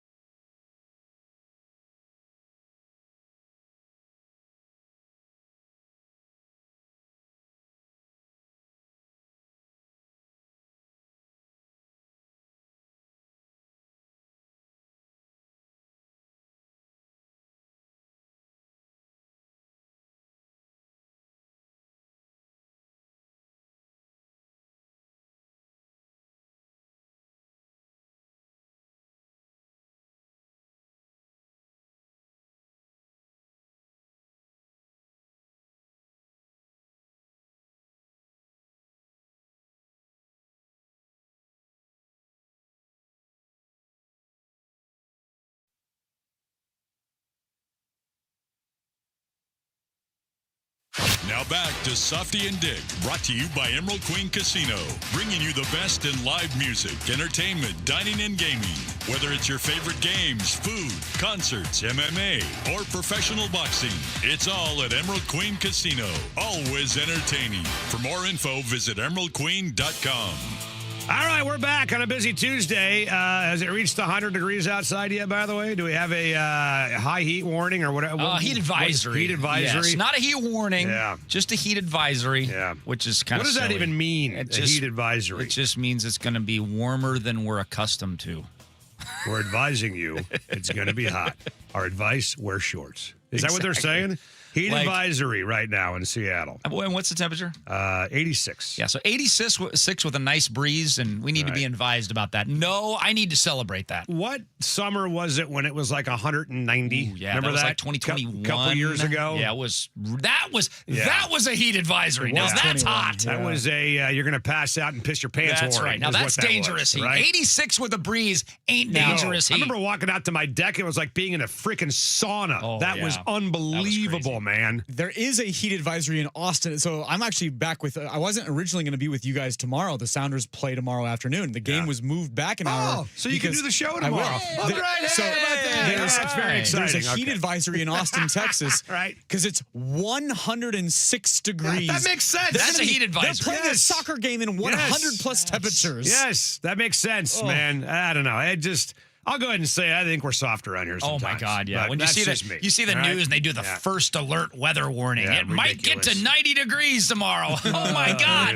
Batten down the hatches. Well, I saw this from our buddy Ty Dane Gonzalez on Twitter. Does he work with Andrews, by the way? Is he doing the Locked On thing? He was joined me yesterday. Oh, you did? Okay. Yeah. Did you ask him about why the Mariners denied him for a credential? What's about that? Shut up. How do you not know that? I genuinely don't know. That's all he's been that. talking about on his social media accounts for 2 days. I don't do much on Twitter. Dude, I genuinely don't know. You had him on the air. They denied him? But yes. He's Locked On Mariners' host. He's been complaining about it for the last 2 days. How the hell do the Mariners I don't know. Well, the press box is small. I know that. Oh, come on. I mean, look, I don't know enough about the situation to really have any comment on it. I do know what I read on social media is that people say he works with somebody who the Mariners don't like. I don't know if that's... I have no idea, dude. I might be pulling stuff out of my ass. Go to his Twitter account. Okay. Go to his X account. It's been a huge deal the last 2 days. He got denied a credential by the Mariners. Anyway, he threw a question out. Ty did on his social media account. Will this be Luis Castillo's final T-Mobile Park start? Because the Mariners go on the road to Texas this week, obviously, after this series against the Reds. I believe they're going to... Are they going to Houston? They got to be going to Houston, right? After they play the Rangers? Correct? They got to be. Looked at the Mariners schedule. Yeah, they got 3 with Texas, 4 with Texas, and then 3 with the Dodgers. Sorry. And then they come back against the Twins on the 31st at home. But Castillo starts in L.A. on the 28th. So technically, I think his next start would be Sunday, August 2nd, maybe at home, which would be against the Twins. So he might have one more. But Ty's point is, it's fair. This might be the last one we ever see. And Dick and I were talking off the air about the deadline, which you guys don't forget. The deadline is Monday, August 3rd this year. It's not the 31st of July. They moved it now to Monday, August 3rd, I believe, at 3 o'clock our time. So our show will hit the air on the 3rd, and the deadline will have come and gone. What do we want them to do? Do we want them to move a guy like a Luis Castillo? Do we want them to move a guy like a George Kirby, who still has, I think, 2 years left on his deal? Logan's got 1 more year left on his contract. Although we asked him yesterday on the air if there's been any movement on an extension, and he's like, there's nothing going on at all with him. And I believe it, by the way. So what do we want the Mariners to do? Because I would love them to just stick Castillo in the bullpen and go to a 5-man rotation. I think he'd be awesome in the bullpen.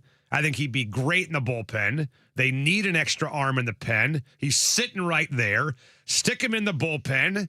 Strengthen your pen. You've talked about how deep they'd be if they put him in there. And then in the playoffs, you take another starter out, like Kirby or whoever. You stick him in there. And Cade Anderson, too. Cade Anderson, you're good to go. You're rocking your bullpen come October. You're doing everything you can to avoid what happened with Bizzardo against Toronto. Everything you can to give yourself more bullets to fire if you get into that situation again in the ALCS. So, why not move a prospect for a bat if you can do it? You got plenty of prospects. I've always said that the one thing that Jerry's very good at is replenishing the minor league system. He's phenomenal at it. Go let him do it again. Go trade a prospect. That's what I would do, and I'd put Castillo in the bullpen. I'd keep him. I'm totally fine with that. My question, I can't answer your question until I have the answer to what does Castillo bring you versus what does Gilbert bring you versus what if you were to trade to George Kirby with 2 years left bring you. Sure. Like if Castillo brings you X, does Logan bring you 2X and Kirby bring you 3X? Like, what does that look like? Because if I can get a haul for Logan Gilbert, a haul, I'm talking about multiple bats that you can put right into your lineup right now for a couple of years, I consider that. Wow. Because I don't think Castillo is going to give you much. So if my choice is Gilbert for a haul or Castillo for right. I'd rather trade Gilbert for a haul, just based upon what I'm getting in return. Yeah, but God, he's been good for you, man. Yes, Logan which is Gilbert, why you can get a haul for him. He has been really, really good, and he's not even a free agent. I mean, that's like, I don't know. I understand what you're saying, Dick. But aren't we going to sit here at the trade deadline next year with Logan Gilbert with 2 months left on a contract going, are we really going to lose Logan Gilbert for Why nothing? don't you just sign the guy? Well, yeah, over the offseason? but obviously that's not. But we're talking about what we would do, right? What I would do is I would sign him. I would put Castillo in the bullpen, and I'd move one of these 50,000 hotshot prospects they got and get a bat from somebody. I mean, Jackson's point is accurate that there's not as many sellers right now. Yeah. Now, that could change in the next 12 days. You know, somebody could really drop off. I mean, I think what you're doing is you're looking at like all the teams that are in the wild card race, like right on the edge, root for them to start falling apart. The Giants are going to be sellers. We know that. The Giants are going to be sellers.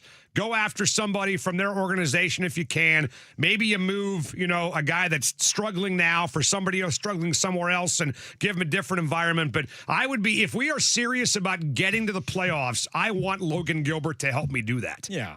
Like the American League is down. Like we all realize that the American League is down, right? Which means getting to a World Series is easier than ever. So if that's the case, don't you want all the firepower you possibly can to get you there? So I am with a bottom line of this. Whatever maximizes this team getting through the ALDS, ALCS, whatever wildcard round if you have to do it, whatever maximizes that right now, you do it because right now you are in it. Yeah. And there's no promise that you're going to be in it a year from now, regardless of Logan's situation. Well, that's what I've been saying for the last 50 years. I said it a year ago. I'll say it next year. There's no promise of tomorrow, right? I mean, come on, guys, man. But, Dick, what I think is going to happen, I think they'll try and do what you said. I think they'll try and trade Castillo. I think that's exactly what they'll try and do. Now, will they do it? I don't know, but I think they will try. I think there's a reason why they have kept him in the rotation for the last 2 months because they know his value is going to be much higher if he's a starter versus a reliever, and he's pitching fairly well, right? So I think that's what they'll try and do. I think you're right.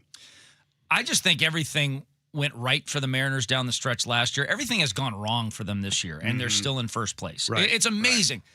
Every time they go on like a 3-game winning streak, you look up and they're like in first place again. It's like, that's all it takes. It's like a lot of times seasons you need to win 15 of 17 games to dig yourself out of a hole and actually catch it and get it in first place. You go on a 3-game winning streak, you're in first place in this division. Yeah. So I understand what Jackson's saying. I think we might even be, though, in a better position to win next season than this year because I don't think we're going to have everything that could possibly go wrong next year that we've had this season. Well, how about this? Never mind next year. How about we don't have everything go wrong that could go wrong for the next 2 months? Yeah. How about they just play normal baseball like a normal freaking team? Right? And not a schizophrenic maniac, which is what they've done all freaking year long. It's unbelievable. I mean, not one part of this team is playing to the back of their baseball card. And I hate saying that because it sounds so cliche, but it's true. I mean, we don't need Cal Raleigh to hit 60 home runs. Can he hit 30 and drive in 90, for God's sakes? Can Naylor do anything remotely close to what he did a year ago when he was here for the final 2 months? And, guys, here's the thing. A lot of people like to say things like, well, the only reason why the Mariners are even remotely in it is because of the division they play in. Well, that's partly true, but you know what their record was after 101 games a year ago? Not great. 54 and 47. 3 games difference. Yeah. Three. That's 1 win a month that they haven't gotten this year. That's it. Now, you could argue they should have been better than that because of the additions they've made, but let's look at the additions. Jose Ferrer's been good. Donovan has stunk, and Ref Snyder has been a freaking turd. Gigantic turd. The biggest 3 acquisitions they made, 2 of the 3 have done nothing. One of 3. Nothing. You mentioned the 3 games. I want to ask you a question. I listened to Kruger was great yesterday, but the one thing that confused me when he talked about they lost 4 games because of the piggyback. He said that multiple times in the. I'm not a big proponent of the piggyback, but I don't remember them losing 4 games because they went to the piggyback. Right, what was he referring to? I think he might be referring to the fact that everybody was thrown out of sync. Because there was a point in time where all these guys had a little bit of a lull, including George Kirby, including Logan Gilbert. I mean, look at Brian Wu. Brian Wu can't do anything away from T-Mobile Park. Bryce Miller has had a little bit of a bump lately. Castillo has been up and down at times. I mean, the actual games themselves have gone okay, but it's such a small sample size. Like, how many piggyback games have they actually had? 4? Maybe. Yeah. It's been nothing. He was kind of insinuating that they basically lost all the piggyback games. Yeah. Well, that's not true. But I think the unintended impact that had on the, what's the word I'm looking for here? On the, what the hell am I talking about? What do you mean the unintended? Yeah, the unintended impact. Not the games themselves of the piggyback. The following games after the piggybacks, there was losses because of the piggyback. I'm not even talking about the following games. I'm just talking about when you get guys out of their comfort zone, right? When you get creatures of habit out of a routine that they've been in, and all of a sudden they're doing something different. And what I've hated about the piggyback, now it's 2 things that by the way, is that thing even happening anymore? It sounds like it's over. The piggyback. Is number one, my problem from the start, I know we have to break here, is that they boxed themselves in where they had to pitch the second guy no matter what. That bothered me. And then recently what bothered me is that they decide we're going to do this piggyback thing, and then 5 minutes before they pull the rug out. Oh, no, we're doing something different. Like, what? I mean, guys, pick a plan, man. Come on. Have some confidence. Who cares if the idiots on radio think you're a putz? So what? Believe in what you're doing. And it kind of felt like there was a little bit of a run there, Dick, where they really didn't believe in what they were doing because they kept changing their damn mind. That's what was bugging me. All right, we're going to break. Testimonials next on 93.3 KJR FM.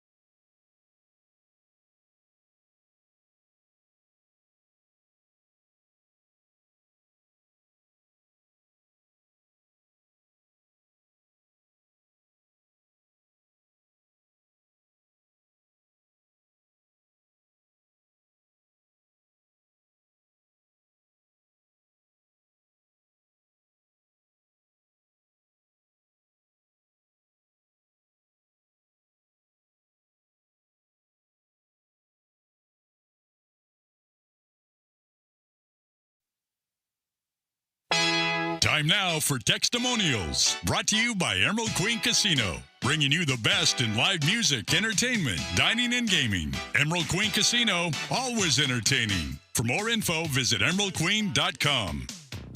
All right, big thanks to the Emerald Queen Casino, always entertaining, for sponsoring the show every single day from 3 to 7 right here on 93.3 KJR FM. It's time for Textimonials 49451. Your chance to sound off with your thumbs, baby. 49451. Textimonials is what we call it. Jackson Feltz, what do you got? I do not know what you guys are talking about. I am frying in Burien, and it is 96 in Puyallup right now. It's a cool 72 degrees here in the studio. Yeah, nice. I don't know, man. I mean, if it's 98 degrees outside, then that's a different story. I'm looking at my handy-dandy Apple iPhone weather app, and it says it's 83 degrees. 83? Yeah, on mine. Really? Yeah. 89 in Browns Point right now. That's what mine says. Well, it's a beautiful day on the water in Browns Point. Now it says 85 in Seattle. 85 in Seattle, 90 in Des Moines. So it's getting a little hot. Look, I got no problem with a heat advisory when it's 90 degrees outside, but when it's 81 degrees and there's a cool breeze blowing, give me a break, man. I got a thing on my phone. Soft somewhere else. I got a thing on my phone an hour ago. It says severe weather alert. Mm-hmm. Yeah. Really? Yeah. I mean, come on. Let's not be little boy who cried wolf here with the severe weather alerts, okay? Well, let's reserve these severe weather alerts for severe weather. Severe weather. Right. Thank you. Exactly. Not that hard. All right, what's next? I doubt Ryan Clark would even say that to Stephen A. Smith. He just said it to Peter because he does not respect him. Yeah, Pete Schrager looks like, the fat kid from the Christmas Story, by the way. He grew up, doesn't he? Yeah. And so he's kind of picking on him a little bit, kind of fat little pudgy guy. What do you know? Did you play sports, ping pong, Pac-Man? Is that what you played, Petey?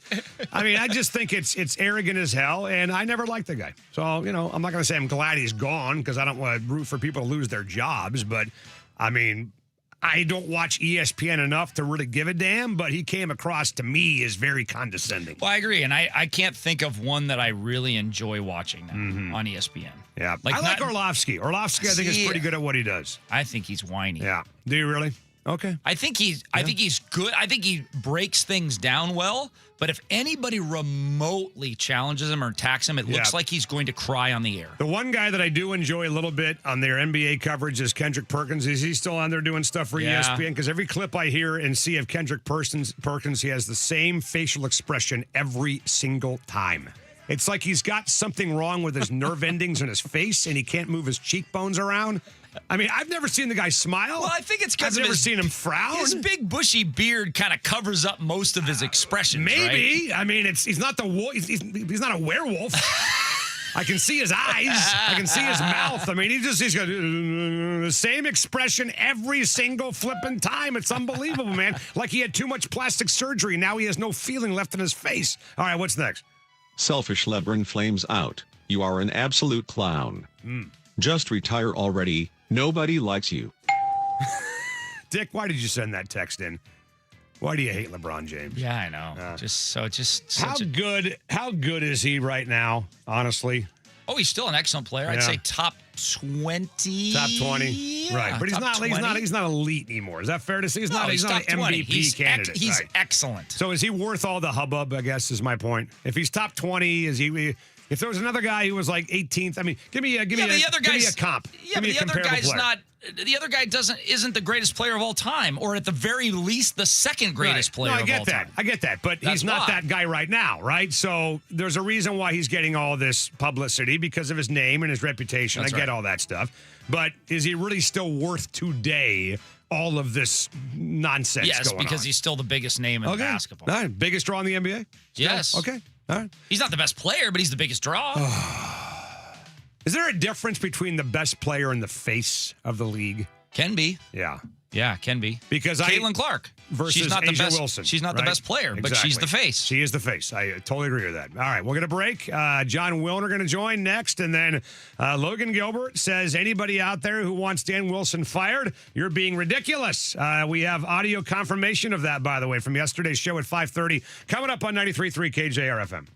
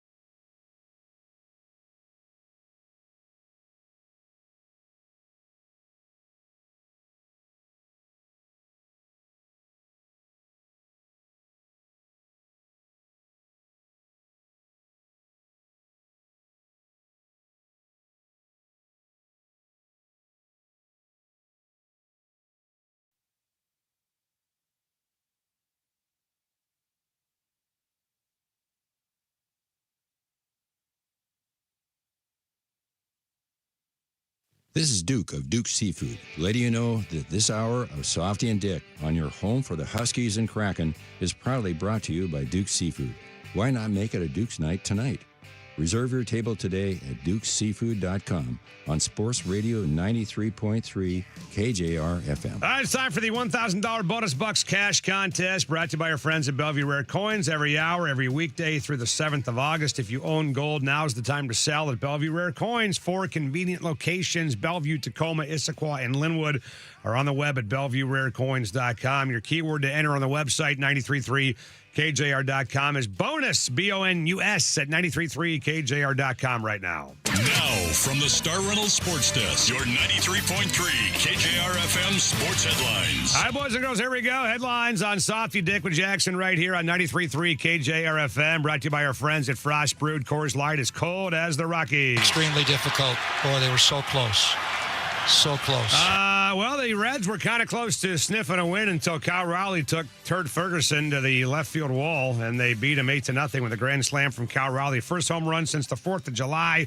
M's 4-1 since the break game, 2-3 tonight. Luis Castillo, former Red, against Chase Burns at 6:40 p.m. And Julio and JP out of the lineup today with injuries. The Mariners make it official today, signing first-round pick Ace Reese. Brendan Donovan set to resume his rehab assignment in Everett tonight. Do we know, did Julio get hit in the ass or did he pull a hammy? I think he pulled a hammy. You sure about that? I mean, 1,000%. Dan Wilson will speak at 5:45 right here. We'll find out. Does he? Find out. I mean, do you pull up the way he did after getting hit sideways by a throw from short or third, where it was coming from? He's got a bony ass a little bit, so it might have hurt him more than it hurt you and me. We have fat asses. He's got a bony ass. Former Seahawks linebacker Jordan Brooks is now the 6th highest paid inside linebacker in the NFL because the Dolphins gave him $51 million with $35 million guaranteed today. Shohei Ohtani scheduled to pitch off a mound this week, but there is still no timetable for his return to pitching in game action. He is still hitting as a DH. Baseball scoreboards, Twins Guardians 2-2, bottom 5. Rays up on Toronto 3-0. Mid-third. God, the Blue Jays stink, by the way. Talk about the Mariners. They're terrible. Braves 2, Padres 1, bottom 3. And the White Sox, who might be the story of the year in baseball, they're 53-46. They are at Texas to take on the Rangers tonight at 5:05 in a big game for the Mariners to keep an eye on. Let's get to John Wilner right now. It's time for our weekly Pac-12 conversation with San Jose Mercury News reporter John Wilner. Brought to you by Simply Seattle. Our friends at SimplySeattle.com have the most amazing collection of all things Seattle. Seahawks gear, UW hats, and the largest selection of Sonics gear anywhere in the world. Learn more at SimplySeattle.com. All right, here we go, boys and girls. The moment you've all been waiting for. The Pope of the Pack, the Big Ten Baron. God, it feels like weeks since I've talked to this guy, which it has been weeks, by the way. Was he on last week with you guys? He was awesome as usual. How about the week before? No, he took the week off. Well, I heard that last week's performance was subpar, so I want to confirm that with you.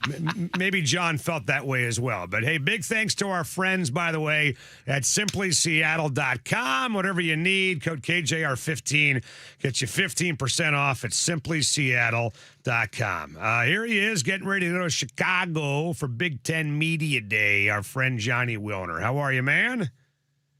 I'm good, thanks. How you guys? Swell. We're doing good, man. So there's all kinds of conversation at SEC Media Days right now. There was a quote that we were going to play on the air from Heather Dinich that we didn't get to about the possibility of the SEC breaking away from the NCAA. I think a lot of us have wondered now for a while with the Big Ten, the SEC just go do their own thing, right? Well, just like it took USC and UCLA to jump into the pool first before UW and Oregon followed to the Big Ten. Will it take the SEC kind of getting this engine started before the Big Ten follows? Or you think the NCAA or the SEC one day will maybe just make this move on their own, if at all? Oh boy, there's a lot to this topic, but the first thing is you kind of have to decide how you define breaking away, because it could be one of two things. It could be that they continue to compete against the other conferences as usual, play in the CFP, play in March Madness, but they kind of set their own rules regarding, maybe revenue sharing, transfers, That's one option. Then the other option is that they actually go and take their ball and go home, essentially, and only play each other, right? They got 16 teams. You could easily play a 12-game schedule with a 16-team league and declare your own champion. So that would be the other option. The first one is much more likely if something like that's going to happen. Now, the Big Ten, would they do the same? The problem is they can't both go off together because then they'd get sued for antitrust. Boy, John, who would watch outside the SEC footprint? Who would watch a 16-team SEC league? I don't think that many, but the SEC footprint's pretty darn big. That's the thing. Now, the other piece to this, right, is ESPN is probably going to look at that and think, that's not great for our business. Just like Fox would probably think the Big Ten having their own intra-conference competition wouldn't be great for Fox's business. But the problem is the two leagues cannot go together and just compete against each other with the 34 schools because they get sued for collusion. I mean, they would not even have signed the official paperwork before the ACC and the Big 12 and everybody else filed a lawsuit, which brings us to how a super league, and we've talked about this before, the only way I think a super league could really form without getting being subject to antitrust is if the top schools in each conference just go and form their own entity. Right. Well, look, there's a reason why I bring it up. Number one, because of the quote that we had from Dinich from ESPN about SEC and what's happening down there. And then I've been asking you for months now, when are we going to see this thing settle down and be able to think to ourselves, like back when Dick and I were growing up, we were kids, obviously, you kind of knew what the next 5-10 years would look like, right? We're playing in the Pac-10, winner goes to the Rose Bowl, that's it, you vote for a national champion, blah, blah, blah. I'm not saying go back to those days. What I'm asking you is how long until we have some consistency with this, where everything is settled and Dick and I are not having you on the air every single week asking you about these changes that are coming on the horizon? Yeah, I wish I knew. Nobody knows, but I will say that the bill in the Senate, and we don't want to get too in the weeds. It's not very good radio, and frankly, it's not good writing for me. Right. But it does matter. This bill in the Senate matters a ton because it has provisions that basically say what the conferences can and cannot do in terms of expansion. And so if the bill in the Senate becomes law later this year, that will set college sports on one trajectory. If the thing fizzles out, college sports will go on another trajectory. And that second one, where the bill fizzles out, is the one that has a lot more unknowns. John, could you start a super league where you've got a commissioner, you've got this league, certain schools are the founding members of this super league, and then they just say, hey, we're opening this up to applications. Regardless of what conference you're in right now, if you want to be in the super league, here's what it takes. Here's the type of money you're going to have to put up to get yourself into the Super League. This is what type of yearly commitment financially you're going to have to do to get, because not every school is going to want to do that. So that seems to me like kind of a capitalistic way to do this, where it absolves you of any lawsuits. Well, I think the way it would happen is, pick a school. Ohio State calls Texas. Texas calls Notre Dame, right.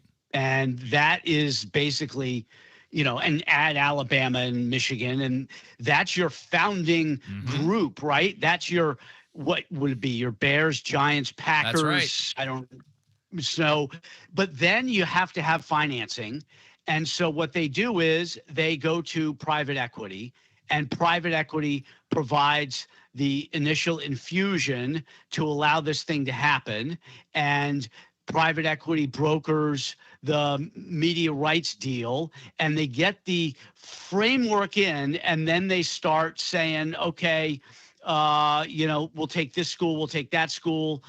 Now, might the schools have to pay to get in? I guess that's possible, but I think that would be how it worked. It would be a handful of schools along with private equity. All right, John Wooden's with us. I assume you're going to Chicago next week, July 28th, a week from today. Actually, in all transparency, I am not. I got a family commitment that will prevent me from going. You know what? I don't want to hear excuses. Is he truly the Baron of the Big Ten if he's not going to be there? No, you cannot be the Baron of the Big Ten.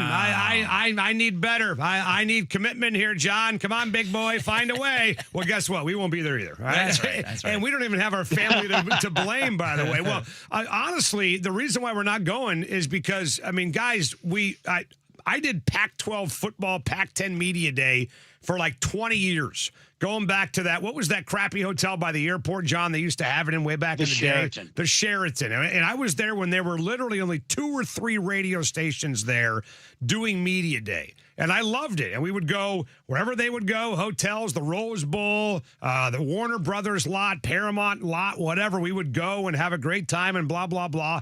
And then they went to the Big Ten, and it doesn't seem like the Big Ten puts on the Radio Row show the way the SEC does. I was just talking to Christian Capel about that. I'm watching the SEC media days on TV, and I'm seeing radio station after radio station after radio station, and the Big Ten doesn't do that. So that's why we're not going out there. It's not worth our time, number one. And number two, it's a 3-day event, not a 2-day event. But what will be the big story, you think, at Big Ten Media Day starting next week? There's always one big one. What's the big one going to be this year? Well, I mean, to me, I look at it from the conference perspective, not necessarily from the school-to-school deal.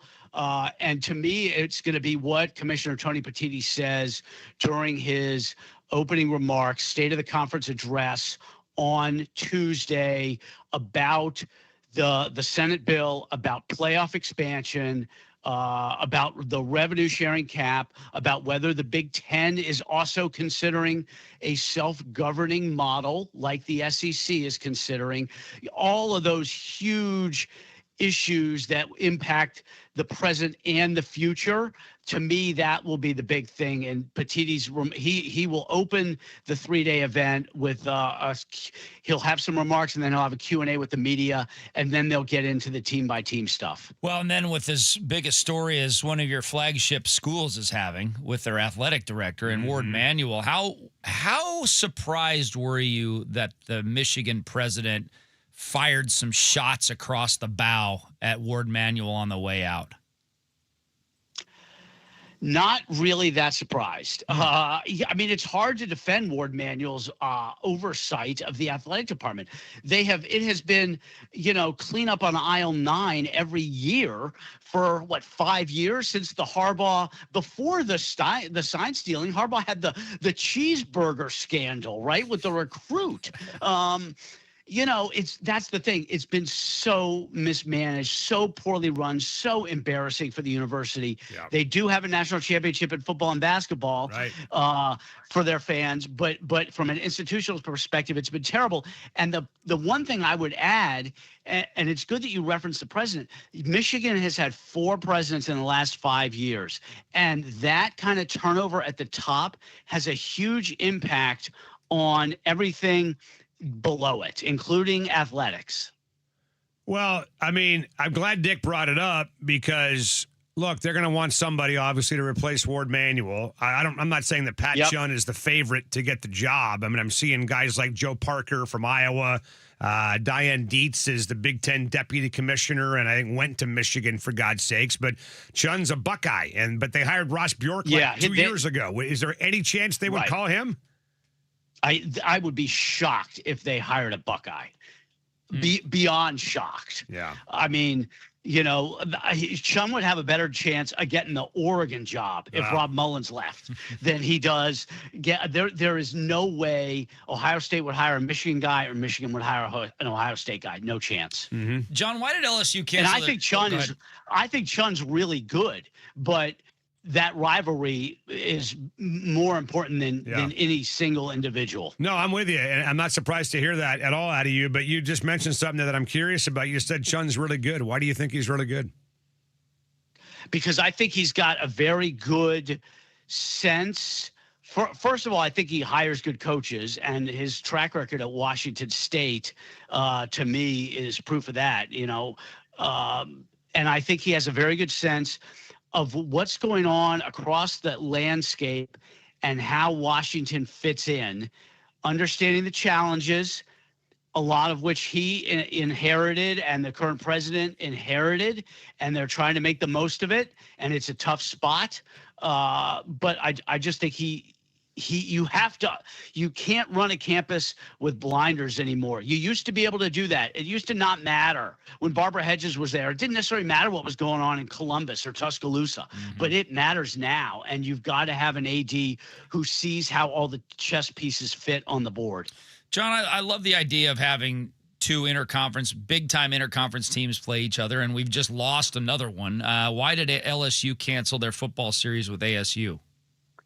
I mean, ASU's taken a hit. They've lost a series with LSU, with Texas, and I think with Florida as well. Wow.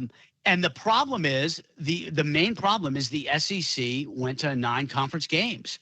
So, the ACC did as well. So we're going to see fewer and fewer of these Power 4 versus Power 4 non-conference games, and especially while everybody is worried that the playoff selection committee starts by counting your losses first and not your quality wins. But that's basically what's happened to ASU is these SEC teams. I mean, Alabama's canceled series. They're all canceling series because they've got to add a conference game. Yeah, well, John Warner's with us to get on the air, and obviously all eyes will be on the Big Ten starting next week. But if you get back locally here in Seattle, I think if I have my dates correct, I got to confirm this, by the way. Let me check my phone out here for a second. First day of Husky football camp is going to be on the 6th of August. Their media day is on the 4th of August. So we got obviously a couple weeks before UW will hit the practice field. And I think a lot of us are optimistic about the Dogs, and maybe the biggest reasons because of their schedule. I mean, it's pretty much wide open. There's a couple of potential landmines at USC, at Nebraska, Iowa coming here, but nothing that is not totally, not manageable by UW before they take on Indiana and Oregon. Is it fair for Husky fans to, I don't know if expect is the right word, but feel pretty good that they're going to be in the CFP conversation in November? Well, I think we'll know because they basically, I think they need to be 9-1. Right. Minimum. Yes. Going to those last two, yes. Right? So we will have a pretty good sense. The issue is going to be which team that we look at, and I agree with you, but there's always a team that's way better than we think they're going to be. And will that team on Washington's schedule, will that be a road game? Will it be a home game for the Huskies? Will it be at 9 a.m. on the East Coast? Will it be at 4 o'clock at Husky Stadium? Right there. How's that X factor going to play out? The game that we don't think is going to be tough, and it turns out like, wow, that team's really good. That to me is the question for them, because otherwise, yeah, they should be in really good shape once we get into the middle of November. Well, last year, the team that was a lot better than we thought they were going to be, even though we thought they would be good, but not national championship good, was Indiana. So what does this year's Indiana team look like without Fernando Mendoza? I probably think pretty darn good as long as Signetti's coaching him. The guy's a wizard. Their quarterback, Josh Hoover from Texas TCU, he's got a great arm. He's very talented. His problem at TCU was too many interceptions. If Signetti can coach that out of him and he plays efficiently, they're going to be really good again. I mean, they got a lot of guys back. They obviously have the right culture in place. The guy, Signetti, gets them ready to play. It's a very top-heavy league. That's the difference. We're going to hear about this all season. The SEC is deeper, but the top of the Big Ten is better than the top of the SEC. Yeah. So as we get into November and they're talking about playoff bids, you could easily see the Big Ten having the top 2 seeds or 3 of the top 4 seeds, but the SEC getting more teams in because the 10th team in the SEC is better than the 10th team in the Big Ten, and the 14th team in the SEC is better than the 14th team in the Big Ten, but the Big Ten's better at top. Who would you pick in a USC UW game in the Coliseum right now? I would pick the Trojans. Okay. I need to see a little more from the Huskies in terms of winning on the road. Mm-hmm. And I think that they have done that.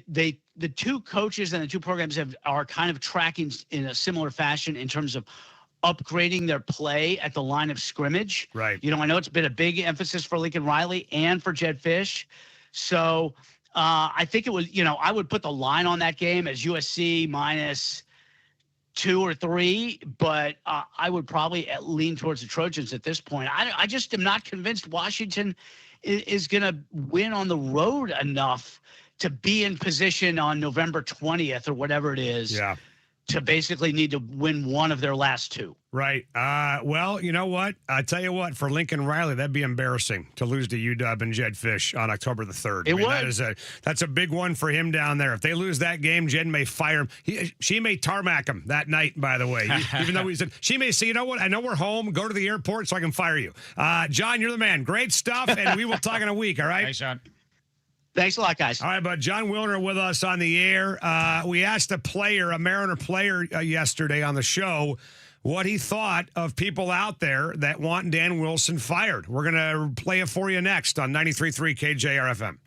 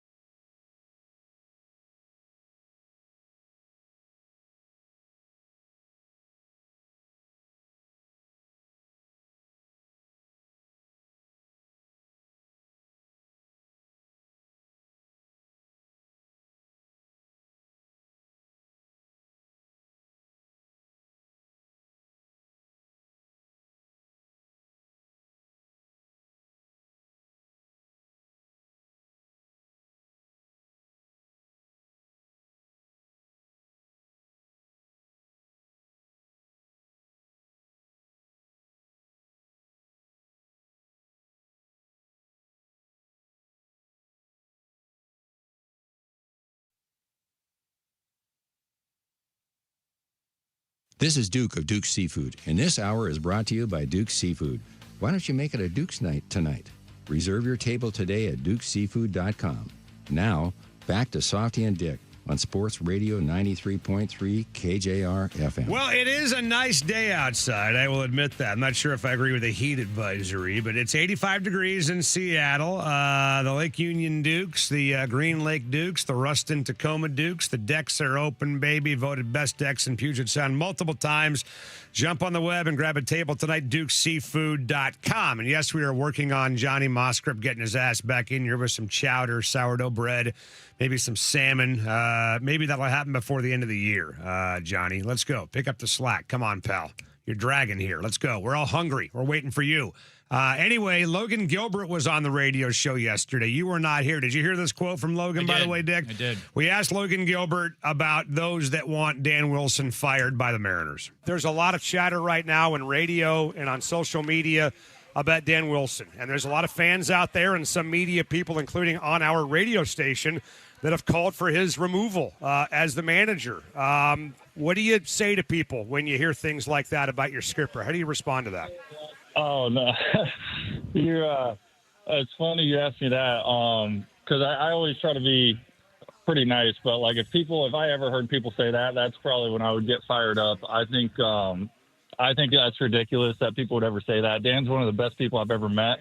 I think he's amazing at his job and what he does and the way he gets us going. Like, nobody outside of here knows what it's like in a locker room with him. Only the players do, and I think every single one of us would go to bat for him. So he's the man. I love playing under him, and I hope he stays here forever. All right, so Logan Gilbert says, you know what, I'm a nice guy. But you asked me about Dan Wilson getting fired?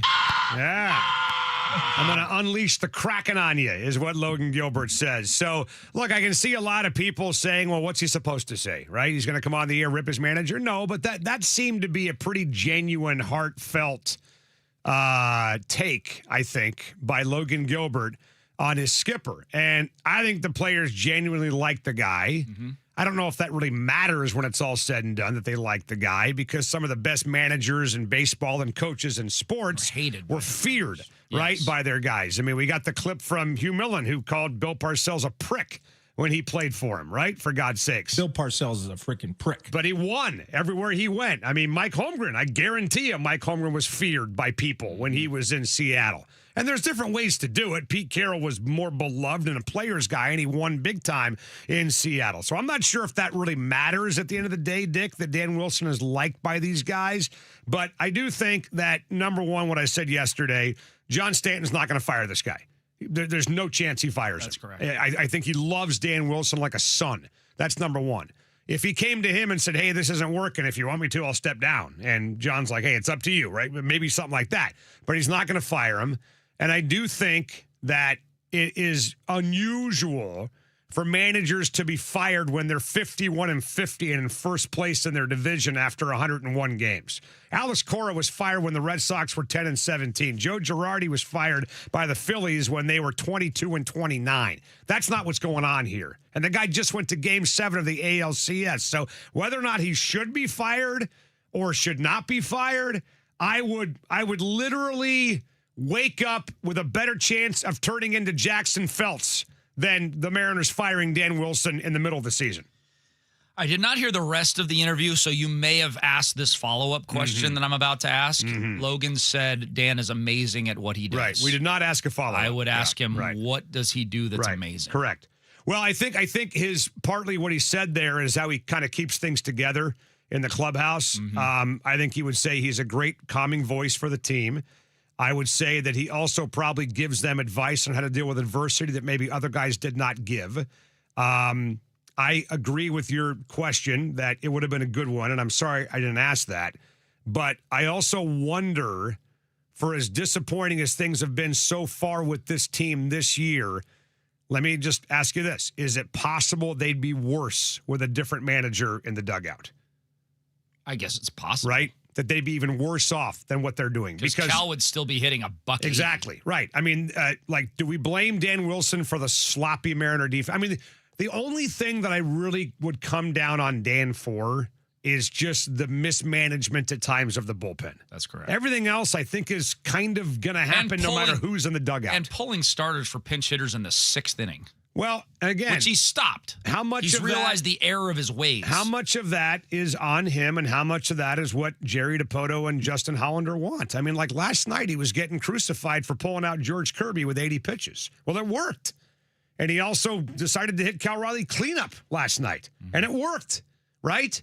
So, look, I mean, I think he deserves the rest of this year. I think when you go to Game 7 of the ALCS, whether it's because of him or not because of him, I realize the mistake with Bizzardo, all that, blah, blah, blah. I personally believe when you go to Game 7 of the ALCS and you come with an 8 outs of the World Series, I think you deserve certain considerations. And giving him the year is one of those considerations. Yeah, I would have only been an actual proponent of his firing. Now, there's a difference between being okay with him getting fired and being a proponent of his firing. Right. I would have been okay if Sure. they would have declared this weekend that he was fired. Right. I would have been okay with it. Right. I'm like not after Friday's game you're talking correct. about? Right. I am not a proponent of the firing, but I would have turned into a proponent of the firing if we got to a point where the Mariners were struggling so bad, so deep into the season, that something had to turn on a dime and they had to pull off a, Boston Red Sox, what they're doing right now, what the Philadelphia Phillies did in the past when they fired their manager. I mean, right. Yeah, you needed something like that to happen. Then I would have been a proponent, but that would have been like mid-August with them 6 games under 500 and 5 games out of first place. Yeah. Well, Cora and Girardi were fired in like late April and early May. I mean, this is almost August, for God's sake. So, I think that if you're going to fire him and you bring in a guy that can push back, Dick, to the front office, who's got a real backbone and some voice and is willing and is heard by people, I'd be fine with it. I just don't see this front office ever doing that. I mean, I don't know if there's ever been a manager, GM, president combo trio in Seattle with the Mariners where all 3 guys are cut more from the same cloth than these 3 are. I think they're just, it's like, what was the guy in, what was the Phantom Menace with the idiots, the broadcasters, the guys that were. Oh, yeah, doing the pod racing? Right. Yeah. But instead of 2 heads, there's 3. Right. That's what The these Ron guys Fairley are. guy? Exactly. Yeah. Instead of 2 heads, there's 3. And they're just Jerry DiPoto may as well manage the damn team. And just go in there and push the buttons he wants to push. And I don't know if for example, the George Kirby thing last night that people were killing Dan for, is that what Dan wants to do, really? Or is that what Jerry DiPoto wants done? I don't know the answer to these questions. I have no idea. Yeah. And again, I'm not suggesting, Dick, that Jerry DiPoto calls the dugout and says, pull him out. I'm not saying that at all. But meetings happen, approaches are formed, ideas are thrown around, and I just wonder how much of this is just more coming from the top than it is from the dugout. I know, but I still feel like we live by a different set of the rules because our manager is a Mariner legend. Mm-hmm. And if he was not a Mariner legend, if he was Joe Moore and never played a game with the Seattle Mariners, I believe there would be a different level of expectation for that guy in order to fire him than Dan Wilson. I think the leash would be shorter if it was Joe Moore instead of Dan Wilson. Well, I mean, it probably would be, but again. But it shouldn't be. But they're also 51-50 and in first place. I mean, this is not. I don't think you fire a manager who's in first place. Yeah. How many managers get fired in first place? I mean, almost none. I don't know any. Yeah. Right. So I get it. The team has underperformed. They're 3 games back of last year's pace. Now they have to make a run. If these guys miss the playoffs this year and it never comes together, then I think we have an absolute serious conversation when the year's over about what they're doing. And that doesn't mean just Dan. That means everybody, right? Like I've talked to you before about and you've mentioned this, I think too, the Steve Sarkisian, Chris Peterson comp. That Sark was good enough to get the Huskies to the front door, but Peterson was the guy that you had to hire to get through the door. Maybe Jerry is great enough to get them to the party, but to go home with a date, right? They need to have somebody else. Because if they do fire Dan Wilson over the offseason, that's going to be Jerry's 3rd manager in 5 years that he'll be on. The bullseye is going to be directly on him at that point in time. So they're absolutely underperforming. Part of it's the manager. Part of it's the roster, that's been put together. They never replaced Polanco's numbers in free agency. Donovan hasn't done squat. Ref Snyder hasn't done squat. Cal's been terrible. Naylor's been awful by the standards that you thought he brought to you in August and September a year ago. And the pitching staff has been underwhelming at times. So let's see if they can, again, like we said, play normal baseball for the last 2 months, win 86, 87 games, win this division, and get their ass in. According to AI, 31 years ago was the last time a first-place manager was fired. Right. It just doesn't happen. Davey Johnson by the Cincinnati Reds, and they went on to win the division. Right. Nobody does it, man. Nobody does it. What year was that again, you said? 95. 95, okay. That was a good year. Yeah, we'll get a break. Very good year for us. We'll get a break. Baseball's best hardball, cockamamie, softy and dick extravaganza pregame show brought to you by Pemco, coming next on 93.3 KJR FM.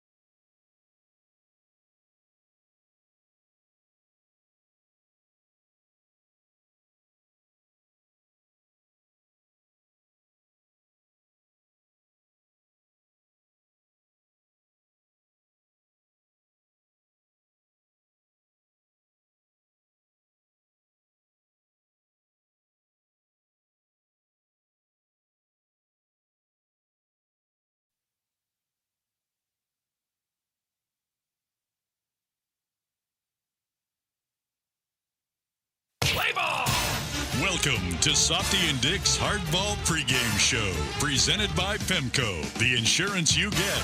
Learn more at PEMCO.com on Sports Radio 93.3 KJR FM. All right, here we go. Softy and Dick's Hardball Pregame Show, brought to you by our friends at PEMCO Insurance. PEMCO helps make insurance less challenging. Get a quote today at PEMCO.com or call 800-GO-PEMCO. PEMCO, the insurance you get. PEMCO Mutual Insurance Company, Seattle, Washington. Lineups for tonight's game. No JP, no Julio. Out with injuries. Cole Young, leadoff hitting first, playing second base. Randy Arozarena. And left field, Dom Canzone, your DH. Kyle Raleigh, after last night's grand slam, back hitting cleanup tonight. Josh Naylor at first. Luke Raley in right. Victor Robles in center. Colt Emerson at shortstop. Weston Wilson. Not Sheraton Wilson, not Hyatt Wilson, Weston Wilson at third base tonight. And Luis Castillo on the mound tonight for the Mariners in game 2 of 4 against the Reds. 2 of 3, sorry. Chase Burns is 11-1 with a 2.54 ERA, but 5.29 ERA in his last 3 starts. He's been cracking a little bit. The Chase Burns boat has been sinking. We'll see if we can continue that trend tonight at 6:40. Here's the skipper, Dan Wilson. Game 2 of the series, a good one last night offensively. To pile some runs on late and really give ourselves a chance to open up the bullpen a little bit and it came at a good time and I think guys got a chance to get a little rested last night and back at it with the Rock tonight. Pitch against his old team and always good to see Rock out there and a chance to win the series tonight and keep on a bit of a roll. Dan, how's Julio today? All reports he's feeling better, and got to get through some things here in terms of getting ready, and still kind of waiting on the lineup. So, but still day to day. I think JP's still day to day at this point. Still waiting to hear, but trying to get guys and be as smart as possible and still get them ready.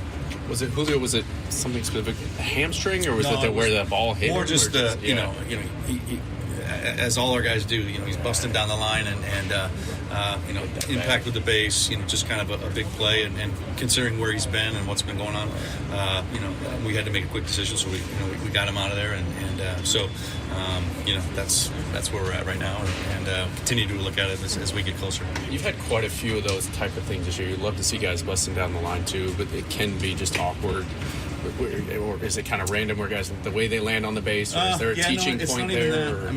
It's more just going hard and coming off the head injury there and where we've been, and our guys play hard and that's what we want them to do and so but I think he's definitely feeling better today but we'll see how it all turns out but these guys want to be in there. This is a good role we've started here, and I want to keep rolling on it. I think with JP's wrist, it was on the swing the other day. It looked like maybe. Yeah, there was a swing. Kind of grabbed it, and so continuing to see where he's at, and just again day-to-day things, and we've been through this before, and we'll continue to go through it. But we'll just keep weathering what we have to. When you were a kid, did you ever kind of goof around with the he's like, where's this going, man? When you were a kid, did you ever goof around with the Guinness Book of World Records? Just flip through that thing, like the guy with the longest fingernails in the world, and one guy had like 85 cigarettes in his mouth. That tall guy was like 8'11". Right. What do you think the record is for most cliches used by a manager in a baseball press conference? Ooh. And Dan Wilson just said it. Like, I literally was listening, and I think there were 2 or 3 answers where every word was part of a cliche. Every single one. The all-time record for a Seattle area coach / manager is Chuck Knox, and I don't think that's ever going to be broken. Right. Yeah. But Dan is right up there, and I'm wondering, kind of like, remember when Lou Piniella, Lou was accused of not knowing the names of his players? Mm-hmm. I don't think Dan knows Luis Castillo's name. I don't think I've ever heard him refer to Luis Castillo as Luis or Castillo. Maybe he thinks it's The Rock. Maybe he thinks it's his real name. Whatever. Maybe.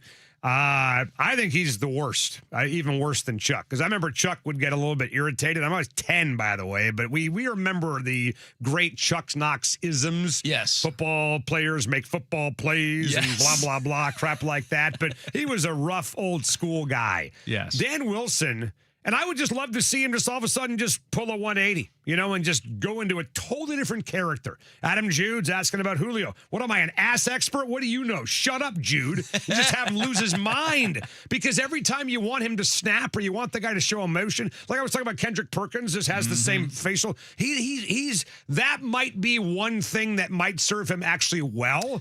Doesn't get too high, doesn't get too low. I mean, I think he wakes up wearing the same clothes. He's like, what's the movie with Jim Carrey? The Truman Show, right? Yeah. Everything's the same every day. There's nothing different every single day. I mean, I'm not even saying it's a positive or a negative. It's just unbelievable how consistent he is. But if he were to get mad, would it look ridiculous? Would it be a John McLaren situation? 100%. Yes, it would look ridiculous. So McLaren reading off a prompter. We need to have him go on a scale of Dan to 10. Yeah. We need him have him to go to like a 6. He can't do what McLaren did and go to a 9.7. I think somebody may just have to take him out for a night. Just take him out. Not take him out like physically. I'm saying take him out for some fun, right? Yes. Take him across the border, whatever. Does he enjoy his job? I don't know. I think he does. I mean, I hope he does. If he's not enjoying it, then what the hell is he doing Who doesn't he like on the team? Because he doesn't like some guys. I heard he hates J.P. Crawford. Really? Yeah, I've heard that from multiple sources. Okay. Ace Reese, the new Mariner third baseman, draft pick, 24th overall from Mississippi State. Scott Boras, his agent, going to join us next segment, by the way, to talk about that. Get to know this voice, get to know this name, get to know this player, because he is the future of third base in Seattle. Ace Reese, the Mariners' first-round draft pick, signed and spoke with the media today at T-Mobile Park. Welcome to Seattle. What's it like being out here at the ballpark for the first time? Yeah, man, it's a dream come true. You dream of it your whole life, and first time to the Northwest. Didn't know what to expect, but it's been amazing. I went and caught some fish last night at the market, so yeah, that's cool.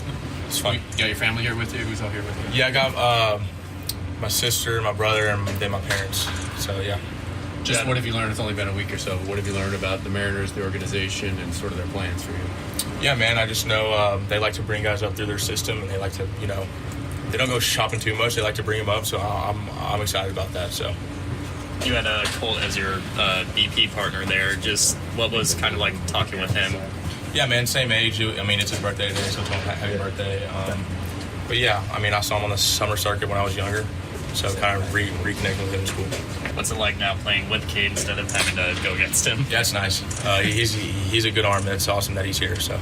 What did he say just about his experience so far? It's only been about a year or so, but excited to kind of reconnect with him, obviously. Yeah, man, he says he loves it, so I'm excited to see him and get to talk to him. So this park has its reputation for being hard on hitters. Just how do you feel getting some swings out there in BP and getting accustomed to it a little bit? Yeah, man, it was fun. It looks like the ball's fine today. Got some out, so yeah, it's fun. Your coach has said that you have a flair for the big moments, delivering the big hit at the big moment. Has that always been like part of your game? What do you love about those moments? I mean, that's why you play the game, right? It's for the big moment. You put in all the hard